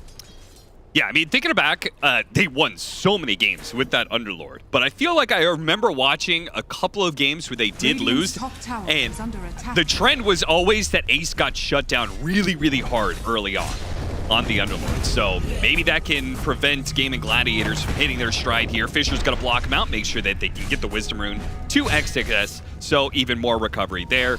That leaves one of the supports high and dry when it comes to the extra experience, but very much needed. Blast off goes off and hits the Underlord. Don't think they have enough damage to kill him, but certainly enough to threaten him, force him back, and keep him away from some CS. Got 2 denies as a result. Now, the only question I have this game, Austin, is, okay, will we see the Mega Pit? Are you talking about the Aghanim Scepter for the Underlord? Or are you talking about the Bloodstone build? I'm talking about all of it. Oh, my brother. He also has a talent. Do not forget this hero has AoE talents for his Firestorm / pit. You can get a big-ass pit. Love me a big pit. But that is I'm telling you, it's big. It's real big in that fight. I seen it. Now, I seen it. It is not good. It is not good at all. It is not worth the, like, 15,000 gold it takes. Maybe you're just not a man who appreciates a big pit. Yeah, well, either way, I do want to see it this game. I also don't want to see it for gaming's sake. I guess if you're a gaming fan, you don't want to see it, because I do think it's a waste of investment. XM caught after that kill. Real rough for him there. Good rotation by the 4 position again. Both 4 positions are moving around the map and leaving their offlaners a little bit high and dry, though it is definitely the Underlord who is faring better in that regard. Though I guess Doom has better recovery just because of Devour. Yeah, I was about to say, I don't think XG are sad about this setup. Like, you pick Shaker, the lanes are basically going even for you. Probably still get this kill, no problem, but missed bushwhack there from Tofu. Cost them a couple extra seconds to get it. Now, this next 5 or so minutes here is going to be the scary part of this early game for XG, because Gaming definitely have some tempo advantage on their support duo. This Hoodwink Abaddon can run around, they can skirmish around the sniper, the Clinks can get involved. You can just run these 3 or 4 man operations around these towers, around the power runes, and it's going to be tough for XG to contest with, you know, Techie, Shaker, who just need more levels here. They need more time. They need a couple more cheeky kills, 1 or 2 more couriers. That arcane boots on Jin-Q would be pretty big. Their spells are just not as impactful right now in terms of dealing these skirmish damage. So they also have some answers to the backline of Clinks and Sniper, but those answers come in much later, right? It's going to be Earthshaker Blink Dagger. It's going to be Ame's Blink Dagger as like a third item or something. And you do have this Abaddon Shield to bail that jump out, so it's not as straightforward. True. As they want it to be in this game. DY going to be caught by the smoke rotation. Not quite blocked out by that tree, but a bushwhack lands and gives Quinn easily enough time to do the damage. Didn't have to use the assassinate there, but Ame is surrounded here. Gonna pop his ultimate though. It actually brings Quinn into a dangerous position here. Celery has to throw out the Aphotic Shield to help out. The Doom goes out. Nice Fissure blocking both Tofu and Quinn in, though they can't quite get their heroes on top of the rest of them. They burn out Celery. They get some damage on Tofu, but they can't keep chasing. Not quite into Ace. Tofu spotted though. XXS, if you could get one good swing at him, the Hoodwink will probably go down, but it turns around, hits the Bushwhack instead. Duracchio's gonna go for that kill. XXS crawling himself away, gets pulled in by the carry. Ame's going for it, but he gets shot down by Quinn first. A blast off landing on the two of them. Duracchio's gonna go down, but he can get some damage, more damage on his Jin Q, which Quinn will collect another one. Now a third scout on by DY, making a triple kill for Quinn. I was at Arlington. I know how to shoot. That's a good old American boy right there. Taking names, taking headshots. Triple for the sniper here in the early game. You do not see that often. I'm surprised he had the mana for that. Seriously? Like, what the hell's he getting the mana for all these assassinates? But played the distance game well. Where's through the Doom, through the Thunder God's Wrath? Are they gonna get even more here? XM slowed down, but also they're gonna get the Shaker again. Where's the cowboy hat cosmetic for Sniper, man? That ends up being a disaster for XG in the safe lane. And it gets worse and worse. It's XXS solo kill by Duracchio. They didn't need Ace or Tofu for that one. And they're going to all line back through the gate. Not Quinn, though. He's going to deal with the mid push that's coming in. Man, what a rotation from Gaimin. It felt like that didn't work at the start. They got fissured under the tower. The Sniper's doomed. Almost dies to the Zeus ult. But the re-engage there was very nice from them, and they're going to keep... Another failed Bushwhack there. Tofu having a rough time with those. I feel like that was probably more of a poke than a kill attempt anyway here. Maybe lacking some of the damage, but just a nice turnaround for them. And we are seeing the type of formation that can cause XG problems in these early fights, right? If you're not on top of the Sniper, if you're not on top of the Clinks for the duration on the second half, it's going to cause you problems eventually. No! What? That was pixels away from landing. That would have been some Deso charges here. Yeah. So these kills are going to matter a lot for Game. Again, this 15 to 20 minute period is really scary for XG. This is the period they want to get through on even footing. They're going to be really happy. And then they can start to pick up the big damage items, the lockdown between the Shaker and the CK, and take those fights back. But right now, it definitely feels like Gaimin have a bit of a reach advantage, though they're going to miss it there. And they are picking up the pace. Yeah, they are running Extreme Gaming over, which is part of the advantage they have with the Underlord, right? They can make these kind of extreme rotations of moving a lot of heroes to one side of the map and not be punished for it because they have this gate to allow them to get back into position somewhere else on the map. Can even gate to the other gate. Oh, it's true. Gate on gate action. Dota has become a gated community. You would know about that. I've never once lived in a gated community, thank you.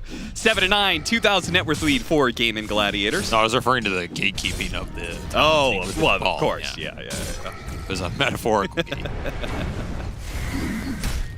The Dota talent scene is a gate-kept community. Well, Gaimin are going to start looking for these 2 or 3 man pickoffs, especially on the side lanes. They can split XG up. I think this mid tower is probably going to be the hardest for them to get. This is the tower that XM wants to defend with his life. Like, you need the Zeus to be able to play around this tower to at least contest some of the power runes. Be a position you can take a defensive fight around, so...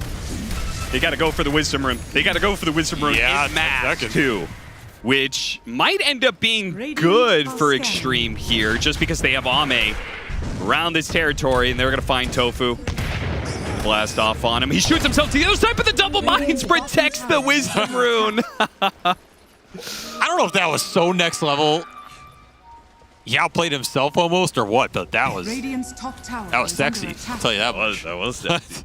Ooh, 3 bounty runes for Celery. That Gaming Gladiators have been doing so well. They haven't been playing on their side of the map at all. So just got 150 gold for every player.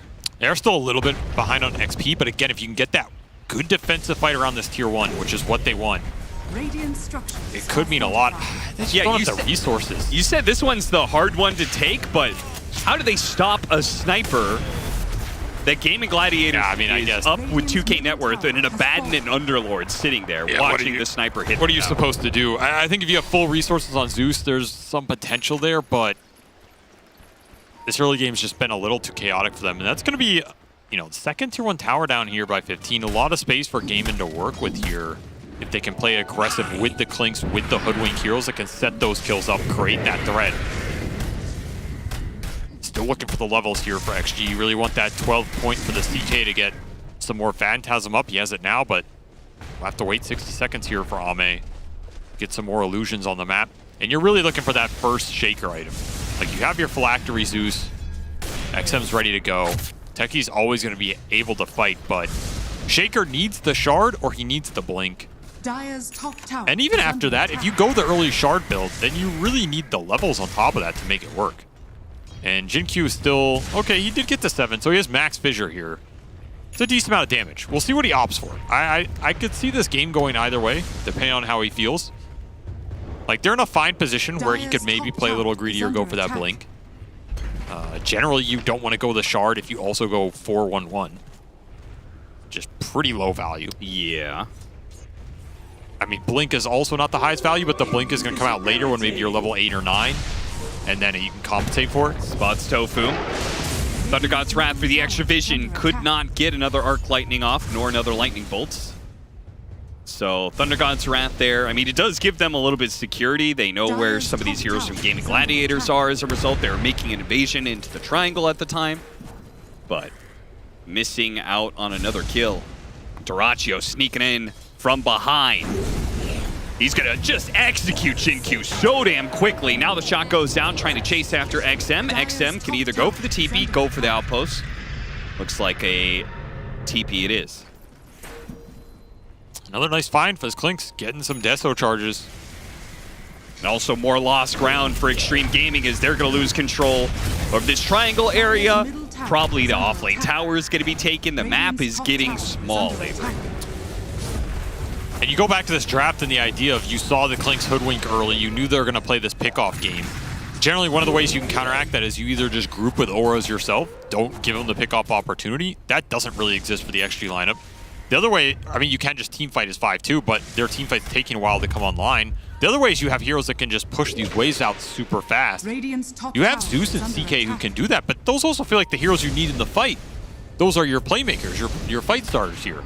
As XXS had the rough early game, does manage to find a Blink here, but does not have the Centaur Stomp, so his initiation is there. He does not have detection. Dust? Hello? That is a rough one. That is a really rough one for XG. Oh, they needed now that. DY is going to run into him, breaks the smoke, but the move is already being made by Gaming Gladiators. They're going to kill Ame. No real contest here. Extreme Gaming are just struggling to get out of danger with the rest of their heroes. That's such a costly... Honestly, just mistake from XG. Yeah. Not having the detection there. They pay a Doesn't have blast off to get away, so he'll die as well. Is this just Roche for Gaimin in the next, like, 2 to 3 minutes here? I mean, it could be Roche. It could also be them getting, like, we got Wisdom Rune coming up, as well as Tormentor. Gaming Gladiators, they feel like they're far enough ahead to me that they could take enemy Tormentor, take that Wisdom Rune. I'm not sure if Extreme can fight back. They have a really fast lineup for taking these objectives on the map. With the early Deso, Sniper benefits off it. Underlord's going to negate your physical going into them, so this physical damage battle that's being waged right now is just a nightmare. And their heroes are just not going to be coming online soon for Extreme. He went the Shard on the Earthshaker, so no Blink Dagger for a long time.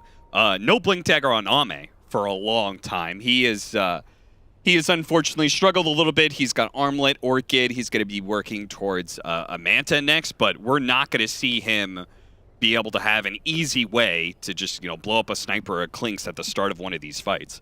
And if they don't do it quickly, then I feel like the longer fight always going to favor Gaming Gladiators. I mean, Gaming, it feels like they definitely want to accelerate this game. I mean, Quinn's frozen, but overall, they want to pick this pace up as much as possible because, yeah, I agree. The next set of items for XG is when their lineup comes online. It's your tanky item for XXS, whether that's BKB or Shiva's, whatever he opts for first here, that'll let him jump in the fight. That blink for the Shaker to let him get the damage output off of Big Echo, and that blink probably BKB for Ame to let him commit in, right? It's a lot of gap close, a lot of durability that they're looking for in these next 2 to 3 items coming out. If you let them get there and this game is even at the next 20-minute mark, so at 40 minutes, if this game is even, I think XG are favored in those 5-on-5s. But the question is, can they keep up with the objectives on the map? And can Gaming accelerate them fast enough that, okay, if you get Roche in the next 2 minutes here, you get a Tormentor, you get another tier 2, you're knocking on the high ground. I don't know what the hell that is, but it's knocking on somebody's door. I see that in my dreams tonight. Jesus. What do you dream about, my man? Having some nice jet lag dreams over there? I'm always amazed that Valve actually made something like that. Somebody at Valve made whatever that is and edited the tongue in there and all, and then meanwhile Morphline's on 6 pixels from 2008. He's fine. I gotta make this. Morphling looks like something straight out of a browser game. It's crazy, And the guy who made this probably has 8 PhDs. I respect it, dude. High levels. High quality level. That's what we're looking for here. That's true. So we talked about going into PGO Wallachia, teams that are kind of struggling, and whether or not that tournament they were going to be able to come back and play. And I think the 2 names that we talked about the most about, Gaming Gladiators and Team Liquid, right? Neither one of them, I think, really shook that off. Still recovering. This is definitely a good start for Gaming Gladiators, though, taking a very dominant Game 1 over Extreme, who obviously had a very successful tournament. They haven't won it yet. They've taken it. Okay, what would you give their win chance? I would give it 80% plus. What? Yeah, 80%. What are you smoking over there, man? Okay, what is it then? What would you say it is? I think XG are one of the better comebacks. Because Gaben agrees with me it over 80%. He just probably rolled the same blunt you did before he gave that prediction. That Seattle hits hard. Yeah, Seattle is an expensive city for a reason. I don't even think it's that unfavorable. I think XG are one of the better comeback teams. I would agree with that. They are one of the best teams in the world right now. Okay. I think their draft is perfectly playable. It's not like this draft is unplayable from behind. I think if anything, you expect this lineup to be behind. Right, the next set of objectives is scary. You're gonna give away a Roche here. You're probably gonna give away a tier 2. Ideally, you don't give away that 21-minute Tormentor. The 20 to 21 minute in the Tormentor Wisdom Rune, but you might not have a choice. I think this is a 65. Okay. 65-35 type game. That sounds like to me you're giving that win percent a solid 15% bump just because it's Extreme. Well, yeah, man. To me. If I put you in the ring with Mike Tyson, I'm giving him a bump too. It's gonna knock you on your ass. I don't care how good of a boxer you think you are. Oh no, he died. I thought he was gonna live. At least he didn't get it. No, he did not get the shard because he already bought his. A noble sacrifice. It was between him and... He doesn't look phased at all, dude. He's chilling.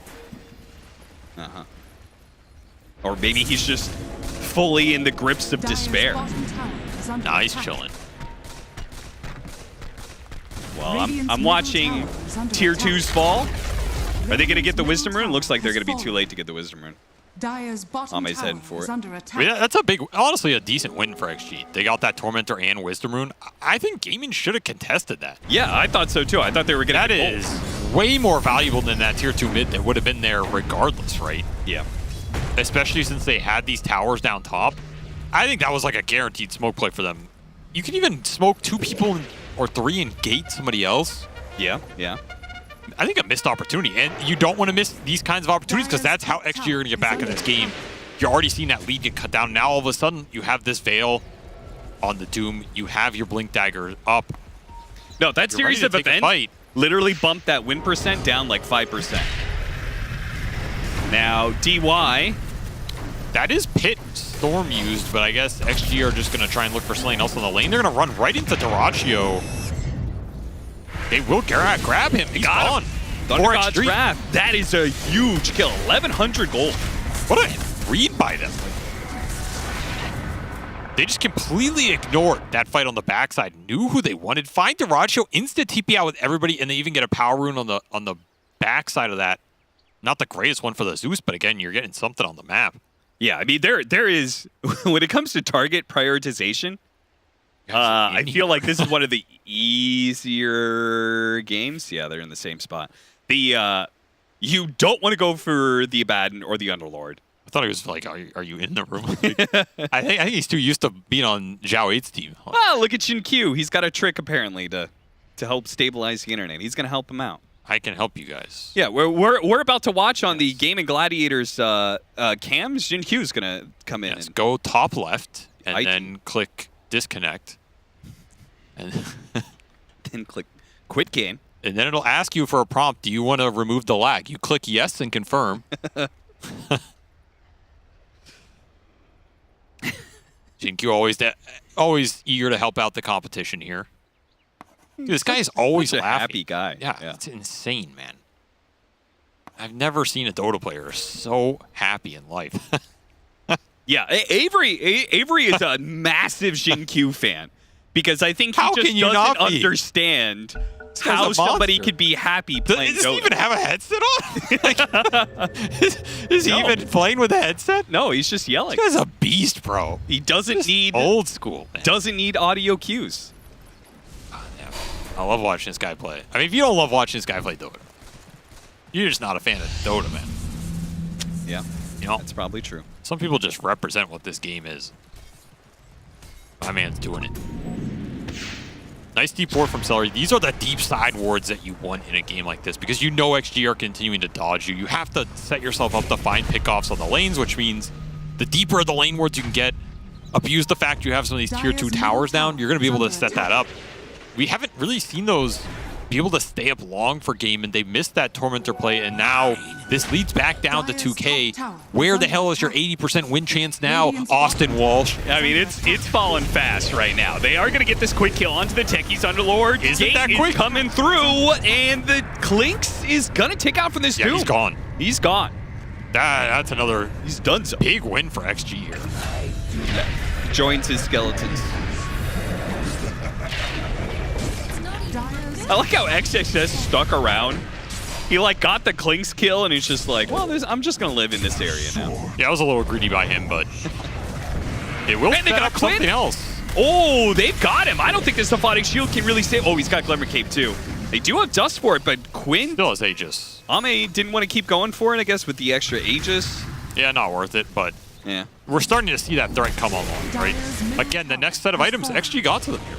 They have the blink on the CK. They're getting to that tank item on the Doom.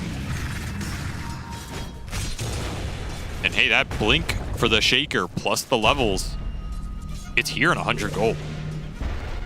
So are you happy with the last 10 minutes here if you're gaming? No. There is no way you are in this game. Dude, I felt like there was, you know, that first pause that happened? I felt like there was like a momentum, kind of shift. It just slowed down a lot for Gaming Gladiators. I just don't think they played that period well. Yeah, I don't think so. I think there was room for abuse, room to build an advantage. Doesn't mean you're going to automatically win that game, but I think XG got everything they wanted. And I mean, you could also make an argument XG dodged pretty well here, right? They found these little pickoffs and trades and things like this, where DY is just setting up on his own to bring XF in. And is this going to be a kill? Yeah, he has an amp damage rune. So again, these small trades XG are finding.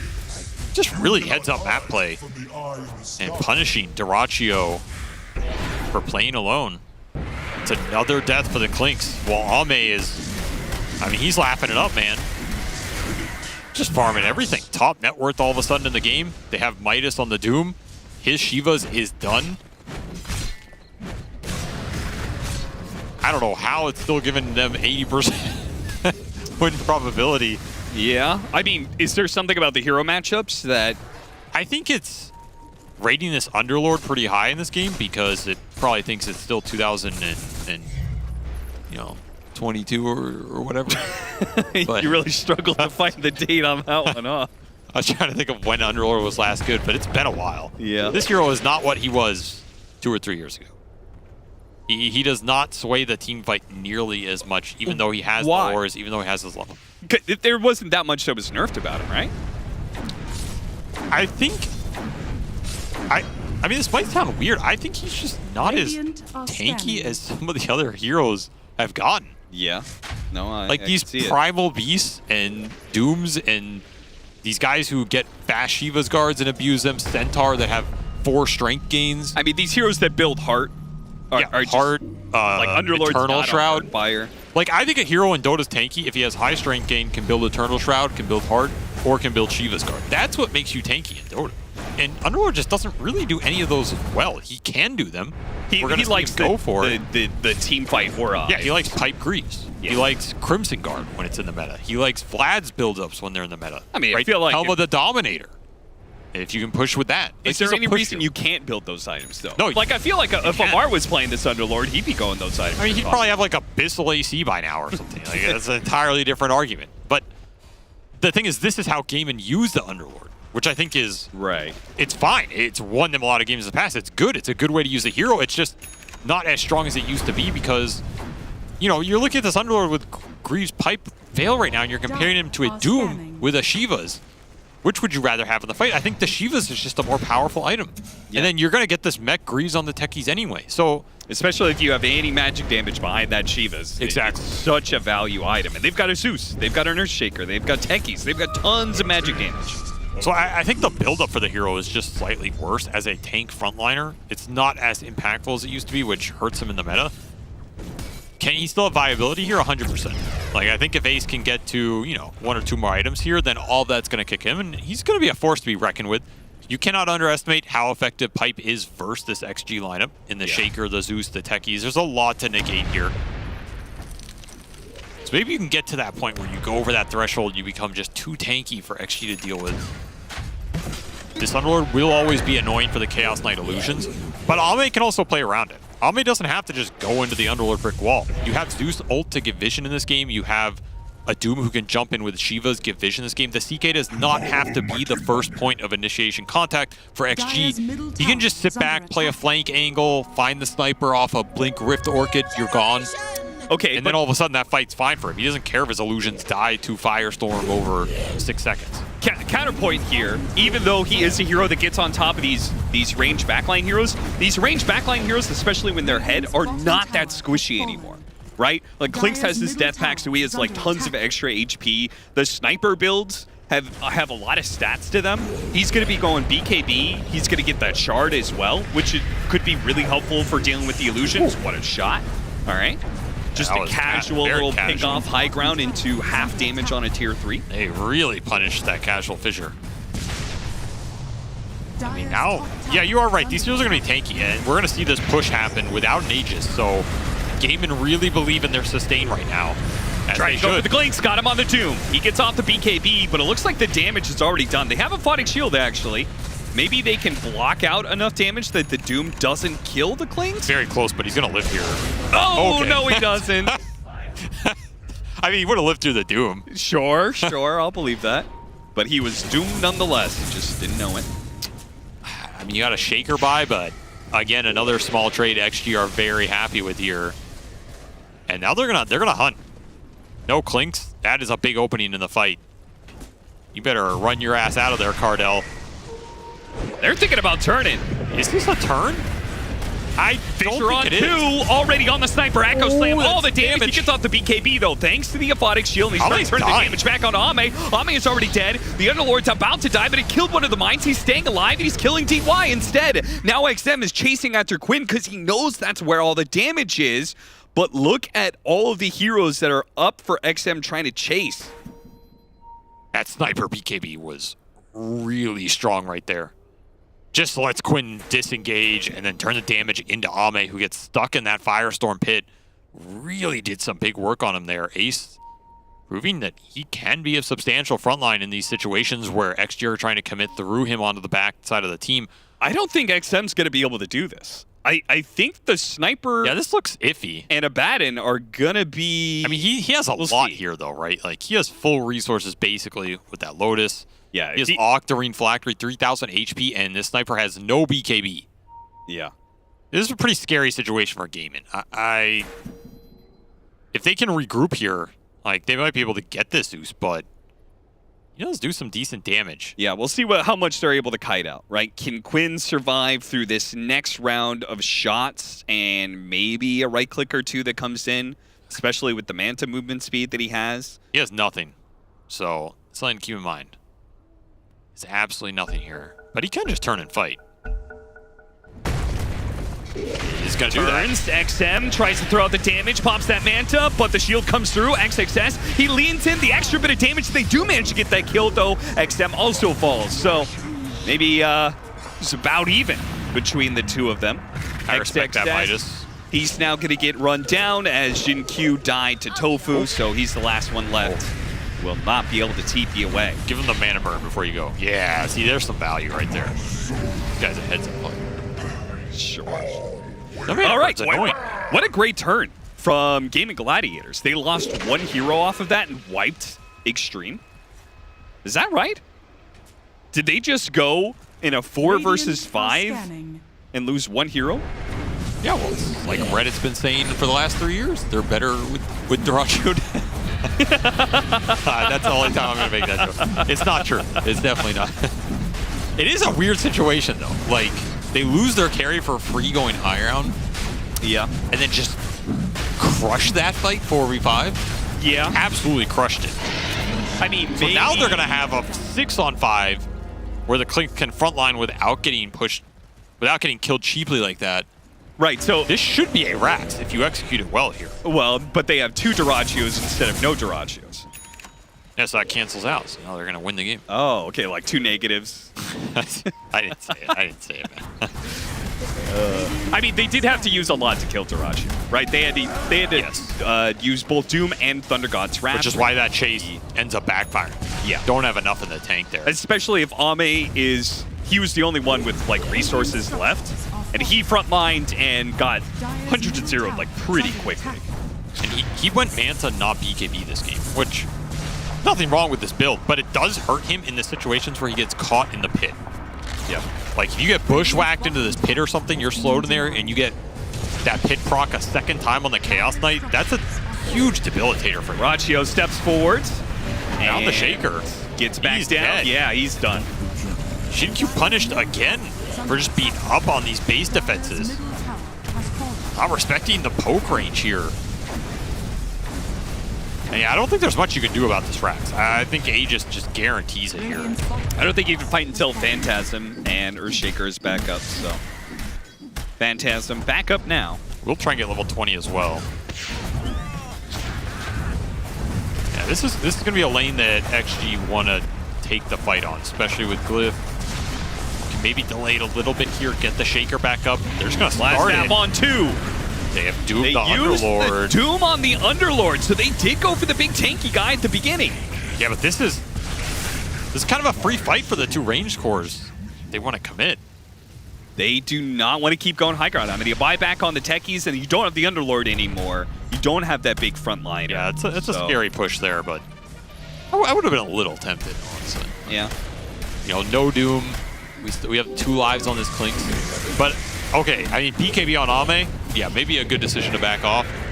Ame pops that Phantasm, tries to chase forward. Fisher catches him, doesn't quite get the vision of Dyrachio, and instead it's going to be DY, who, I guess doesn't die because Quinn isn't here. Was expecting an assassinate, but he's walking his way back in. Satanic soon for this guy, so he's gonna have so much effective HP if he gets off BKB and then gets off Satanic. This is where this lineup is gonna hit its stride. Like this second Aegis period, you have the ore items on the Underlord. You have that 3rd, 4th tank item for these 2 ranged cores and the Hurricane Pikes and the Satanic. I mean, this is a classic game in lineup where you get that push going, you get some objective-based snowballing, and you just end that game in that like 35-minute window where the enemy team, they just can't get to that late game where maybe they can make the comeback. Okay, Mr. 65%. When does Extreme's lineup hit their stride? Because I feel like it's only in Gaming Gladiators. They have to find a way to defend base on this fight. Oh, the double shot! They're flanking right now. Hot with the Echo, not enough damage to finish off Duraccio, and then he's still got an extra life. And Quinn, he got off the BKB. The Satanic is sitting on the side too. They still have an Aegis to work with. They still have the Satanic extra life steal, though now Quinn is going to get run down by the Doom. Can they get any extra damage on him to actually finish off? Because I don't think so. I think XXS is all out of there. He got the Doom off, and that's about it. And Duraccio's fine on his second life. He was able to beat back that Chaos Knight. The illusions are just not a threat to him. I mean, 80% chance to win is pretty high. You know, there's not much you can do to stop that. It was just a snowball. What a disorganized fight, though. Yeah, a little bit. The Shaker jumped the wall, they're flanking, but nobody was close enough to follow up. Then you have Ame going with BKB. XXS is still 3 seconds out. Then he goes in and solo. Super disconnected. Not a typical fight we're used to seeing from XG. And now they're on their last lane here. They didn't get Aegis out of it. One thing we're seeing is just the AoE damage and control between the Pit and the Duraccio's Shard. Right? He shoots through these illusions and they all blow up so quickly.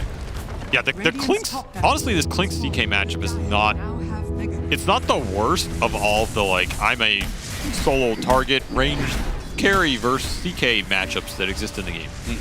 He actually has some gameplay versus CK. He can be annoying, he can be tanky.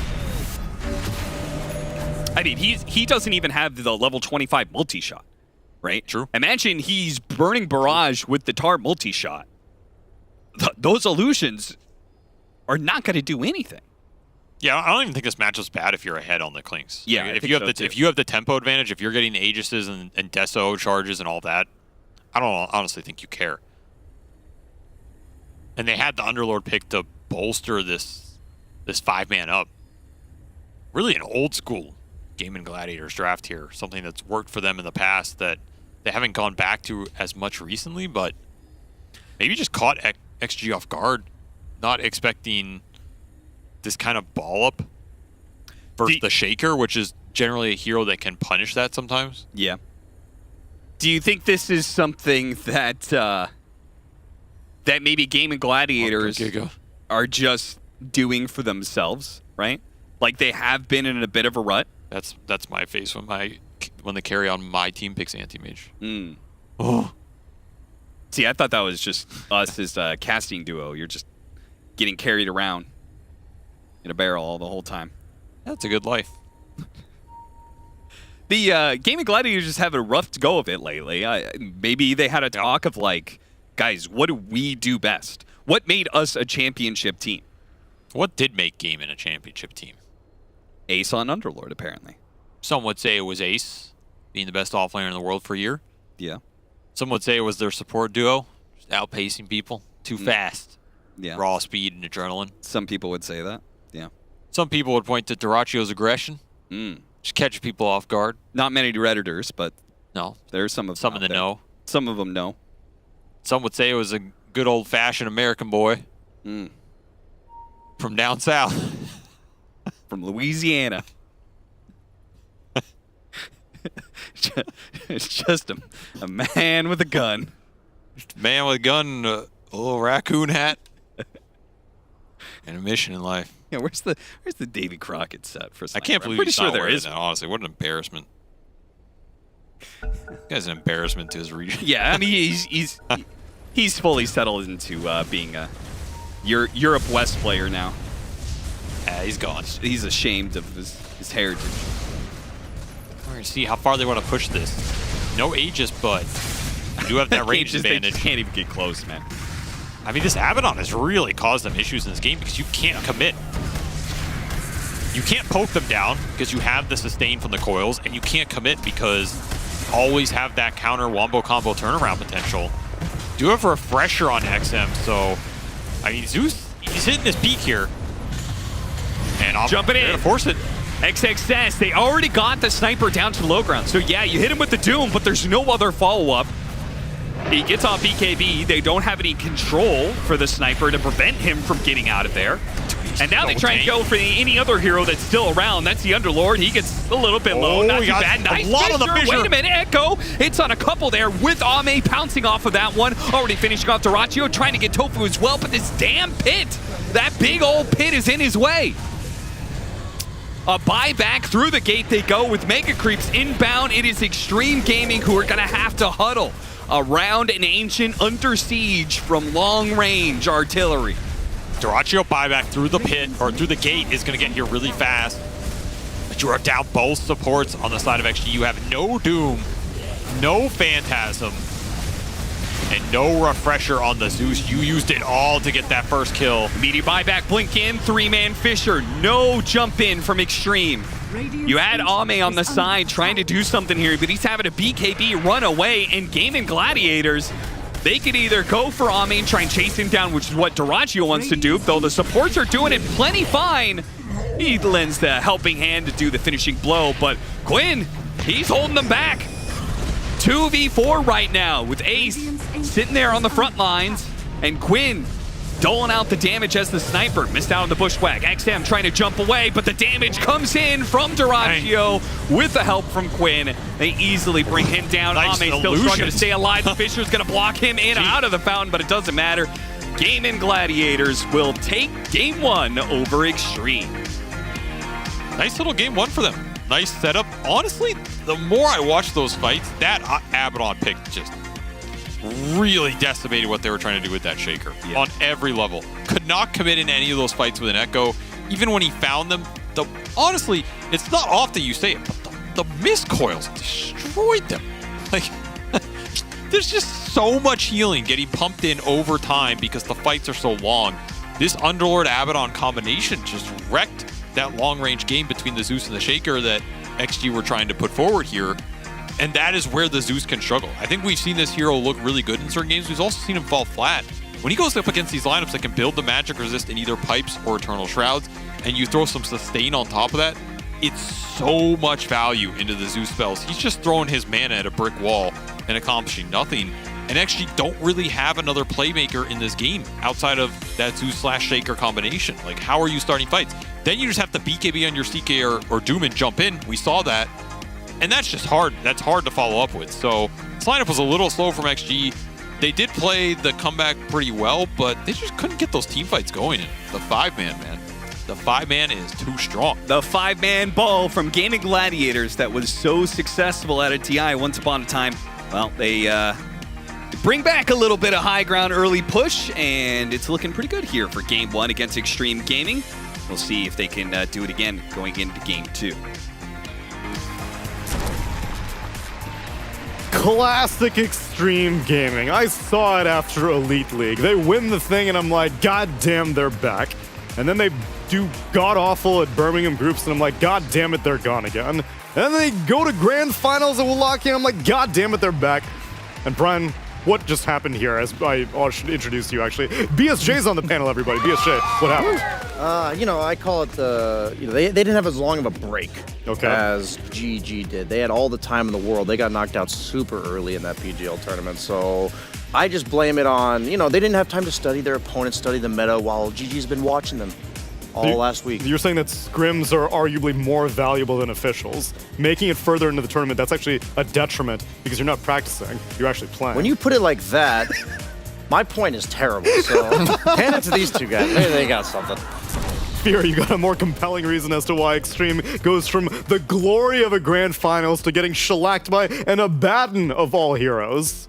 All right, yeah, I got you on this one. Okay. You can't have Jinku going 0-12.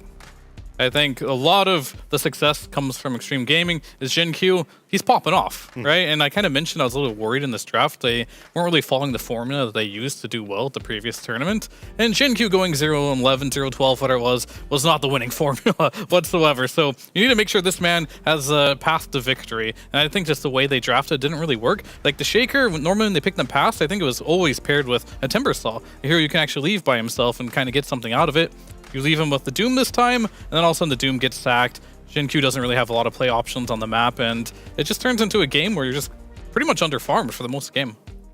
I'm kind of laughing to myself because I feel like everything we highlighted about this series in the pregame is the exact opposite of what happened. Gaming Gladiators end games early, which they have not been able to recently. We said they're struggling to finish, and their earlier strategies that they were dominating with aren't really up to snuff anymore. Like, I love watching Xingqiu Earthshaker. I love this guy in this hero. One of my favorite player-hero combinations. Goes 0-12, has a terrible game.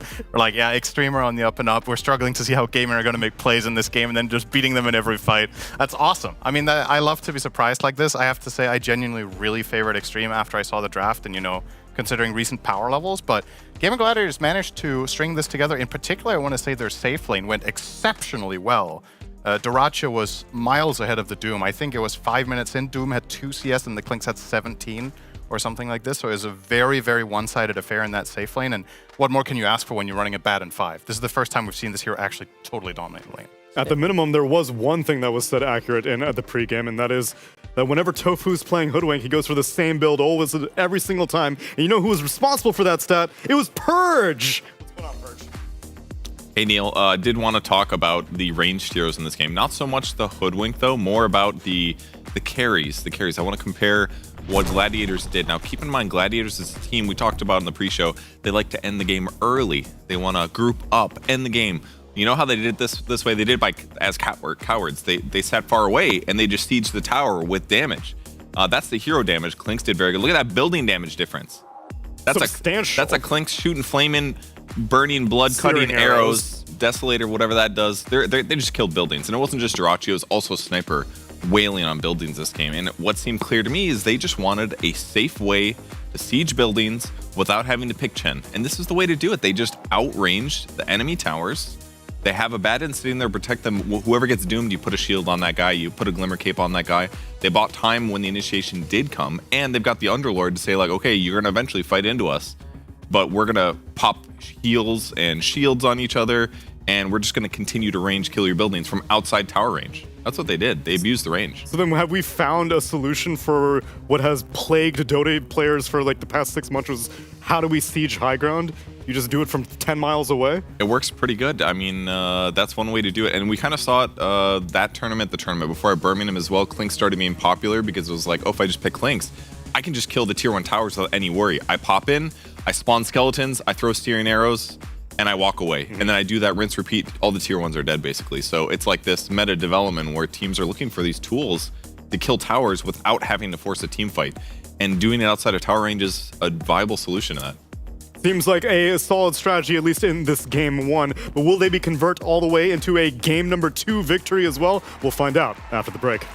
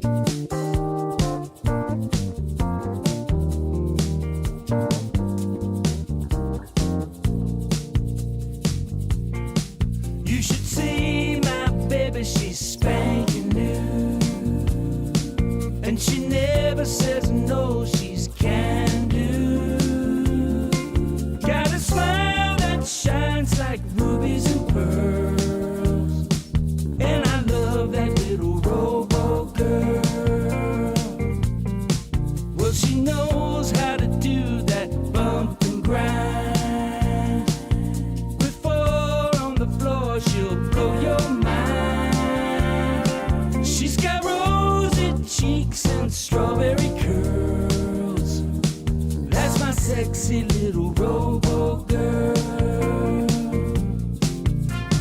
When I kiss her heated lips,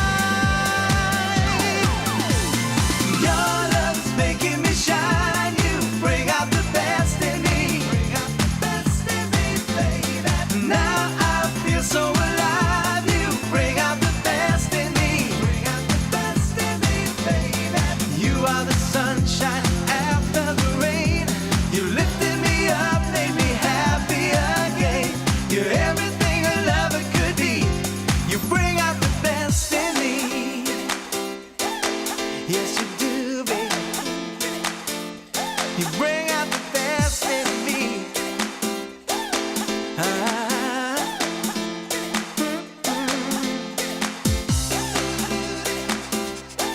Make me so happy.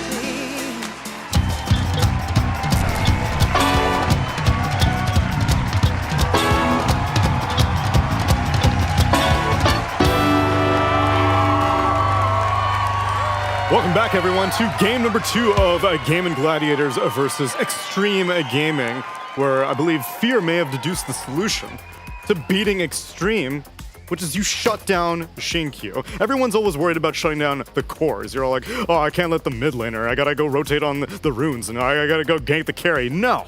To beat Extreme, you just worry about the 4 position, and that's the secret to success. Right? Well, there's 2 ways of looking at it, right? One of them is Game & Gladiators playing with the way they played when they're successful, right? And maybe that's their power spike. You know, the Underlord 80% win rate, 81 now, I don't know. But either way, stopping Jin They Q. played 99 games on Underlord. That was Yes, the they hardest. have. Yes, they have. Neil, last year, I feel like I watched them all too. But anyway, yeah, Jin Q, he's the guy that you have to stop, in my opinion, in Extreme Gaming. He's the one that is the 4th core, and when he does get items, he does a lot with it. And in a game like this, if you shut him down, it doesn't work so well. And the one time they did do Shaker, actually they ran it twice. Both times their support was like a Bane. So all the support was your stuns. They were your catch. Then you had 3 damage dealers. They kind of strayed away from that. I even said in the pre that I haven't seen this side of them before, and it didn't really work out. And of course, if you shut down Jin Q, you're at a pretty good advantage. Which I suppose also made it okay that Tofu went for his cookie cutter hoodwink build. He wasn't going for the sexy damage items that Jinkyu goes for, but sometimes you just need a Pike and a Gleipnir to win a game like that. Yeah, and it was very proven when they were sieging bot racks of Extreme Gaming's base, and he just caught Jinkyu and killed him. It was like, oh, got you with the Atos, got you with the stun, here comes my ulti, boom, he just blows up, and you're like, okay, you win this time, you playing standard, you got us. And how much do you agree with what Purge was saying in our head-to-head, that the way to solve high ground is just to hit it from 15 miles back, because Klinks is hitting it, Sniper's hitting it, and then maybe you have the wall of the Underlord, but then even if you break through the wall, Abaddon's still there to purge the wall.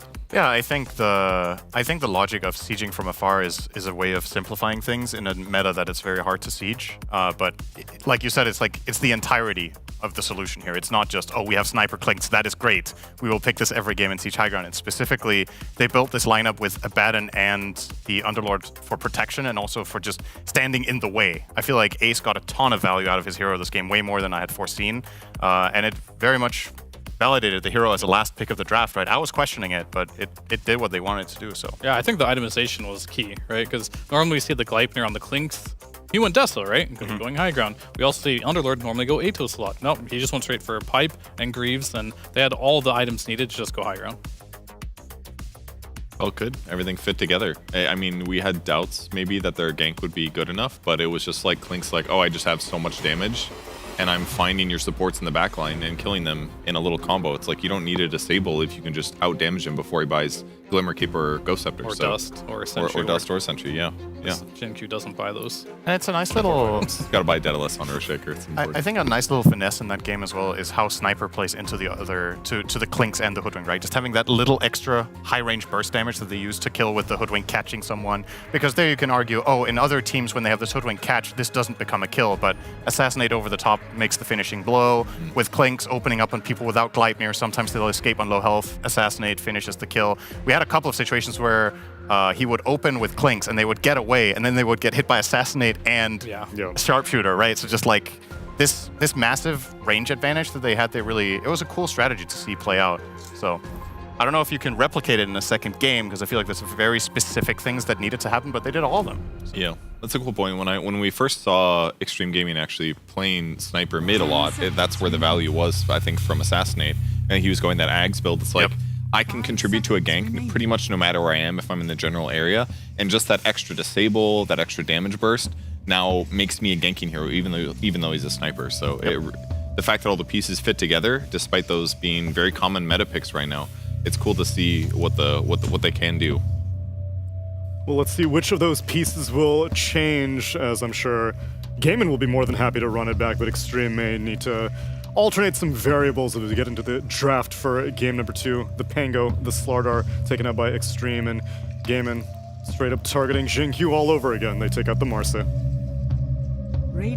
I don't think you'll see that hero for a while. I was just going to say, I don't think he might get it the whole tournament. Yeah. It's like, it's just such a value ban when it's a hero that a specific team plays. And this was a point I wanted to make about Extreme in the last game as well. I think they seemed uncomfortable in the fights. I think it was pretty clear from watching that game that Extreme do not have experience playing against this type of strategy recently.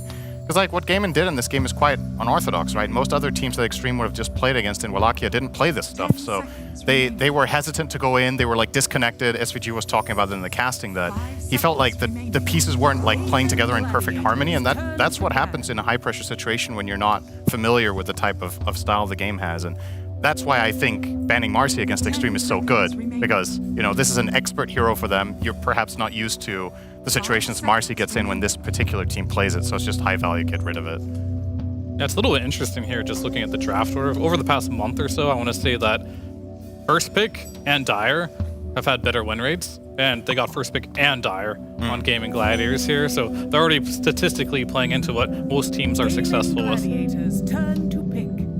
Extreme willing to give that away, and all right, we're just gonna pick the sniper up again. Gaimin's been obsessed with this hero for probably the last few weeks, I want to say. I just think it's kind of interesting that they switched up which range hero they picked initially. Last game it was Clinks. I mean, some change up is probably smart, so you're switching up the draft order, and you can't let them learn as directly from the past games. But it still accomplishes a lot. It's a safe mid laner. It does fine against almost everybody. It forces your opponents to not want to pick Puck, for example, and it's going to allow him to transition into one of the tower hitters.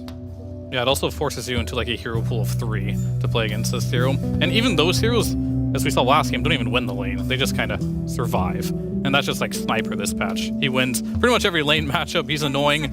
His one weakness is if you get on top of him, he's somewhat squishy. I wouldn't even say he's that squishy. If you get ahead in the farm, as we saw last game, CK got on top of him, but he just pressed Satanic and CK had to run away. So you just got to somehow shut down his farm. It's interesting to see Snipers become a reliable laner, because for so long it was like anybody that can dive, he just dies to them. Way too vulnerable. And a lot of the other heroes like Zeus, for example, that were in that same boat, they had to get their kits changed. You're like, okay, here's an escape ability. And Sniper is just, he does enough damage, I guess, with take aim and headshot, and the items that you buy that he just feels fine. And every 1K player out there just feels vindicated. It's like, I've known this for years. Why didn't the pro players pick Sniper? This hero is so overpowered.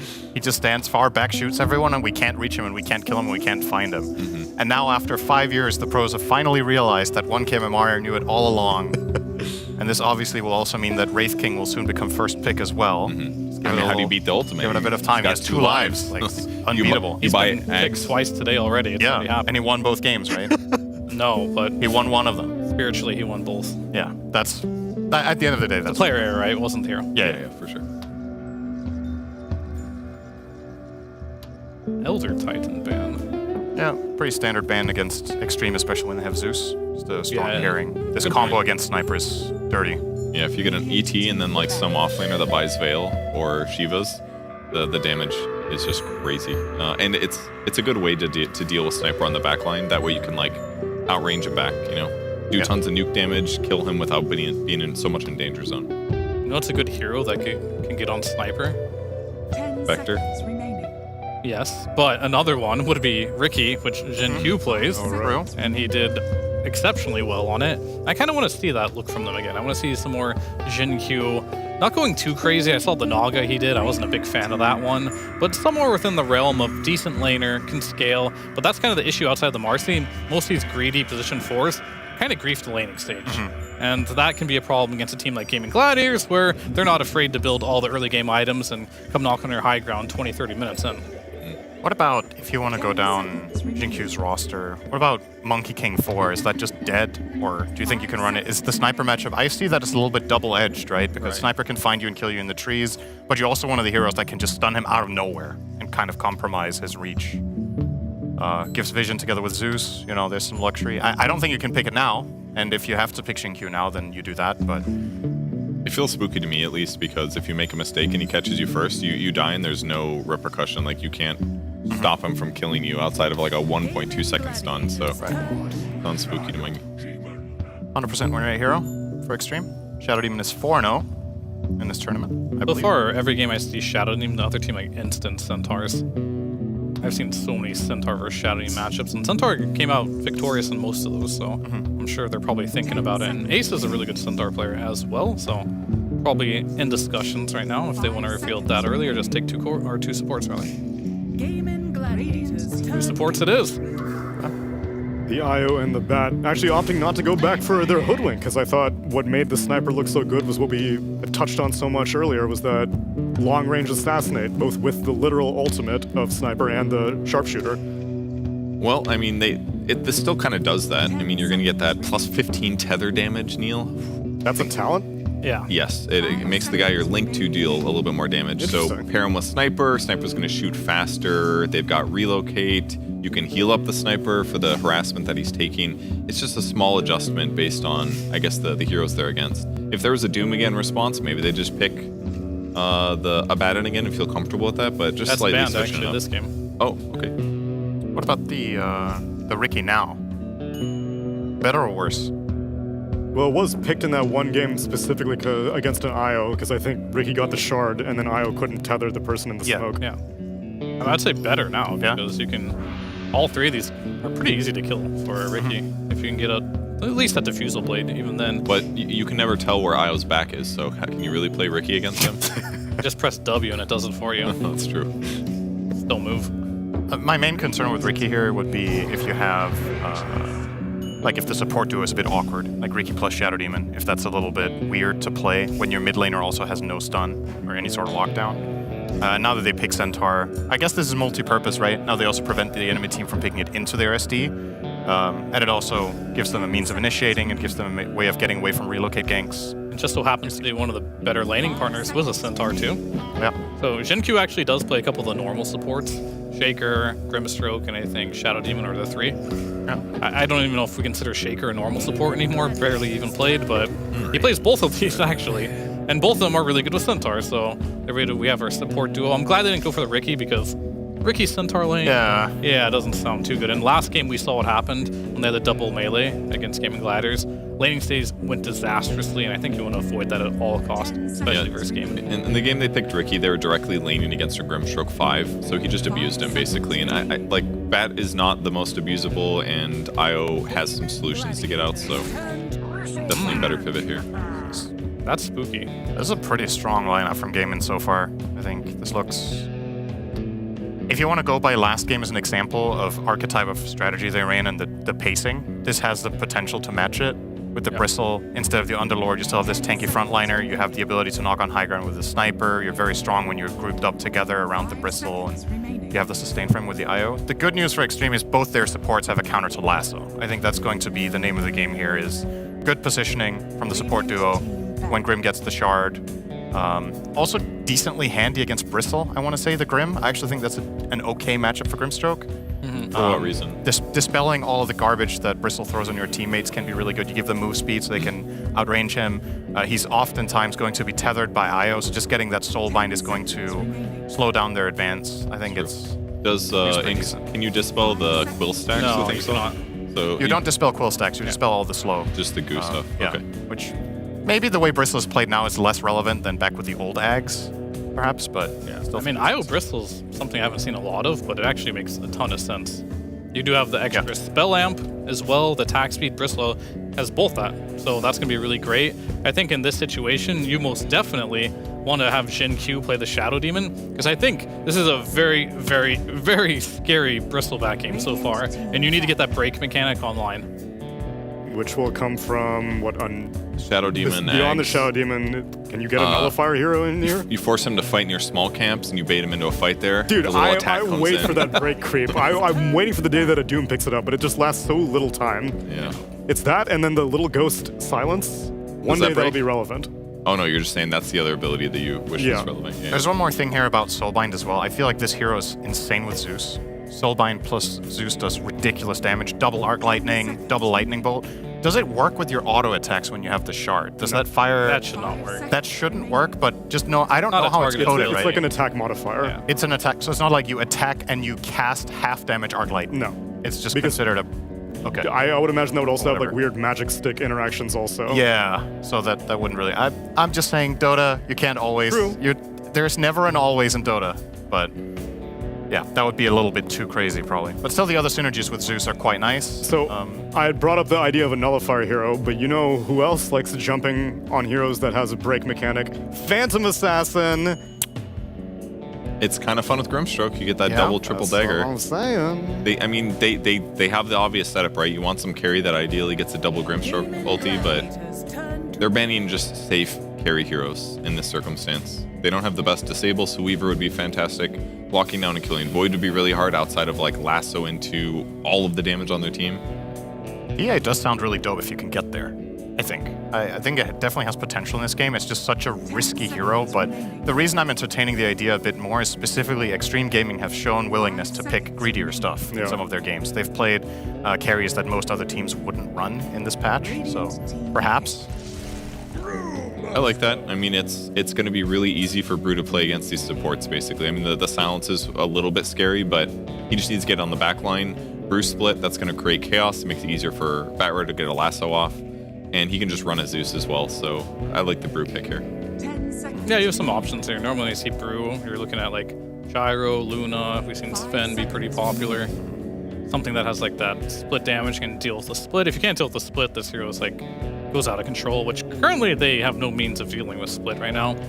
So whatever they pick here, I think has to have some significant AoE damage. But Weaver would have been the best pick here, so I really like that ban. I think it would have been awesome. So they want something that can deal with Brew that also ideally builds Silver Edge, if possible, or has a natural break built in. That way they have a window where they can kill the Bristle. Oh, right, Silver Edge. And this one does none of those things. He can get away, though. Like, he's like, oh, you Brew split? All right, see ya, support. Have fun with your death UI. Well, the good news for AM in this game is that he's playing against very limited catch, right? The only reliable catch is Lasso, and if you're fast on your fingers, you can spell shield and get away. So he should, if Ame has a good laning stage, I see this as the type of game where he can just split push forever, and then it comes down to can Gaiman actually breach high ground before the AM gets too strong. And then AM has a weird power curve where late enough into the game, sometimes he has a tendency of falling off, and maybe he won't have enough damage. He also has a tendency sometimes of your Barracks dying and he's still farming, right? So that is going to be the one thing I'm a little concerned about, but Anti-Mage is Anti-Mage in the late game. If you can cut waves, delay the game, get pick-offs on support specifically, it can be really good. The only problem I have is you're playing versus Gaming Gladiators, your lanes, as usual, could be a problem, and they get an Aegis, and they walk down a lane, and then you're Anti-Mage against a big death ball. That's pretty scary.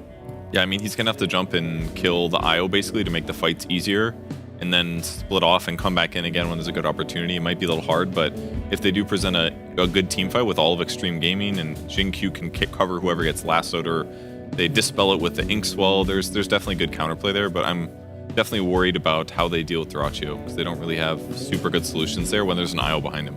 Even no matter how big the anti-mage gets, is there any point that he can man-fight a Bristleback, like, head-to-head? I mean, if you drain his mana, as we saw classically at that 1TI, draining the Bristleback mana is good, but he's got an IO to give him mana too, so it's like, yeah, it's not the best. I think the name of the game here for Extreme is that we kill Bristle last. I just think that's the easiest way of playing the fights, is take advantage of Gaming Gladiators lacking lockdown and just keep pincering, killing supports, chasing them down, using Centaur Blink, Anti-Mage jumping back and forth, and slowly you'll whittle down the Bristle in the end with Zeus. Yeah, kill the supports, kill the sniper, ignore the Brew, ignore the Bristleback. If that works, maybe the fight goes long enough. If not, good luck.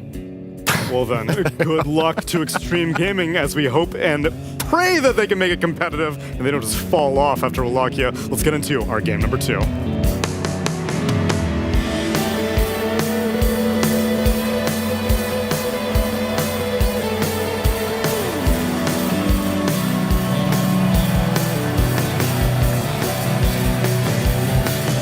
Extreme Gaming having just lost that finals, Game 5 against Animage. It has come back into their consciousness.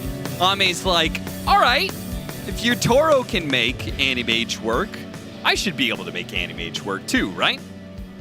That is the anti-mage fallacy. That is where he gets you. Just when he has your confidence, he rips it away in horrifying fashion. You know what? The last time they played Animage on Extreme. Is it a trick question? Not really. It's 2 months ago. They played it on last season of Dreamleague, and they actually played it against Team Spirit 30 seconds and lost. to battle. So maybe, you know, anything you can do, I can do better. Maybe that's not the case for Ame and Anti-Mage versus Yatoro.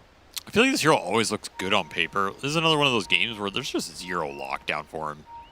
Like, in theory, he just goes Omega Ham. You can Ink Swell him in, give him some extra stun, extra Dispel here. You have Cleanse as well if he really needs it.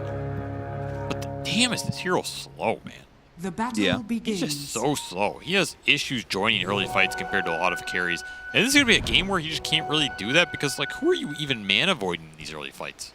None of these heroes have mana pools, so that spell that normally can give him the extra oomph to join the game earlier, I just feel like it's not on the table here. He really has to get to his items. This is a game where I expect XG to really rat the side lanes. Get a lot of value out of the AM split push. Shadow Demon can stack up some camps early, but you really want XXS to have a good lead in this early game. Like, his lane is perhaps the most important here for XG. If the Centaur has a good early game, which he should here, then he can maybe control the tempo a bit, give you that team fight starter they were lacking a bit last game, and buy time and space for Ame to come online. And I can see this lineup coming together and causing problems for Gaming in the late game. However, Gaming also have another lineup that might just run you over at that 30 to 35 minute mark with a second Aegis. Yeah, really scary pace they could set here.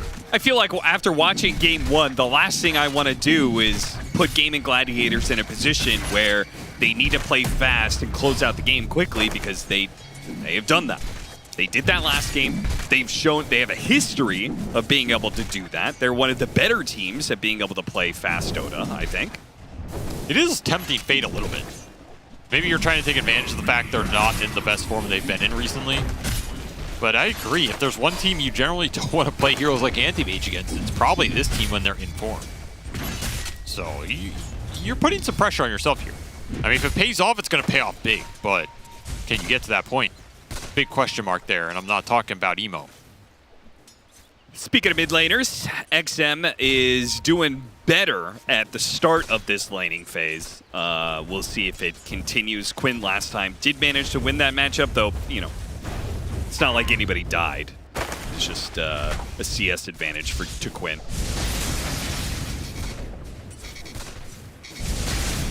You ever notice this Brewmaster set has a lobster on it? What? Yeah.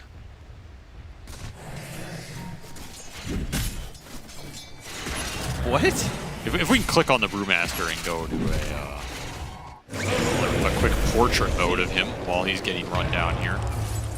No, we can't go portrait mode? I am looking at him in portrait mode right now. Where is the lobster? It's on his belt. On his wee little belt there. See it on the left side? It's a lobster. This is the Fisherman Brew set. Now my next question is, where the hell in the lore is this? Like, where's the lobster? Okay, I see it. Yeah, why does he have a lobster? What is the significance here? These are the questions of our times and the questions that will be answered here in Game 2 of Gaming Gladiators versus Extreme Gaming. They are playing for $1 million this week at Dreamleague Season 23. That's right. If it goes past 60 minutes, Avery will reveal the secret of the lobster. That's right. I actually do know the answer. Okay. I don't believe I am a man of the people. I know what they need. I know what they yearn for. And I literally emailed Gabe Newell at valvesoftware.com and asked him this exact question of why is there a lobster on the Brewmaster cosmetic set? Uh-huh. He did not respond to me yet. But at 60 minutes, we will have a Gabe Newell official response. So far, Ace doing pretty well in this lane, despite the cosmetics. Despite the lobster weighing him down. And honestly, I think Brew's been winning lanes more often in the last few months than I've seen him in a long time. Double Bracer build into some early like crit off the stance toggle. Pretty damn strong, honestly. Like, you just smack people down. This is not a hero that needs his mana. Big burst. Is it enough? If they hit a third one, is that going to be a... No. Stick charges come through. Too good. This is not a lane I expect XG to find the kill on, but I think it's a lane they can do okay. You can always fall back on some stacking if it gets too tough. It's a lane that's just going to push into you. So if you maintain the resources and you don't get dove off a double or triple wave, you're going to be okay. But there is that threat. Dyrachio can just run you down with the quills if he has a double or triple wave going into the tower. So XG need to do a really good job of controlling the HP levels on that lane. Likewise here, XG are going to be able to burn all the mana out, but again, I think Brewmaster does better in this matchup than he used to just a product of the early stat builds plus the crit coming through. You can kind of play that just physical damage dealer versus the AM that you don't really care if you don't have mana anymore. He's just not winning that man fight. Yeah. And mid's kind of a wash as well. So I don't think XG can really dominate these lanes. They're just going to try and go even in them. And maybe play around some support rotations. I can see DY maybe rotating with this Grim to top if they feel like they can get a cheeky kill on the Bristle between the levels 4 and 5, but that window is going to close very fast. And if he doesn't feel like he can leave the Anti-Mage alone, which is a big question mark, then that move isn't the easiest to make here. But there isn't really another move to make in this game. That's kind of it for XG. Like, this is just kind of a dead lane right now. So I do think the HP and mana looks okay here. XG could consider that rotation. Let's see if DY opts for it. Certainly could use something to change the narrative of the current laning phase. Everybody on Gaming Gladiators is getting way too much. Which is why I think when you're the team that's not necessarily super happy with the static nature, you want to make the rotations or look for the runes or look for the stacking. Like, that is always the other thing you can do. Just out-eco enemy team here. You fall behind a little bit in CS, but you make up for it with some stacks for the Zeus, with the Arc Lightning going through, extra levels for the Shadow Demon. 6-minute rune. I mean, this should be Gaiman's. They have all the freedom to rotate here, and yeah, that's a double damage. That is a scary rune. Though the catapult will die here. Still, I think Quinn might look for some extra tower damage here.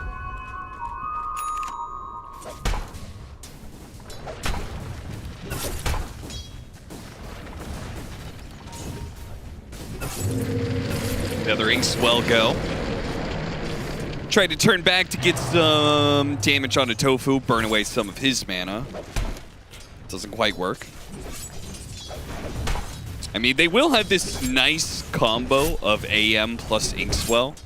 Yeah, just is Ame really going to be that active with it? It does help him a lot in the later fights. It's going to be a big spell this game. Soulbind is also going to be a big spell. I mean, your mana void targets aren't great, but if you get 2 of them, okay. That's something. And there's the rotation. This is... I feel like it's a minute and a half too late here. Because now you have this Bristle to the level 5.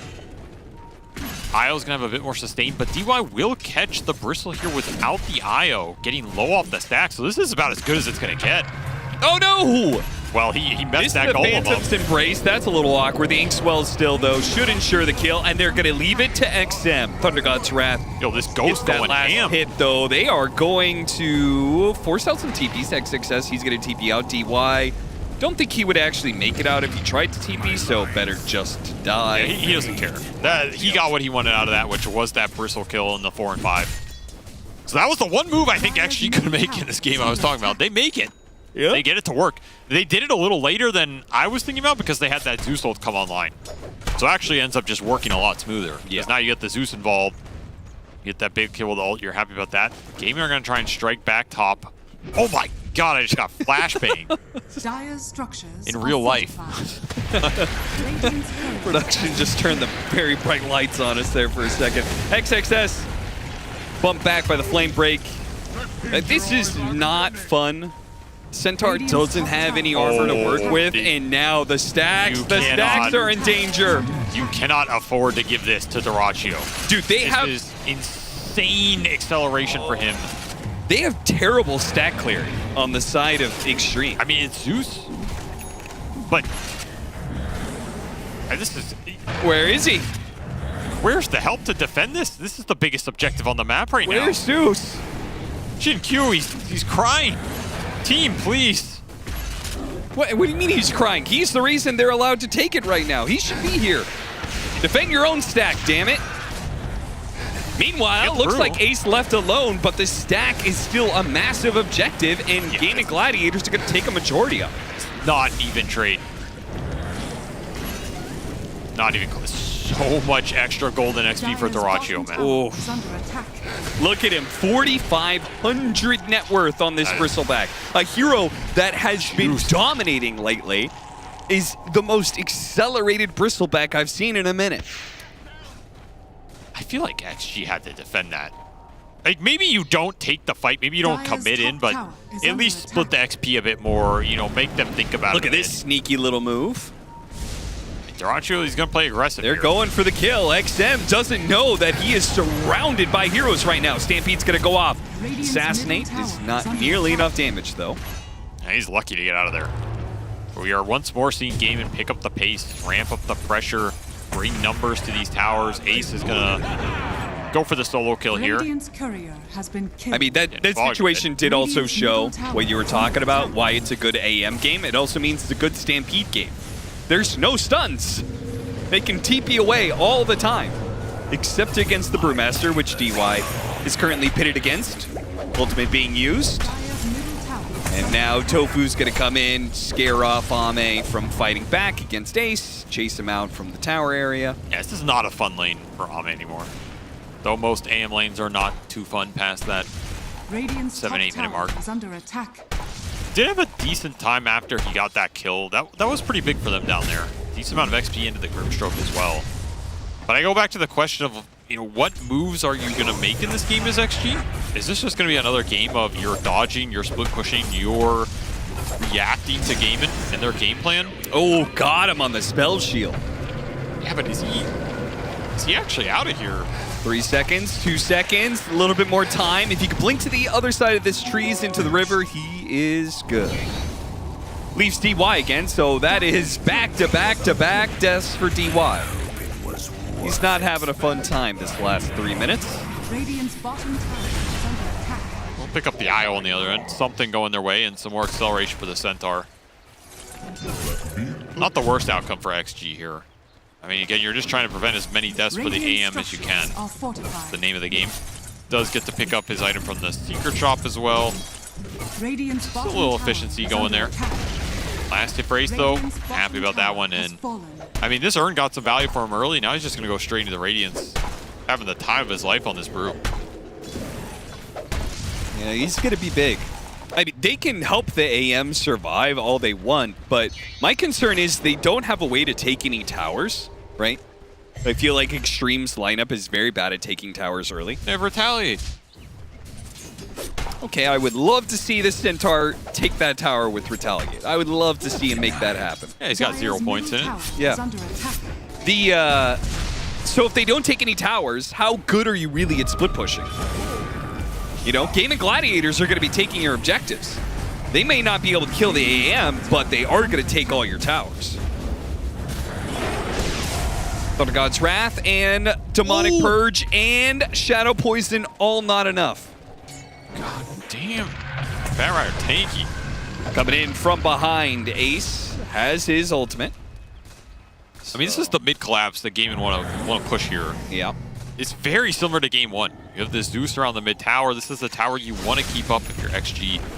How much are you willing to commit to make that fight happen? And can you even take that fight if Gaimin are willing to commit everybody into it?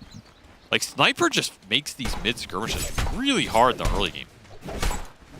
If he has Shrapnel, it's really annoying to fight into. If he has max attacks range, it's really annoying to fight into. You don't have the gap close yet. You bring a Brewmaster from the side, you bring this IO Bristle pair off a reload. If Zeus gets caught at the end of that leap, he's just gone, and then what does your team fight look like? Yeah, but they're going to one-shot the Sniper. They've got Blink Dagger on Centaur. Blink, Inkswell, Stomp, Double Edge, Inkswell Explosion, maybe another Double Edge, Stampede. Like that, surely the Sniper dies to that before you can react. Yeah, 6 seconds of the IO, the Bat, and the Brew doing nothing. Okay, nice little pick off. I mean, it took less than 6 seconds to kill Brewmaster. I mean, these jumps are what you have to play around. I agree. Like, Inkswell Centaur he is your playmaker this game, so you better play through him. Try and find farm with the other heroes, just slow this game down as much as possible, drag the Bristle around the map. 14-minute Wisdom Rune. Once again, Extreme not really in a strong enough position post-laning phase to defend their Wisdom Runes. DY gets the exchange. Oh, yeah. Good work. Mega value for him. Very good.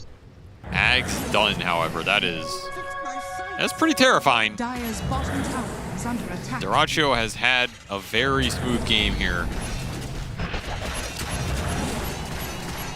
The faster you get that Ags up, the faster you start farming through everything as well. So Radiant's middle tower is under he is attack. going to be big this game. He's going to be big, and he is perhaps the biggest problem for XG as well. Like their heroes just don't really directly answer. They indirectly answer them by abusing the weaknesses of Gaimin's lineup, being able to take mobile fights, get on the back line, take out some of the other heroes, and maybe kill the Bristle last. But if Dyrachyo is strong enough that he can just force early Roshans down, get early Aegises, start pummeling these towers, and make you fight him, there's not much Ame's going to do to sway that exchange. Yeah. Like, you go and burn some mana off the Bristleback, he gets loaded stuff from the IO. I mean, what are you doing here? So, like you said, XG's biggest thing for them right now is finding a way to get these tier 1 towers. I don't know how they're going to really do it. It looks tough, man, but they need these tier 1 towers down to let the Battle Fury AM create some pressure on the map, because right now there's none being created. And that means Dyrachyo is just going to have a free-for-all here. Shinq doesn't even try and turn around. He clears out the creep wave, says, okay, I got what I came here for, which is golden experience. Pushing out a lane somewhere. Radiant's top tower is under attack. I mean, I almost feel like it's time to start backstabbing some waves behind tier 1s, behind tier 2s. Dire's bottom tower Make is Gaimin under attack. go to parts of the map they don't want to play in right now. Is under attack. They have the vision for it as well. They have the vision. Do they have words? Like AM can do it. Maybe Centaur could do it. That's it. See, this is the area you don't want to be getting caught in, because these are the camps that Gaimin naturally want to invade. They naturally want to play here around their vision, take the farm away from you, cut waves Dire's aggressively, and bottom tower push these has been towers off of denied. kills. So if you die under these wards, it's going to be really costly. Whereas if you're split pushing a bit heavier, I mean, it can't be everybody, but Radiant's middle tower is under attack. these are just death stones right now. There is no answer to the Bristleback. And now they're just going to take down a tier 2 at 16.5 in this game. Yep. I think the Aghanim Scepter is really big for Bristle, don't get me wrong, but I feel like it's almost the Shard is more impactful just because it's not like Extreme is going to fight you right now. So the Shard, okay, maybe I spoke too soon. They're going to try and defend this a little bit. The Shard actually allows you to be able to get in there and catch some of these heroes and almost do enough damage to bring down XXS, though the bit of Blade Mail armor protects him just enough. Blade Mail nice versus hero. Again, you're going to have some soft answers, but man, does IO help him overcome those. Yeah. Hey, a tough hero to bring down. We saw him already kind of overcome it, and just with the IO being tethered to him, at some point he's going to get Bloodstone, and so the Blade Mail isn't going to do damage anymore. He's just going to out-heal whatever damage is being done. There's the IO Shard you can get as well. I mean, ideally you find some pickoffs. Continue to use this Centaur Blink Inkswell. Like, you don't even have to win the fight. If you just find some... Go for the IO, got him! With the Inkswell explosion value. and a good amount of damage onto the Bristleback as well. Lasso goes down. The Zeus is in trouble. Quinn doing some damage. Stampede goes out and looks like XF is able to get back fast enough. Though XXS is not going to be as lucky. He's going to be left behind. Gets a dying hoof stomp out before he falls. And Gaimin Gladiators are back at it on the tower offense. I think that type of play conceptually is fine, though, for XG. Ideally, you don't lose your Centaur there. I'm not saying that's a good trait, but... Yeah, or Shinq's Shadow Demon. Dead? Oh my god. What? That was a disgusting kill. They got long-range poke again. Not as much as they had last time, but they still got it. That Sniper is a hell of an annoying hero to play against. Yeah. But you are looking for these, you know, you want to find the 1 or 2 support kill into Stampede the hell out of there. And that's all time for the anti-mage to farm up, which is what you're really looking for out of these exchanges. You're not looking for the straight-on 5-on-5. The pace, however, is absurd here. A second tier 2 beam pressure before they found the sniper. Oh, that's exactly who you want. Can they blow him up? Thunder God's Wrath goes out. The IO comes in, but gets disrupted. Now they got the grab there from the Grimstroke onto 2 heroes. So the sniper's dead. Can they keep going? Or is this Brewmaster plus the Bristleback going to be too much for them to be able to fight through? Duracio's getting a little bit low, but XM is getting lower. He'll die first before Celery or Duraccio goes down. They both survive on about 200 HP. And Ame not confident enough to join that fight. Oh, probably rightly so, but that's the difficulty. The longer you stay in these skirmishes, they're just 4v5s. Huge sniper pickup for them. At this point, you gotta get the hell out, but that tornado catches XM. I think mid-leap.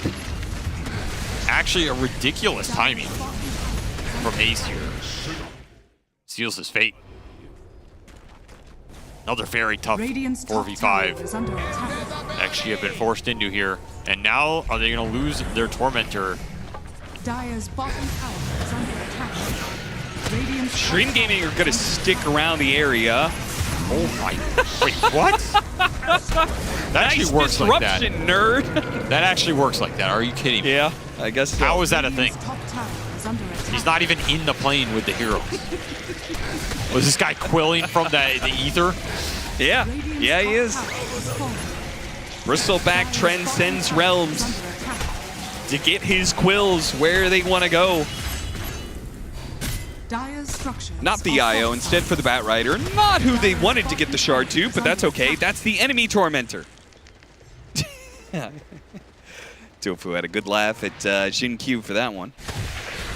How's Ame doing? He's got Battle Fury, Manta, working towards Axe. Cannot fight until the Axe is online, I think. That's my view of it anyway, but he may be forced into fighting soon. Yeah, I mean, that's anti-mage.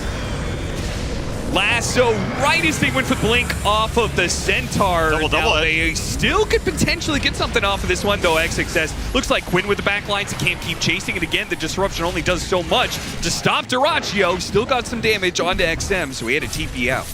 Space for the anti-mage. How much space, though? Gets one ancient camp. Yo, males are my creeps. Okay, you can have. They are not. Goodbye, Ame. Kind of surprised Ame hasn't been cutting more waves.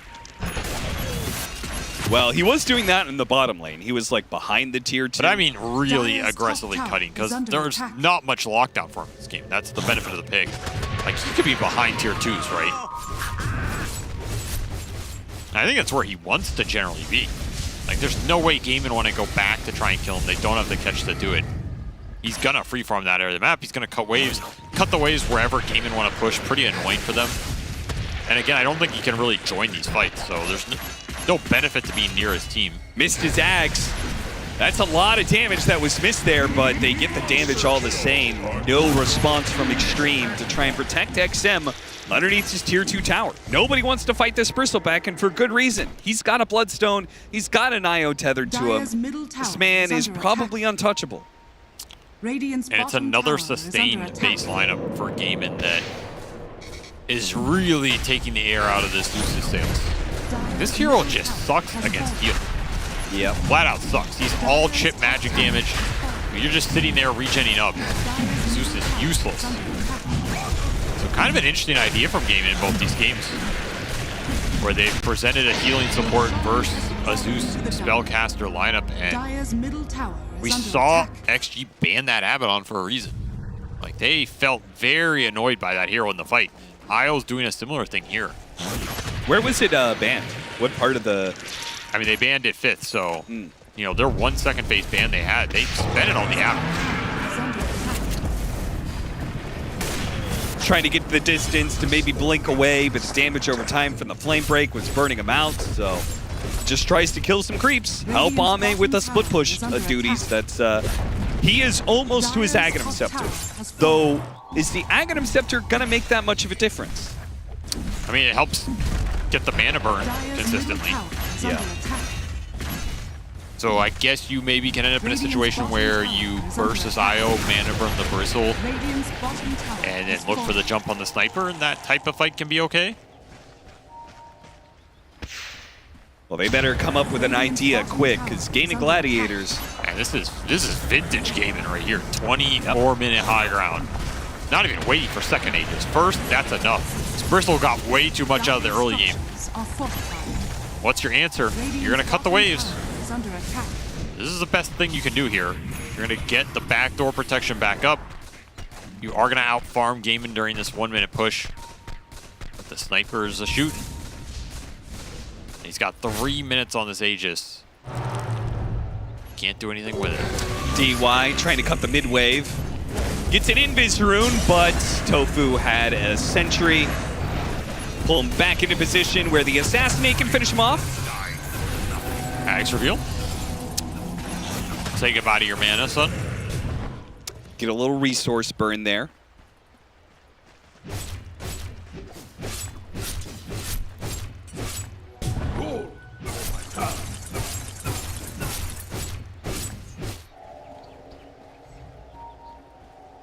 Gaming Gladiators go high ground again, this time mid lane, where they have protected that creep wave by killing DY. Still 2.5 on this Aegis, man.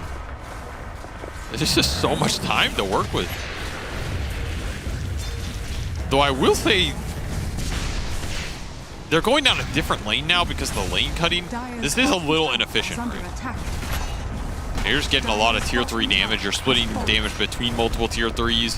I mean, it's only inefficient if you only take one lane of Brax. What if they take mid and bottom? What if they're just not going to stop? What if Ame takes a lane? And they're forced to fight while he's... I mean, this is splitting the focus from Gaimin. Stampede trying to get back. The Centaur will survive. They got the Brew teleport. And they got the Aegis off the ult. What can XG do with this?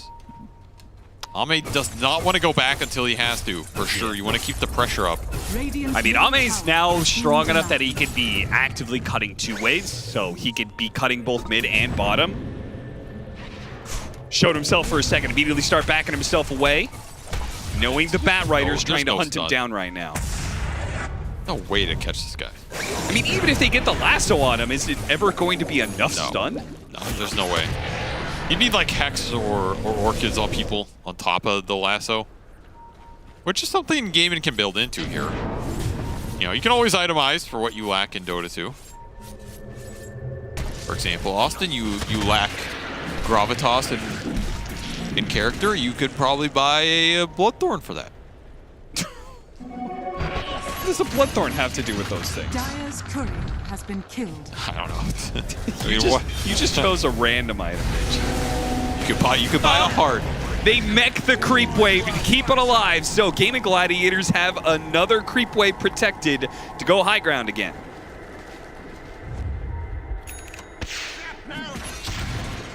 And that wave behind it is also not getting cut.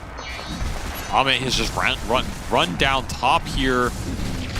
This is just going to be 2 lanes without contest. Dire's top tower is under attack.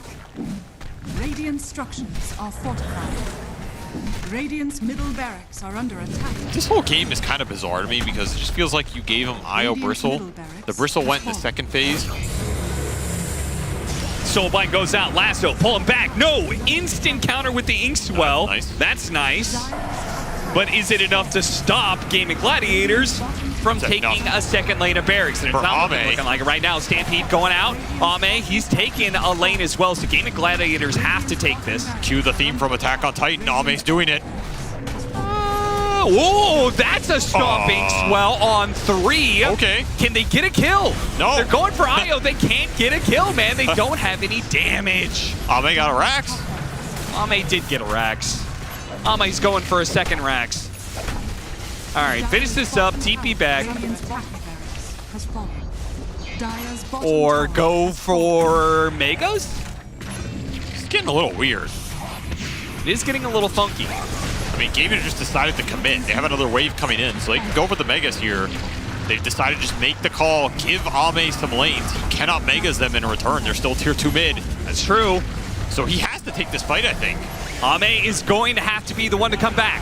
After he takes this building, there's nothing left to do. But will he have a team that is still left alive by the time he gets back? Because XM's already dead with no buyback. Now Centaur coming back in, goes for the jump, in with the Inkswell. tries to get it to help out Ame, get a land here of these stuns, take it on top of Quinn, hit him with the Mana Void. Stop some of Celery, what he's doing, but it's taking so long. He's out of mana, which means there's no more damage for Ame. He can't kill anything. Oh my God. Well, this strat fell completely flat in this game, as there's just not enough time. Gaimin came back in full force today in this series, ready to pick up the pace, ready to jam it in early. 30-minute mega creeps. I just go back to the beginning. I go back to why, of all the teams, would you do this to? Why would you do it to Gaimin Gladiators? Because they haven't been informed. Well, obviously not the case for this Dreamleague, and not the case for this matchup. Gaimin Gladiators in good enough form to be able to take on Extreme Gaming, and frankly, does any team need to be in good form with that hero? I mean, this hero's terrifying right now. Yeah. And they did not have direct answers to him, and he also had the acceleration off the stolen stacks. Just a dream bristleback game here for Dyrachyo. Finishes at 13-1-9. Basically untouchable outside of that one early game rotation. And I mean, what does that really do to stop his trajectory? Absolutely nothing. That is just a very clean game from Gaimin, and a very easy game, and one that's going to help them build some confidence and momentum in this tournament, because it's a game that they're very comfortable playing. Fast-paced, objective-based Dota that just runs you over before you're ready to fight it. And XG just unprepared. Maybe a misread on the pace of those games, a misread on the draft, whatever it is, but just unable to find their footing in this series as a whole. Caught off guard and left wondering where it all went wrong. Honestly, a lot of people are going to look at that and be like, anti-mage, yeah, classic anti-mage game, too slow. But I am going to point out a different issue to me, which I think we're going to see a lot this event, is teams' confidence in Zeus and what this hero does for you. I think teams, and this is not an XG thing, I think there's a lot of teams picking Zeus, a lot of teams playing the Zeus. We're going to see, Thompson play at this tournament. We're going to see maybe Na'Vi play it. This is a hero that can do a lot for you in the early game with Phylactery. You can fight around him, you can brawl with him, he can win his lane pretty reliably, he can give you that gap-creating mechanism. But his scale is absolutely goddamn atrocious in this patch. Against pipes, against early shrouds, against sustained lineups, extra cheese and Roshans. You really have to think about how you build a lineup around this hero and what your end goal with him is, because there are too many games where this hero just falls on his face and does not give you any damage, which is all he's supposed to give you. All right. Was it the Animage or was it the Zeus panel? Pose that question to you. All I know is it took a lot of yapping from Avery to justify it was the Zeus. Where Fear, we can just say it was a classic anti-mage game. That was a classic anti-mage game. He was just way too slow. He was farming as his base died, and then the game ended before he was able to join any single fight. I mean, that's partially true. The other part is, I think the Centaur was instrumental to this lineup and it doing well. And I think they just forgot to ban Bristleback. Their first 4 heroes did absolutely nothing to this Bristleback hero. Centaur got demolished in the laning stage to IO Bristleback too. And there's not many lanes that crush a Centaur. This hero is really meta, very strong, especially known for its laning stage. And he was laning with a Shadow Demon. So that's an even stronger lane. So I think the fact that Centaur just ended up the game like 0-8 or something, couldn't get around the map with the supports, make things happen. It made the game very, very slow. When the game is slow, when you have an anti-mage, your base is going to be gone before your anti-mage comes online.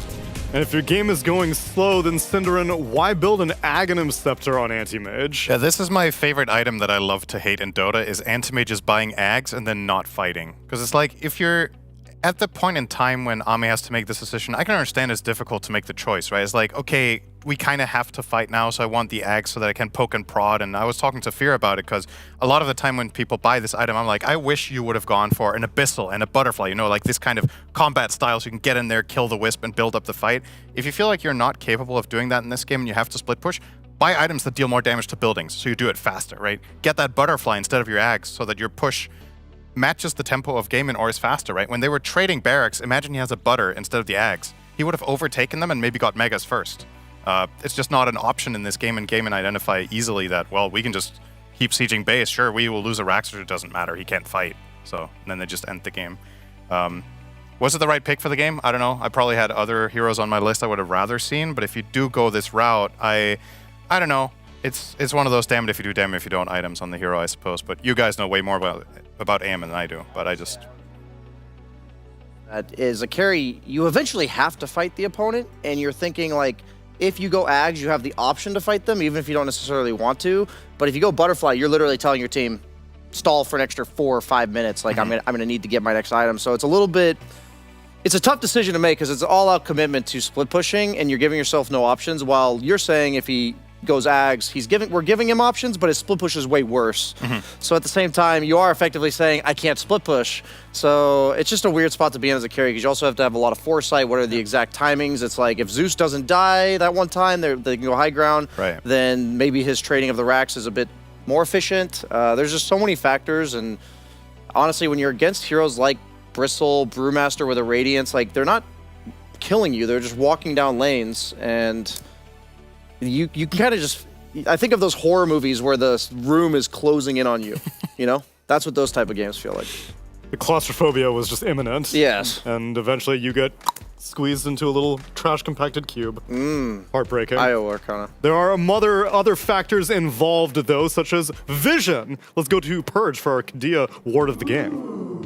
Thanks, Neil. Yeah, the focus today has been, at least in this series, has been about Gaming Gladiators not maybe doing so good in previous tournaments, but now they're trying to up their tempo and get solutions to ending the game. So the Kadia Ward of the Game, in my opinion, this game was the wards that they were planting to give vision behind enemy towers. This one was placed slightly on the north side of the map behind the tier 2 tower. This gives them opportunities to find pickoffs because they need pickoffs to siege buildings without having to worry about any of that. And because they've got great jump with the Bat Rider, and frankly with this tanky Bristleback that can just run at their opponents, this gives them the opportunities to continue putting pressure on the map when they get that map advantage and that gold advantage. They stole stacks, they became tanky with the IO to cover it, and it just is what they need to put more pressure on the game and keep things moving forward. Because if they don't do that, then Anti-Mage is just free farming, split pushing side lanes, and making the game a lot more even. So very important ward and very important playstyle, those really deep wards that they put down to give them more opportunities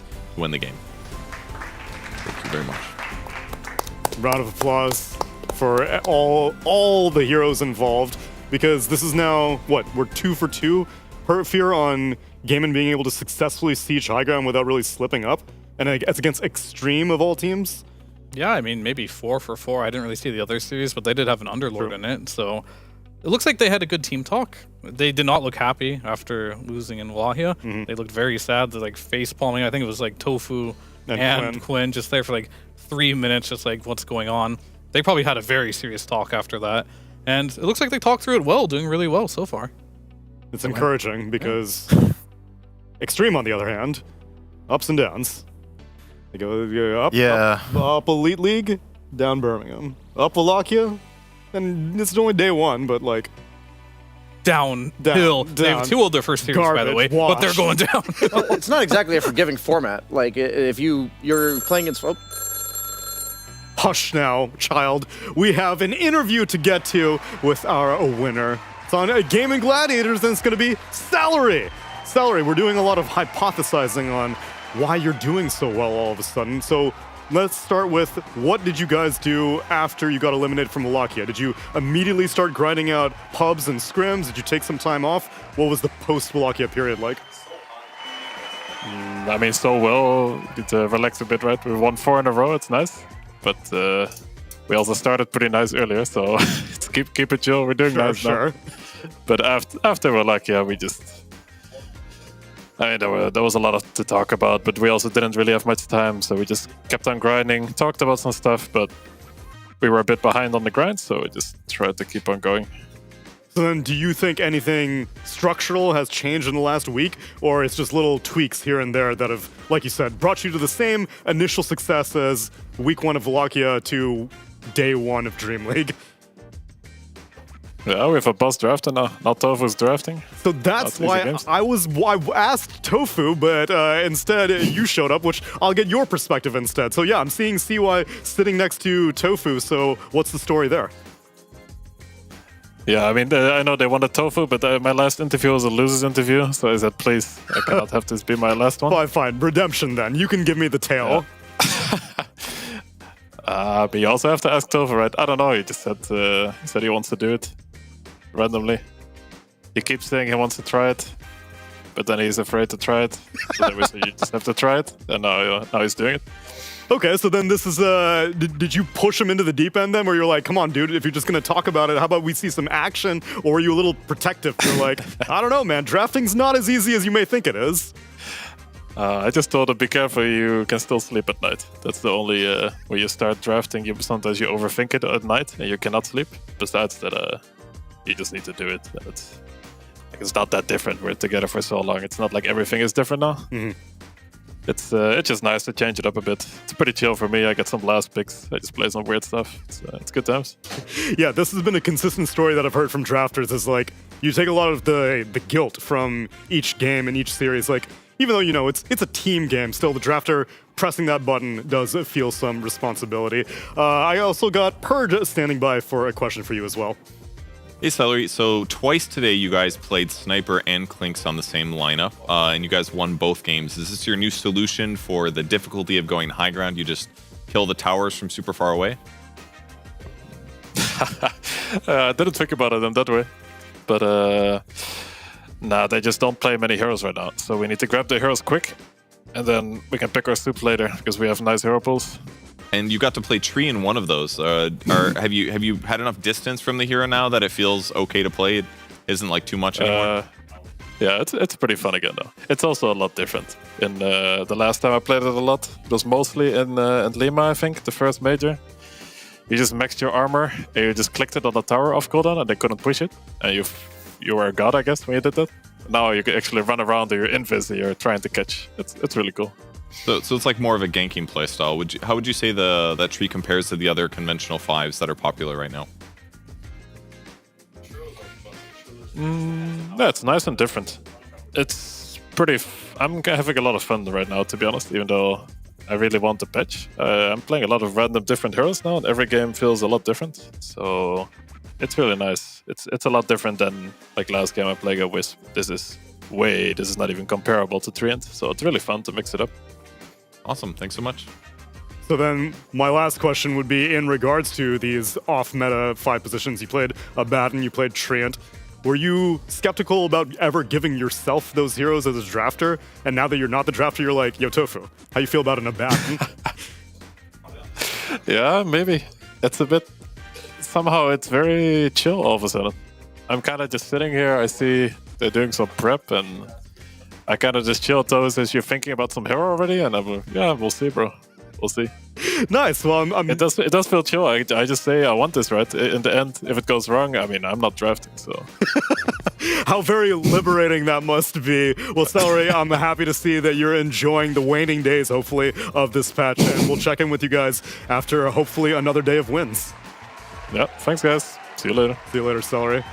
As we see a man with renewed vigor as he no longer has to agonize over having to pick heroes and study for the meta and stuff like that. He just plays whatever feels good. But someone else who has been doing a lot of studying is BSJ. I see him hiding over there in the social corner. Brian, what's been on your mind recently? Well, what's been on my mind is that people who don't play Dota don't understand that even though we've spent thousands of hours playing this game, that there is always something we're going to see that we have never seen before. Of course. So I was combing through the socials, I was looking through, and I saw on Reddit a clip of a funky interaction with a Lotus Orb that showed me something I've never seen before. So this isn't necessarily gameplay related, but more so a funky visual. Okay. So let's go ahead and pull up that clip and see exactly what happens here. So the Bounty Hunter is going to Shuriken the Necro, and it's going to throw the Shuriken from the Necro back at him, and that is a 360 million times spinning Necrophos flying at that Bounty Hunter. And so what happened here, I did some combing through the comments, and apparently, if you use Shuriken, it uses the cosmetic of your back piece to throw the Shuriken. So for specifically Necro, we're seeing that entire robe plus scythe back piece thrown back at the Bounty Hunter. So that's exactly what we're seeing here, guys. I was testing in demo. Feel free to test yourselves. And for you guys at home, since I was combing and seeing things that I had never seen before, we're challenging you to potentially submit any clips to our email or on Twitter, hashtag Road to Riyadh, that will Are you pointing at it? I'm pointing to the lower third. Thank It's you. That's the Dreamleague at email. efg.gg if you want to send us some specific interactions. Specific interactions or something you think that we have never seen before that you're like, wait, I've never seen that before either. But if you don't feel creative enough or you don't find something in your games, then I've also got my own personal challenge for the viewers at home because we're getting towards the end of a patch. Things are getting a little bit stale, but no better time than now. We heard Celery talking about it, to get creative with your builds. So my challenge, I tried a similar build out a couple weeks ago on Bloodseeker, is to go Phase Boots, Radiance Axe, Bloodstone. BKB, if you're really struggling, that's like contingency plan, but you know, guys, commit. And at the end of the game, if you're more of a right clicker, you go for the Revenant's Brooch. It buffs your right click damage by 40% because with the Blood Rage talent. Or Dagon if you're more of like a spellcaster at the later stages of the game. But I'm challenging you guys to also submit game IDs to that same email with this build being done. And if you guys give us entertaining enough of a game, we'll promise to put some of your clips on my next social segment later this week. You guys have 2 days to get that done. I promise it's not griefing. And if your teammates report you, I do not accept any responsibility for that. Will you immortalize them in a YouTube video if they win? If it's good enough. If it's good enough. Absolutely. Well, you Commit. heard that from the man himself. That is your task, friends. Dreamleague at efg.gg. Send us your glory or send us some weird interactions. And if you just want to sit back and watch the Dota, well, don't worry. We got another series for you after the break.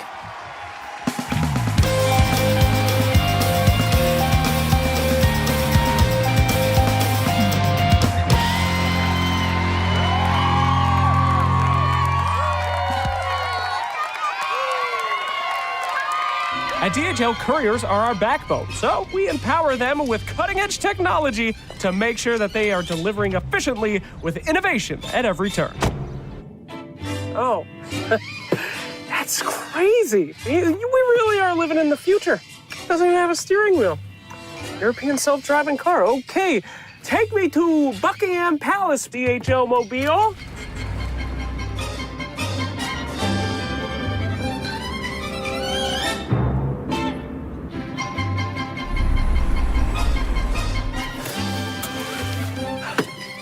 What a time to be alive.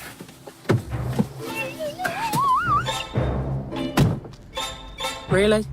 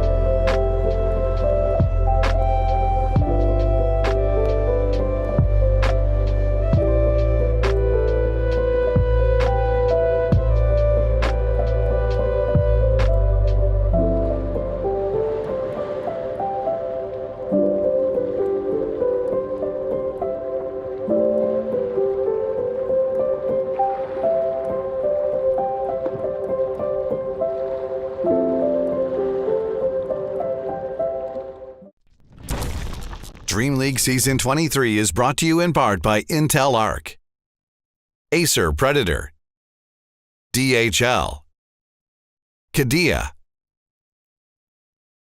Monster Energy, 1xBet, and the United States Air Force.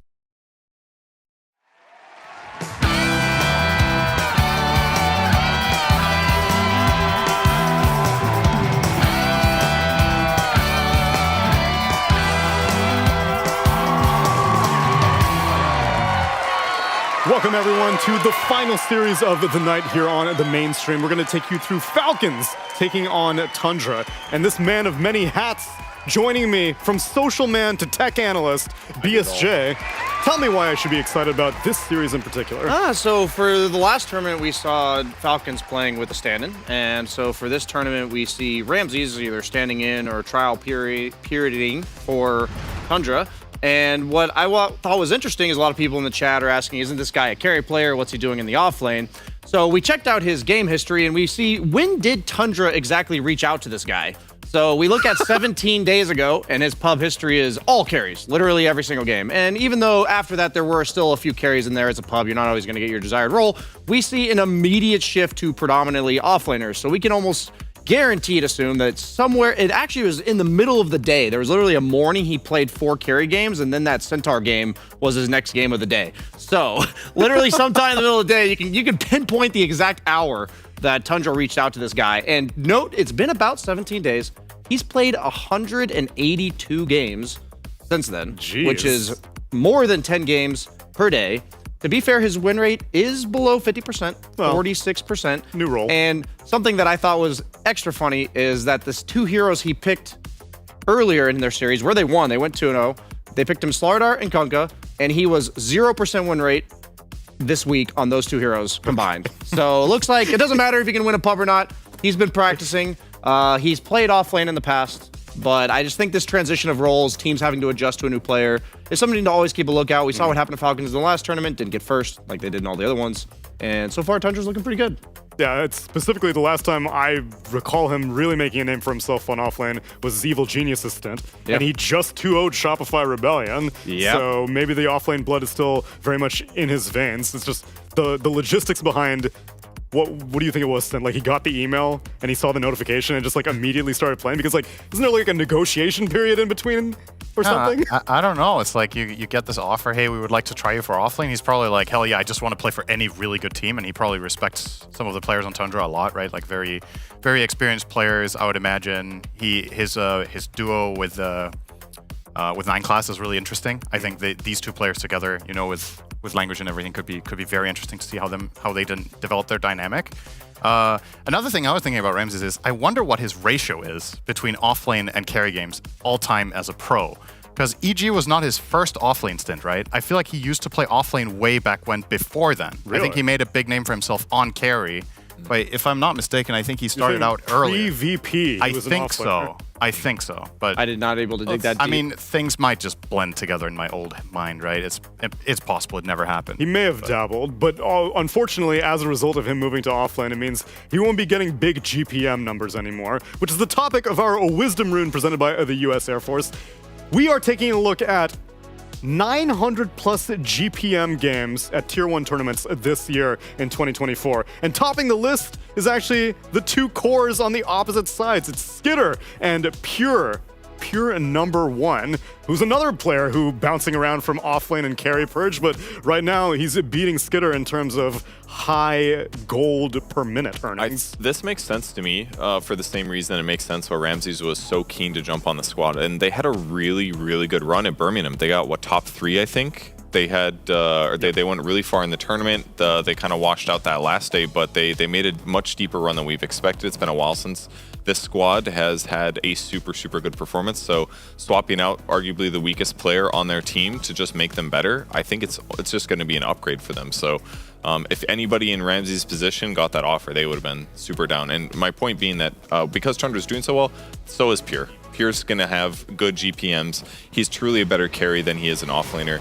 Maybe the same story for Ramses potentially, but still, I think it's only going to be an upgrade. I think another X factor about that stat that I find interesting is, for me personally, the Skitter stat is more impressive because you look at the team dynamic, right? it's easier for Pure to have really high GPM on Tundra because his offlaner was Toby, who was very sacrificial, playing like low farm style. Skitter is playing with a Mar, okay? I know the map is big, but there's only so many creeps, right? So the fact that Skitter can kind of be on par with Pure, I guess it's also a little bit skewed because, it's total number of games. Falcons have had more longer runs, so he has had more games than Pure. So like, the things really match up quite well in that regard, but I think it's interesting to see Pure being above the other teams below, more so than being above Skitter, because Skitter for me is the most impressive one on that board, just thinking of how their team plays. I also think it's indicative of how gold has inflated thoroughly in Dota, because I remember the TI Compendium prediction was like, what will be the highest recorded GPM? And it was always a bunch of small increments, and then 1,000 plus was the biggest increment. And now we're casually hitting 900 plus on like Naga Sirens or other random carries. Lunas. I mean, the map's bigger, right? So there's more stuff to get, and if you're really ahead, and it feels like there's more movement speed items, there's more movement speed neutrals, there's more camps, you can use twin gates, like you can use TP scrolls. There's just, once you have map control, like if there's nobody on the map, you can just farm so much more per minute as a whole team than you could in the past. So that all of this contributes. One thing I want to comment about neutral items, because I haven't been on any panels for a while, is I don't know what you guys have noticed, but I feel like pretty much every tier 1 neutral and a lot of tier 2 neutrals that people are taking are just purely regen-centric. Yeah. Like, what happens as a carry in the past was you had to invest 500 gold in a Ring of Basilius, or, you had to buy a Ring of Health towards an item like Vanguard or Battle Fury or something that gave you some sort of sustain. But being able to skip that item and just go straight Yasha or straight Mask of Madness or Maelstrom or something like this drastically speeds up your farm. So I think little things like this add up over time. And if there's one thing I would like to see also in the new patch myself, is these regen neutral items being reworked a bit, because regen should be something you have to pay for, in my opinion. But it's also a combination factor, right? One thing is the neutral, and the other one is the passive buffs on the map. Which it's true. Players have started, I think, taking advantage more of playing for Dire, playing the top side, and playing the bottom. So if you're playing top side Dire, you get HP regen. I think it's 7 or 8 per second. 7. And the mana in the bottom, I think, is 3. I think it's only 2 around 2.5. It's large enough to cover the item examples that you gave, right? If you're playing even part of your time in these jungle areas, you just get free stuff that you didn't used to. And once players start min-maxing the crap out of everything, as they will realize, okay, I actually didn't need that regen item I used to buy. So then you just bypass entirely. Brian, would you put Vampire Fangs in that same category? Because I mean, everyone's been seeing it when they play a pub. It's like Dota Plus tells me you're supposed to take Vampire Fangs pretty much no matter what. Yeah, I mean, my concern with these neutral items is I think neutral items are cool that they give you a little bit of a boost. Like, think of Vambrace, think of like the old Ring of Aquila. It's like, think of these items, Bullwhip even. It's like, they're nice, they give you little things, but they don't replace anything. Like, they don't change drastically the items that you're going to be buying at that given stage of the game. It's like, there's a lot of heroes that would consider Morbid Mask into Satanic at 20, 25 minutes into the game, and they're just no longer going to do that because they got a Vampire Fangs, and that's RNG also. It just reminded me of the old tier 1, the lifesteal one. The Possessed Mask. Oh my god, that was so broken. Yeah, and it's just examples like that I think neutral I know we've discussed this a lot in the past, but I personally like neutral items a lot, but when they allow you to skip things is when I don't like them. That one would fundamentally change how a Morphling would play the game. Yeah. He had Possessed Master not. That completely changes like, the 7% lifesteal. Don't need 900 gold on Morbid Mask. Right. I can just jungle all the time now. Yeah. The biggest outlier of all time is still the old Essence Ring IO. That was the most my god, the 400 HP heal? Yeah. The instant heal for you, Oh Andrew. my gosh. Yeah. That was just very good on Necro too. Yeah, true. Okay, so let's try to catch up with the draft a little bit here. So Marcy is going to be the last ban in the second phase for Falcons. This one stands out a little bit because you're playing against 9 class, who has, as we talked about in the previous series, inspired Xingqiu a bit with picking up the hero. They don't respect it enough to ban it in the first phase, though. There were other heroes on the menu there for Falcons, and whoop-de-doo, they pick Razor. I'm blown away. I can't believe it. Wonder why they pick. They pick it a lot, Cinder. I don't think it's that yeah, that's true. And they play it on all 3 cores, so classic Falcon stuff. I mean, if they pick an IO, that IO's going to tether to a guy that Razor's going to want to suck the damage from. Yep. Yeah, the double tether, so to speak. So that's how you counter a tether. You have to offset it. And then you Spirit Siphon that. They need a person Pugnon also. Tundra. Life drain them also. And a lion, of course. And a Don't give them any ideas. Thompson might actually pick it and just suck ass all game. I've seen a game or 2 with that. Well, you don't know what direction IO's facing, so that's true. It's hard to know what. That's good. I like that, Brian. Yeah, that's nice.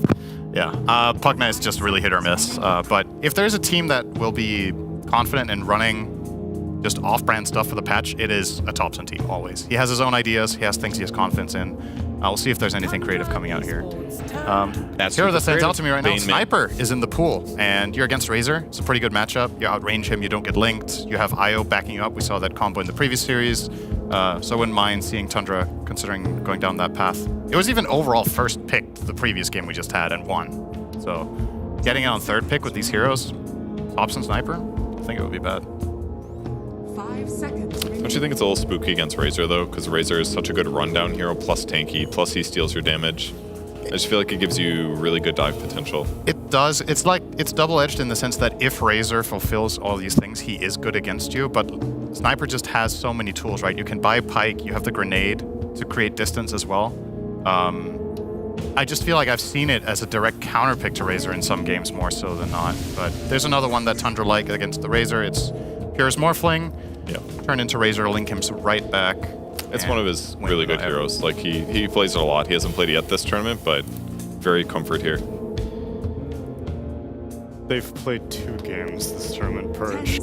Cut the man some slack. I mean, it was going to come eventually, surely. But What did Thompson play in the 2 games? He played Nature's Prophet and Sniper. Oh, he did play Sniper. That Nature's Prophet build, though, I remember at 12 minutes he had Treads, Double Circle, and a Vid Booster on mid Nature's Prophet. That was, that was his, they were picking on him, though. You know, he was getting ganked nonstop, so just... Did he go Atos with it? Or what? Yeah, he went Atos. It was just funny looking to see, like, a core hero with Double Circlet, Treads, and a Vid Booster. It just looked really stupid. And he finished Gleipnir at 19 minutes, then he got an Eternal Shroud, and then he got a Blade Mail.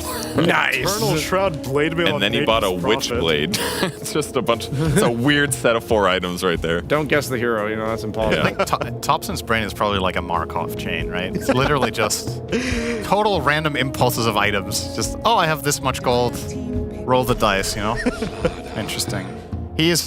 I think it's really admirable about a player like that, which, you know, people talk about him a lot, and I think he deserves it because it takes a special mind to go for really creative stuff as he has in the past, hit or miss. Like, he's had terrible games, in my opinion, because of item builds, and he's a stroke of genius, and you're not going to hit the mark every time, but if you never try, you're never going to discover those things. The line between genius and insanity is really not that. It's so fine. You know? He is one of the he is one of the craziest players when it comes to items, and it makes it so fun to watch because you never know what you're going to get, even if he's playing. Ooh. So the Slardar getting picked here was like kind of a little bit bad because you're against a Morphling who has super high armor, right? So in some ways the Morphling was like, go ahead, you can pick the Slardar if you want. And then I was thinking, are they going to do the Slardar Lifestealer combo that was so good at the previous tournament? And instead they say, no, we're just going to pick the counter to Morphling and Io by picking the AA and Bane as well. You don't want to give him that AoE brain sap heal, you know? Don't see this hero very often, but it's kind of a cool game for it. They've got great setup from the Hoodwink.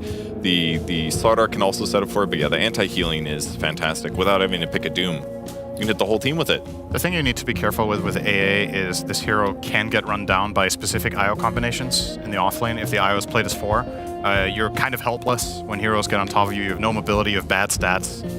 So the question is if Tundra can find that hero in the draft for Ramses that's going to enable them to punish the AA. Because notoriously it's the biggest weakness of the hero is the first 5 minutes, right? But maybe it doesn't exist in this draft. The thing I like about Team Falcons the most for why I like AA for them is that he goes with all the stunning carries, the Svens, the CKs, even like Naganet, and that's just literally Skeeter's hero pool. So I think they're probably going to try to take those out. Probably the Sven and the CK if I were Tundra to ban, protect the Sniper, these gap closing carries. But like you said, AA, his laning stage, generally the reason he's not picked, gets ran over. So having a carry that supplies the aggression that enables him to get out of that early stage, I think that's what Falcons needs here. CK is a great ban. I agree. There you go. It is the best. Is Naga the second best? Maybe? I'm not sure. I mean, Tundra don't have the best solutions against that either. I feel like I'd rather pick Sven into a blind offlaner than Naga, for instance. So with that in mind, wait, no, who has overall last? Oh, it's Falcons with overall last. Okay, yeah, maybe Naga is the better ban. It just depends then on what Tundra plans to pick for Ramses here. I kind of like the Sven idea because it's going to be IO tethered to people. You kind of want a little bit higher duration stun, I feel like.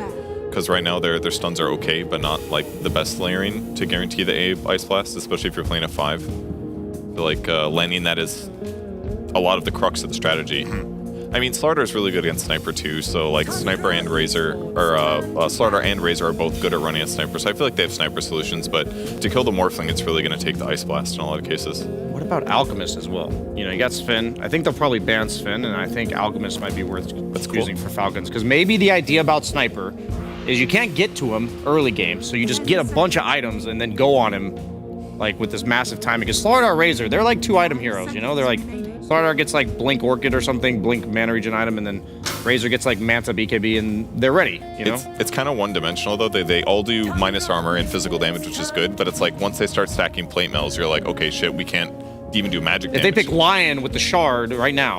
That's true. With That plate would really mails. offset it. Put the Ice Vortex down and... I think Alg is fully contingent on what this pick is from Tundra. I think if it's a too strong laner with IO, you run the risk of the Alg AA just getting punished too hard. Yeah. So let's wait and see what Ramses goes for. I like the idea if the lane isn't strong enough. They do ban the Mars and Centaur, which were two of the obvious ones to play with Sniper in particular. Don't know how much I would like Alg into this. I mean, I'm a little bit worried they're going to get spammed out of lane by IO Beast, and Alk doesn't have the sustain to hold his ground for long enough. I'm still considering the primary option to be Sven, though. Yeah, I mean, Sven looks pretty good. But all these cores, I feel like Beastmaster's just happy to play against them. Like, Beastmaster is so down to Roar, Slardar, or Razor, or whatever Skeeter picks here. It creates a lot of pressure on the map for Tundra. It's kind of similar to the Bristleback, but from the off lane. Like, you just have a guy walking down lanes that you have to constantly deal with, and that makes the Naga good? It's like, but you didn't have like the Ags build on Beast. It kind of goes both ways. Like, I wouldn't mind it. I wouldn't hate it. I'd say she has way more staying power in lane than Alk does, right? She does. And I prefer her over She has more Alk, of a yeah. plan B if things go poorly with just the way that she's going to jungle here and not rely She as much sets up the map for your team better, absolutely. Yeah. She guarantees Ice Blast setups, all right? Whoa, I was not expecting that into Morphling. Yeah, they picked that into Morph, not really on the radar here, but the lane is good.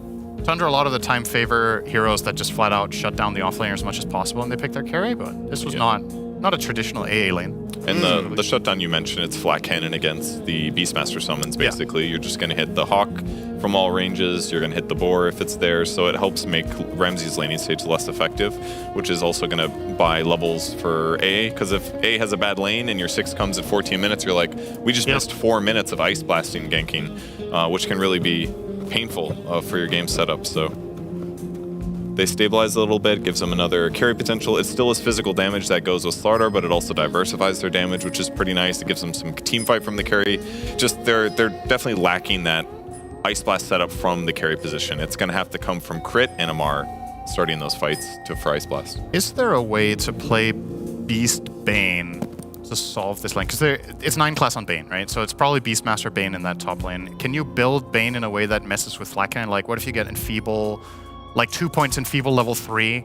Is that going to interact really well against the flat cannon? Because AA isn't offering anything, right, in this lane. I mean, AA sucks against Beast. In theory, you can wait till he pops Flat Cannon and then Enfeeble cast him, right? Enfeeble, yeah. I don't think you need 2 points of it necessarily. I mean, the cooldown, that skill doesn't scale super well. It's mostly the cooldown of it that scales and the damage, if I'm not mistaken. So Yeah, maybe 1 point's enough. Could be okay. One point, you have to match the Flat Cannon cooldown. That's what which I was is thinking. Maybe 24, 1 point's 22, enough. 2018, I think so. Yeah, okay. So I think, Interesting. This is I my think lane to early watch. game. Yeah, I'm it's very interesting curious. because if Gyro fends off that aggression, the Beastmaster's worthless. But if the Gyro doesn't do that, I feel like you'd rather have all the heroes we mentioned. So I agree. That's the lane to watch for this game. Is it the lane to watch for you, Purge? I mean, I heckin' love Thompson. Well, then you'd be watching the mid lane. Love watching him right-click people. He will go Ags Conda. At least that's what he used to do. There's the one thing that I can trust that man to do. But I want to see how Ramses fares as his return to Tier 1 Dota. So let's get into our game number 1.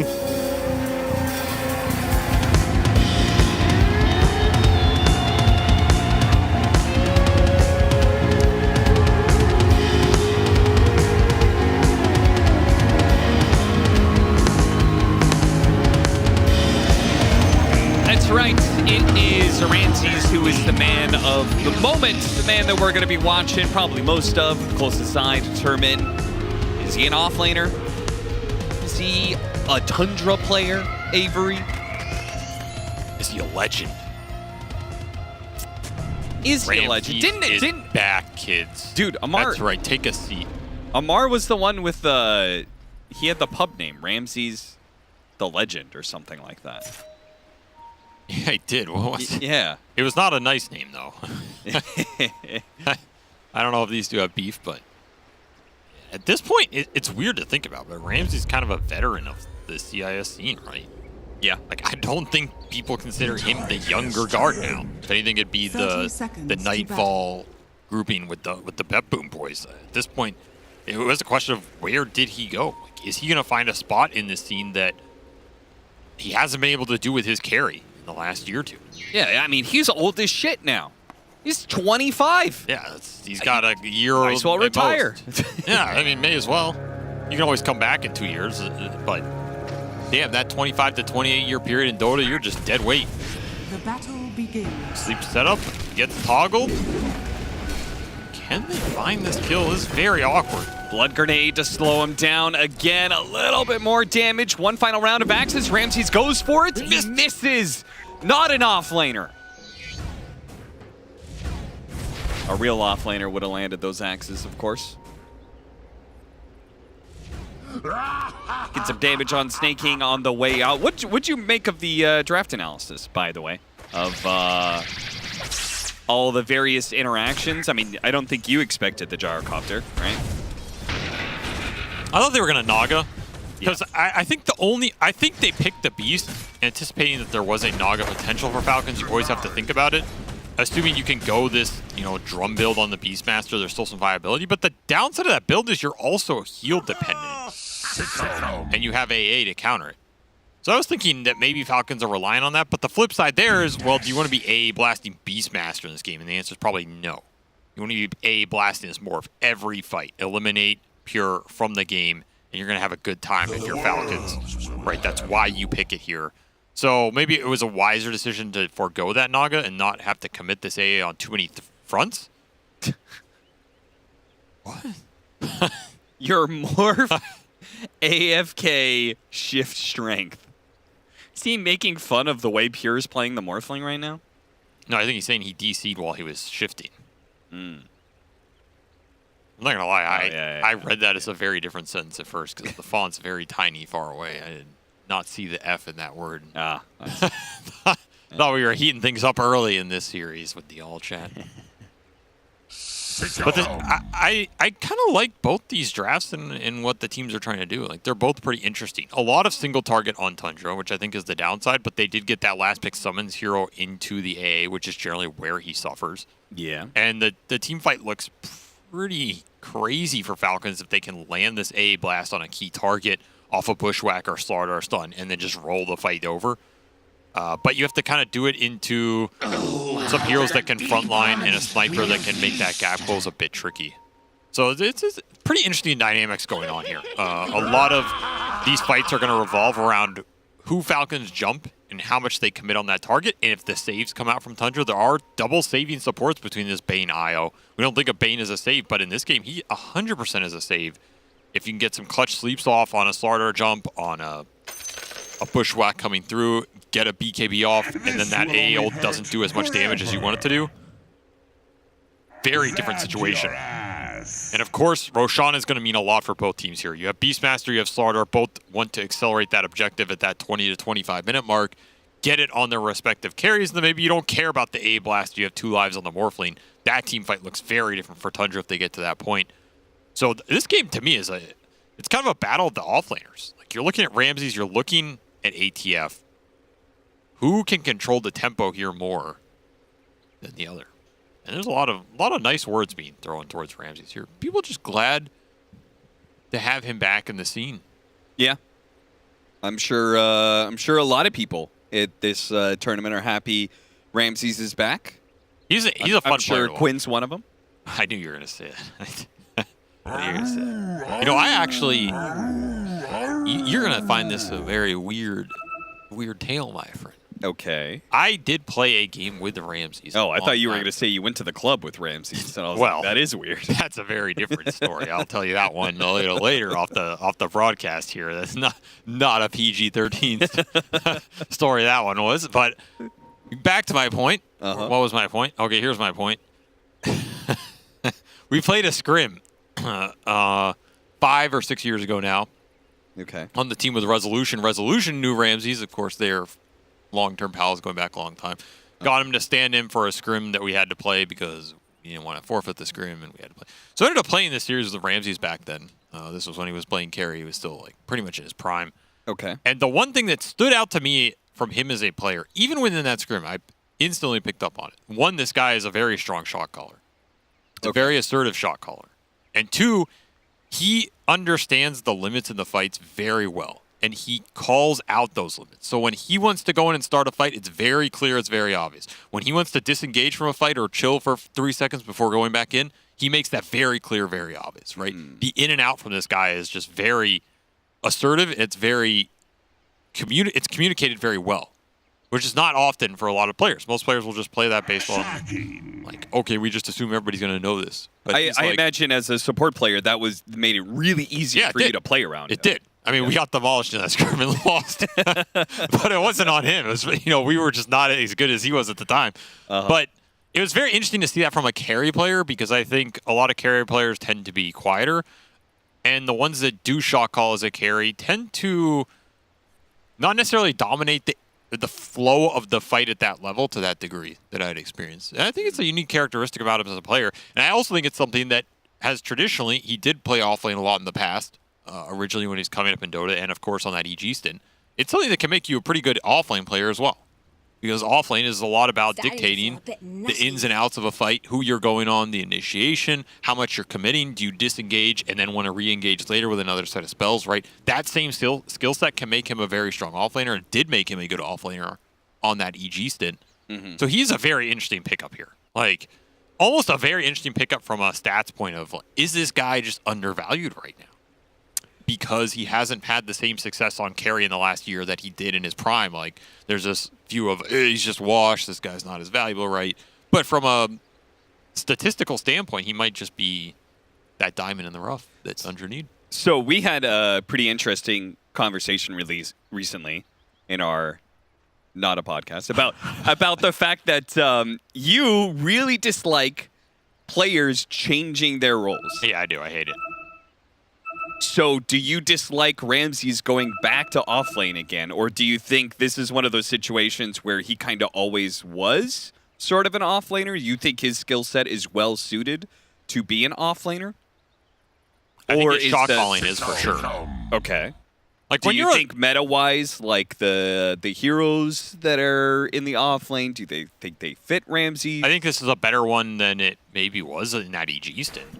Okay. I don't even remember what heroes he was playing. I mean, back he was then. playing, I'll tell you, because I scrimmed that guy like 1,000 times on a team. Okay. His most annoying hero at the time was Tidehunter.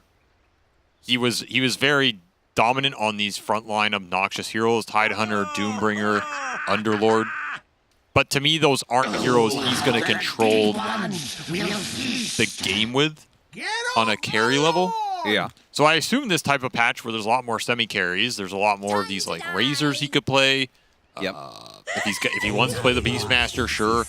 But if he wants to play Stunners, these Centaur Dooms, if he wants to play something like a Doom that can scale a lot more, or a Mars that, sure, Mars is a Stunner, but you can also scale that hero a lot more now than 2 or 3 years ago. It's just a heavier farm role than it was back then. In theory, he should be very natural for that. So you think he would be kind of like, he should be more of an Amar style offlane? I think he can very easily. I don't know if that's where this team will put him, because, I mean, you are looking at a team with some heavy game-dominating cores in Thompson and Pure that maybe Thompson can be sacrificial at times, but these are guys you have to play around, play through. Like, you can't have too many cooks in the kitchen, right? Sure. And that's where I think Ramsey's finding his place on his team if he ends up staying on his team for a while. That is going to be a very peculiar fit to make work. If it works, it could be really good, because you're getting a strong shot-calling offlaner that plays a wide variety of heroes and can be adaptable. But what does that look like relative to these two other cores, right? I mean, these are just super volatile cores in Pure and Thompson. Like, the ceiling has to be the highest of any 1-2 pairing in Dota. I think that's an argument I'm very confident to make. That ceiling is as high, I think, as any 1-2 in the game right now. But that floor is also... Well, Thompson's going for it. Who You the have to hell kill knows on where? Malrine. It's a Fairy Fire that will make the difference, but that means Thompson holds on to his, holds on to a matchup advantage for now. Never mind, Bottle just got delivered, so there goes that. And also, if you have not been studying Mallory's laning over the last 2 months, then I don't know what the hell you're doing as a mid player, because this guy has been owning lanes for the last 2 or 3 months, and it's a big piece of why he's found a lot of success on his Falcons team. Maybe he's had some help and coaching in it, but even when he got selected to be on Falcons, talking to other mids, like I remember talking to Quinn, I was like, how good is Mallory in the lane? Is this guy actually good, or is it just kind of fake news? And he was like, no, this guy's the real deal. So this guy is a monster laner right now. He's in his element, he's confident, he's in his zone. And we're seeing it here. I mean, he is doing quite well for himself on the early waves versus the sniper. Oh yeah, wow. 10-4 versus the 5-4. Putting in some work, and that's what you want to do in these sniper matchups. Beat him on the early waves so you can go into the levels 3 through 5 with some good momentum, some level XP gold advantage, and maybe not suffer as much at those later points as some of these sniper matchups can turn into. One more thing about the whole Ramses thing. I thought Pure was a pretty active carry from a communication standpoint. I feel like I had heard that. I think he is. I mean, he's effectively the captain on this team, I guess. Yeah. One way to think about it. So that is another interesting dynamic here. Yeah, like I feel like both your side laners are going to be talking a lot in this situation. I mean, not necessarily a bad thing, because I think Thompson's a very quiet player. So maybe you do have that communication room that it can work out here. So far, very quiet game, despite all the talking we're doing. But it is going to be triple CS lead for Falcons. Something they are perhaps used to and looking for in a lot of these games, as man, Skeeter is playing very aggressive right now.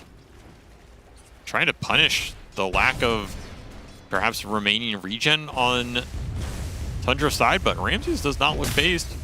I mean, I like the fact that he gets aggressive, allowing the pull to go off to the hard camp. Yep. He's just zoning them off.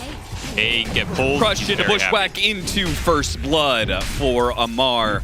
And Pure is going to be chased away, taking a lot of damage there as well. So, not only are they winning in CS, they're also winning in the kills. And that's just kind of what Falcons, what they tend to do, and also what they draft for, right? One of the reasons why the Gyrocopter came as a bit of a surprise to the panel and to maybe ourselves is the fact that maybe he doesn't necessarily have the best matchups, but what it does do really well is win the lane. Gyro plus these ranged spellcasters are always going to be really tough lanes to beat. Yeah. Now, where did his TP go? I don't know. Canceled it on the rotation. Thompson is stuck in here now.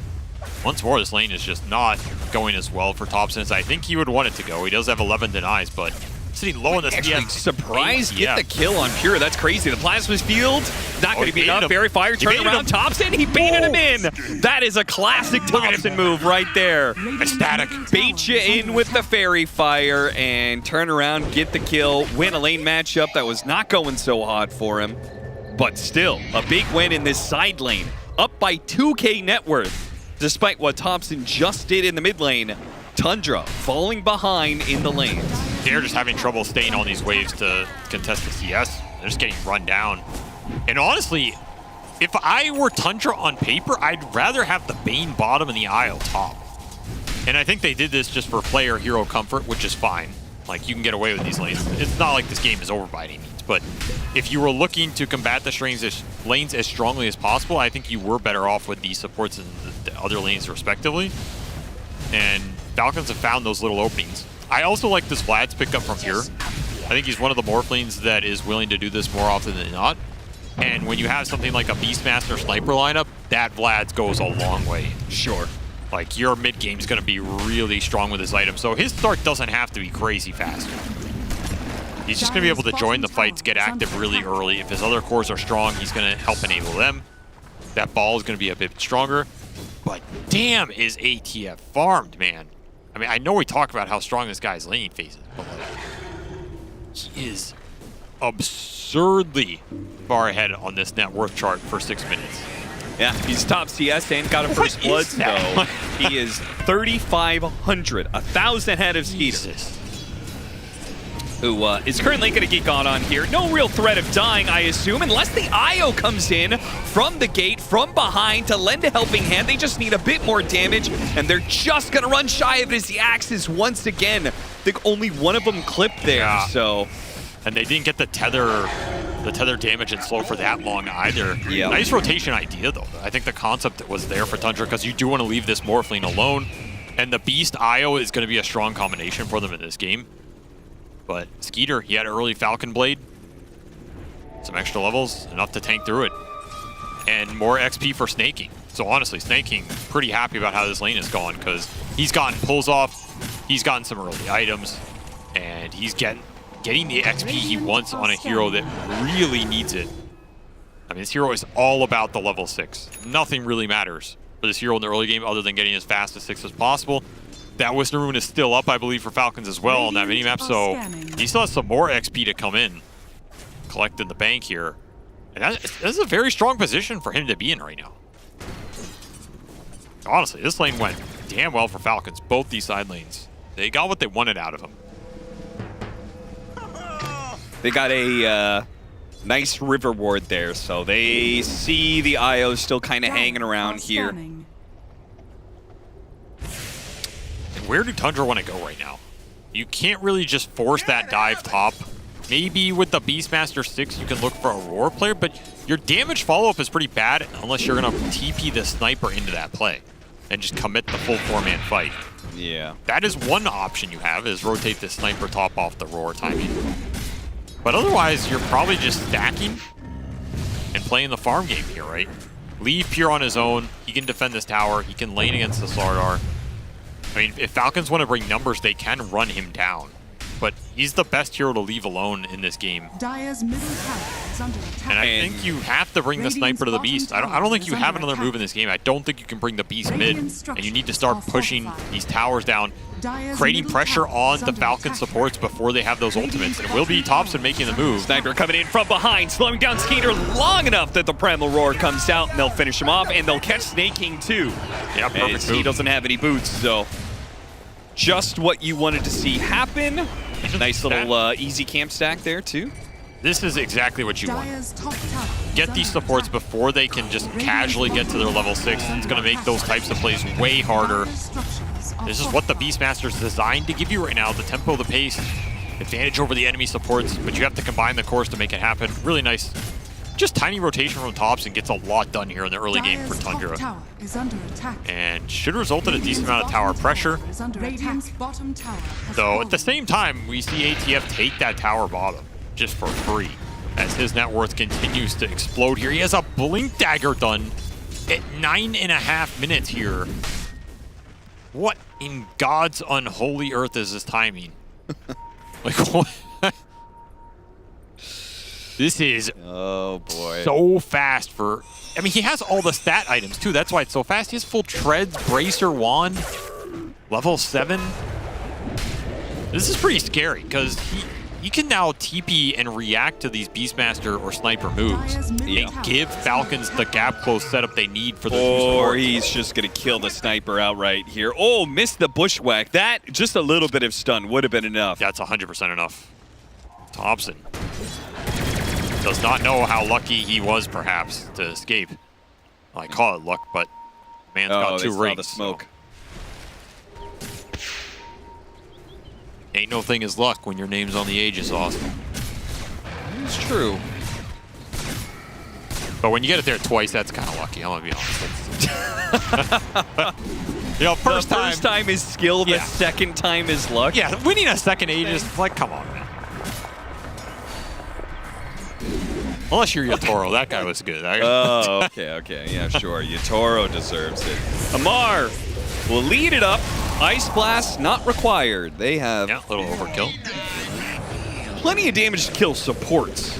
100 to 0. That's that blink reveal off the failed smoke from earlier. Not getting the biggest prize Falcons won out of that. Nope. They really wanted that sniper off that move. Yeah, Thompson's being decently elusive. And you got to remember, this blink from the Slardar is only as good as the kills you're going to get out of it right now, because normally I think we'd see ATF go for a farming item here. Especially on his Slardar. It would be a Midas. It would be a Mask of Madness. It would be something, you know, he could be another 1,000 gold richer here. Easily. Off some ancient camps and just free farming bottom. So he sacrificed a bit to try and make some moves, enable his supports here, bring the lineup together. And, I mean, he's still incredibly farmed. But all this time with the blink does cost you a little bit here. At least taking away from his normal game plan we're used to seeing. That helm is up for the Beastmaster now, so if Tundra want to commit in behind him for the pushes, that option's more available, though they have to weigh how easy that is with the early Slaughter blink and the extra levels Falcons have on their supports right now. Like, you're looking at both ults being up, and you're pretty far behind on your Bane, as we're seeing 9 class try and catch up in this game. Just a pretty sacrificial early game from him, not finding much on his own.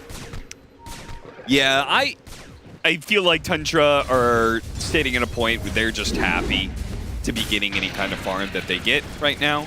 I mean, they're getting a lot. Like, they are out farming Falcons. The Beast is clearing through a lot more than the Slaughter was because of the itemization here. And it's going to be a Helm of the Overlord for Ramses. When you go this Blink Dagger, like, the onus is on you to try and, you know, get some kills for it. And so Tundra are just playing pretty defensive. Which is why we've seen that type of itemization fall off over time a bit more. Like, obviously you see it in the games where you need it, but there is a downside to it. The bigger map allows you to dodge movements like that a little bit better. It also just makes your moves more costly. Yeah. Every move you make is 2 camps you could have farmed, guaranteed. Right. It's not that you don't have camps to farm, so you should make a move. It's you always have camps to farm, so any move you make is automatically that much worse. And here's the move. Pushes in bottom lane, TP's up the top, makes a sprint for it. And 9 class is already out of there. So again, Tundra doing a very, very good job of getting away from these potential moves from Amar, limiting the costs and catching up after what was a pretty rough laning phase for them. They're being pretty damn annoying right now, honestly, from a defensive standpoint. Not something you see a lot, but it does feel like Falcons would want to at least 2 or 3 more big kills out of this early period based on the position they were in. Kind of been thwarted here, and it's put Tundra in an even position again. And if you get to this Helm of the Overlord timing, you already have the Vlads to back it up. You're going to have an IO relocate to the Wisdom Rune. Whitemon's going to steal that one, so they're going to get double Wisdoms. That is a nice, I mean, that is just the IO dream. They know he's somewhere around here. Let's see if he gives us the tether way to the Morphling here. Yeah, he's good. It's going to be a strong 5-man timing behind this Beastmaster. You have Slaughter Amp to kind of deal with the big creep, but that's it. And Gyro isn't the best at going in and dealing a huge amount of single target physical off the Amp to bring something like a Dragon or a Golem down. It's really going to open up the Roshan here for Tundra in the next 5 minutes or so. Yeah, the Slardar can maybe do it for you, but the Slardar is actually now behind the Beastmaster in net worth. He's no longer able to stay ahead. They are going to maybe force a move around this mid tower. This is a dangerous move. Dire are scanning. Like, really dangerous move into Sniper when your gap close is pretty limited. Okay, yeah, you can go in and crush him. You can maybe throw a Vortex down, but the Gyro and the Razor are not guaranteed to close that gap with your Slardar. Which might just put him on an island, and I mean, Thompson just turns around, whacks him a few times. That team fight's over. Yeah, they also have double saves, right, from their supports. Yeah, so you have to think about the saves this game. Once more, I think Falcons are... Radiant's middle tower. Like, I don't think they're frustrated in this game, but they're being annoyed right now with what's happening. And I think Amar is wishing he'd just gone a farming item here. Yeah. With the way this game has gone pace-wise. Like, his build's fine here. He's not behind, but... Ice Blast, not waiting for the Slardar initiation. Actually going to try and find the opening onto the Morphling. What a beautiful setup from Crit. God damn, that was so clean. Snaking.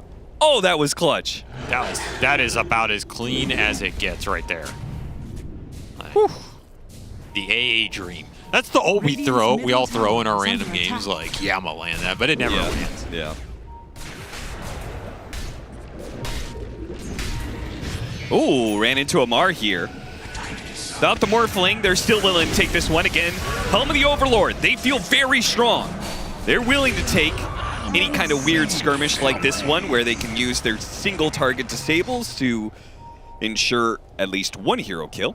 And that Morphling kill was a valuable one. It was big because I think there's a chance they would have just gone into Roche here. Oh, the way they were posturing with the Vlads, with the helmet up. This is their timing. So you slowed all that down by a huge degree. Large amount of experience going to Crit. And now they'll go in the Roche, but it does get delayed a minute here.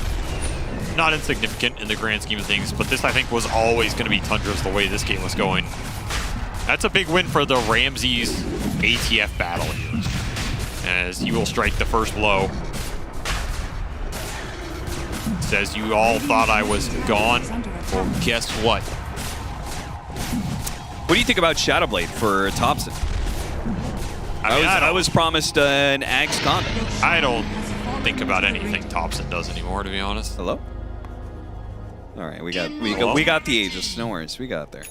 See, that's why I don't think about it. You know, this guy doesn't even want the free Aegis.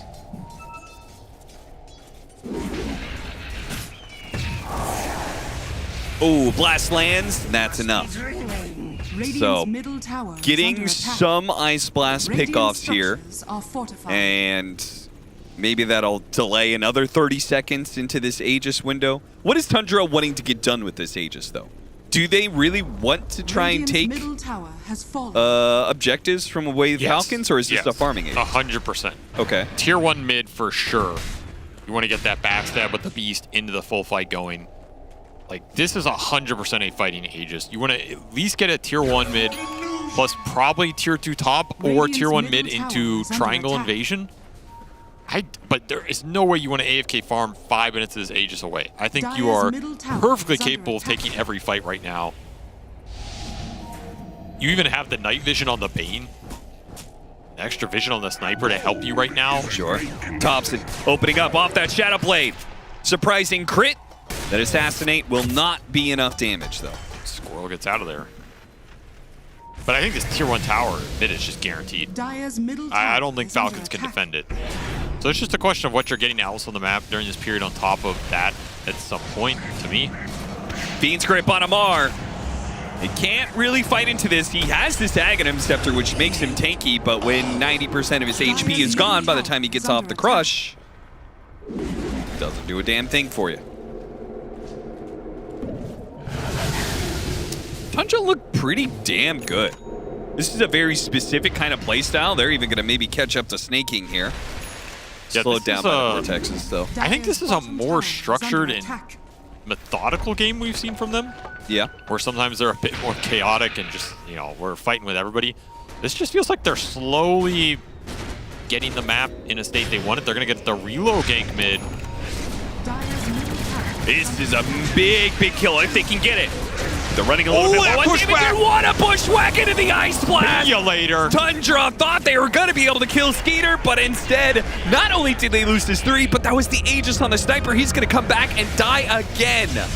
There is the hand to wave goodbye. Wave goodbye to Tundra and all the momentum they built in this game as one squirrel with one acorn does them dirty. Oh my God. By God, crit. Man's got a family. Quite literally, he has a family.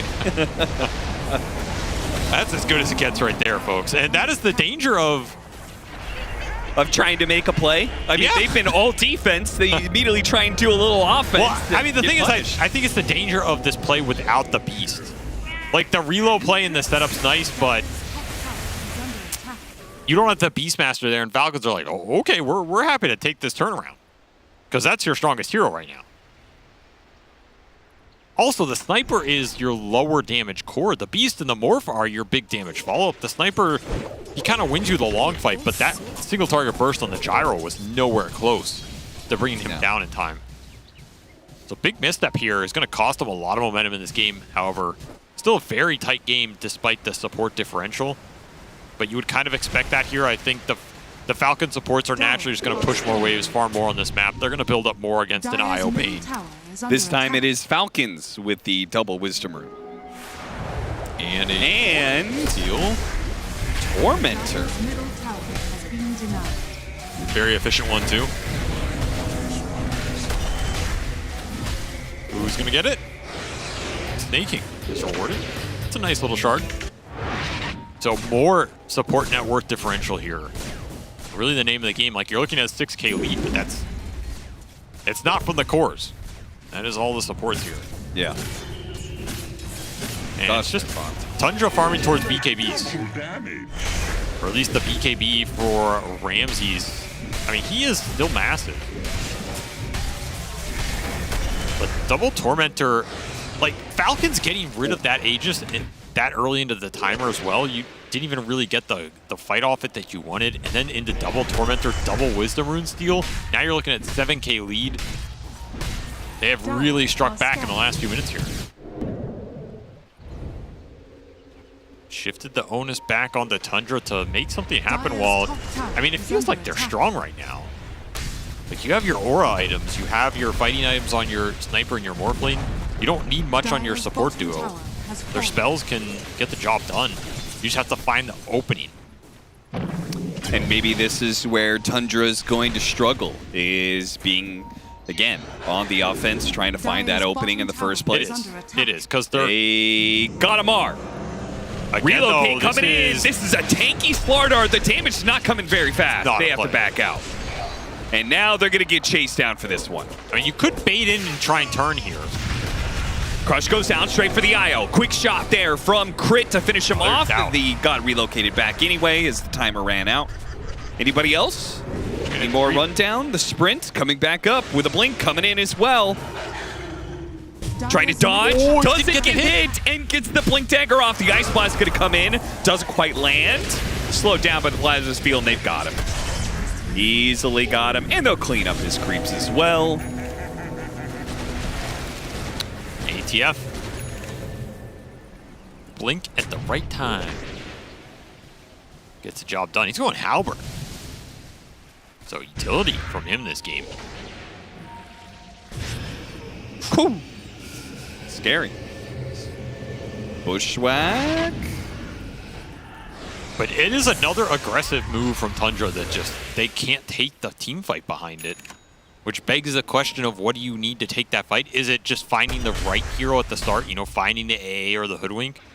But how often is that going to happen for you when you have basically no real vision or backline jump mechanism? Yeah. Like, is Morphling and Sniper ever going to be strong enough to threaten the Slardar anymore when they run into him in the front line? And I feel like that's not going to be the case. Getting onto that side lane is hard. I mean, you do threaten the Slardar, but you have to like just be able to stand there and hit him for an entire grip or roar duration, and it might cost you the fight. Like we and saw he can't earlier. be in water, right? Well, probably not. Yeah.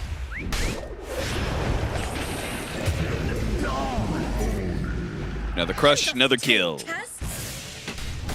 This crush, the shard pickup also makes it so the Thompson Shadowblade a lot worse. I mean, this Shadowblade hasn't done them any real favors. Maybe he's gotten away on one of these retreats because of it, but Dire's structures are fortified. I don't know. Shadowblade is just such a low damage item now. Now that it doesn't have that Chrysalis buildup. But ATF has seen the damage Ice Blast numbers. behind him. Oh, it hit the IO too. So even if he was going for the relocate there, Whitemon would have had that canceled by the Ice Blast. I mean, Falcon's just playing this combo so damn good. Yeah, maybe that bait works versus a lesser team, but here, too easy for ATF. This is too Wakes easy for himself Malrine. up with his illusion. Malrine will finish up 9 class. And now Falcons, I mean, they're putting on a different kind of class here. They are running over Tundra, taking them to school. I just doesn't feel like they can take any fight in this game. They were playing the map okay for a bit. They got that Roshan, but since that bushwhack mid, it's just. I mean, what are we working towards here? Yeah, it went from 3K to 10K pretty damn quickly. And now they're going to be taking some stacks, taking over your side of the map. Tundra, what do you do now? They have to be able to frontline with somebody because it is not your Morphling in this game. Can't wait for him for a little bit longer. Ice Blast wearing off soon. Any damage? Oh, it is just enough. Tick. Wow. And they're looking for Tops, and they know he's here. Under attack. Yeah, they had that deep ward down the lane earlier, so I believe they saw Thompson pushing up. Oh, don't show. Don't show little. Has fallen. Little sniper. Radiant's top tower is under attack. TP's out to safety. Farms up the top lane, but their most farmed hero is this Morphling who hasn't really gotten a word in this game. Man just seems too countered by the combination of minus armor plus Ice Blast. Do they have the damage for this? It's looking like it. Maureen, they need a little bit more, and they've got it. Okay. Good turnaround there for Tundra. Catching Maureen very isolated. Yeah, he did not have vision there. Manta dodge, gets away from the bushwhack. Radiant's bottom tower is under attack. But back to the tier 2. They don't really need Maureen. Falcons, they feel like they're just flat out stronger as long as they have the Slardar plus I mean, you have damage. the Roche here if you're Tundra. Oh. Like, you have to. Yeah, which Falcons, knowing they're on that corner of the map, they can take this fight, though. That's the scary part. A Blast has come up just now. He's going to throw it. He TP top before, so it will land here. Oh, this Roshan's going to be really low as this lands. Can the Slardar get it? Oh, it's the Hoodwink. Hoodwink coming in. Oh, is that enough? The Ancient Apparition, he's dead! Thompson, he's going to clean up everything inside the Roshan pit. Oh, they got him on the relocate out. Good call from Whitemon to use the relocate there in dire scenario. Here, have a cheese, my man. Goodbye, brother.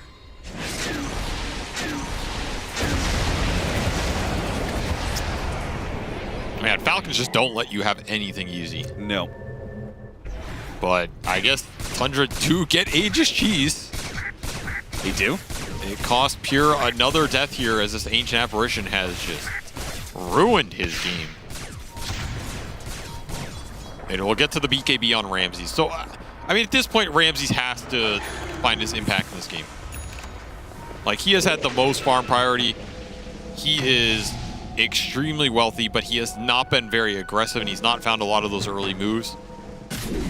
This is the point where, like, you can't wait for another item on this beast. He has to start getting some stuff done. This would be a huge find for them. Again, very isolated. Falcons. What is going on here? Their cores are getting picked apart. They have so many good answers with this Ancient Apparition destroying the Morphling, but they cannot seem to stop bleeding out these free core kills. Has Pure been not hit by an A-Blast this game? I feel like he has just been hit by every single one. Well, you did say snaking, that's your entire job. So he's doing his job. Yeah, snaking is pretty good at his job. He's getting 5 out of 5 stars right now. Radiant's middle tower is under attack. Dire's top tower is under attack. I don't know, did you watch the Falcons game earlier this morning? It felt like they got a lead in that series so early on, but there was a lot of slip-ups, I would say. They never really gave up control of the game, but the game did stretch out quite a bit because they either kept getting picked off or a team fight that went bad. Trying to shoot down Thompson. He's got the Aegis, so he doesn't really care. He's just marching forward. If he takes out from the Ice Blast, oh well. Who cares? Relocate forward, gets to the other side of the squirrel. It's a squirrel trap. I mean, that's that Shadowblade doing some work. Lets him aggressively use this Aegis set up on the map, and suddenly he's the highest net worth in the game. 6-1-2. He's quietly had a very solid performance here with all the pressure Tundra are under. Yeah, it is interesting how he's using the Shadowblade to get within like 500 range. So the enemy heroes can't run out of his range quite as easily. Be a big question how much he can continue to scale here. Sometimes we've seen snipers fall off, but you can get to like the MKB. You know, I don't know if that's the type of build Tops wants to go here. He has Conda on his mind with the Ags. Conda. It'll be annoying, but there's not a lot to play off of with this Conda Ags build here. Yeah. Like, you don't have really any poke from your supports at all. Like, sleep into assassinate. You know, if that's your best combo, then you pretty much got nothing. So, like, it's nice. It's still a good build, but if you're looking at the synergy here, it's not insane. I almost would rather see him go the right click because he has the Beast Aura, he has the Vlads and the Morphling. You have IO, Overcharge, attack speed.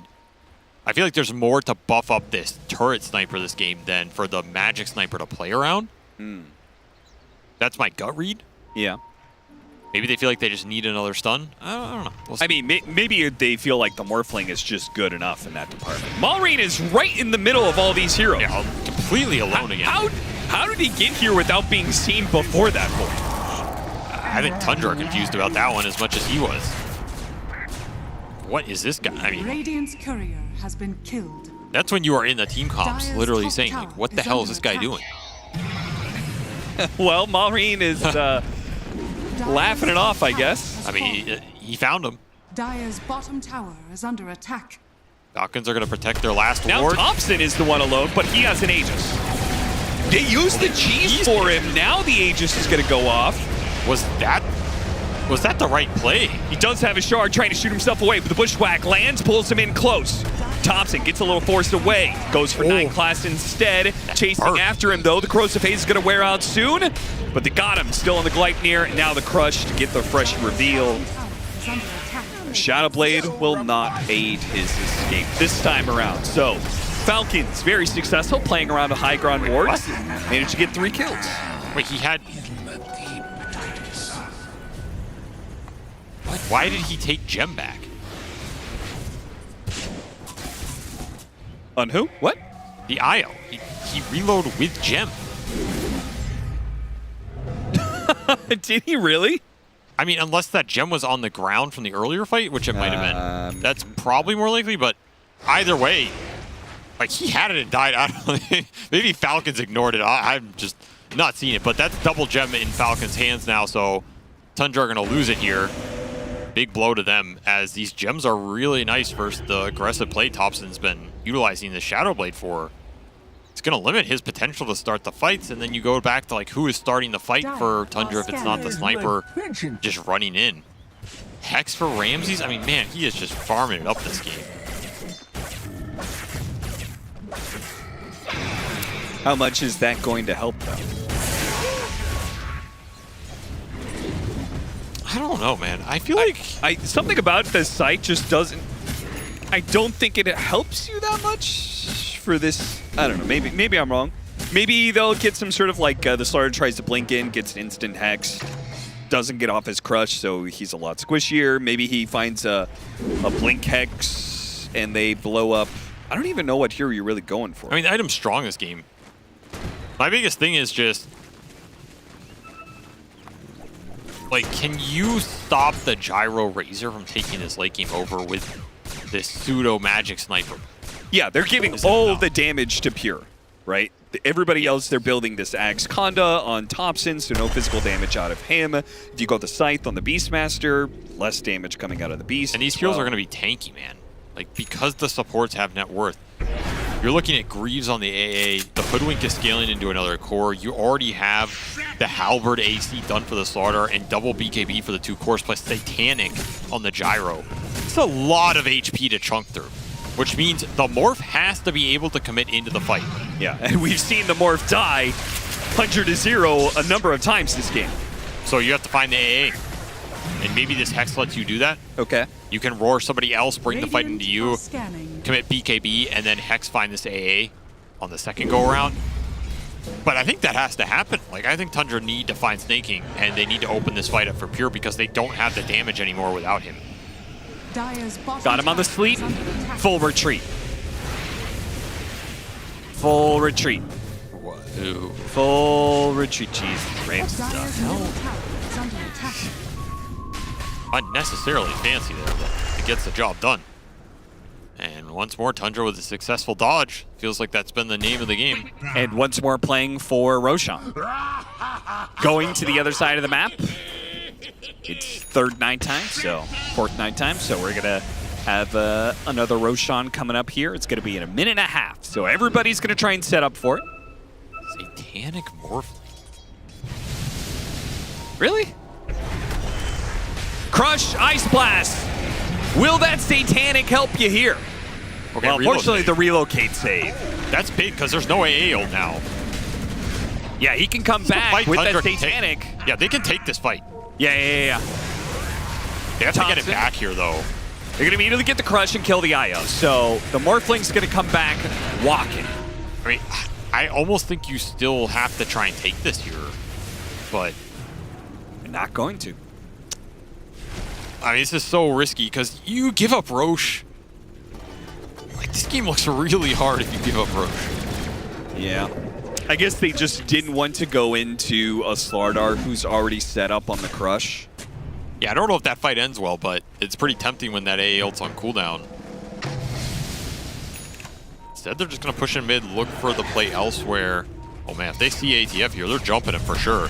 Nope. He's jumping them. Mars going to jump them. Gets signed after the crush. So he is very tanky still, but they do have enough damage. Another great bushwhack. Comes in, lands on 3, and it's just a lawnmower now. Cleaning up Tundra heroes. 3 dead. Again, they get baited in with this single target of going for one of these heroes, and it pulls them all into position for these bushwhacks and ice blasts. Just ban the damn squirrel already, man. Yeah.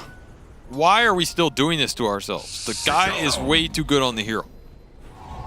Just stop. Just somebody stop him. It's time to stop. Radiant's middle tower is under attack. Alrighty. Time to take a tier 2. What else can you get during this window? Probably Roshan. Oh yeah, you want that Aegis on Gyro here so you can force high ground. Skeeter has farmed up a storm this game. Oh, look at him. He's gonna go blink. Yeah. I really like Swift Blink on the Gyro. I think it's like almost needed every game, honestly, unless you're just completely snowballing out of control. Yeah.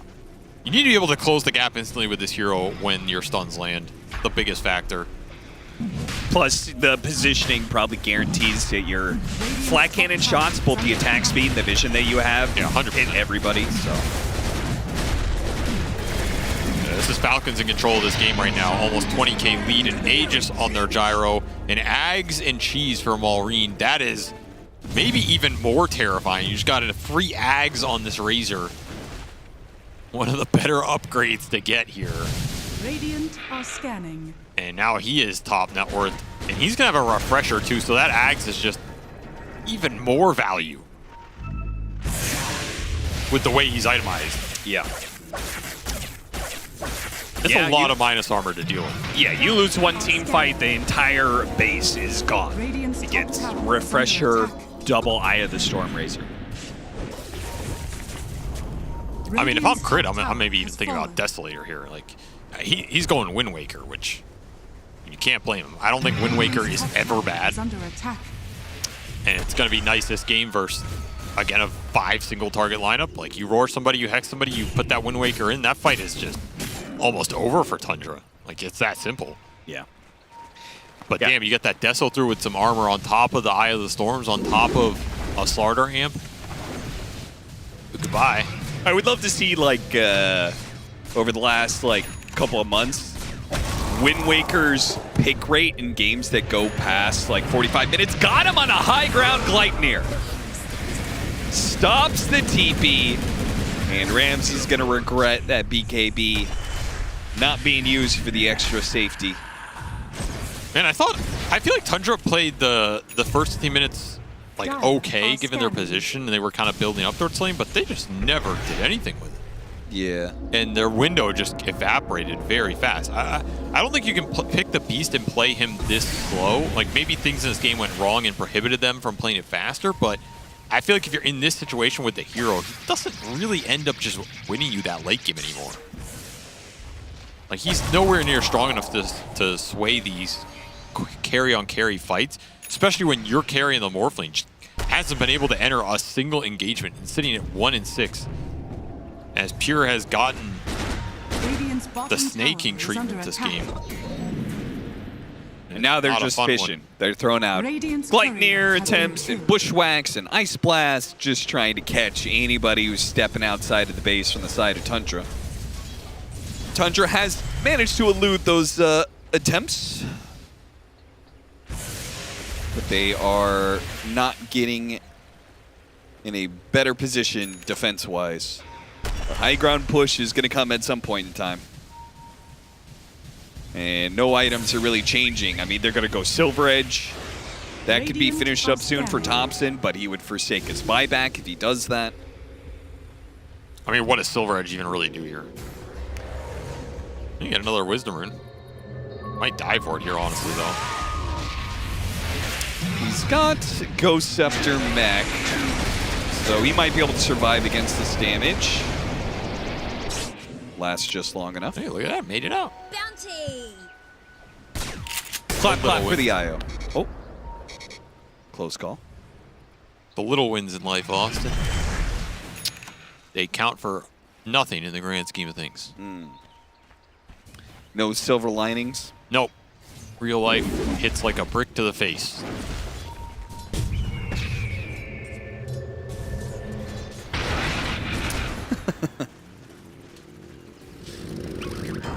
$11-25, 28,000 net worth lead for the Falcons. Oh,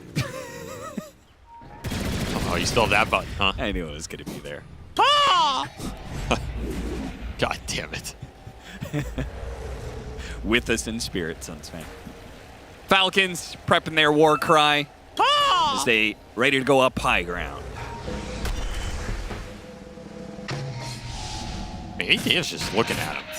Radiant's So what are you going to do about me, man? I'm sitting in my puddle. I got Shroud, AC, Halberd, Rattle Cage. Like, His the hell effective do you do HP this guy? inside of the puddle must be insane. Oh, that's a quick pickoff, though. Oh, Of the what- Hex. What happened to quick. Malrine? Why did he go Didn't even down see that it. hill? Because he thought ATF was going in. Awkward. That's a long death timer for him. Yeah, he bought back for that mid-fight. Remember the high ground? Bought out for refresher, too, so that's a very big gold kill for Dire Tundra. are scanning. I mean, I don't think they can do anything with it, but... it does waste the Aegis. Yeah. Honestly, both these teams have not used Aegis to its max potential in this game, it feels like. Yeah, I mean, I guess he was trying to loop in, but the weird part was they were hitting bottom tier 3 at that time. So, yeah, they were showing heroes. Something about Malrine's read this game has been a little off compared to what we normally see from him. Right? He's just been in these like isolated areas, dying kind of randomly. I don't know if maybe he's just expecting Tundra to play a different way, or he's trying to force the issue because he knows they're in an advantageous position. The team hasn't been with him.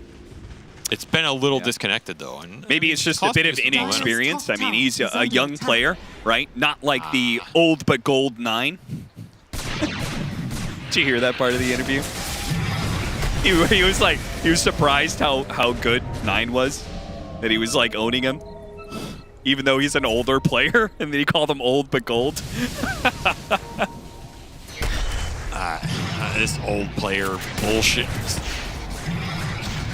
needs to stop. Yeah, and it's gone too far. Except for Seb, that guy's old. Yeah, he's talent age, you know? Still at it.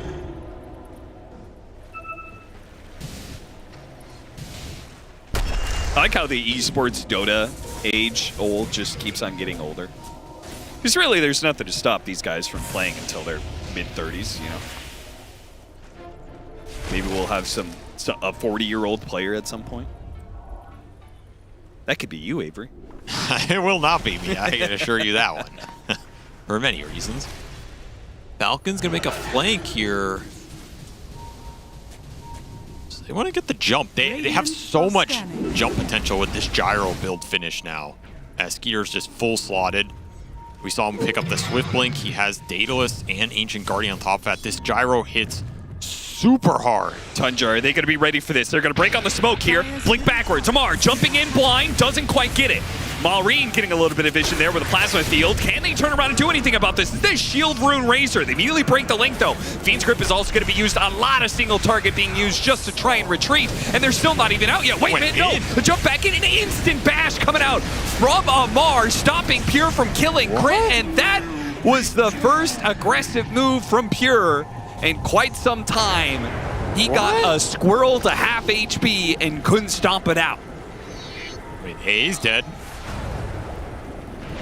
Free fight for the Morphling. Did he just get Thompson killed? I think he did.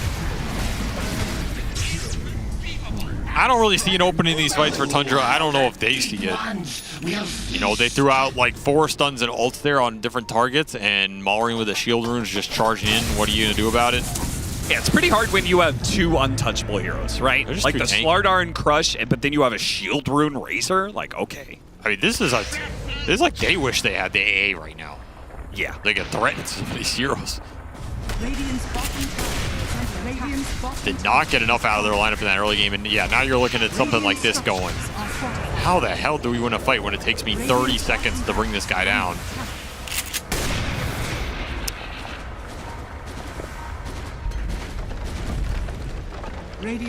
One lane down. No creeps.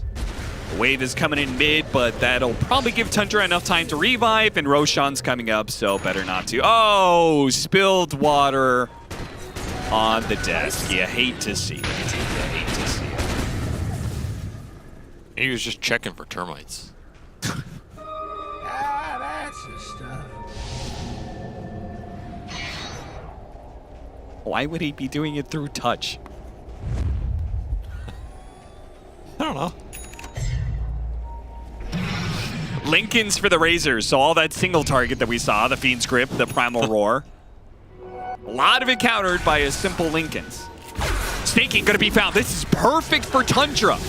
A huge opening right around the Roshan timing here. Don't let him get away, though. Hold up. They still got him with the sniper. Maybe the Ice Blast coming out. Assassinate. Force Staff over the side. He dodged the Ice Blast. They can relocate out. It took a lot, but they finally got there. Primal Roar going out. Wind Waker time to shine. Help Amar here. No, Pure's going for it. A hard kill to get, but they can finally bring him down inside of this puddle. Wait, no. Where's the damage? Finally comes out. Thompson on the high ground, laying into Skeeter. Skeeter surrounded by heroes. Wait for him away. Has to start backing out, but his BKB is ran out, and Tundra are looking for more. They're hunting. Or to try and get the follow-up jump. You have to be careful about going in on this gyrocopter with how much damage he has, but you do have to look for something here with the advantage you've gotten in a game that... a blink 30K before Thompson could hit Skeeter. I mean, you have to keep chasing here. They're TPing to the outpost. They're trying to still catch him. Ooh, that is very close. But not close enough, and I mean, Falcons get out of a tricky team fight for them, as yeah, that AA somehow gets out of there. I don't know what the hell that was. Causes them some big problems, but I mean, shout out to Thompson's little move there, where he Force Staffs out of the Ice Blast that's coming in, does a 180, assassinates the... That was some MLG level no-scope action. That really was a... We're going to see Roshan still be an objective here for Tundra, and I don't think Falcons can be up in time. Nope, no way. It's a big win for them. Down 30K, more than 30K. They find that opening in the fight, find the Ancient Apparition. Ramses gets his mark, and suddenly you can see what Pure can do in that fight. He has good steals this game. Still get hit again.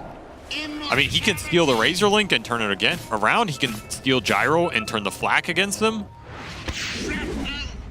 Like, if he gets either of those and he actually gets to play the fight, it's a really good Morphling game. But he can't not get hit by this AA blast. So you need more fights to go that way if you're Tundra. Big team fight win for them, pushes the lead down to only 30,000 gold. That's crazy. Pure. Not quite breaking the smoke there from high ground position. Under attack. Which means the smoke doesn't look like they're going to find anything. Tundra, quick retreat. They seem to have a pretty good idea that some aggression was coming their way. They're going to back up for their own smoke, perhaps. I assume that's what's going to be going on. holding hands on the high ground. I mean, this is where you have the team discussion about, Dire's hey guys, top they tower can never is under win the attack. game because we have high ground sniper. All right, somebody finally shows in the top lane, and Tundra are... Okay, now we can leave the base.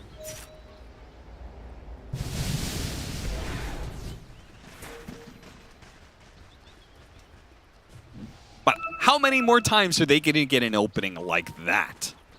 I mean, it might only take 1 or 2 more times, though.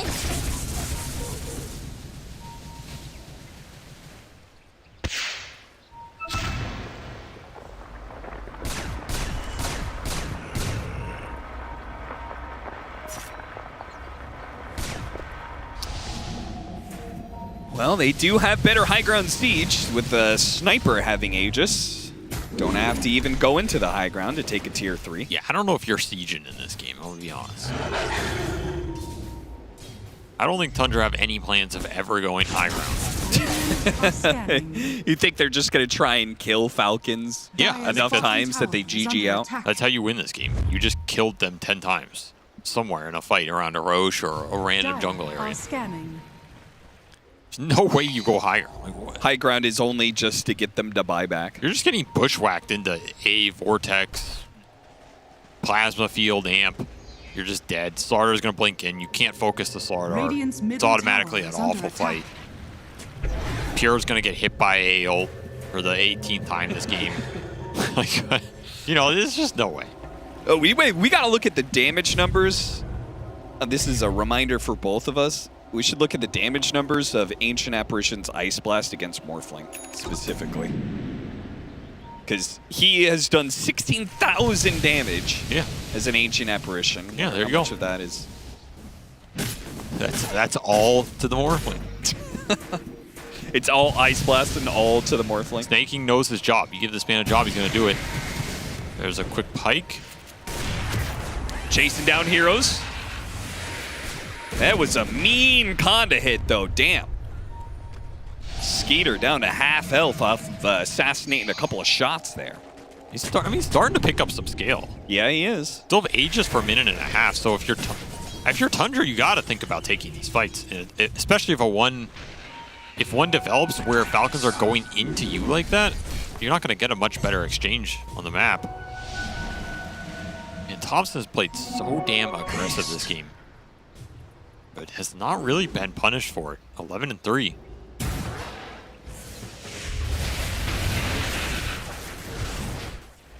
So here's a big question, though. Uh-huh.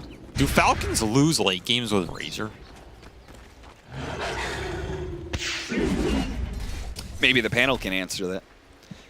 Has Falcons ever lost a late game Razor game? Yeah, I'm not asking the panel, I'm asking you. Obviously, I don't have an answer. You're the analyst. Goddamn, Where's your I book can't of ask stats? myself. Okay, I'll tell you all. Okay. I don't think they do. I don't want to hear what you think. I want to hear what you know. Where's my pension? And I know that this is under game attack. has turned a little funny. Wait! Thompson's gonna hit the high Holy ground. shit. Oh my god. Yo, chill, man. Like, what? I think he thought he was in the wrong base. I think he just knew that nobody was Yeah, home. see, he's like, oh, I gotta get the hell out of here. Wait, I'm on Radiant side. What am I doing? Guys, why is my Ancient Guardian giving me bonus damage? Oh, God. Maybe he's really happy about that move. He's like, we got him. Yeah, guys, I just took half their tower. Cost them 3 TP scrolls. They don't know what the hell's happening in this game anymore. I've still got a Nemesis curse at 55 minutes. What are you going to do about it? That item's so ridiculous. Here, Skeeter, have a little taste. And just like that, I'm back to the shadows. Just like, oh, what a crush! Shit! Nightmare dodges the shot there, but a 1K crit finishes off the Bane anyway. Pure down to half health, BKB, and trying to run away, but Skeeter's damage. What was that damage? He's man? walking 2 dogs. He with really is. leashes. Maureen has so much damage, and did they just get their opening to close out the game? There's not enough buybacks on the side of Tundra. They don't have their supports anymore. Where the hell did that crush come from, man? Radiant's middle tower is under attack. Mar was loading that one up for 30 minutes straight. Yeah, he pump faked that 100 times, but he lands the one that Falcons needed to break this game open. And a double link on the backside. Thank you for the tether, good sir. I'll take 1 and 2. Sight trying to stop. Thompson trying to get him away, but the ice blast is over the top. Can't Lands on the dodge other it, 2 man. cores as well. Snake King does not miss. The man don't miss. And Pure don't dodge. This man could not dodge a single ice blast this game, dude. Oh my God, brutal. Headshot. Yeah, I mean, these Falcons, these guys are smiling their way all the way to the bank after that game. Just, I mean, except Snake King, who is probably the one who should be laughing the most here, is he just took Pure and put him in prison, man. Like, he's like, yo, I'm from NA. I know what NA jail feels like. Let me give you a little taste, my man. Did him dirty. Did him real dirty that game. What a pick. What a player. What a game. Snake King Ancient Apparition absolutely devastates Pure here. Just puts a nail in the coffin before it's even built. As Tundra, yeah, they get a little bit of momentum, but to go into what? To go into what? The King? The King on his ice throne? He did 9,000 ice blast damage, 3,000 of which was the Morphling, though I feel like he did a lot of incidental damage because he was aiming for the Morphling and hit other heroes. I mean, that was one of the best AA games I've seen in a long time, so giving him a shout out. I think Tundra had a okay early game. I mean, Thompson had a pretty good game, all things considered. Like, I feel like he was doing some decent work, made this build look pretty good, was threatening half of Skeeter's HP at the start of those fights, but you can't commit in, and you have no way to find the AA and get rid of him to open up that committal from Pure. So, strategic victory here from Falcons as they win a lot of these team fights. ATF has another ridiculous start in this game, and for me, once again, the support duo of this team is just beastly. Too damn good. Falcons take game 1 over Tundra. His name is Snake King, but by golly, that was the Lich King, the King of Ice. Pow! Right in the Morphling. More like caca. There we go. Another one. Another one. These ice blasts. Who needs Doom when you got Ancient Apparition on deck? I mean, it's cool that it comes from the support instead of the core, because the core is like, okay, you can Doom one guy, but the fact that you can AoE Ice Blast, the cooldown's much lower, it gives you vision and stuff, it made it look like a super viable hero. And like, I just also think like, man, if Tundra just picked a different carry, I feel like we just don't see A, and the game is completely different. But it was cool to just see them have that tool in their pocket and whip it out so effectively, because it just really sealed the post laning stage so effectively. There was lots of different ways for them to set up. Sometimes it was Snake King himself. I think he might have even bought Shard early, or they killed it fast. I don't remember, but it was cool. Very different, a little bit different for Falcons here. We're still seeing some good variety. Yeah, I was gonna say, I feel like this just shows class, right? Because I would bet you they have scrimmed this hero less than 5 times in the last few months, right? It's so situational. Teams aren't really running it. But when you're a world-class team and you win titles, you see these are the conditions that match what this hero needs, and then you're not afraid of picking it. Like, Snake King knows how to play all the traditional 5s. He's played it in the past. He'll pick it up and run it, and looked like he had been playing it all year, right? Like, that was a stellar performance from him. And of course, like the casters talked about many a time during that game, Crit on the Hoodwink, really, they set each other up incredibly well in that game. So that was a treat to watch. A lot of the key moments just really carried by support performance. Yeah, I mean, when we were doing the draft, we were a little concerned that they didn't have that much disable, and they just completely made it work easily with the stuff that they had. It wasn't difficult for them to win laning stage. They had like a 3k gold advantage at 7 minutes, which was insane.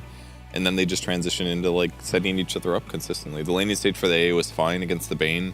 He just went Chilling Touch and he went Cold Feet, and he's like, yeah, I do way more damage than you, Bane, at level 2. Like, what are you gonna do? Spend 165 mana to Nightmare me to attack me 4 times? Like, But that was the thing we were talking about prior to the game, right? Is Bane going to go Enfeeble? And he didn't. He went 0-1-1, and I feel like effectively just opened the door for Tundra to stomp that lane. The gyro was free, AA was getting all the levels he needed, and sure, they made a rotation shortly after the lane stage broke down where they brought Thompson up there and killed them both, but the game was already in a good enough state that they could bleed those kills. If that lane is different, I can't say with confidence, though I was curious to see it. I was hoping we would see the Enfeeble so we could criticize him for doing it or not, and now I'm just left wanting. I was like, I really wonder if you go early Enfeeble in that lane, how it dictates how it plays out. And for me, it's a miss not doing it. And I think Bane is also just like, he was definitely a good support at the previous tournament, but he's better against your Pango type heroes, like these guys that are great to lock down. Like Fiend's Grip being a Razor doesn't feel so good because you're like, okay, I'm stopping you from running at me, but like as soon as it's over, I'm dead. And you're also dealing with like a lot of long range jumpy heroes. Like it's just, you want to play against melees and sometimes too, just to like lock them down from where they're supposed to be. Range heroes are just like, oh, this is a temporary moment before I kill you or somebody else. So I feel like it just wasn't a great Bane game there. And because he got off to a bad start, it made it harder to transition as well. Because his team was just consistently behind in net worth and damage. And there was just way scarier things. Like it just felt like Tundra occasionally got kills, but a lot of times they were just like avoiding large team fights, hoping to get like a quick pick off. And they had some good moments, certainly. But yeah, things just didn't quite click for their lineup. Yeah, the game edged into being more competitive than I was initially expecting because after such a brilliant, 25 minutes from Falcons, there was like a 5-minute window where Tundra were kind of in the game quite a bit, but it was all dependent on Morphling surviving fights. And no matter how big you get on Morphling, if that AA ulti hits you, it's game over for you. Yeah, and it's something Falcons always take care of, is making sure all their cores scale, right? So they can have a fight where Skitter is maybe struggling a bit, or they had a fight where Amar died first, it was a 4v5, and they just ran in and completely overwhelmed them regardless, right? So they have multiple pieces to play with. If key spells are committed, like the Fiend Script you mentioned, right? It goes on the Slardar, sure, you kill that guy, but now it's a totally free fight for the Gyro, and he just runs in there with an Ice Blast on top of the cores and kills them off, so yeah, there were multiple things that definitely could have gone better for Tundra. I think my standout, Casters mentioned it too, I think Thompson actually played a really good game. Yeah. And unfortunately, when you looked at the damage breakdown, I think he did almost as much damage as all his teammates combined. So the Morph was sitting at a measly 18k and the Sniper at 47. And that just doesn't match the net worth that they have, right? And what impact you're looking for. So hats off to Tundra and just to Falcons and completely shutting down the carry of Tundra. Well, let's see some more breakdowns as we get into our Acer Predator head-to-head with Brian. Thank you, Neil. As for my head-to-head today, I have the supports on both sides. We are going to highlight 9 class versus crit specifically, but we're looking at the net worth difference of the total between the 4 and the 5. At the end of the game, we're seeing more than doubled up on the side of Falcons, 27k to be exact. And there was at one stage of the game, around the 30-minute mark, Neil, that the entire net worth lead for Falcons was between the supports. Okay. The 10k net worth lead that they had was the supports at 9k on the side of Falcons and the supports on Tundra at 4k. And we're just seeing the potency of this combo where sometimes it's the Bushwhack into the AA Blast, sometimes it's the AA Blast Shard that stuns them into the Hoodwink Acorn Shot plus Bushwhack, but this Morphling, amongst others, they were catching multiple heroes almost every single time. We're just dying full to zero from purely these supports. So not only did we saw the net worth, we saw that that's twice as high, but I'd say their impact was infinitely higher on the side. Casters were saying it. We were seeing it in Wallachia where for some reason there's a great deal of reluctance to ban out the Hoodwink. You're like, well, Disruptor's much more big of a concern, but like for the signature players, the crits, the Aries, it has to be first phase ban worthy. She's kind of like Mirana, where she does a lot of different things nicely, but like if I'm a carry, I'm like, I hate just Disruptor. It changes the way that I have to play the game, right? So I'm not disagreeing with you, but I think when you're debating like what hero annoys me the most, it's like Hoodwink kind of annoys me in every facet of the game, while Disruptor specifically makes me buy BKB second item no matter what happens. So at the same time, like you said, I mean, crit, absolute god on Hoodwink. So then if you're gonna ban it, it's him, I feel like. Are there any like strategy orientations that you have, like when you're picking Disruptor, oh, we need to worry about an AoE team fight silence, or we need to worry about our heroes getting repositioned with Glimpse? Is there anything that you come into a game and you see a Hoodwink and you're like, I need to worry about this? other than the fact that there's an annoying squirrel No, so running what around? I will say about this meta right now is that we're seeing so much of Zeus and Sniper mid, and even like a Coddle or something like this, these ranged backline damage dealers. And what usually made Hoodwinks suffer in the past was she's hiding in the trees. Yep. So it's something like a Quap or a Storm that's gonna jump through the team fight and catch you. And there's really none of that right now in the meta. So I think these backline supports that are damage centric and usually squishy to somebody jumping them are just having a heyday. Makes sense for the cores also. That's why we see Sniper being so prominent these days, because the jumpers are just not existent. Well, let's see which heroes will be popping up as we continue the series after the break.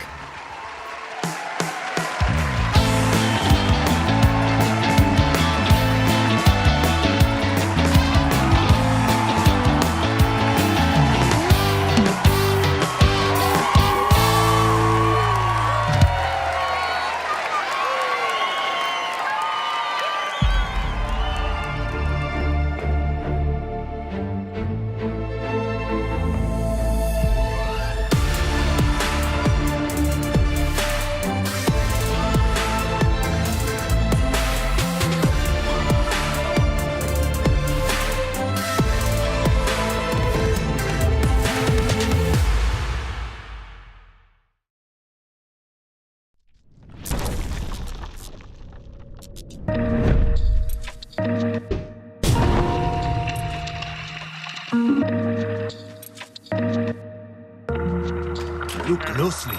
Something special is about to happen.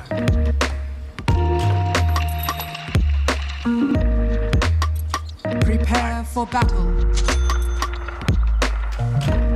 That was unpleasant. Ready.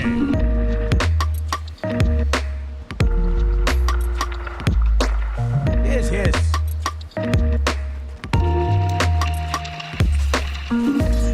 The danger is this way. A pleasant sound.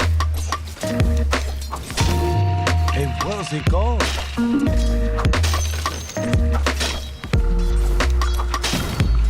But of course.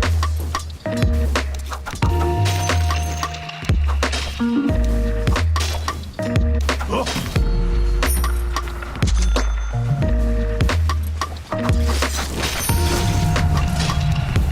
I cannot refuse.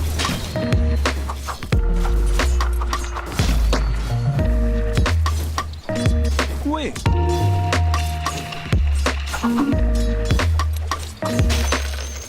Is it any doubt?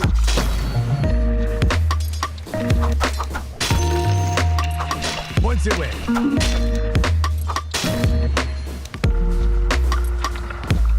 Let's get to the point.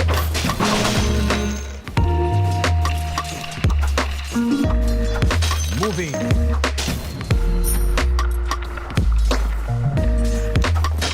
At your disposal.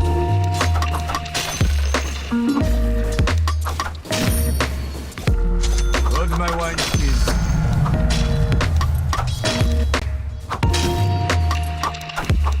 Like so.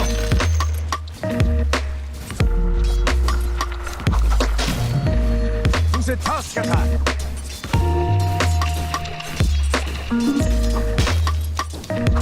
Where does this lead?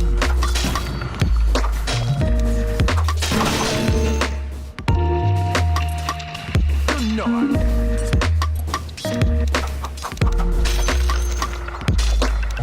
You have trouble now.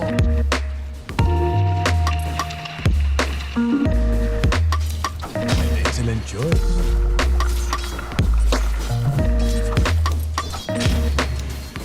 Something good this time.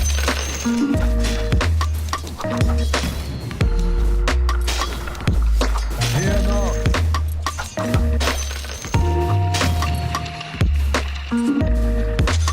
An honorable path. Thank you. Come on, then.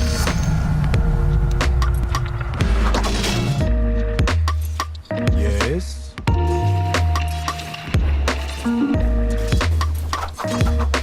Rest assured.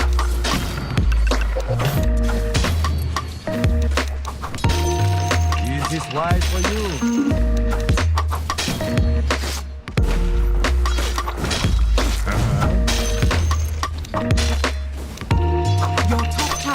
under attack.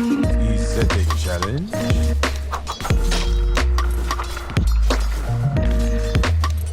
That's a head.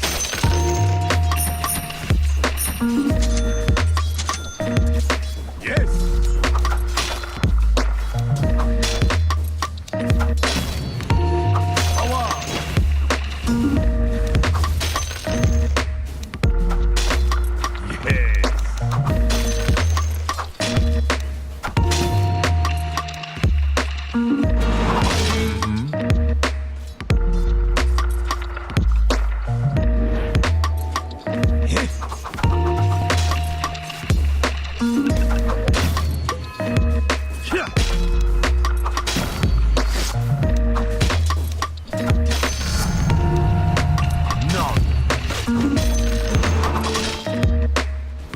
Your bottom tower is under attack.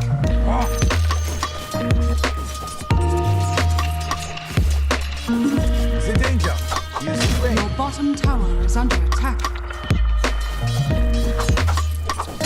It's conceivable.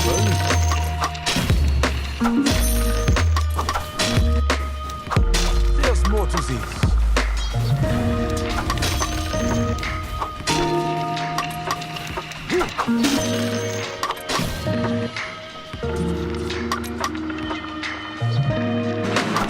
I know.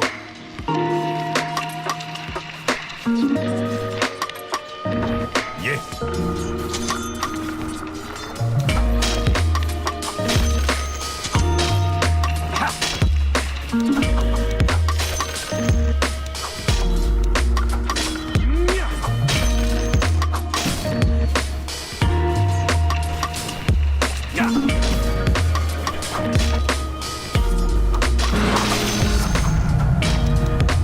What's this?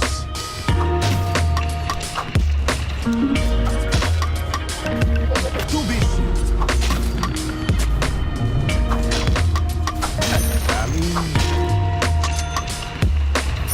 Wait.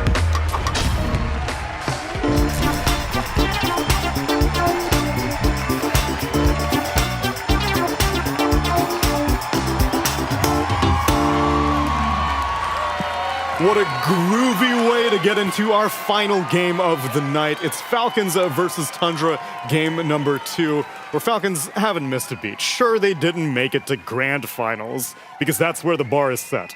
They have to make it to grand finals every single time, and they have done that continuously, aside from Malakia, where they only got a shameful 3rd place finish, Brian. Disgusting. Ugh. Ugh. Vomited in my mouth a little bit. But somehow they are making it look still good, even bringing back Malrine. You lose a TI winner with 9, you get Malrine, who has been bringing him to many of their first places. Honestly, like, Team back. not trying to bash on 9 or anything. I think what makes Malrine so important to this team is that him and Amar share hero pools. Like, Yes. I think it makes their Timber Saws, their Razors, Their DKs. so potent, because you can just put them on both, you can open with it and put it either way. So I think not having that option for them drastically changes their drafting more than like a stand-in normally would. Yeah, that's an advantage. I think the other thing is that Malrine is better at just outplaying and getting solo kills on the map, and 9 also dies a little bit more too. So it's like those little differences, they just like add up a lot, and they still went out 2-1. So they almost got it to grand finals with 9. They're still a fantastic team and still a fantastic player. And on top of that, 9 had a really long break, so I don't feel like he was playing at his A level either. So if he had more of like a lead-in period and more time to play individually and scrim with them, I think he would have also shown better form. So all of those things considered, the 3rd place I think was a very good result. And I also think Falcons were really happy to have him as a stand-in. Like the vibes overall seemed really positive. You know, he was happy to play with Skitter again. He just seemed to really appreciate the opportunity. And I mean, it's like what, 3 out of 5 of old Tundra? Correct. The TI winning roster. They didn't have Can't get Soxa. Netta because he's on Liquid, and then Soxa. I mean, Aoi was saying like, now we just need to mastermind it that I get Soxa to be like my assistant coach or something, and then the Tundra gang is back together. But yeah, even for 9, like one specific series he played, I think it was against Liquid. He had Earth Spirit in game 1, and it looked awful. And he himself was like, I know I can do better. Requested it again in game 3, completely did amazing on it. And so him getting back into the rhythm is to be expected that there's an adjustment period. I said this in the back room. in game 1, I said heroes like Morph are fine against Slardar if you have a support that slows him, so he can't chase you in lane. But with the IO, like you saw the lane, Amar just absolutely destroyed, and it's because Slardar sprints, bashes you once, hits you once, crushes you, hits you 3 more times and bashes you. But like when you have a hero like CM, with the 30 attack speed slow early on, the movement speed slow from Frost Nova, the Frostbite preventing Slardar from attacking, I think this hero's laning stage looks drastically worse when the 5 is a hero like this. And maybe that's why they put the IO in the lane with the Morphling, to like keep him faster than the Morphling, to give him regen, to give him more attack speed if they do fight the Slardar. Maybe a difference maker, but yeah, I think attack speed slow has been something that IceFrog's just been like with handfuls, tossing it into the game on a various amount of heroes and items, kind of saying like, hey guys, this is like a valuable mechanic that like you should consider sometimes. And against the Slardar, it's perfect. It's reducing the amount of bashes that he gets when he skirmishes. So yeah, decent matchup there. And also you can secure the range creep, so you just don't have to worry about getting close to the Slardar in the first place and endangering yourself against the rundown. What's on your mind, Brian? I think it's interesting that different roles in Dota are countered by different heroes in Dota are countered by different roles. Like I find that always to be so fascinating, because like if I'm thinking of Slardar, like as a carry, it always freaking sucks to play against Slardar. Like I'm gonna get crushed and bashed and amped. I can't buy any items to deal with that. But if the supports make his job difficult, then my game feels better. So it's like when a team opens up with Slardar, if that's a different core, like Doom, we saw teams opening up with like Clinks or like Wraith King or something, like you're countering it with the carry, but in this case, you're countering it with the support. So that aspect of drafting I always find very fascinating, and I was kind of like twiddling my thumbs about it. There's another hero that's good against Slardar. Why? What's it called? Lucky Shot? Another attack speed slow. Is slow, and in your ult, Slardar is unlikely to be able to bash you unless he has BKB, and it's so niche, like being able to get that one swing off. But you amp him plus a TA. That's true. With the right pairing, the burst pace can be a problem. Or Drow Ranger. Or Drow Ranger. Or Lina. Or Crystal Maiden with her level 20 talent. No, it's on the other team. But if it wasn't, it's hard counter. Theoretically, yes, theoretically. It's also worth noting here that this is just another flex for Falcons, right? Like they're just keeping their options open. This is a 2-3 for them. They play it on both roles. So if they're worried that, Tundra is gonna try to avoid the Crystal Maiden lane by putting Slardar mid against Pango, well, guess what? The Pango isn't necessarily even mid. So you can't even make that pivot yet as Tundra. So you need to keep your options open. And I think if Falcons do what they usually do, the next hero that they pick will also be a flex between mid and off lane, so that you don't even have the option to do it regardless. So here's a perfect example of when Bane is excellent against the Pango. Something we saw a lot of Wallachia. Fiend's Gripping, the Pango paired with a ranged damage dealer. The Muerta is going to be perfect for this. In some ways, you don't want to ulti when you're killing him because Slardar's amping your physical damage and he's got magic resistance. So could still also be a Muerta 4 that teams have been playing with. Almost certainly. I think Falcons might go for their Luna, like the staple, traditional, reliable carry, since I think they want to hold on to the flex pick that you were talking about, Synderen, for the Pango. What's the value in Muerta here? I'm not seeing it. I mean, if why this is a good pick. If it could give you a Pango solution if it's a carry, is one thing, I guess. AoE silence is kind of hard to play into for a lot of their heroes. Naga. Wow, Do you think that's not good enough? No, I mean, it's really good against what they see, but I'm just wondering now if Slardar goes mid and you pick, like Naga, on the other hand, we talk about Slardar being countered by supports. Naga is countered by offlaners. Like all the good heroes against Naga are offlaners. You can also just go Lesh mid. Lesh isn't banned. So you go Lesh, you have like a Darkseer option, you have Underlord. For Tundra? Yeah, I'm saying for Tundra, like all these heroes, like, okay, so when you look at Dota buff, for instance, of heroes counters, like a hero like CM, her worst matchup in the game is like -2%. Like, it's not that bad, but it's annoying. Naga's worst matchups are like -10%. Like, her matchups are so bad. So I'm kind of interested that, like, why they picked the Naga at this point if they just go Lesh on Tundra, for instance. Does Thompson play Lesh? Maybe not, actually. I'm trying to think of whether I have seen this. If he the does, more likely the new anti-illusion hero is probably like Pugna from the Thompson. Yeah, that is not a counter to Naga. Yeah, especially against Pango. If he plays Lesh, he buys some crazy items. Doesn't sound like a... He goes Atos. Dagon, yeah. Yeah, I don't know. The Tusk is going to give him some good counterplay with the Fiend's Grip. You can protect your team with Ice Shards against the Slardar will be good. It's a multi-purpose thing, right? He can save from grip.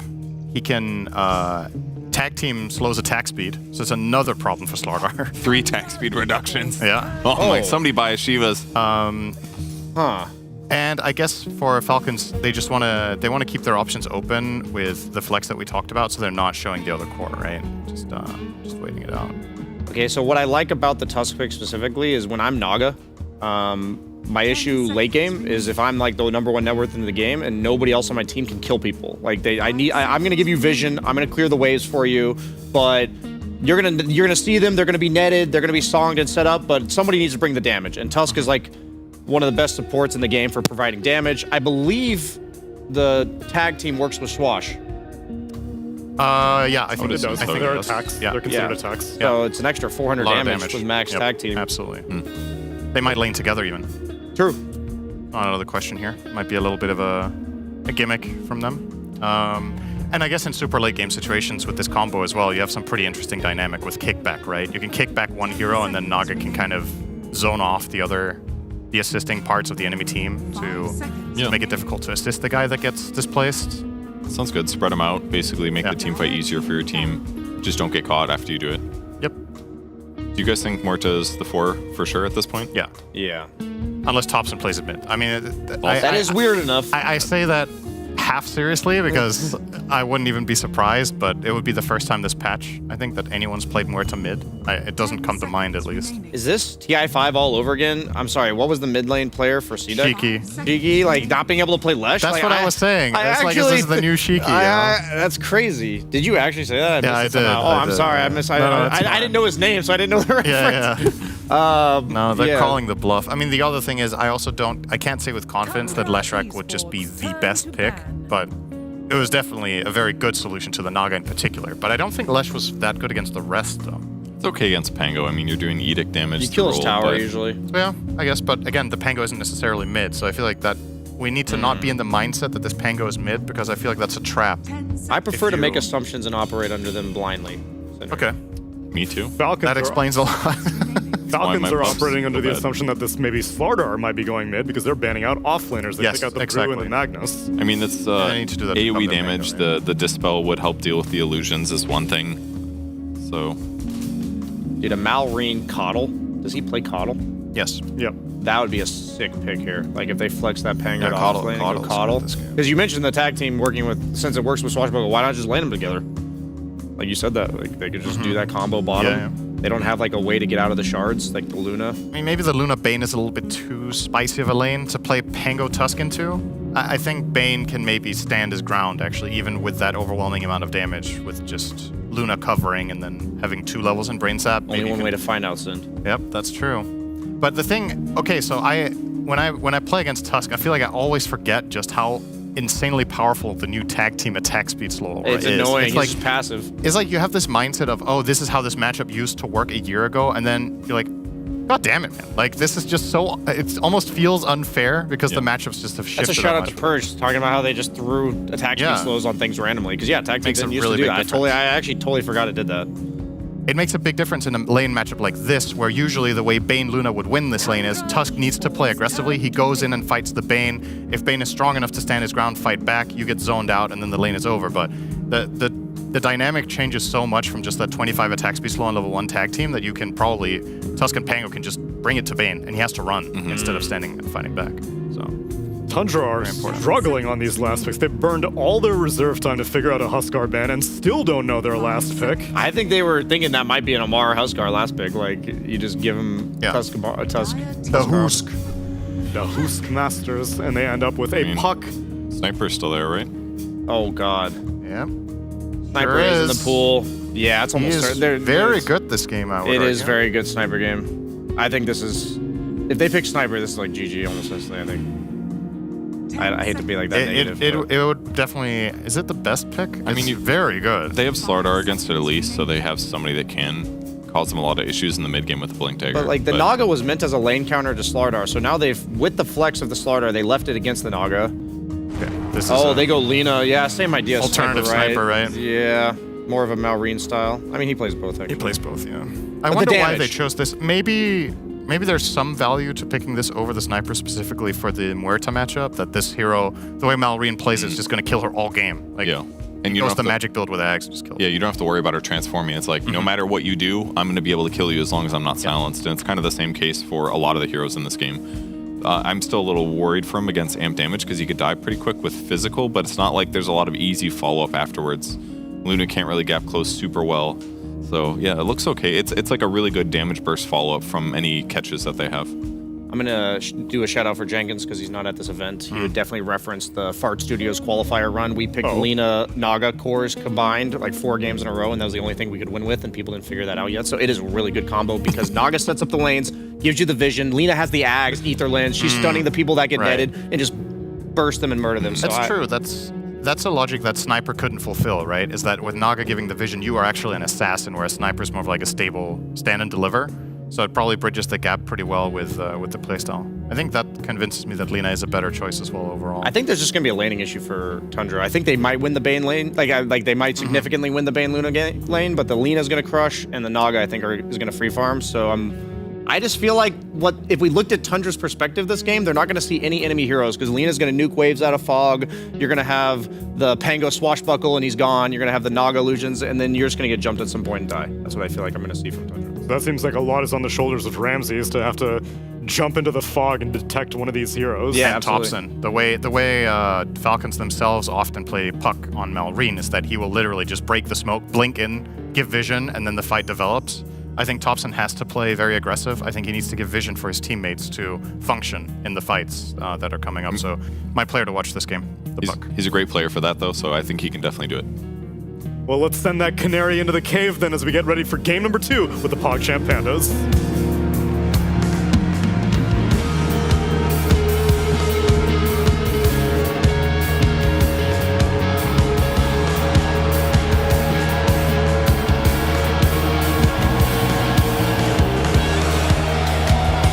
Game 2 of Tundra versus Falcons. Avery, what are you expecting out of this one? Now that we've heard the panel's analysis of the draft, we're here into the game, seeing everybody picking their heroes, such as the Amar Pango. What are your expectations here? Okay, I'll make a few predictions. Okay, love a prediction. Some more all chat. We saw a little bit more here, but I think Falcons got to step their all chat game up. It's been a little lacking, a little disappointing. Well, we'll expect more at this point. Yeah, but they haven't been winning tournaments, right? Doesn't matter. Didn't win Wallachia, so, you know. Doesn't matter. Time to step it up.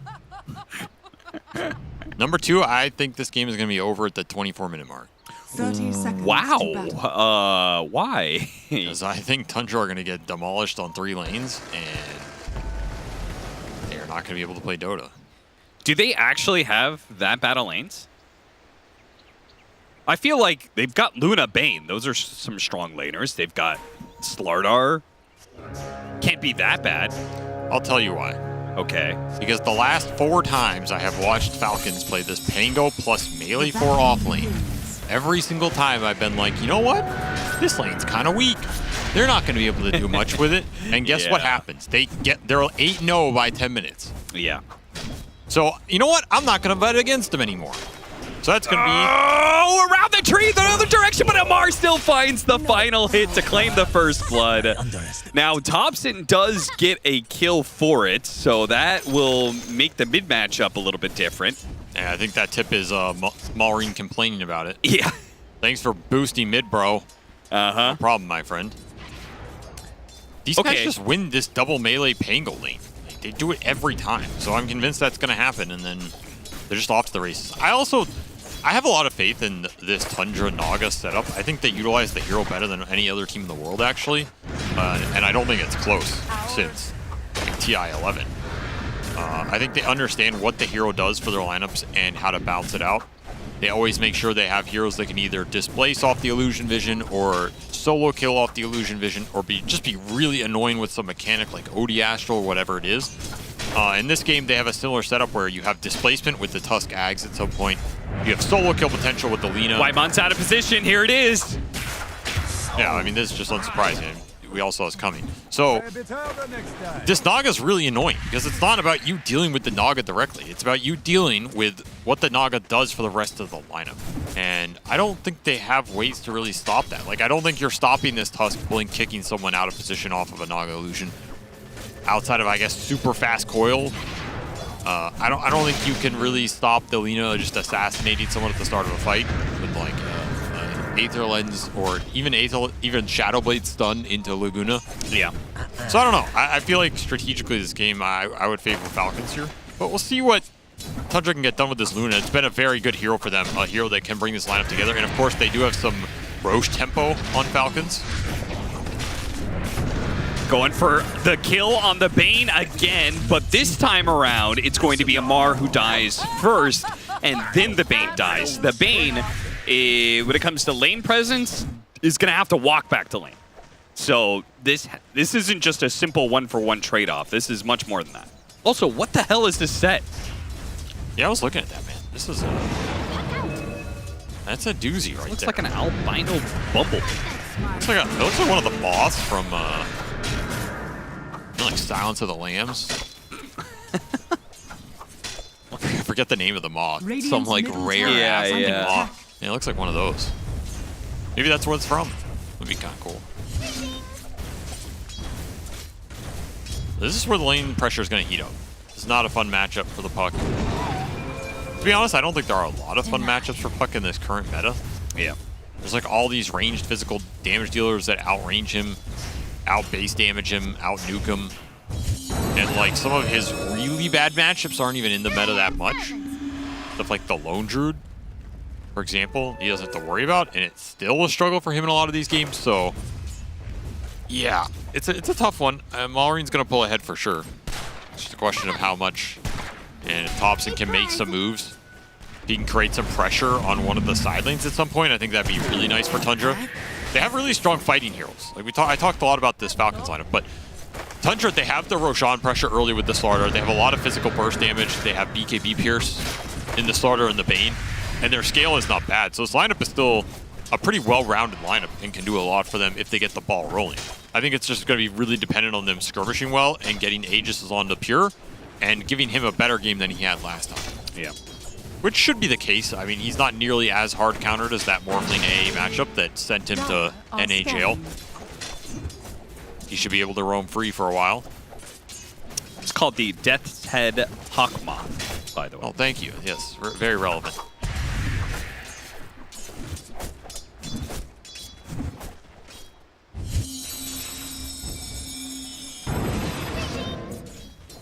$11 denies from Malreen. Again, with a kill going early to Thompson.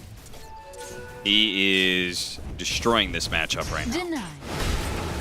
Top lane getting into a fight that gets a kill on a Crystal Maiden. Tundra, not bad, winning this side lane. 22-2 for Ramsey, so he's doing very well in the CS. And it's not like the Pango is that far behind him. But the Luna isn't also that far behind the Naga, so...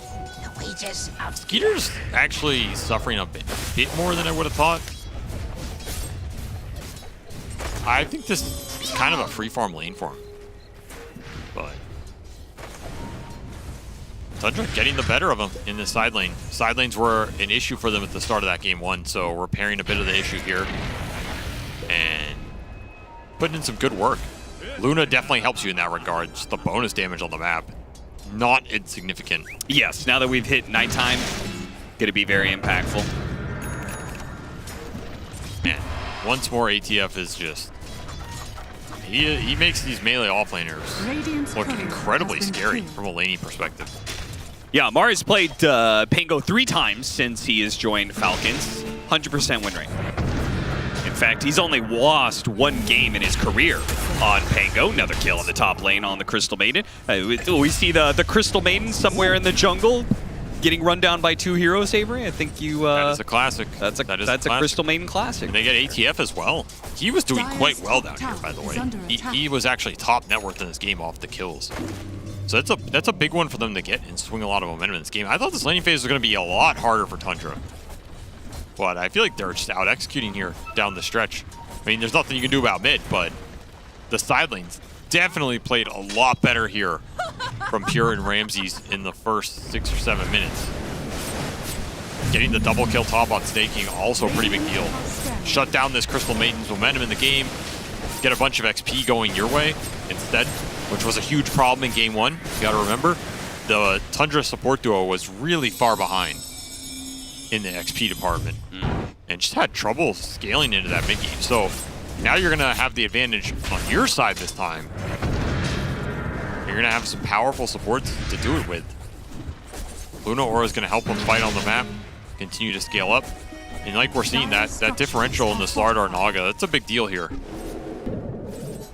Coming through the gate, a backstab attempt from Snaking off of a low HP Luna. Break this laning phase open, not continue to feed top. But Pure will make the read. Back the hell out of there. I mean, it's a tough nighttime gank into Bane Luna lane. It's so much extra night vision. They're very fast, tanky heroes to dive. Not the easiest safe lane to gank at this point in time, especially when you don't have a Pangolier 6 to force the issue. And the advantage of Luna being that you can jungle so early. So I like the fact that he doesn't even do it in a traditional spot. Like normally you would be doing it behind the tier 1 tower, right? But he actually backed all the way off deep into the jungle where he's less likely to be found. I guess that's the good thing about this move for Falcons, is they kind of got what they wanted anyway, which is forcing Luna off the lane. It's going to be a free farm lane for the Pangolier, who is top net worth yet again. I told you, this Pango dual off lane just does not lose for this team. It is really impressive. It obviously caught Whitemon off guard, that first kill. They did seem to learn a little bit more. They managed to bait out 1 or 2 tag teams with minimal losses. To see whether or not Whitemon can get any solo experience off of this, because he is also the counter to the Pango later on into the game, and not just trying to answer the laning phase. So if he can get to 6, bottom tower is under it attack. certainly helps slow down the Pango's impact on his Rolling Thunder in some of these lanes. They're going to continue to create the pressure bottom. Do not want to let anybody sit here and leech the free XP. Yeah. Which is the correct play 100%. Whitemon will pay the price. Do get a power rune in exchange. That's a nice one for Thompson. Outside of ant damage right now, that's about as good as it gets. Yeah, he is struggling, man. Look at that net worth. I mean, what is he supposed to do, though? Yeah, I guess you're not really going to get a whole lot of help from your supports. Not the best rotating heroes early on, though. That fear gives them a chance. A little bit follow-up silence. Hits the LSA, though, and quickly blows him up with a Laguna Blade. Is the Lina still going to be able to make it out of here? With the Arcane Rune, he gets another round of the Orb. Jeez, man. Still not enough to bring Malrine low. And Thompson's just going to cut some waves now. It's just 2v1 him. So damn strong. Early Raindrop wand, Fairy Fire still in the tank here with double null. So much extra HP. Another round from Thompson, but it's still honestly not close. He still has Fairy Fire. Yep. And Just Raindrop off tank. cooldown again. This Arcane Rune did work, and it's still not enough to bring this Lina down. Contest the Bounty Rune, get the double pop, in fact, for some refill. The Thompson striking back. Yeah, this is very nice. Too bad the Orb going on the wrong direction. Can't chase after crit. Left the other Bounty Rune. Feeling generous today, showing some mercy. Weird. There's that Rolling Thunder being used. That's the kill that happened at the bottom lane. Looks like Amara got away with just enough HP. Early blink for Ramses, same timing as ATF from last game. Well, it's a good thing he bought that Blink Dagger, because he is very dead. He loses 40 gold off of that gank, so not the worst. He gives a lot of gold to Falcons. Whose but blink was faster? Ramses or ATF's? Do we have the stat on that? Like, what was the exact time for both? This is very important, because if you remember at the start of the game, ATF said Ramses Slardar greater than my Slardar. Didn't. So, if Ramses got his blink faster than ATF, then he is indeed the greater Slardar player. Is this the exact same items? Did he have completed Magic Wand? Yes, he did, but this is irrelevant for my point, Austin. Please don't ruin this. That's a full 150. Oh, all right. A stack's getting stolen again. And the Blink Dagger gonna be revealed here, not off of a blink, but off just running into heroes. Now, 9 Class is caught in the low ground and is very dead. And Ramses doesn't have enough heroes to back up this gank just yet. A coil on a lot of them, sure. He's gonna charge forward with the Fiend's Grip. A crush onto 3. The crush combined with the Fiend's Grip is gonna be enough to catch Malrine as they run him down off of that orb. Now Amar's coming in with a Rolling Thunder. But a lot of his damage is now gone by the wayside. He has a Diffusal Blade already, though. He could actually maybe finish off White Mud. Yeah, gets him off the Swashbuckle. Now 9 Class back into play, but the song goes out, resetting the fight. How does he already have Diffusal, dude? It's an off-lane Pango. What? Dude, this guy has gold hacks, I swear. Someone check his PC, man. Just got like an extra 50 GPM. Hey, it's happened before. Has it? Yeah, it actually has. It's non-possible. Non-zero chance. We're going to see this is just a nasty coil from Thompson. Yeah. Gets all 3 locked in here. You get the grit from the high ground for Whitemon. Crush dealing huge amount of damage here in the river. Some extra move speed. If you don't have the Diffu here on the Pango, there's no way you're turning this as much as you are. Falcons licking their wounds after this fight as Ramses gets some work done. Even finds a Tusk on the backside. A nice combination of cores for them, putting this Blink Dagger to use early. Oh, he just had so much momentum, too, to get shut down as he goes to the bottom lane. Outnumbered by Falcons. And 9 Class, who takes a sneaky little route through the gate. Well played there. He may still get run down, but it's going to cost him some time at least. Seems like they have a pretty good idea where he is, but he dodges the LSA. What a positioning there. Even if he's going to die here, but man, that was a sick little juke. He'll take out to the Dragon Slave, it looks like. What was that project? That was the shot that he threw from the bottom lane, and then he went through the gate and then followed him. He should have all the let way that here. kill him. That would have been so cool. That is going to be a pick off on the Crystal Maiden here. Crystal Maiden, one hero of Falcons that is suffering the most here. TP out. Nightmare lasts just long enough. That's a heads up play. Got him on the other side of his orb. He jaunted into a Walrus Punch. Ooh. And again, okay, Crush comes down from Ramses. Trying to chase down these heroes. Crit separates them with the shards, and Amar is more than taking enough to survive through this. In fact, it's going to get bad. He's going to get Rolling Thundered on. Nice shot back there on the Naga Siren to prevent her from coming into the fight immediately. Got the blink out. Ramses dodges the damage from Amar and gets the blink away. Well played. And Crit he's been on fire lately, but he's been on point this series. Yeah. Positioning, spell casting. Oh, man. The problem with lanes so often against Falcons, they get a lead, they get some stat items, and they get themselves just enough HP that they're able to survive through situations like that. Get the turnaround. The tip comes out. Crit, his old teammate here, Dire's top tower says is it's under been a while, Mr. Ramses, but Radiant's bottom tower is under attack. I still know your tricks. Radiant structures are fortified. Is this, Dire's middle tower has fallen. Is this Muerta Radiant's bottom working tower out to your is under expectations? attack. Dire's He's having an middle tower okay is game, under all things attack. considered. I mean, his net worth is Radiant's okay. bottom The laning tower phase, has they got the double kill on the Maiden. The skirmishing is what really hurt 9 Class here. Yeah. Just because, his mid is so far behind because that matchup is unplayable.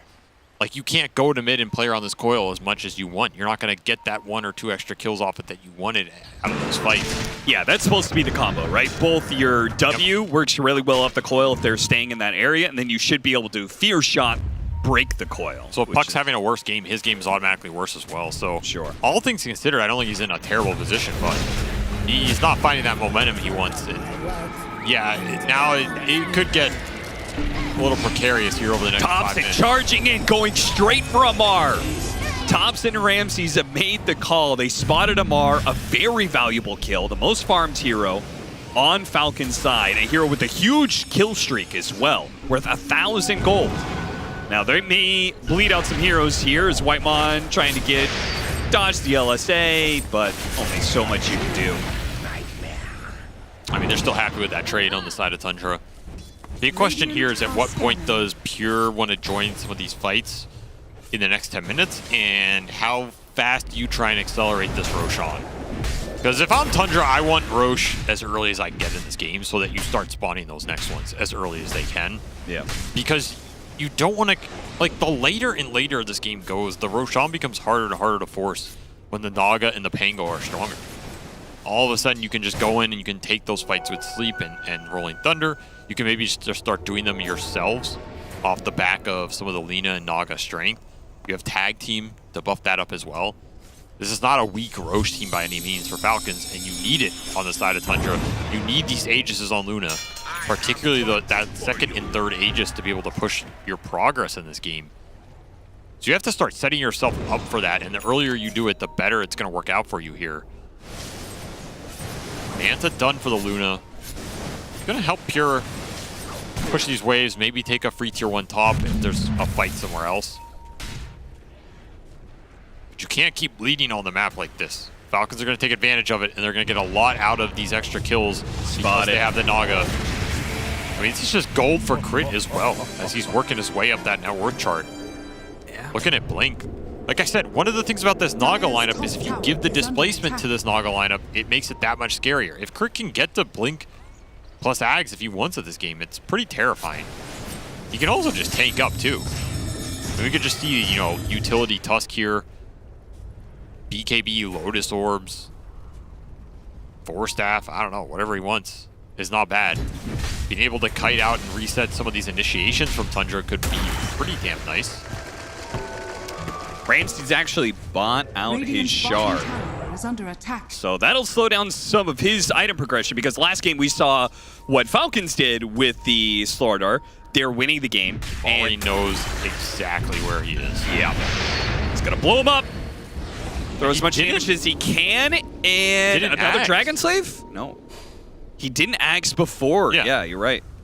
Radiant's bottom tower is under attack. Little mechanical misplay there. Cost him the kill. I mean, he wanted the stun out of Invis, but you definitely get that off before Laguna. Beg for scraps. Another two-man little... Well, this time they have Pure around, so they can fight back, and it'll be Crit the one who dies. Should give him the D-Ward as well. Like, if these guys are lingering here, you're going to find this Cliff Ward. So that's a big pickup. Getting the Ward plus Crit off the map, slow down that Tusk item progression. You get Pure involved as well. Luna's starting to pull ahead. Again, you're pretty strong in this nighttime interval when you have the double vision advantage to take these small fights. And it's time for Thompson to recover in this game, which he's done pretty damn well. It's pretty much back to even. Another shard pickup. LSA lands on the Slardar, this time around with the Flame Cloak. That damage is a whole lot different. Rolling Thunder going to be put to use with the Boots of Travel coming in. If Amar can catch up to him and stun him multiple times, they actually use the Fiend's Grip, but Malrain's behind him. Got silence. Caught inside the Rod of Atos. Oh, and he's speared back into the Eclipse as well. Pure, he's waking up. They finish off the Amar. Now they need to catch the Lina, but caught inside the shards now. Pure trying to back away, but surrounded by too many heroes. Skeeter and Crit with the tag team, and they can call a reset here. Brief pause in the fight as the song goes out and allows Falcons to start backing away. Gets Malrain out of dodge and over to the other side of the map. I mean, honestly, that feels like a great team fight for Tundra. Like, the outcome isn't that great, but it felt like they played it well. They're going to try and go a second time. I don't know if this is going to work out for Thompson as... And Orchid just too strong. Ramsey going to come back in, though. Dude, Skeeter is a monster one. Yeah, Skeeter is way too tough to bring down. When the puck is gone, they just don't have any magic damage. These heroes got too much armor for the Slardar to do much about him. Ooh, that is close right there. He's dead. Oh, wow. Man, Pure's had a rough series here. Yeah. Feels like Falcons have just been making his life hell, man. Like, the second he shows on these waves, somebody is hunting him, and it doesn't take much. If one hero is killing you like that, like, what are you supposed to do? Just never show on a wave while Lina's off the map? You can't play Dota like that. Yeah, I mean, I felt like Pure was the biggest part of Tundra's success so far, this squad. So if you're looking at this team, you're looking at a way to exploit him in some ways. It looks like Falcons have certainly found something. They go back in, a lot of grouped up heroes here. Malrine playing this back and forth game, trying to get more spells in. Crit blinks in, finishes off one, and then turns back into the Slaughter with the snowball, and they can run down Whitemon as well. Very well played by Falcons. They just played that so patiently. The LSA from Malrine really salvaged that exchange. And this game's heating up for him. No doubt about it. Yeah, you're getting to a very, very fast level 3 Laguna with a Shadow Blade coming in. This timing in a couple minutes is going to be massive. Here, all these heroes come into play. Instant Orchid used onto the Muerta, so she TPs in, just adds one more body to the pyre that's burning up here. Malrine. This is the part of this type of Naga lineup that I felt like strategically is going to cause Tundra issues, because I just don't see how you play the map versus it. You don't have fast enough lane shove. Your 2 supports can't push the waves. Your starter wants to go and hunt. He's not a wave pusher. Puck and Luna can do it, but the problem is Puck and Luna just get completely one-shot here by this Lina threat. Yeah.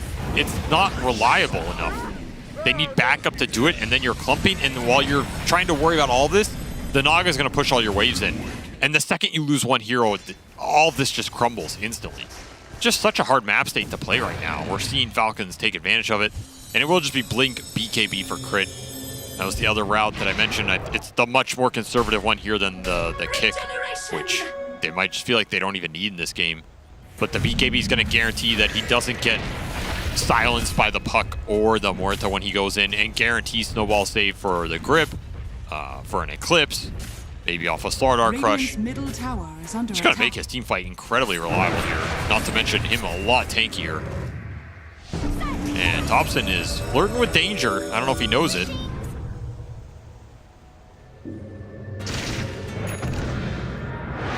TP's out. Malrine was looking for him with that Shadow Blade.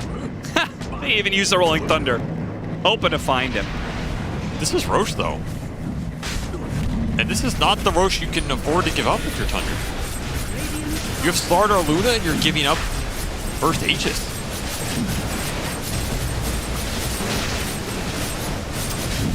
Yeah. How much is the... Oh my. Oh. All right. Things just go from bad to worse. Like Malrine has Pierre's number on speed dial right now, and he's making him take the charges. There's just nowhere to go. And it's not like Tundra isn't trying to be active with their other heroes to create space for this guy. Bottom tower is under attack. He got a BKB, but that still doesn't solve the issue that he gets one shot. Yes, that's the problem with the lane shove. Yeah. Strategically in this game is you can't... nobody else can push the waves out but the Luna. The Luna has to do it, but the second she does it, there is always that potential threat of just getting one shot by the Lina or even the Lina plus Tusk here. It's 100-0 guaranteed. Is under attack. Which means if you're Tundra, you have to sit somebody behind him. Like, you have to have the Bane behind the Luna or something. I don't know, but it has to get done. And while you're worrying about this, Malrine's just already setting up the next play. He just knows where you are. Radiant's bottom tower is under attack. Thompson with the shard. Maelstrom is trying really hard. This guy is just too good right now. To kill waves and not get spotted. 13-1. LSA doesn't quite land. Ramsey's trying to dodge damage to get a blink up again. Well, I said 24 minutes. It is 24 and a half. It does feel a little over. Yeah, but they're still going, so my prediction, awful. You need to be so hard on yourself. Nope. There. Come to mama. What a line. Loaded to the gills. Well, that's your Grandmaster tier here for it. 1 of 7. Soon to be 8. Radiant's bottom tower has fallen. You get the Luna Shard and you have BKB. So Pure, he can join these fights. He can have solid impact here. But it's a question of how do you get that fight if you're Tundra? How do you set it up? When all your lanes are getting shoved in by Naga, Maiden's giving everybody extra mana to push the waves. You know, the Pango can do that with extra ferocity this game as he's just getting his mana replenished here. You don't see much right now. You have a couple defensive wards you can play around, but that's pretty much it. You're still having issues getting any sort of lane equilibrium in your favor with the Puck, who, you know, Thompson's afraid to split push super deep because of this Lina threat right now. Radiant's middle So how do you tower get is that under fight? attack. How do you set yourselves up to take those timings that are good for you around this Luna? There's no easy answer. There might not be an answer, as now Skeeter is starting to assert himself. He has hard finish. Age is still up for 2 minutes. And by the way, it's still a pretty good Naga Middle game. tower has fallen. Yeah, just a little bit. It's not like they 100-0 countered. Radiant's middle tower is under attack. Rolling Thunder going to be put to use. Whatever they find is good enough. And it's going to be Whitemon intercepting this jump. It'll be the sacrificial lamb to let everyone else from Tundra go free. So that is, I mean, that's like the play Thunder happens. The Luna pushes the wave and you bait the Luna. Falcons just bring everybody that time and are ready for it. No turnaround potential.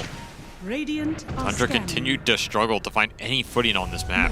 Radiant's top tower. One thing that looked really good last game with the Slardar, by the way, was the Falcons doing Tormentor with the Slardar. Just him +1 support was good enough to do it. Yep, very efficient. And here, Falcons are taking your Tormentor, not at 20 minutes either. They had a solid 6.5 minutes that they maybe could have found that window to do something like that. Is under attack. Now, maybe the shard just doesn't make a difference on Tundra. I mean, the best would be, I guess, that Brain Sap AoE, which... I mean, you're taking it away from Radiant's Falcons. top tower Yeah, is that's under true. It's attack. always a big difference here. You have to look for that kind of small stuff on the map. Otherwise, you're just bleeding. You're just bleeding out at a very fast rate here. We're seeing this lead grow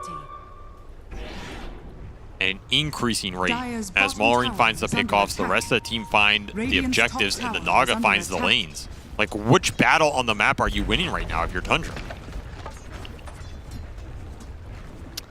It's not the team fight. Dire's It's not the bottom split tower push. has fallen. Getting picked off by Maureen. In fact, Maureen, he's going to go for it, blow him up. Oh, it's too damn much damage, man.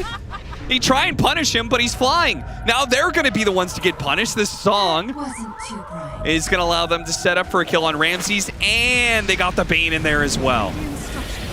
So the Bane might go free because of the Glimmer, but Slardar is certainly not. As Lina's just completely picked them apart, and Oh, once he more, knows. He always knows, man. I will also say that neutral item, Whisper, for the extra spell amp is just, Oh, that's so... it's money on this hero. Pure money. Once again, just 100-0. No save. You even had double stun near him. It's too fast. Yeah, it's like all you can do is laugh it off. It's like, that one's not even on me, guys. Like, you're supposed to be the advanced guard. You're supposed to be the watch party here. Yeah. What are we doing? It's just too quick.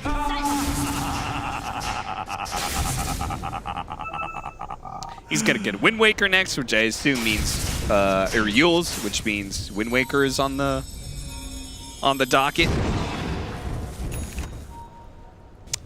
Full out Bloodthorn. So now, then the Naga, when you get this debuff on somebody, they're gonna die really, really quick. Nobody on the Tundra team can survive. They won him on this sentry.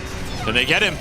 Oh no, the snowball save! I mean, They still have a chance. Still might be dead here. They're gonna come back into the calling.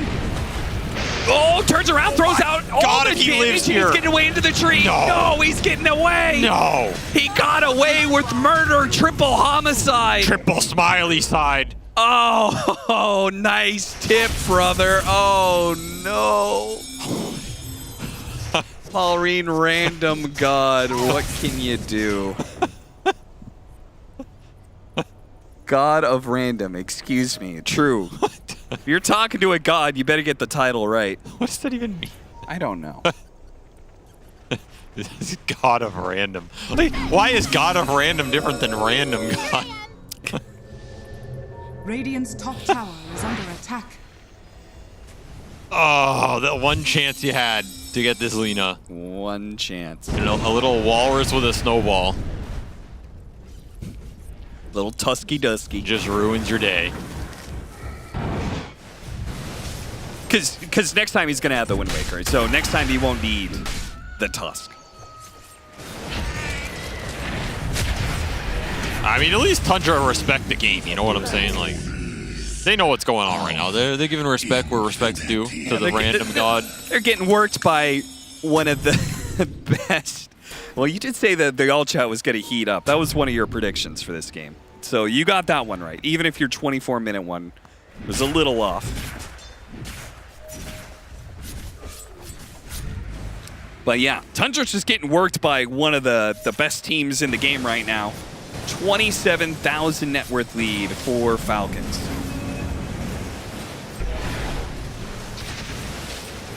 And I don't know if they're going to go high ground directly, but they could certainly chip away at it with illusions. Oh, they can definitely do it. They just take the fight. Use the Naga to set up a kill with the Lina, like they've been doing all game. It's pretty reliable. You have guaranteed Tusk save for whatever happens. Like, you can go high ground. You can also wait for next Aegis, as that is the... And we are in a patch where waiting is, well, expected at this point. Yeah, the cycle of Roshans have become a little bit much for me. Dude, Ramsey's still trying to finish this BKB. It feels like he was close to it 10 minutes ago or something. And again, will it ever matter? No. I just let it die before. I don't think so. Like, the lead is 30K. Game just exploded out of nowhere. But it feels very similar to the game one, where Tundra just... Like, they never built momentum in this game at all. And I'm not saying those windows were easy to find or that those opportunities necessarily even existed here, but it didn't feel like they ever tried to make an aggressive smoke play. And some of this is you're playing Naga Dota, where you're always reacting to this lane shove. It's definitely not easy. It's a very frustrating map and game to play for them. The Puck had a very rough lane matchup. He's your playmaker, so you're behind. BKB done. The game changer is here. I mean, it feels like you just have to smoke behind your Luna. Like, I don't think you have another play in this game. You have to somehow catch the save on the Luna when they go Got on an amp damage on the Tusk, so just the Tusk has put the enemy carry down to half HP and has to use the BKB to get out. Well, that's a feels bad, man. Don't feel good, that's for sure. All right, Roshan's coming up, so Falcons back to it. AC. Amar's like, brother, let me be a part of this too. Everyone's dead. Anytime we see a hero and I try and go on them with Rolling Thunder, they just die. Well, welcome back. Welcome back, Malrine. You had a nice little break there during Wallachia. But now, Falcons at 100%. Crush goes out. Wind Waker helping Snake King, but not enough. So they finally get a kill. It's been a little bit since that happened. Hey, we're back, baby. We're back. Killed the 5 position. Is Tundra back? That's the question right now. Navi's back. Well, they're back to the base right now. So is Tundra back? Is Ramsey's back? Is Na'Vi back? No. Okay, thank you. Yeah. Invisibility.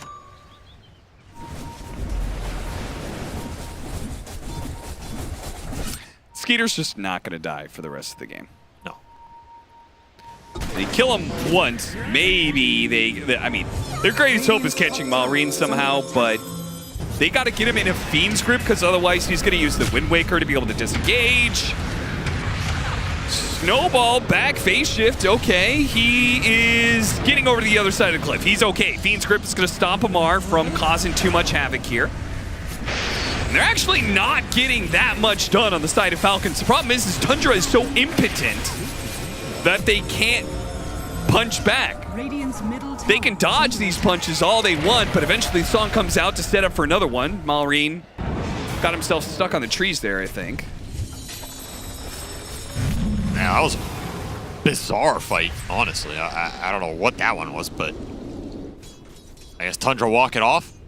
Dire He will are not walk scanning. into that Wisdom Rune, though, as Maureen is already here, already oh my ready. God, he's set up for it. Oh, he's so dirty. Doesn't want to go Ramses. Doesn't have the damage for him, Gonna but wait he for will. Pure on the Ancients. Oh, he will take Ramses? He says, okay, Close. Ramses is going to be the one to show. This time around, he does need a little bit of help. And Amar is going to have to chase him down with a Rolling Thunder, which even through the BKB, they can still do it. Swashbuckle hits him. Man, not even him can survive. Punch into Snowball. Thompson gets a little bit low, but again, no punish. They could dive into tier 3s with 2 supports. They still cannot really do anything to deter that action. I mean, is this Tuska support? And he caught Pure anyway. Maureen is a goddamn monster. Yeah, this guy is way too good right now. This guy he just 1v5 this game. Radiant structures are Like, straight up. fortified. How happy he is. Is under attack. God, I wish I was ever that happy playing Dota. Yeah, well, you were never this good, so That's true. it helps. Oh, Hey, got him on the Aghanim Scepter from the coil. Nice one right there. Whitemon knows that his base is not safe, so he Glimmer Capes down. Still be found, though. It's like, please, Maureen. I'm not pure. You don't have to kill me again. Take him. Don't take me. So the beast approaches. Okay, Fiend's Grip right outside of your fountain. A full Fiend's Grip. Couldn't do anything because they don't have their carry. The Luna's dead, so... Still have Aegis up for another minute here. Falcons putting on the finishing touches to this quite dominated game 2.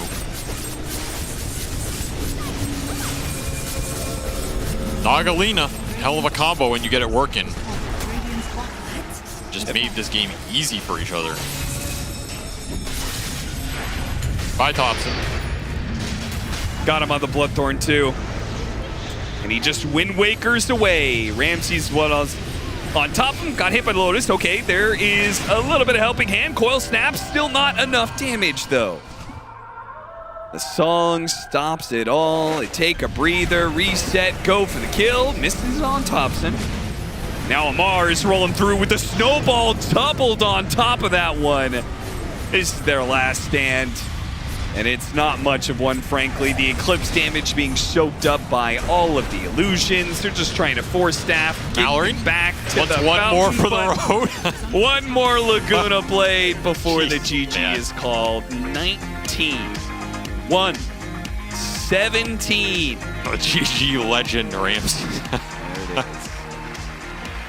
Well, that was a game of Dota 2, ladies and gentlemen. It was a beatdown and a half. Now, that's one of those games where you feel like you lost a couple in one. Yeah. Like you lost, it feels like you lost the draft, then it feels like you lost the lanes a little bit, then it feels like you lost the mid game. And then you were like, what were we trying to do here? You didn't even get to see what late game looked like. Just the Maureen show through and through. This guy is a beast, man. Like, if you're not respecting what he can do on some of his signature heroes by now, you haven't been watching his team. And again, I go back to the draft setup here. Like, what are you doing to really stop the macro map play from this Naga lineup that Falcons are very comfortable, confident playing, and they have that core. Okay, Snaking, you don't have to choke yet. They have that core between Skeeter, Snay, and AUI that understand this hero maybe better than any other team in the world. And they consistently get these lineups with it that just make it thrive. Like, we didn't talk about Skeeter once this game, but that's because he's doing everything correct. Yeah. Right? You're right. If we were talking about it, it'd mean he's dying, or he's getting caught, or he's in some weird position. But he is just pushing out the lanes, doing everything correctly. He ends this game 6-0 and 22. That is a perfect Naga score. And he sets the map up for Crit, Maureen, and ATF to go to work. They're boosted up by some extra mana region on Snake King. And everything in this lineup just makes sense together. And the fact that Lina can one-shot the puck or one-shot the Luna from 100 to 0 just makes this map completely unplayable for Tundra. They were just not prepared for this type of lineup. With the Extreme looking a little bit worse and Falcons looking damn good now that they're back at 100%. Are these the favorites for the tournament? Seems like it. I would not be surprised if they can keep maintaining this level of performance time and time again, that yes, you may be seeing another Falcons Grand Finals in Dreamleague Season 23. And meanwhile, we're also learning about the things that a Lina can do that a sniper can't do, because Sind, I don't think a sniper could pull moves like this. No, and this is what we were talking about at the panel, right? When we were debating these two heroes in comparison, and this is why the combination with Naga is so good, and this is why Fart Studios qualified for whatever tournament they did that one time when they were playing these heroes, is that Avery also painted the picture, right? It's really, it just looks nice to see how this plays. I can tell you it's got to be miserable to play against. You're constantly putting out fires in the side lanes from Naga, but at the same time, the way you counter Naga split pushing you is that you have to spread your heroes thin to kill the illusions. Guess what? Every time you spread yourself thin, you expose yourself to getting killed by Lina. And this is literally the entire game. Like, this was 20 minutes of complete carnage where Malrine just had the whole map as his playing field. And it wasn't just him. Amar and Crit also got to go to work and do whatever they wanted. So just scary stuff. Can't really say. It really was a lot of just Lina getting kills, and the neutral item is a big deal. It's 10% spell amp. The Sanj Kaya is 12%. So like just by getting a neutral item that he kept basically the whole game at tier 2, it was just like increasing his damage by an extra couple hundred points, and sometimes that's like all the difference that it takes to score a kill or not score a kill. So yeah, gigantic neutral item. He used it very well. The fact that Pure was just dying, not able to pop BKB, Manta, not able to pop his shard first to reduce his damage he's taking. The fact that he's getting these kills and not being super punished for was huge. Because we just didn't really see Malrine die. He got low a couple times, but he kept swirling his way out of it. So it's like they just never got the net worth back, and it just led to them compounding advantage. Like we've seen quite a few games so far this tournament where a team has 30 more kills and 20-some thousand more net worth, and it's like, this is really hard to come back from at this point. And so, something that's really interesting about this as well is when you look across the competitive field in Dota right now, right? I feel like nobody plays Lina like Malrine. No. There's other heroes where there's overlap, right? Like somebody pioneers the sniper, other teams like, oh man, this sniper looks cool, let's try that, and everybody suddenly has a sniper mid player. But I feel like no teams are doing this. This is like a Falcon specialty, and it's not like what Malrine is doing mechanically on the Lina is exceptionally difficult. I think what they're doing as a team on the map is what makes it so beautiful and what is really hard to do.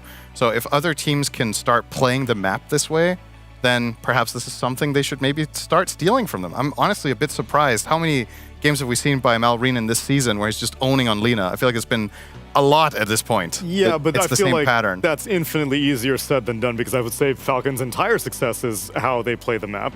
And it's epitomized in this Lina performance that a mid laner can just be dicking around for 90% of the game. But Falcons as a whole, even in game 1, the fact that an AA could have as much impact as Snaking did just because they're playing the map so well. I feel like it's one of those things where when you watch the game, it's like, oh, it just looks really straightforward. And then if somebody else plays it, they're not going to find the heroes at the right places at the right time. And then you're just like, well, I'm playing a burst Lina, but I do a full combo on a guy and I only get him to 30% health, and you never snowball. So it's like one of those things where you have to take one of the best players in the world who's competent at finding the right heroes in the right times in these little 15, 20-second windows where he's available, and he gets those kills. And then he keeps doing that throughout the whole game. Like, Pure's insanely high MMR, right? But he keeps finding him and solo killing him. So, like, that's what changes it. So, if some other team can try to copy him, but if your team doesn't create the space and you don't find the hero kills, the hero pick just feels terrible. And you're like, God, I wish this was even a Pango. Or maybe you feel like, man, maybe I wish it was like a Mars or something. Or maybe you wish I could talk to Amar himself, because he is our winner's interviewee. Amar, I owe you an apology, because last time we spoke, it was at Wallachia, and I said that I was going to interview you, and instead I interviewed 9. And you were like, all right, but you interview me for the next one, right? And then I was like, sure, after you beat Extreme Gaming. And then it didn't happen, Amar. So what happened? Why'd you let me down like that? I blame you. You jinxed me since we lost twice. That's the reason why we lost. I'll take the responsibility for that one. At least today has been a step in the right direction for you guys. I guess I'll ask a follow-up on what I would have asked for Wallachia, is that 9 was gone now, and you got Malrine back in the fold. How was the reunion? Did you lovingly embrace each other and were like, oh my god, I missed you so much, even though you're in different places right now? I'm gonna be honest, I actually forgot that I played with him today, because Nine even came with us to here, you know, like before he had to travel. Like, I completely forgot, and then when I heard this was, I'm like, okay, whatever. Like I forgot this guy even exists. Wow, you got a replacement lover that quickly. What happened to Creepwave? Is that not still your sponsor tag? I mean, it is still my sponsor tag, but you know, like, it's like depends. You know, like the thing is, Malarai just won like 3 tier 1 tournaments this year. You know, like it's too much. You know, like, like I don't even care anymore. The fact that he's just winning right now and he's like very high MMR and like everyone respects him, but he's like top shine player. Like I actually don't care anymore. Did he at least remind you that he's on your team in this series? Who do you think carried you in this series? Okay, me obviously. You kind of had to think about that one though. I mean, I wanted to give some credit, you know, like, but to credit maybe Malarai, but you know, like, I feel like they're doing nothing. And right. Skeeter and Snay, you know, I forgot they even exist in the games. I felt the same way, Amar, very much the same way. That Ancient Apparition in Game 1, that Lina in Game 2, they were just details. Meanwhile, if we really want to talk about Dota, why don't I send you to BSJ? What you got on your mind for Amar? Okay, so Amar, when I watch you guys draft, it feels like a lot of it, the potency of your early picks is the fact that you and Malrine have like the exact same hero pool, or at least a lot of overlap. So I know you guys also go back with Creepwave, long history of Dota together. So did you guys get on the same team together because you played similar heroes, or did you start playing similar heroes because you played on the same team together? Actually, we were not the same heroes like 3 years ago or whatever. Like 3 years ago when we played together, we were like completely different. We only had one hero shared, which was Timber. So, but it's the difference is that right now Malarai played way too many heroes, and you know, like even after after we stopped being in Creepwave, I told him to play every hero I played, and for some reason, after all these years, now he's with me, and we both share the same heroes exactly, almost. So was this at all planned? Like with the future, or like you telling him to do that with the potential of you working together, or is it all kind of working out as a happy coincidence at this point? I for sure planned this 3 years ago. That 3 years later, I will get him in my team. Now that's... No, it's just random. I was gonna say, a lot, you know, it's a core's job to like foresee what's gonna happen in the late game. I feel like seeing 3 years ahead is a completely next level version of that. So thanks for sharing with us, man. I can see AUI has rubbed off on you well to think so far ahead. Before I let you go, Amar, I know you're going to be spending some time in Romania. You already spent some time in Romania. What's your favorite thing about Romania? Favorite thing about Romania? I went one time, visited. It has really some nice buildings, like the ancient buildings that they have. It's really nice. They look. Say. You go outside, Amar? You're looking at architecture? This is not the stereotype I had of you. I'm a changed person 3 years ago, say. But this is actually my first time like going out in a land or whatever. Like usually I never actually go out. Like I barely even have time because I always reach finals. You know, it's like hard time. The curse of being good at Dota, you just don't get to appreciate the city. Well, perhaps the curse will continue here, Amar. I'm glad to see you're developing so much as a person, but as a Dota player, you're still amazing as always. Appreciate you spending the time to talk to us, and we'll catch you again later. Yes, thank you. Goodbye. Goodbye, Amar. And hello to another segment, the Kadia Award of the game. Brian, tell me what's going on. For the award of the game, I'm actually going to give it to the player that I would award MVP of that last game. Despite what Amar said during that interview, that is Malrine. As we heard all about what Naga Siren and the rest of them were doing on the map, but this is him, invis with the Shadow Blade, stalking people non-stop. He's never in vision of the opponent team, constantly providing himself at this point with the vision. He doesn't even need teammates to be helping him out with that. As every one of these successful pickoffs into team fights, you're going to see him waiting by himself. The rest of Falcon is actually on the other half of the map right now when he does this. And then you're going to see him one more time setting up, just time and time again, playing the side of the map, or playing the side of that fight. Manages to like tank 90% of his health and damage and then still dish it out, utilizing that flying pathing. You see Pure once again by himself on Luna, can't even get his shards off. Purely solo kills left and right, and at the end of the day, like, I say he's the ward of the game because Tundra never sees him until it's too late and they're already dead. So, ward of the game, is Malrine. Rare instance where being called a ward is actually a compliment. Usually, that's a cold-hearted insult where you're just a ward, man. You're just there. He never got dewarded either.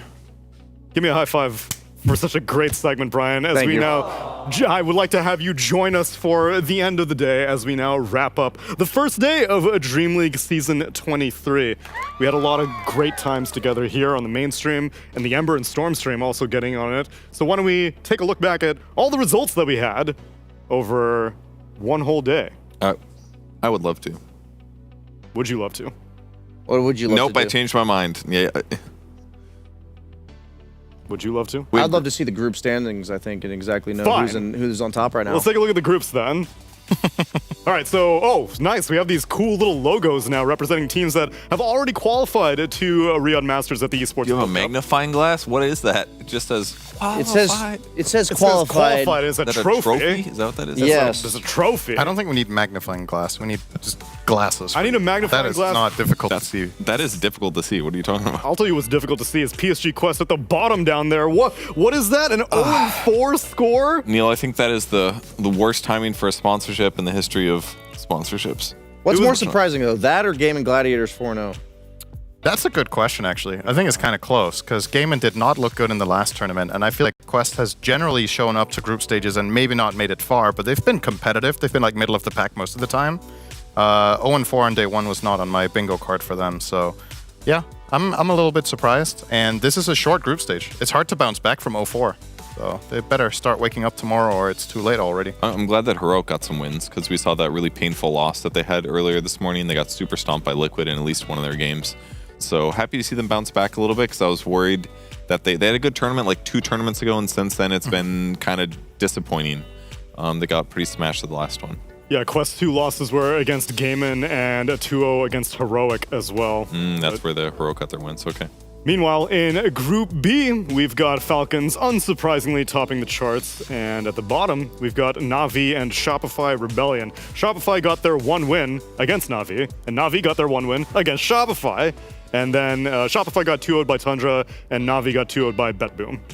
So my theory on this, or something I noticed, is that the teams that are already qualified are all somewhere near the top of the group, minimum 4th, and so the same patch has been going on for like this entire year. So what that kind of tells me is the same teams that are consistently placing high are still placing high. Sure. So is that a patch thing? Is that a team thing? Like if the game gets shaken up, you know, we're all coping them really freaking hard right now. The last month and a half, every week, I feel like we're saying the new patch is going to come. Will this group stage potentially be interrupted by that, you think? It would be most valuable for the teams that are on the outskirts of direct qualification, because the teams that are doing well are also qualified to Riyadh already. Yes. And so if things get shaken up and like a Tundra can suddenly get a handle on the grip, get a grip on the patch very quickly, then suddenly they look at a direct invite. Well, I imagine if all the top teams are already winning or like placing well in this tournament too, then maybe one of the bottom teams that's not in, getting like a first or a second might just catapult them